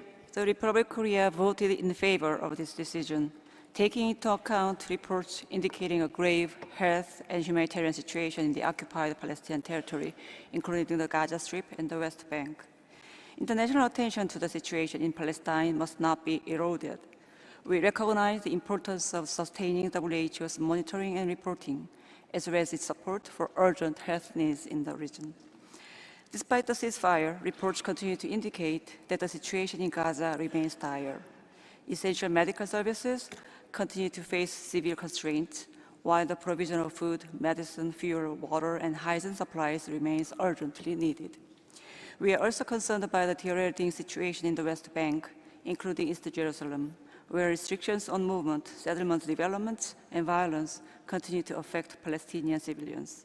Our vote is grounded in our consistent position that civilians, patients, health workers, and medical facilities must be protected, and that safe, rapid, and unimpeded humanitarian access, including medical supplies, must be ensured in accordance with international law. We further stress that all parties must comply with their respective obligations.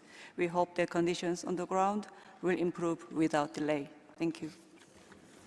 United Kingdom, followed by Netherlands. Thank you, Chair. The UK remains firmly committed to Palestinian self-determination and to our recognition of Palestine in September last year. While all countries should of course be subject to appropriate and proportionate monitoring of their health situation, the UK has long-standing concerns about country-specific agenda items outside of the health emergencies item. This position is based on the risks of politicisation linked to country-specific standalone items and our commitment to ensuring that the WHO's work focuses on its core mandate. That is why today the UK has abstained on this resolution, reflecting our continued concern about this country-specific agenda item that uniquely singles out the State of Israel. Nevertheless, the UK remains resolute in our efforts to support collective action to address and alleviate the suffering of Palestinians impacted by the conflict. We remain deeply concerned by the health conditions in Palestine, especially in Gaza, including the devastating impact on civilians and healthcare systems. The humanitarian situation remains unacceptable, and we continue to call for the safe and unhindered delivery of life-saving aid, including food, medical supplies, and fuel, in line with humanitarian principles. We are clear that humanitarian and medical personnel must be protected. We also continue to work with international partners to support access to healthcare. That includes our humanitarian and early recovery assistance, as well as our efforts to restore essential health services and ensure that aid can enter and be distributed effectively at scale. Thank you. Netherlands, followed by Israel. Thank you, Chair. The Netherlands commends the WHO for its support to the Palestinian people, in spite of considerable security threats and other restrictions. The Netherlands is deeply concerned about the situation in Gaza, specifically the health conditions and large-scale destruction of health facilities. Attacks on ambulances and medical staff are unacceptable, need to be investigated, and those responsible for violence need to be held accountable. The Netherlands deplores the lack of improvement of the humanitarian situation in the occupied Palestinian territory. Weaponizing humanitarian aid to put pressure on other parties during negotiations is unacceptable and a violation of international law. We call on Israel to immediately allow and facilitate the safe and unhindered delivery of sufficient humanitarian aid, including goods that it classifies as dual use. This requires full, unconditional access for professional, recognized aid organizations, among which the UN, the Red Cross, Red Crescent, and international NGOs. In this respect, we reiterate our call not to implement the NGO registration law in the current form. Nevertheless, we have concerns regarding this decision. We condemn indiscriminate attacks. We believe, however, that independent investigation is needed to determine whether all instances of destruction of health facilities can be categorically qualified as wanton, or that all medical and humanitarian facilities, including medical personnel, were, without exception, indiscriminately attacked. A final point relates to the referral to the ICJ's provisional measures. In the decision, the specification to 7 October 2023 is removed, which is incorrect. Therefore, the Netherlands abstained. I thank you.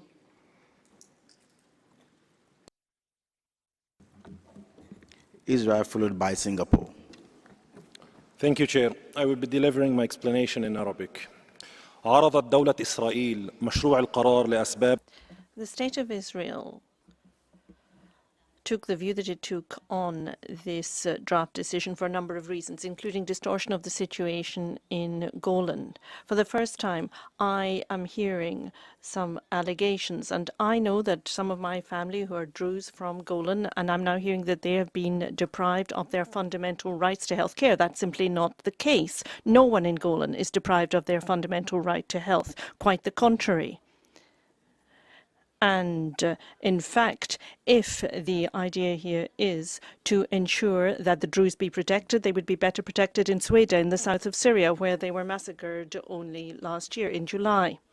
And we know that on the Syrian side, the inhabitants of Golan still do not enjoy their basic human rights and their health rights because there are no medical facilities where they live.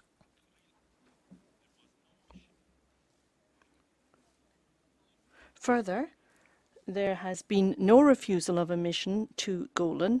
No one actually asked for this access from WHO, so there has been no refusal. Thank you. Singapore, followed by South Africa. Thank you, Mr. Chair. Singapore has continued to vote in favor of this decision in recognition of the dire humanitarian situation faced by the Palestinian people. We, however, wish to place on record our reservations that certain aspects of this decision are on political and non-health related matters which go beyond the purview of the WHO.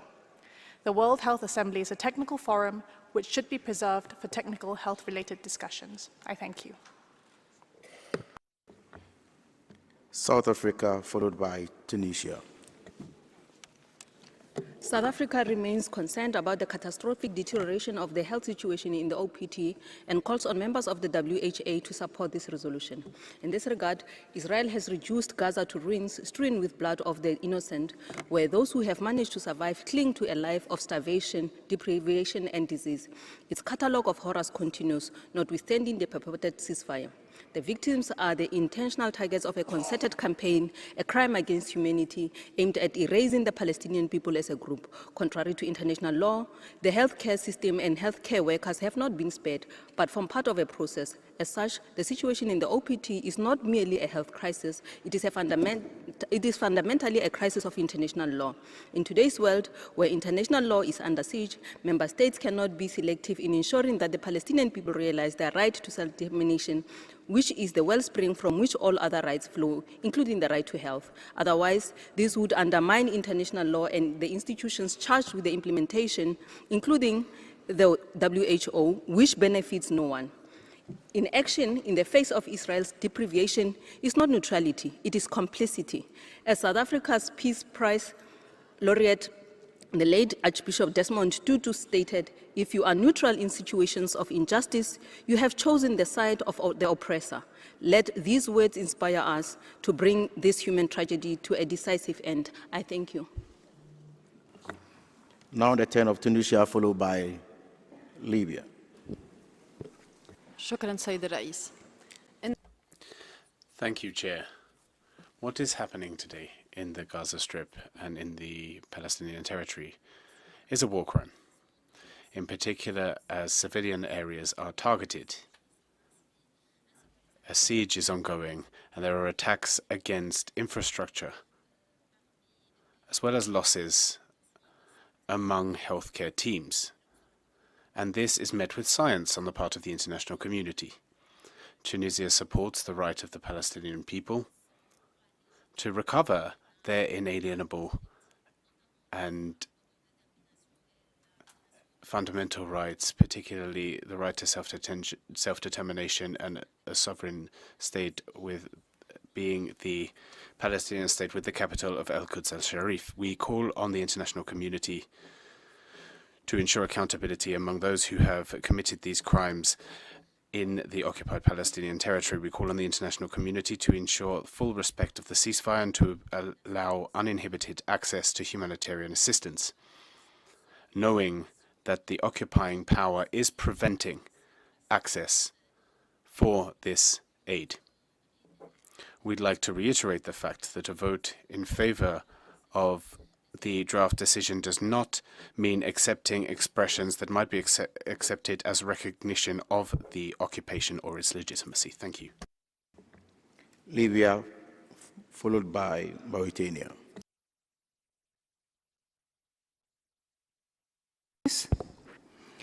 صوتت بلادي لصالح مشروع القرار. Thank you, Chair. Chair, we voted in favor of this draft decision with reservations on paragraphs 2 and 3, and we did that because they seem to put the victim and the executioner on the same footing. In fact, it is the Palestinian people who are suffering from all kinds of violations of international humanitarian law. Thank you. Thank you. Thank you very much. That concludes our discussion of agenda item 17.1. Thank you.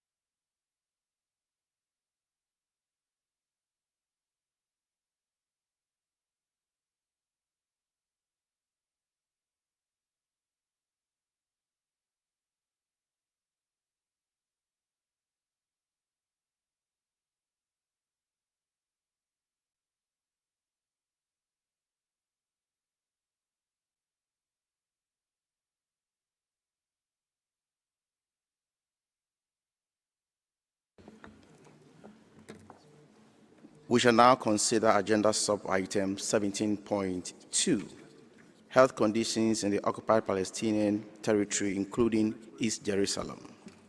The report by the Secretariat is contained in document A79/12.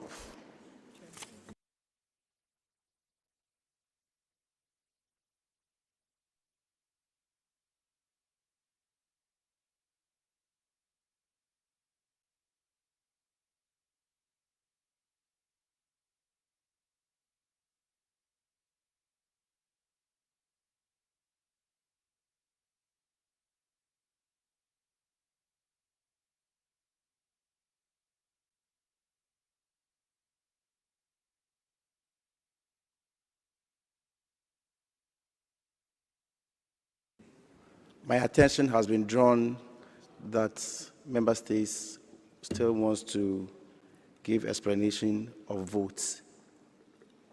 Any Member State here?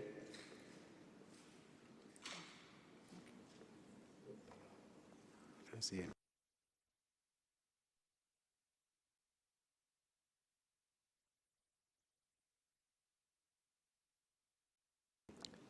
Syrian Arab Republic.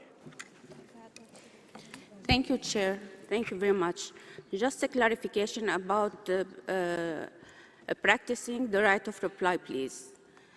Can the legal expert help us in when, according to the procedures, can we practice our right of reply?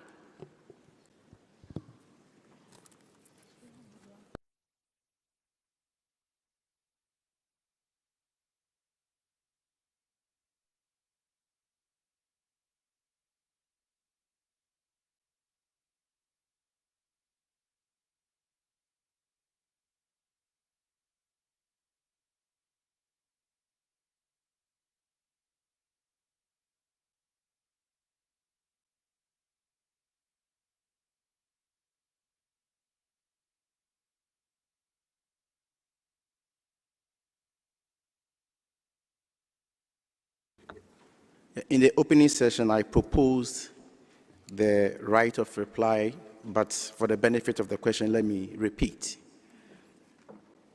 that I would like to take this opportunity to propose the following arrangement for the exercise of the right of reply aimed at ensuring a fair, predictable, and orderly flow of the conduct of business at our meetings.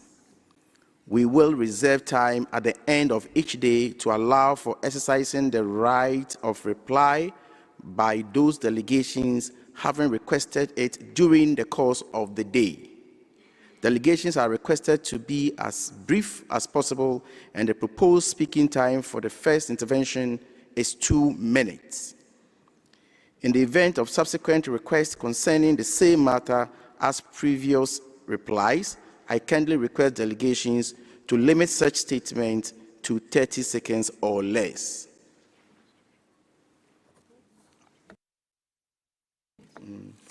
I hope it clarifies your concerns. Can we move on?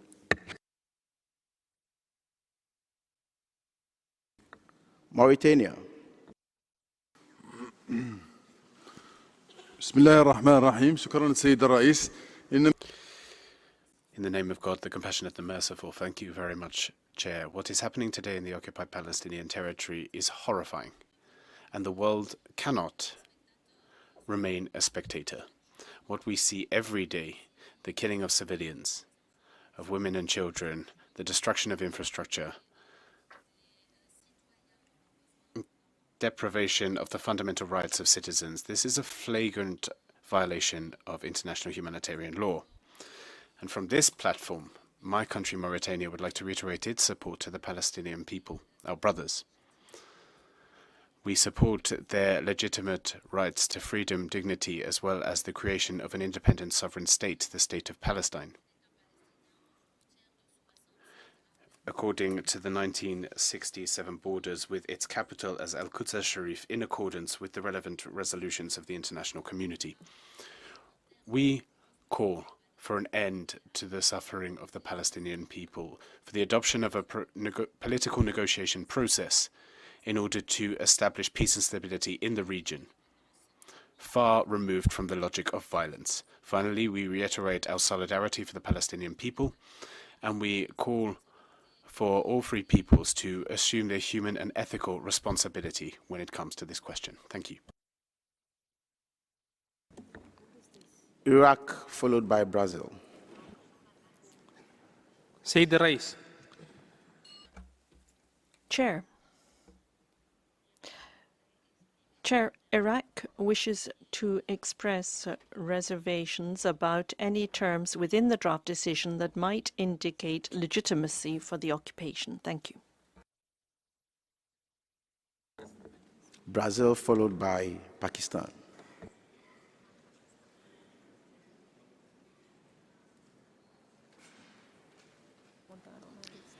Chair, please. I want to speak on under 17.2, not an explanation of vote. You opened that discussion, and I wish you to clarify if we are able to speak now, but I can wait when you're ready. please. Thank you. Thank you. Pakistan. Well, actually, Chair, I had a similar question as Brazil. Thank you.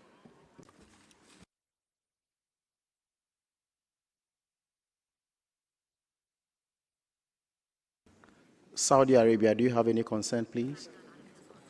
It was the same question. Okay, so we cannot proceed. Thank you very much. We shall now consider agenda sub-item 17.2, health conditions in the occupied Palestinian territory, including East Jerusalem.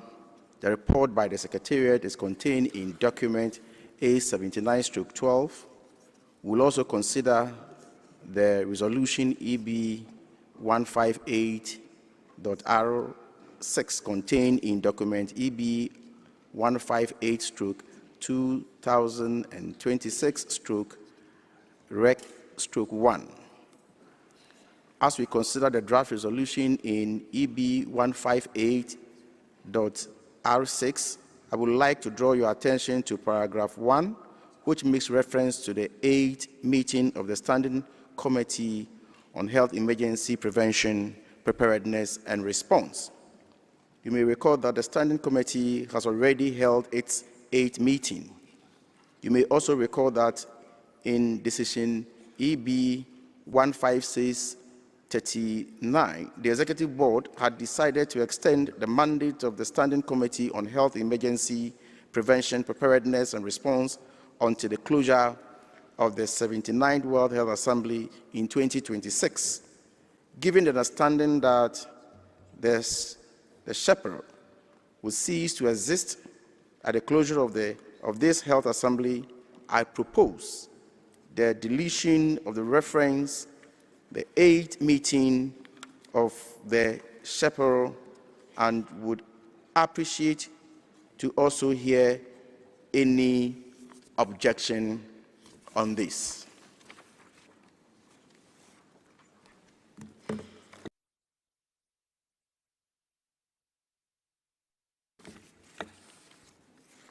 I will now open the floor for discussions.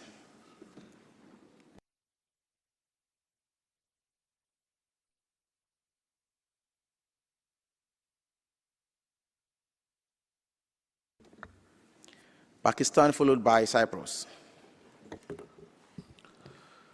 Thank you, Chair. Pakistan has the honor to deliver this statement on behalf of the 57 member states of the OIC. The OIC condemns in the strongest terms Israel's deliberate dismantling of the health system in the occupied Palestinian territory. As the occupying power, Israel's actions amount to collective punishment and reflect a calculated assault on civilian life and essential health care in grave breach of international humanitarian law. As documented in the DG's latest report, more than 930 attacks on healthcare were documented.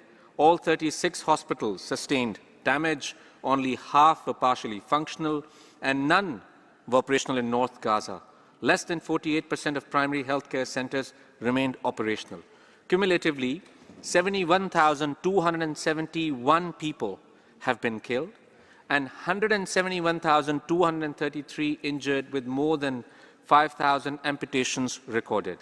Over 18,500 patients remain in urgent need of medical evacuation. Famine was declared in August 2025, with 421 malnutrition-related deaths recorded during the year, and an estimated 1 million requiring mental health and psychosocial support. The human cost is staggering.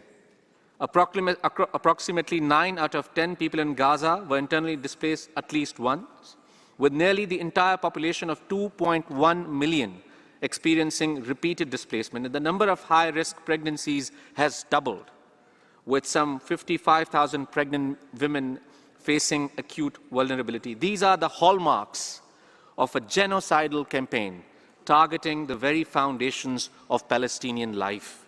Chair, the OIC also places on record its strong objection to the framing of the DG's report, which conflates the occupying power with the occupied people. Such both-siding is inconsistent with the mandate of this agenda and with the resolutions of this Assembly. As expressed During the Shepherd meetings, the OIC firmly expresses and expects this concern to be reflected in all future reports by WHO. The OIC calls for the adoption of the draft resolution under this agenda item by consensus, the maintenance of agenda items 17.1 and 17.2 as separate given their distinct mandates, continued and robust WHO reporting strictly and exclusively focused on the health conditions of the Palestinian people in line with this mandate, and full, safe and unhindered humanitarian and medical access to Gaza, including the urgent provision of medicines, fuel, and essential supplies to sustain health operations. The OIC finally reaffirms its unwavering solidarity with the Palestinian people, including their inalienable right to self-determination and to the establishment of an independent, sovereign, and a viable state of Palestine with Al-Quds, Al-Sharif as its capital. I thank you very much. Cyprus. Chair, I have the honor of speaking on behalf of the European Union and its 27 member states. The candidate countries North Macedonia, Montenegro, Serbia, Albania, Ukraine and Republic of Moldova, the EFTA country Iceland, member of the European Economic Area, as well as Armenia, align themselves with this statement.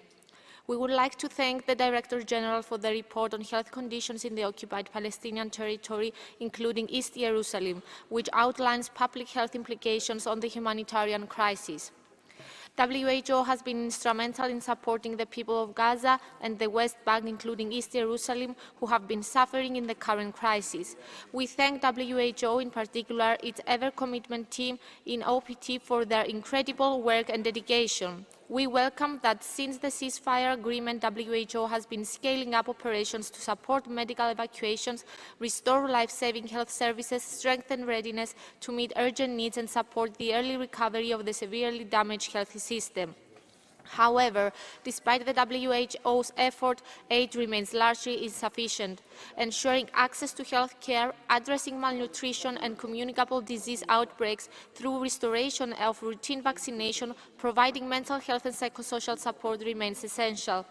We deplore the continuing catastrophic humanitarian situation in Gaza and call on Israel to allow immediate, unbended access and sustained distribution of humanitarian assistance to scale into and throughout Gaza, and to enable the UN and its agencies, including UNRWA and humanitarian organizations, to work independently and impartially to save lives and reduce suffering. Medical assistance must be a crucial and substantial part of the response. Unrestricted medical evacuations to the West Bank, including East Jerusalem, as well as other regions, must be resumed.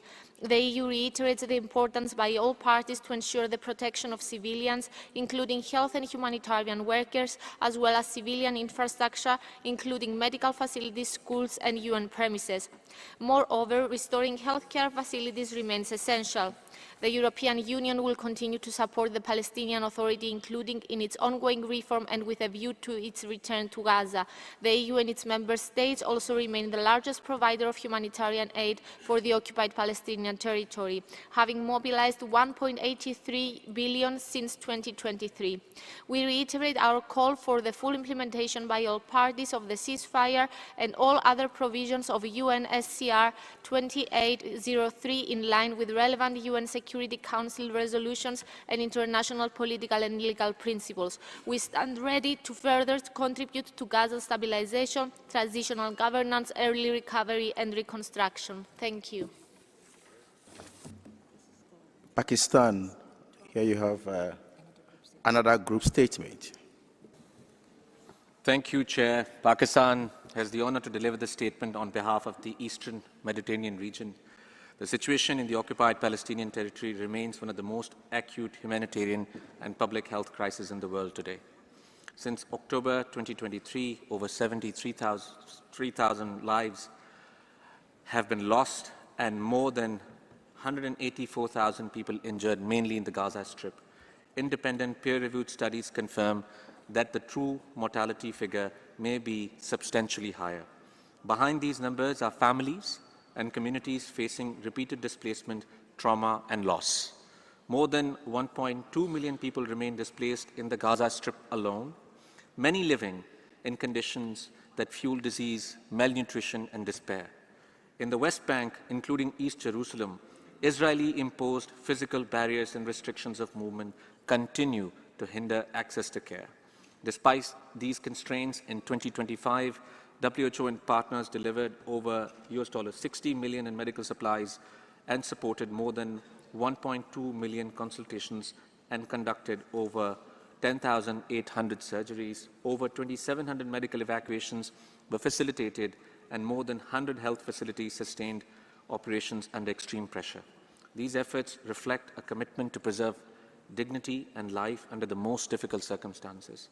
Yet, the challenges remain overwhelming. Only a fraction of health facilities are fully functional in the Gaza Strip, with critical shortages in medicines, fuel, and equipment. There are no functioning hospitals in northern Gaza, and nearly half of essential medicines and 2/3 of medical consumables are out of stock. In the West Bank, 1 in 6 hospitals are not functional. Attacks on healthcare perpetrated under Israel's continued occupation persist, particularly in the Gaza Strip. Humanitarian access remains inconsistent, and thousands of patients await life-saving medical evacuation. Chair, we call for the protection of healthcare workers, and patients at all times, in line with international humanitarian law, binding obligations that Israel, as occupying power, must respect and uphold. We call for sustained, unimpeded humanitarian access, including the immediate scale-up of medical evacuations and restoration of referral pathways. We call for predictable and adequate financing to sustain life-saving services and enable early recovery and health system reconstruction. The question, Chair, before all of us and before this Assembly is not whether we can act, but whether we will. I thank you very much. I now give the floor to Algeria for your group statement, please, followed by Colombia.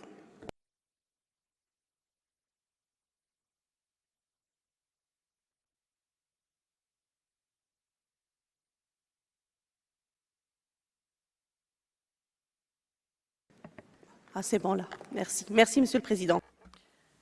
Thank you, Chair. Chair, Ministers, distinguished delegates.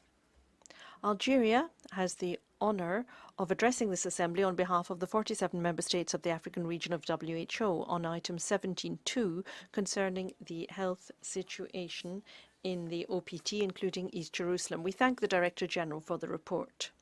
Chair, in line with the theme of this 79th WHA, the African region emphasizes that the scale of current health challenges means that our collective conscience has to awake, and we call for strengthened solidarity and international cooperation in support of the most vulnerable populations in our world.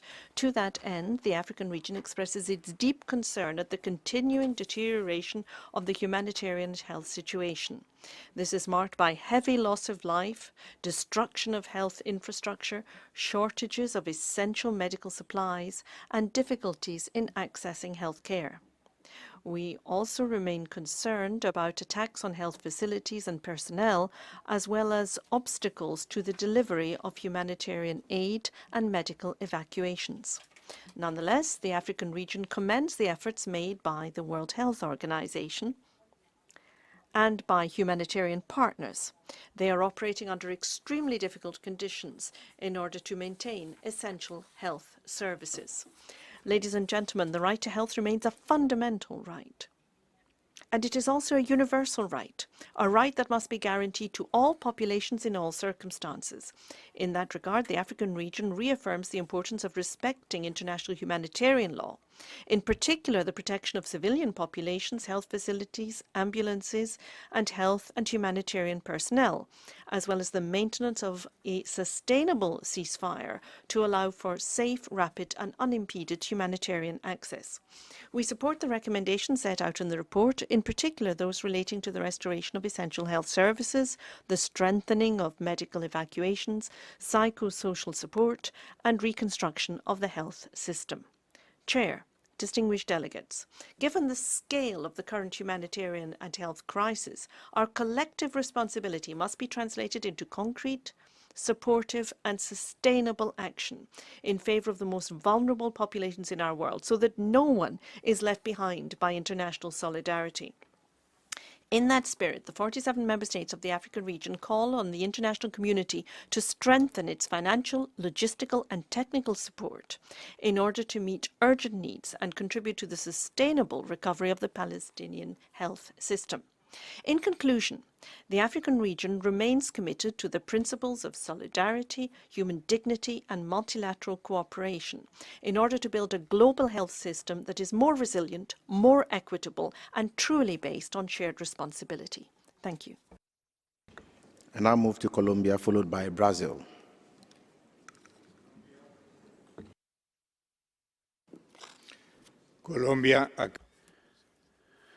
Colombia has expressed its support to the Palestinian people, but we would like to reiterate that what we are witnessing is a genocide, while the international community remains silently complicit. We are moving away from seeing health as a common good, and our hope is that this resolution can be an expression of the rejection of all those who ignore the mass and systematic violations of human rights which are being committed in the occupied Palestinian territory, where the WHO continues to monitor and report back on the situation on the ground. Once again, we reiterate our solidarity to the Palestinian people and our commitment through our co-sponsorship of this decision. Thank you. So, Brazil, followed by Qatar. Thank you, Chair. Brazil thanks the Director General for the report and reiterates its grave concern over the persistently high number of deaths and injuries, as well as the ongoing collapse of the healthcare system, particularly in the Gaza Strip, despite the ceasefire. While we are relieved to know that no areas are currently classified as being in famine, the humanitarian situation remains extremely fragile and alarming. More than 1 million people continue to face crisis-level or worse food insecurity. It is therefore essential to maintain and expand access to the region and to remain fully mobilized in preventing any further deterioration. Brazil also laments recent declarations by the WHO's representative for the occupied Palestinian territory, Reinhild Verdst, concerning a sharp increase in rodent and ectoparasitic infections cases in Gaza so far this year. Rats and other parasites now infest displacement camps. We would like to stress on a final note that only a political solution grounded in international law and based on the two-state solution can deliver sustainable peace. This entails an independent, sovereign, and viable Palestinian state living side by side with Israel in peace and security within the 1967 borders, including the Gaza Strip and the West Bank, with East Jerusalem as its capital, in full respect for the Palestinian people's right to self-determination. To conclude, we are pleased to reaffirm our co-sponsorship of the resolution under this agenda item. I thank you. Qatar, followed by Indonesia.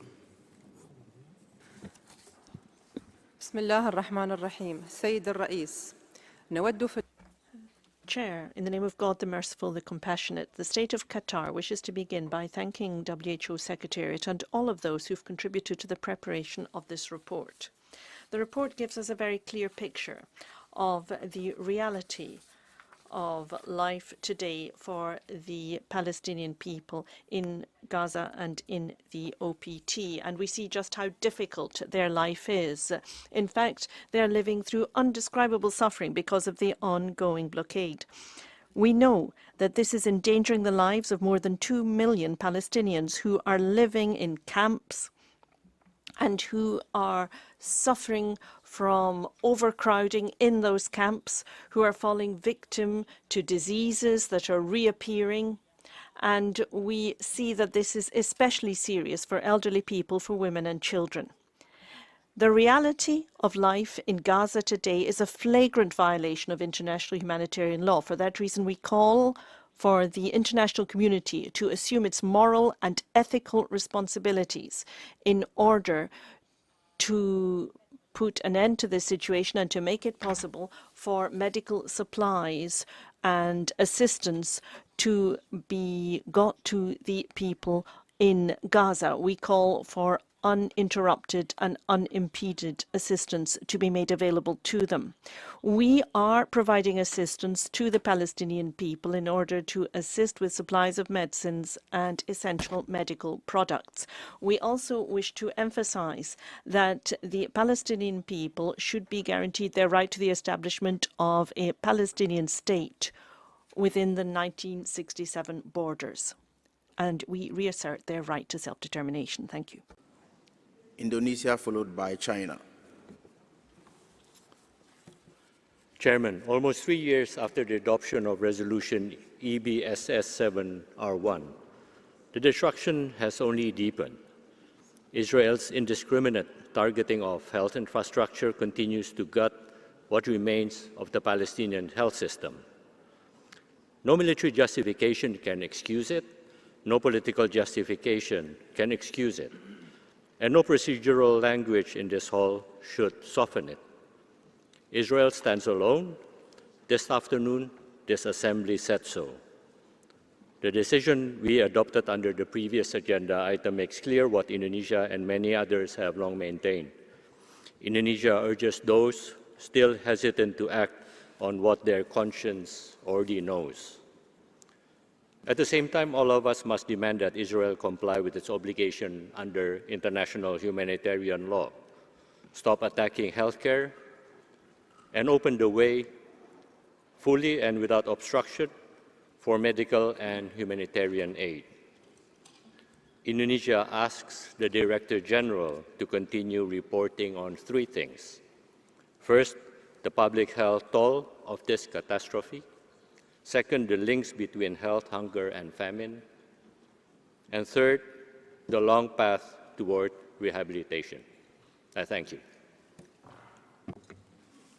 China is your turn, followed by Cuba. Mr. Chairman, since the latest round of conflict between Palestine and Israel began, more than 70,000 people have been killed and over 180,000 injured in the OPT. All 36 hospitals and the majority of primary health care facilities in the Gaza Strip have been destroyed, leading to severe shortages of essential medicines and medical equipment. Tens of thousands of patients are waiting referral for treatment, and countless children are growing up amidst war, hunger, disease, and fear. This is not merely a routine health challenge, but a profound public health and humanitarian crisis. China commends the WHO for continuing its work under extremely difficult conditions, providing support to Gaza and West Bank in areas of medical supplies, vaccination, trauma care, and mental health services. China calls on all parties concerned to fully, consistently, and effectively implement the ceasefire agreement to effectively protect the safety of civilians, medical personnel, and facilities, to immediately lift restrictions on the access of humanitarian supplies and to support the restoration of basic medical services in Gaza and the West Bank. China has always stood for peace, justice, and human conscience and supports the just cause of the Palestinian people in restoring their legitimate national rights. The two-state solution is the only viable way to end the suffering of the Palestinian people and achieve peaceful coexistence between Palestine and Israel. China is waiting to continue working with the international community to support the WHO in playing its professional role, helping the Palestinian people to overcome the trauma of war at an early date and restore health, peace, and a life of dignity. Thank you, Mr. Chairman. Cuba, followed by United Kingdom. Señor Presidente. Chair, Cuba welcomes the report presented and expresses its deep concern with regard to the devastating health situation that the Palestinian people continue to face in the occupied Palestinian territory, including East Jerusalem. Despite the ceasefire in force since October 2025, the revealing figures are appalling. Tens of thousands of dead and wounded, a collapsed health system, and a population subjected to inhuman conditions, which gravely violate international humanitarian law. The destruction of hospitals, primary care centers and essential services, as well as a scarcity of medicines, fuel and medical supplies, which is all a direct consequence of the actions of Israel, the occupying power whose military operations have devastated health infrastructure and impeded systematically humanitarian access. The mental health crisis, the increase in high-risk pregnancies, child malnutrition, and the reappearance of communicable diseases reflects the magnitude of the suffering imposed on this already exhausted population. Cuba recognizes the work of the WHO and humanitarian workers who, despite enormous obstacles, have provided vital services, facilitating medical evacuations, distributing supplies, and supporting vaccination campaigns. However, these efforts continue to be insufficient, while restrictions imposed by Israel, insecurity, and the systematic destruction of health infrastructure remain. Chair, Cuba reiterates that the only way to alleviate the suffering of the Palestinian people is to guarantee a lasting ceasefire to allow uninhibited humanitarian access and to support sustained international efforts for the systematic recovery of the health system. It's essential to put an end to the Israeli occupation and all practices violating international humanitarian law. Once again, we'd like to express our support for this resolution and co-sponsor. Thank you. United Kingdom, followed by Australia. Thank you, Chair. The UK thanks the Director General for this sobering report. We also thank the WHO and health partners who continue to deliver life-saving assistance in relentlessly perilous conditions. The scale of the humanitarian need in Palestine remains extremely challenging. The devastation of the health system, with over 90% of hospitals and primary care facilities damaged, rising malnutrition, severe shortages of medicine, and widespread trauma demands urgent collective action. The UK is committed to playing its part. We have provided £81 million of humanitarian and early recovery support for Palestine this year and spent over £40 million on healthcare, including over £26 million to support the UK Med's operations in Gaza. Earlier this month, we announced plans to step up our work to treat children with blast injuries in Gaza. The WHO has estimated that over 6,600 people are waiting for prosthetics and rehabilitation, and Gaza is currently home to the highest proportion of child amputees in the world. At the same time, Israeli restrictions continue to block desperately needed items from reaching those in need.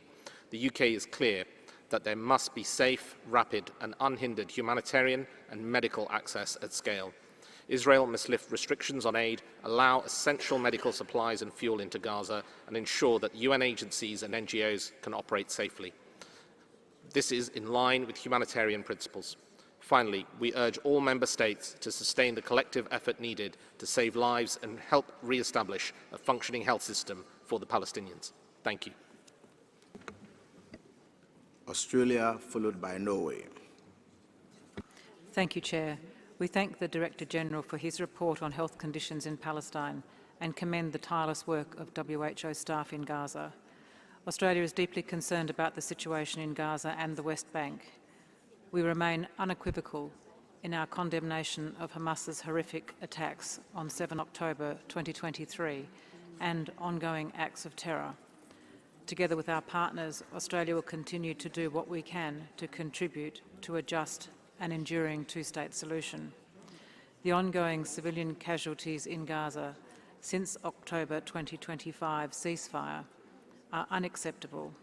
It is critical that civilians, including aid workers, are protected and sustained and unimpeded humanitarian assistance flows into Gaza in accordance with international law. We commend WHO's sustained efforts with partners to provide health services to the people of Gaza, reaching around 391,000 people each week, an extraordinary effort amid profoundly challenging conditions. We note the successful delivery of immunisation campaigns to target polio and vaccine-preventable disease, as well as efforts to enhance psychosocial support and mental health services. Re-establishing a functioning health system is critical to providing reliable access to essential routine health services, especially for pregnant women and new mothers, as well as infants and children who rely on routine immunisation and nutrition support. We are under no illusion that the work ahead will be complex and difficult. Australia is aiding recovery through ongoing humanitarian support and by enhancing the Palestinian Authority's governance capacity. We call on all parties to respect the ceasefire, uphold international humanitarian law, and protect civilians.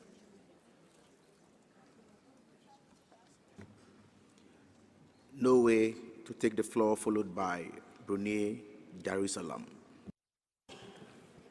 Thank you, Chair. Norway is deeply worried about the situation in Palestine. The situation in the West Bank is critical, with a deteriorating financial situation, expansions of illegal settlements, and a surge of settler violence. The war in Gaza has led to tremendous destruction, suffering, and death. And unfortunately, the expansion of conflict in the region has significantly impeded progress on the implementation of the UN Security Council Resolution 2803 and the 20-point plan for Gaza. The civilian population in Gaza continues to live under dire circumstances and on a bare minimum. The crisis in water, sanitation, and hygiene conditions is particularly critical. The parties must respect the ceasefire, and Israel must unconditionally allow for the unimpeded delivery of humanitarian aid at scale into and throughout Gaza, and for unimpeded access for the UN and humanitarian organizations in accordance with international law and humanitarian law. Since October 2023, we have been witnessing a rapidly collapsing health system, attacks on health facilities and medical personnel. The value of health facilities destroyed is estimated to be at $1.39 billion. We underline the extreme urgency of providing safe space and adequate medical supplies and healthcare.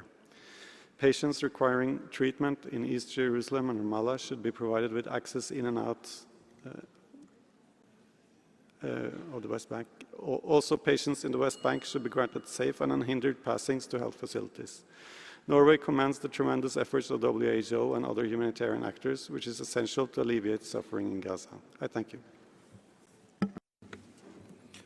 Brunei Darussalam, followed by Venezuela. Brunei Darussalam remains deeply alarmed by the catastrophic humanitarian and public health crisis, particularly in Gaza. We note with grave concern the staggering number of casualties, the collapse and destruction of healthcare services and infrastructure, severe shortages of essential medicines, vaccines, fuel and medical supplies, as well as the growing burden of communicable diseases, malnutrition, trauma and mental health conditions. We are deeply concerned by continued attacks affecting healthcare facilities and personnel, limitations on medical evacuations and access to specialized care, and actions undermining humanitarian operations and civilian infrastructure. President Trump underscores that attacks on healthcare, health personnel, and humanitarian operations are unacceptable and constitute clear violations of international humanitarian law. In this regard, we strongly condemn the continuing reckless attacks by the occupying power against Palestine. We further stress that the protection of civilians, including patients and healthcare workers, must be upheld at all times. President Trump reiterates its call for immediate, safe, sustained, and unhindered humanitarian access, including the delivery of essential medical supplies and life-saving healthcare services. We welcome efforts towards this de-escalation and stress the importance of maintaining and strengthening ceasefire arrangements. President Trump also underscores the importance of ensuring that continued engagement under this agenda item, including future WHO reporting, remains consistent with the mandate of this agenda item and the relevant resolutions, with clear focus on addressing the urgent humanitarian and public health of the needs of the Palestinian people. Brunei Darussalam reaffirms its steadfast solidarity with the Palestinian people and urges all parties to engage in good faith towards a comprehensive, just and lasting peace. I thank you. Venezuela, followed by Saudi Arabia. Señor Presidente, Venezuela. Chair, Venezuela would like to express its deep concern at the content of the report of the Director General of WHO on the health conditions in the occupied Palestinian territory, including East Jerusalem. We reiterate our condemnation for all forms of violence against the civilian population and against health infrastructure, as well as attacks against hospitals, healthcare workers and patients, which constitute grave violations of international humanitarian law. The scale of the crisis described in the report, with tens of thousands of victims, the collapse of the hospital system, the destruction of primary health care, and the accelerated deterioration of humanitarian conditions, require an immediate, sustained response based on the principles of humanity, impartiality, and non-politicization of healthcare. Venezuela, in its long-standing position in support of the Palestinian people and a peaceful solution to the conflict, calls for the consolidation of a lasting ceasefire for full and unrestricted humanitarian access and the effective protection of health personnel and facilities. We also highlight the urgent need for reconstruction of the health system and the strengthening of multilateral mechanisms for cooperation under the leadership of the UN. We reiterate that health is a fundamental human right and cannot be subject to blockade, politicization, restriction, nor destruction. Finally, we are pleased to support and co-sponsor this draft resolution as submitted under this agenda item. Thank you. Saudi Arabia, followed by France. Thank you, Mr. Chairperson. The Kingdom of Saudi Arabia would like to thank and appreciate the Director General of the WHO for his report with regard to the health conditions in the occupied Palestinian territory, including East Jerusalem, which reflects clearly the magnitude of the unprecedented humanitarian situation in the occupied territory and the full destabilization of the health conditions in the Gaza Strip and the most basic needs for life. The WHO and other humanitarian organizations need to be supported in the midst of the ongoing risks and the ongoing brutal Palestinian operations in the Gaza Strip. And we also express our concern with regard to the deterioration of the humanitarian situation and the dire shortage of the life-sustaining elements and the necessary resources to rehabilitate the basic services to protect human and medical services, while the inhabitants of the Gaza Strip are still facing ongoing dire situations with regard to famine and hunger and the impact on the pregnant women, on the children, on the elderly and the disabled, and all the undermining of the healthcare sector in Gaza. We call on the international community to undertake its ethical and legal responsibilities and to pressure Israel, the occupying authority, with regard to enabling the supply of basic necessities and without any impedance. And we also call on the United Nations and its partners to rehabilitate the infrastructure. And we also reiterate our concern with regard to the situation of Palestinians in the occupied Palestinian territory, including East Jerusalem, and their inability to live in dignity, and their legitimate rights include the foremost of which the right to self-determination and the establishing of their state within the 1967 border with East Jerusalem as its capital. France, followed by Egypt. Je vous remercie. Thank you, Chair. France associates itself with the statement delivered on behalf of the EU. The conflict in the Middle East should not mean that we look away from the situation in Palestine. In Gaza, in the West Bank and in East Jerusalem, the situation is worsening at a pace that is alarming. In Gaza, the ceasefire remains extremely fragile and the humanitarian situation is catastrophic. France is concerned by the significant deterioration in sanitation in the Strip with significant consequences for health. France calls upon Israel to remove obstacles to aid to protect UN staff and facilities, including UNRWA. As the Director General said, a security incident meant that a WHO staff member lost their lives on the 6th of April, and this led to the suspension of medical evacuation that is carried out by WHO. We commend the courage and the tireless commitment of WHO and its staff, and we call for this to be fully investigated. Evacuation of patients by WHO out of the Gaza Strip is vital for people who cannot access the care they need. France calls for the re-establishment of evacuations as quickly as possible, and we also call for this to be established towards the West Bank. Alongside that, WHO and UNRWA must work to continue their work to re-establish and strengthen health services, including the partial reopening of hospitals and PHC centres. To support this, France commends the launching of the UN Palestine Fund, and we are proud to say that we've contributed $5 million to it this year. For these reasons, we will continue to work for a two-state solution in the spirit of the New York Declaration, supported by the overwhelming majority of nations of this world. It's the only way of guaranteeing Israel's security and also meeting the legitimate aspirations of the Palestinian people.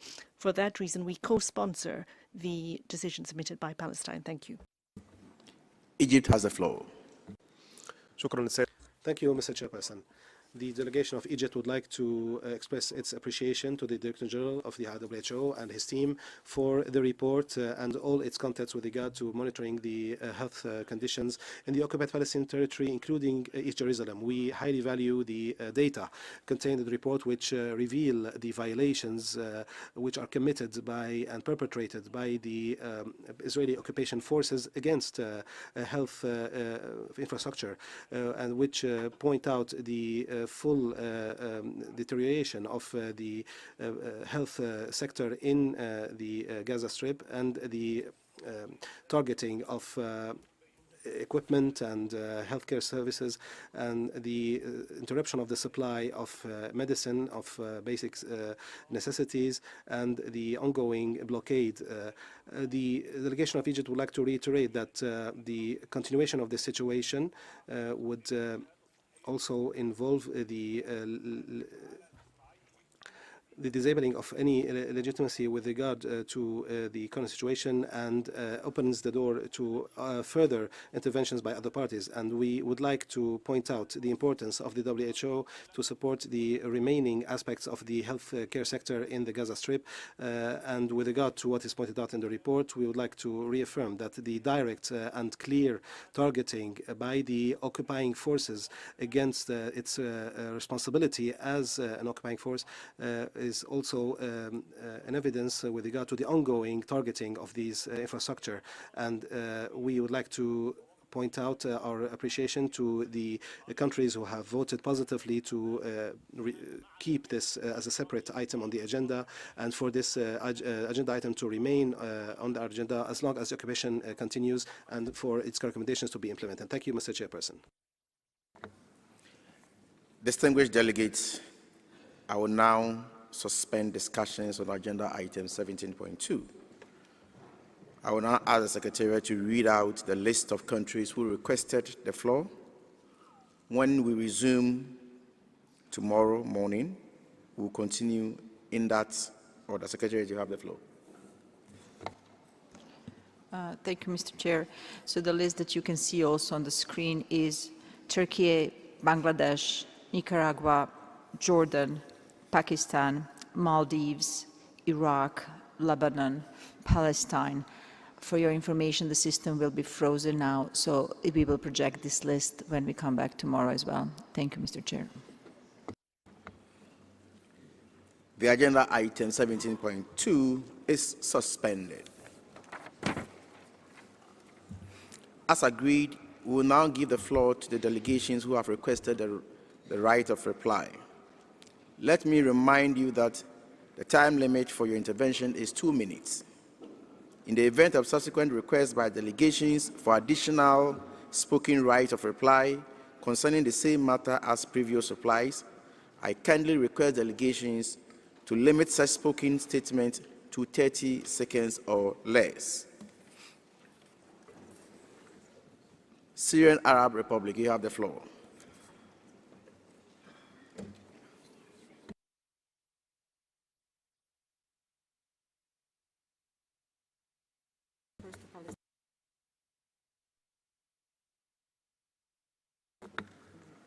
Palestine, you have the floor. Thank you, Mr. Chairperson, and apologize for taking the floor. Just for information, tomorrow morning we have parallel very important resolution for the GCC at the WHO headquarters in the morning. How can we have a small delegation voting here for Palestine and voting for the GCC for the same group, EMRO, our group? We cannot. And we decided and we agreed with the Secretary to have separately these two resolutions. I think this will not work with our group. So why are we suspending right now instead of continuing and getting the vote so all of us, the remaining countries of our group, can attend tomorrow the other resolution at the WHO headquarters? I thank you.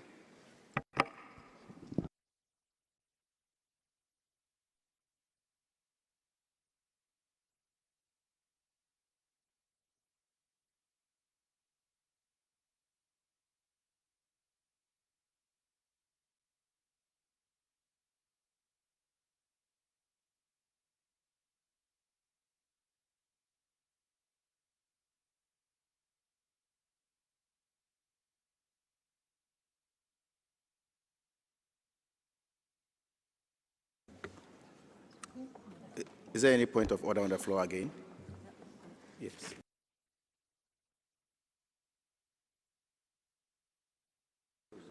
So let's address the first point of order on the floor before we open up for any other discussions. So may I invite the Secretariat to provide details to the point of order raised?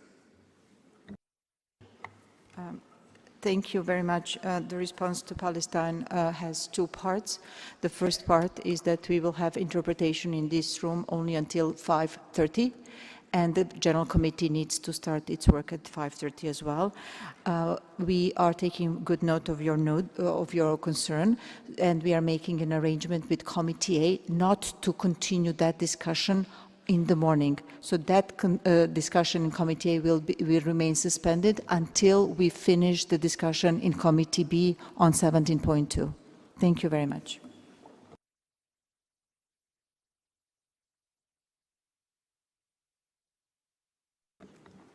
Yeah, Monaco, you have the floor. Je vous remercie, monsieur. Thank you. Thank you, Chair. Chair, I already had to raise a point of order about this same issue of agenda management this morning in Committee A. We see a program of work in the journal, then suddenly everything's changed at the last moment because an item is moved and something that was supposed to be taken this morning is going to be taken somewhere else so that we can start work here, finish on something here. Everything gets shifted about. And so something we were supposed to do this morning was moved until tomorrow morning. We were assured it would be tomorrow morning. I'm an ambassador, but I know that some of my colleagues come deliberately for particular items, and we need to have some predictability in our work. We do have other things to do within our missions. We need to have predictability, and we have none whatsoever. We are also a very small delegation, and we're also running the risk of having to be somehow in two different places at the same time. It's extremely difficult, especially because this year we have meetings in two different buildings, two different sites, and in all of the preparatory briefings, we asked about this, and we said there should be no sudden changes made to the order of business. So we need to get very clear answers to these questions so that we can predict what's going to happen and know where to go and when. Thank you. Yeah. May I ask the Secretariat to provide some details? Thank you very much, Mr. Chairperson, and good afternoon, distinguished delegates. Thank you very much to the distinguished representative of Monaco. We take on board her comments. Indeed, there was a plan to take up item 14.5 in Committee A tomorrow morning.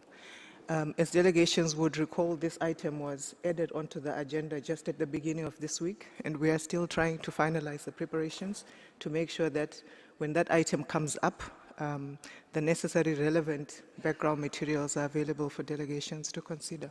In that regard, since we have already started taking up this item, it is prudent that we reopen it tomorrow morning, and then Committee A can proceed with other items, and we'll come back to item 14.5 later during the day. We in the Secretariat are committed to make sure that there is no clash with these items between the two committees, but we take fully on board the comments that have been raised. Thank you so much. Any other? Okay.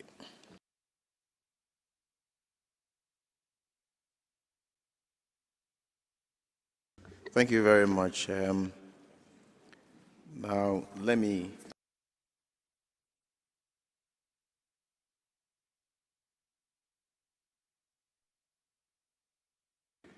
Monaco, you have 30 seconds within which to say what you want to say, please.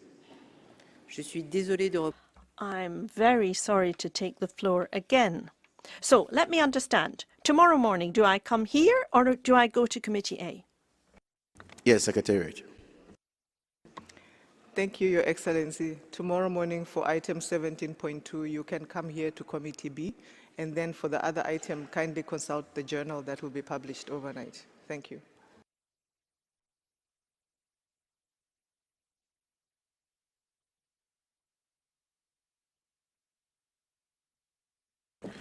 So let's now go back to the right of reply. Syrian Arab Republic, please, you have the floor.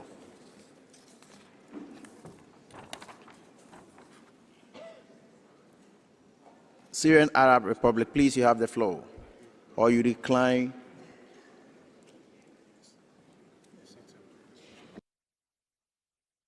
Okay, so let's move on. Distinguished delegates, this brings us to the end of today's work of Committee B. I would like to kindly inform delegates that tomorrow morning Committee B will resume its session at 9 with agenda item 17.2. Please check the journals for indications of the rest of our agenda items for tomorrow. The meeting is adjourned.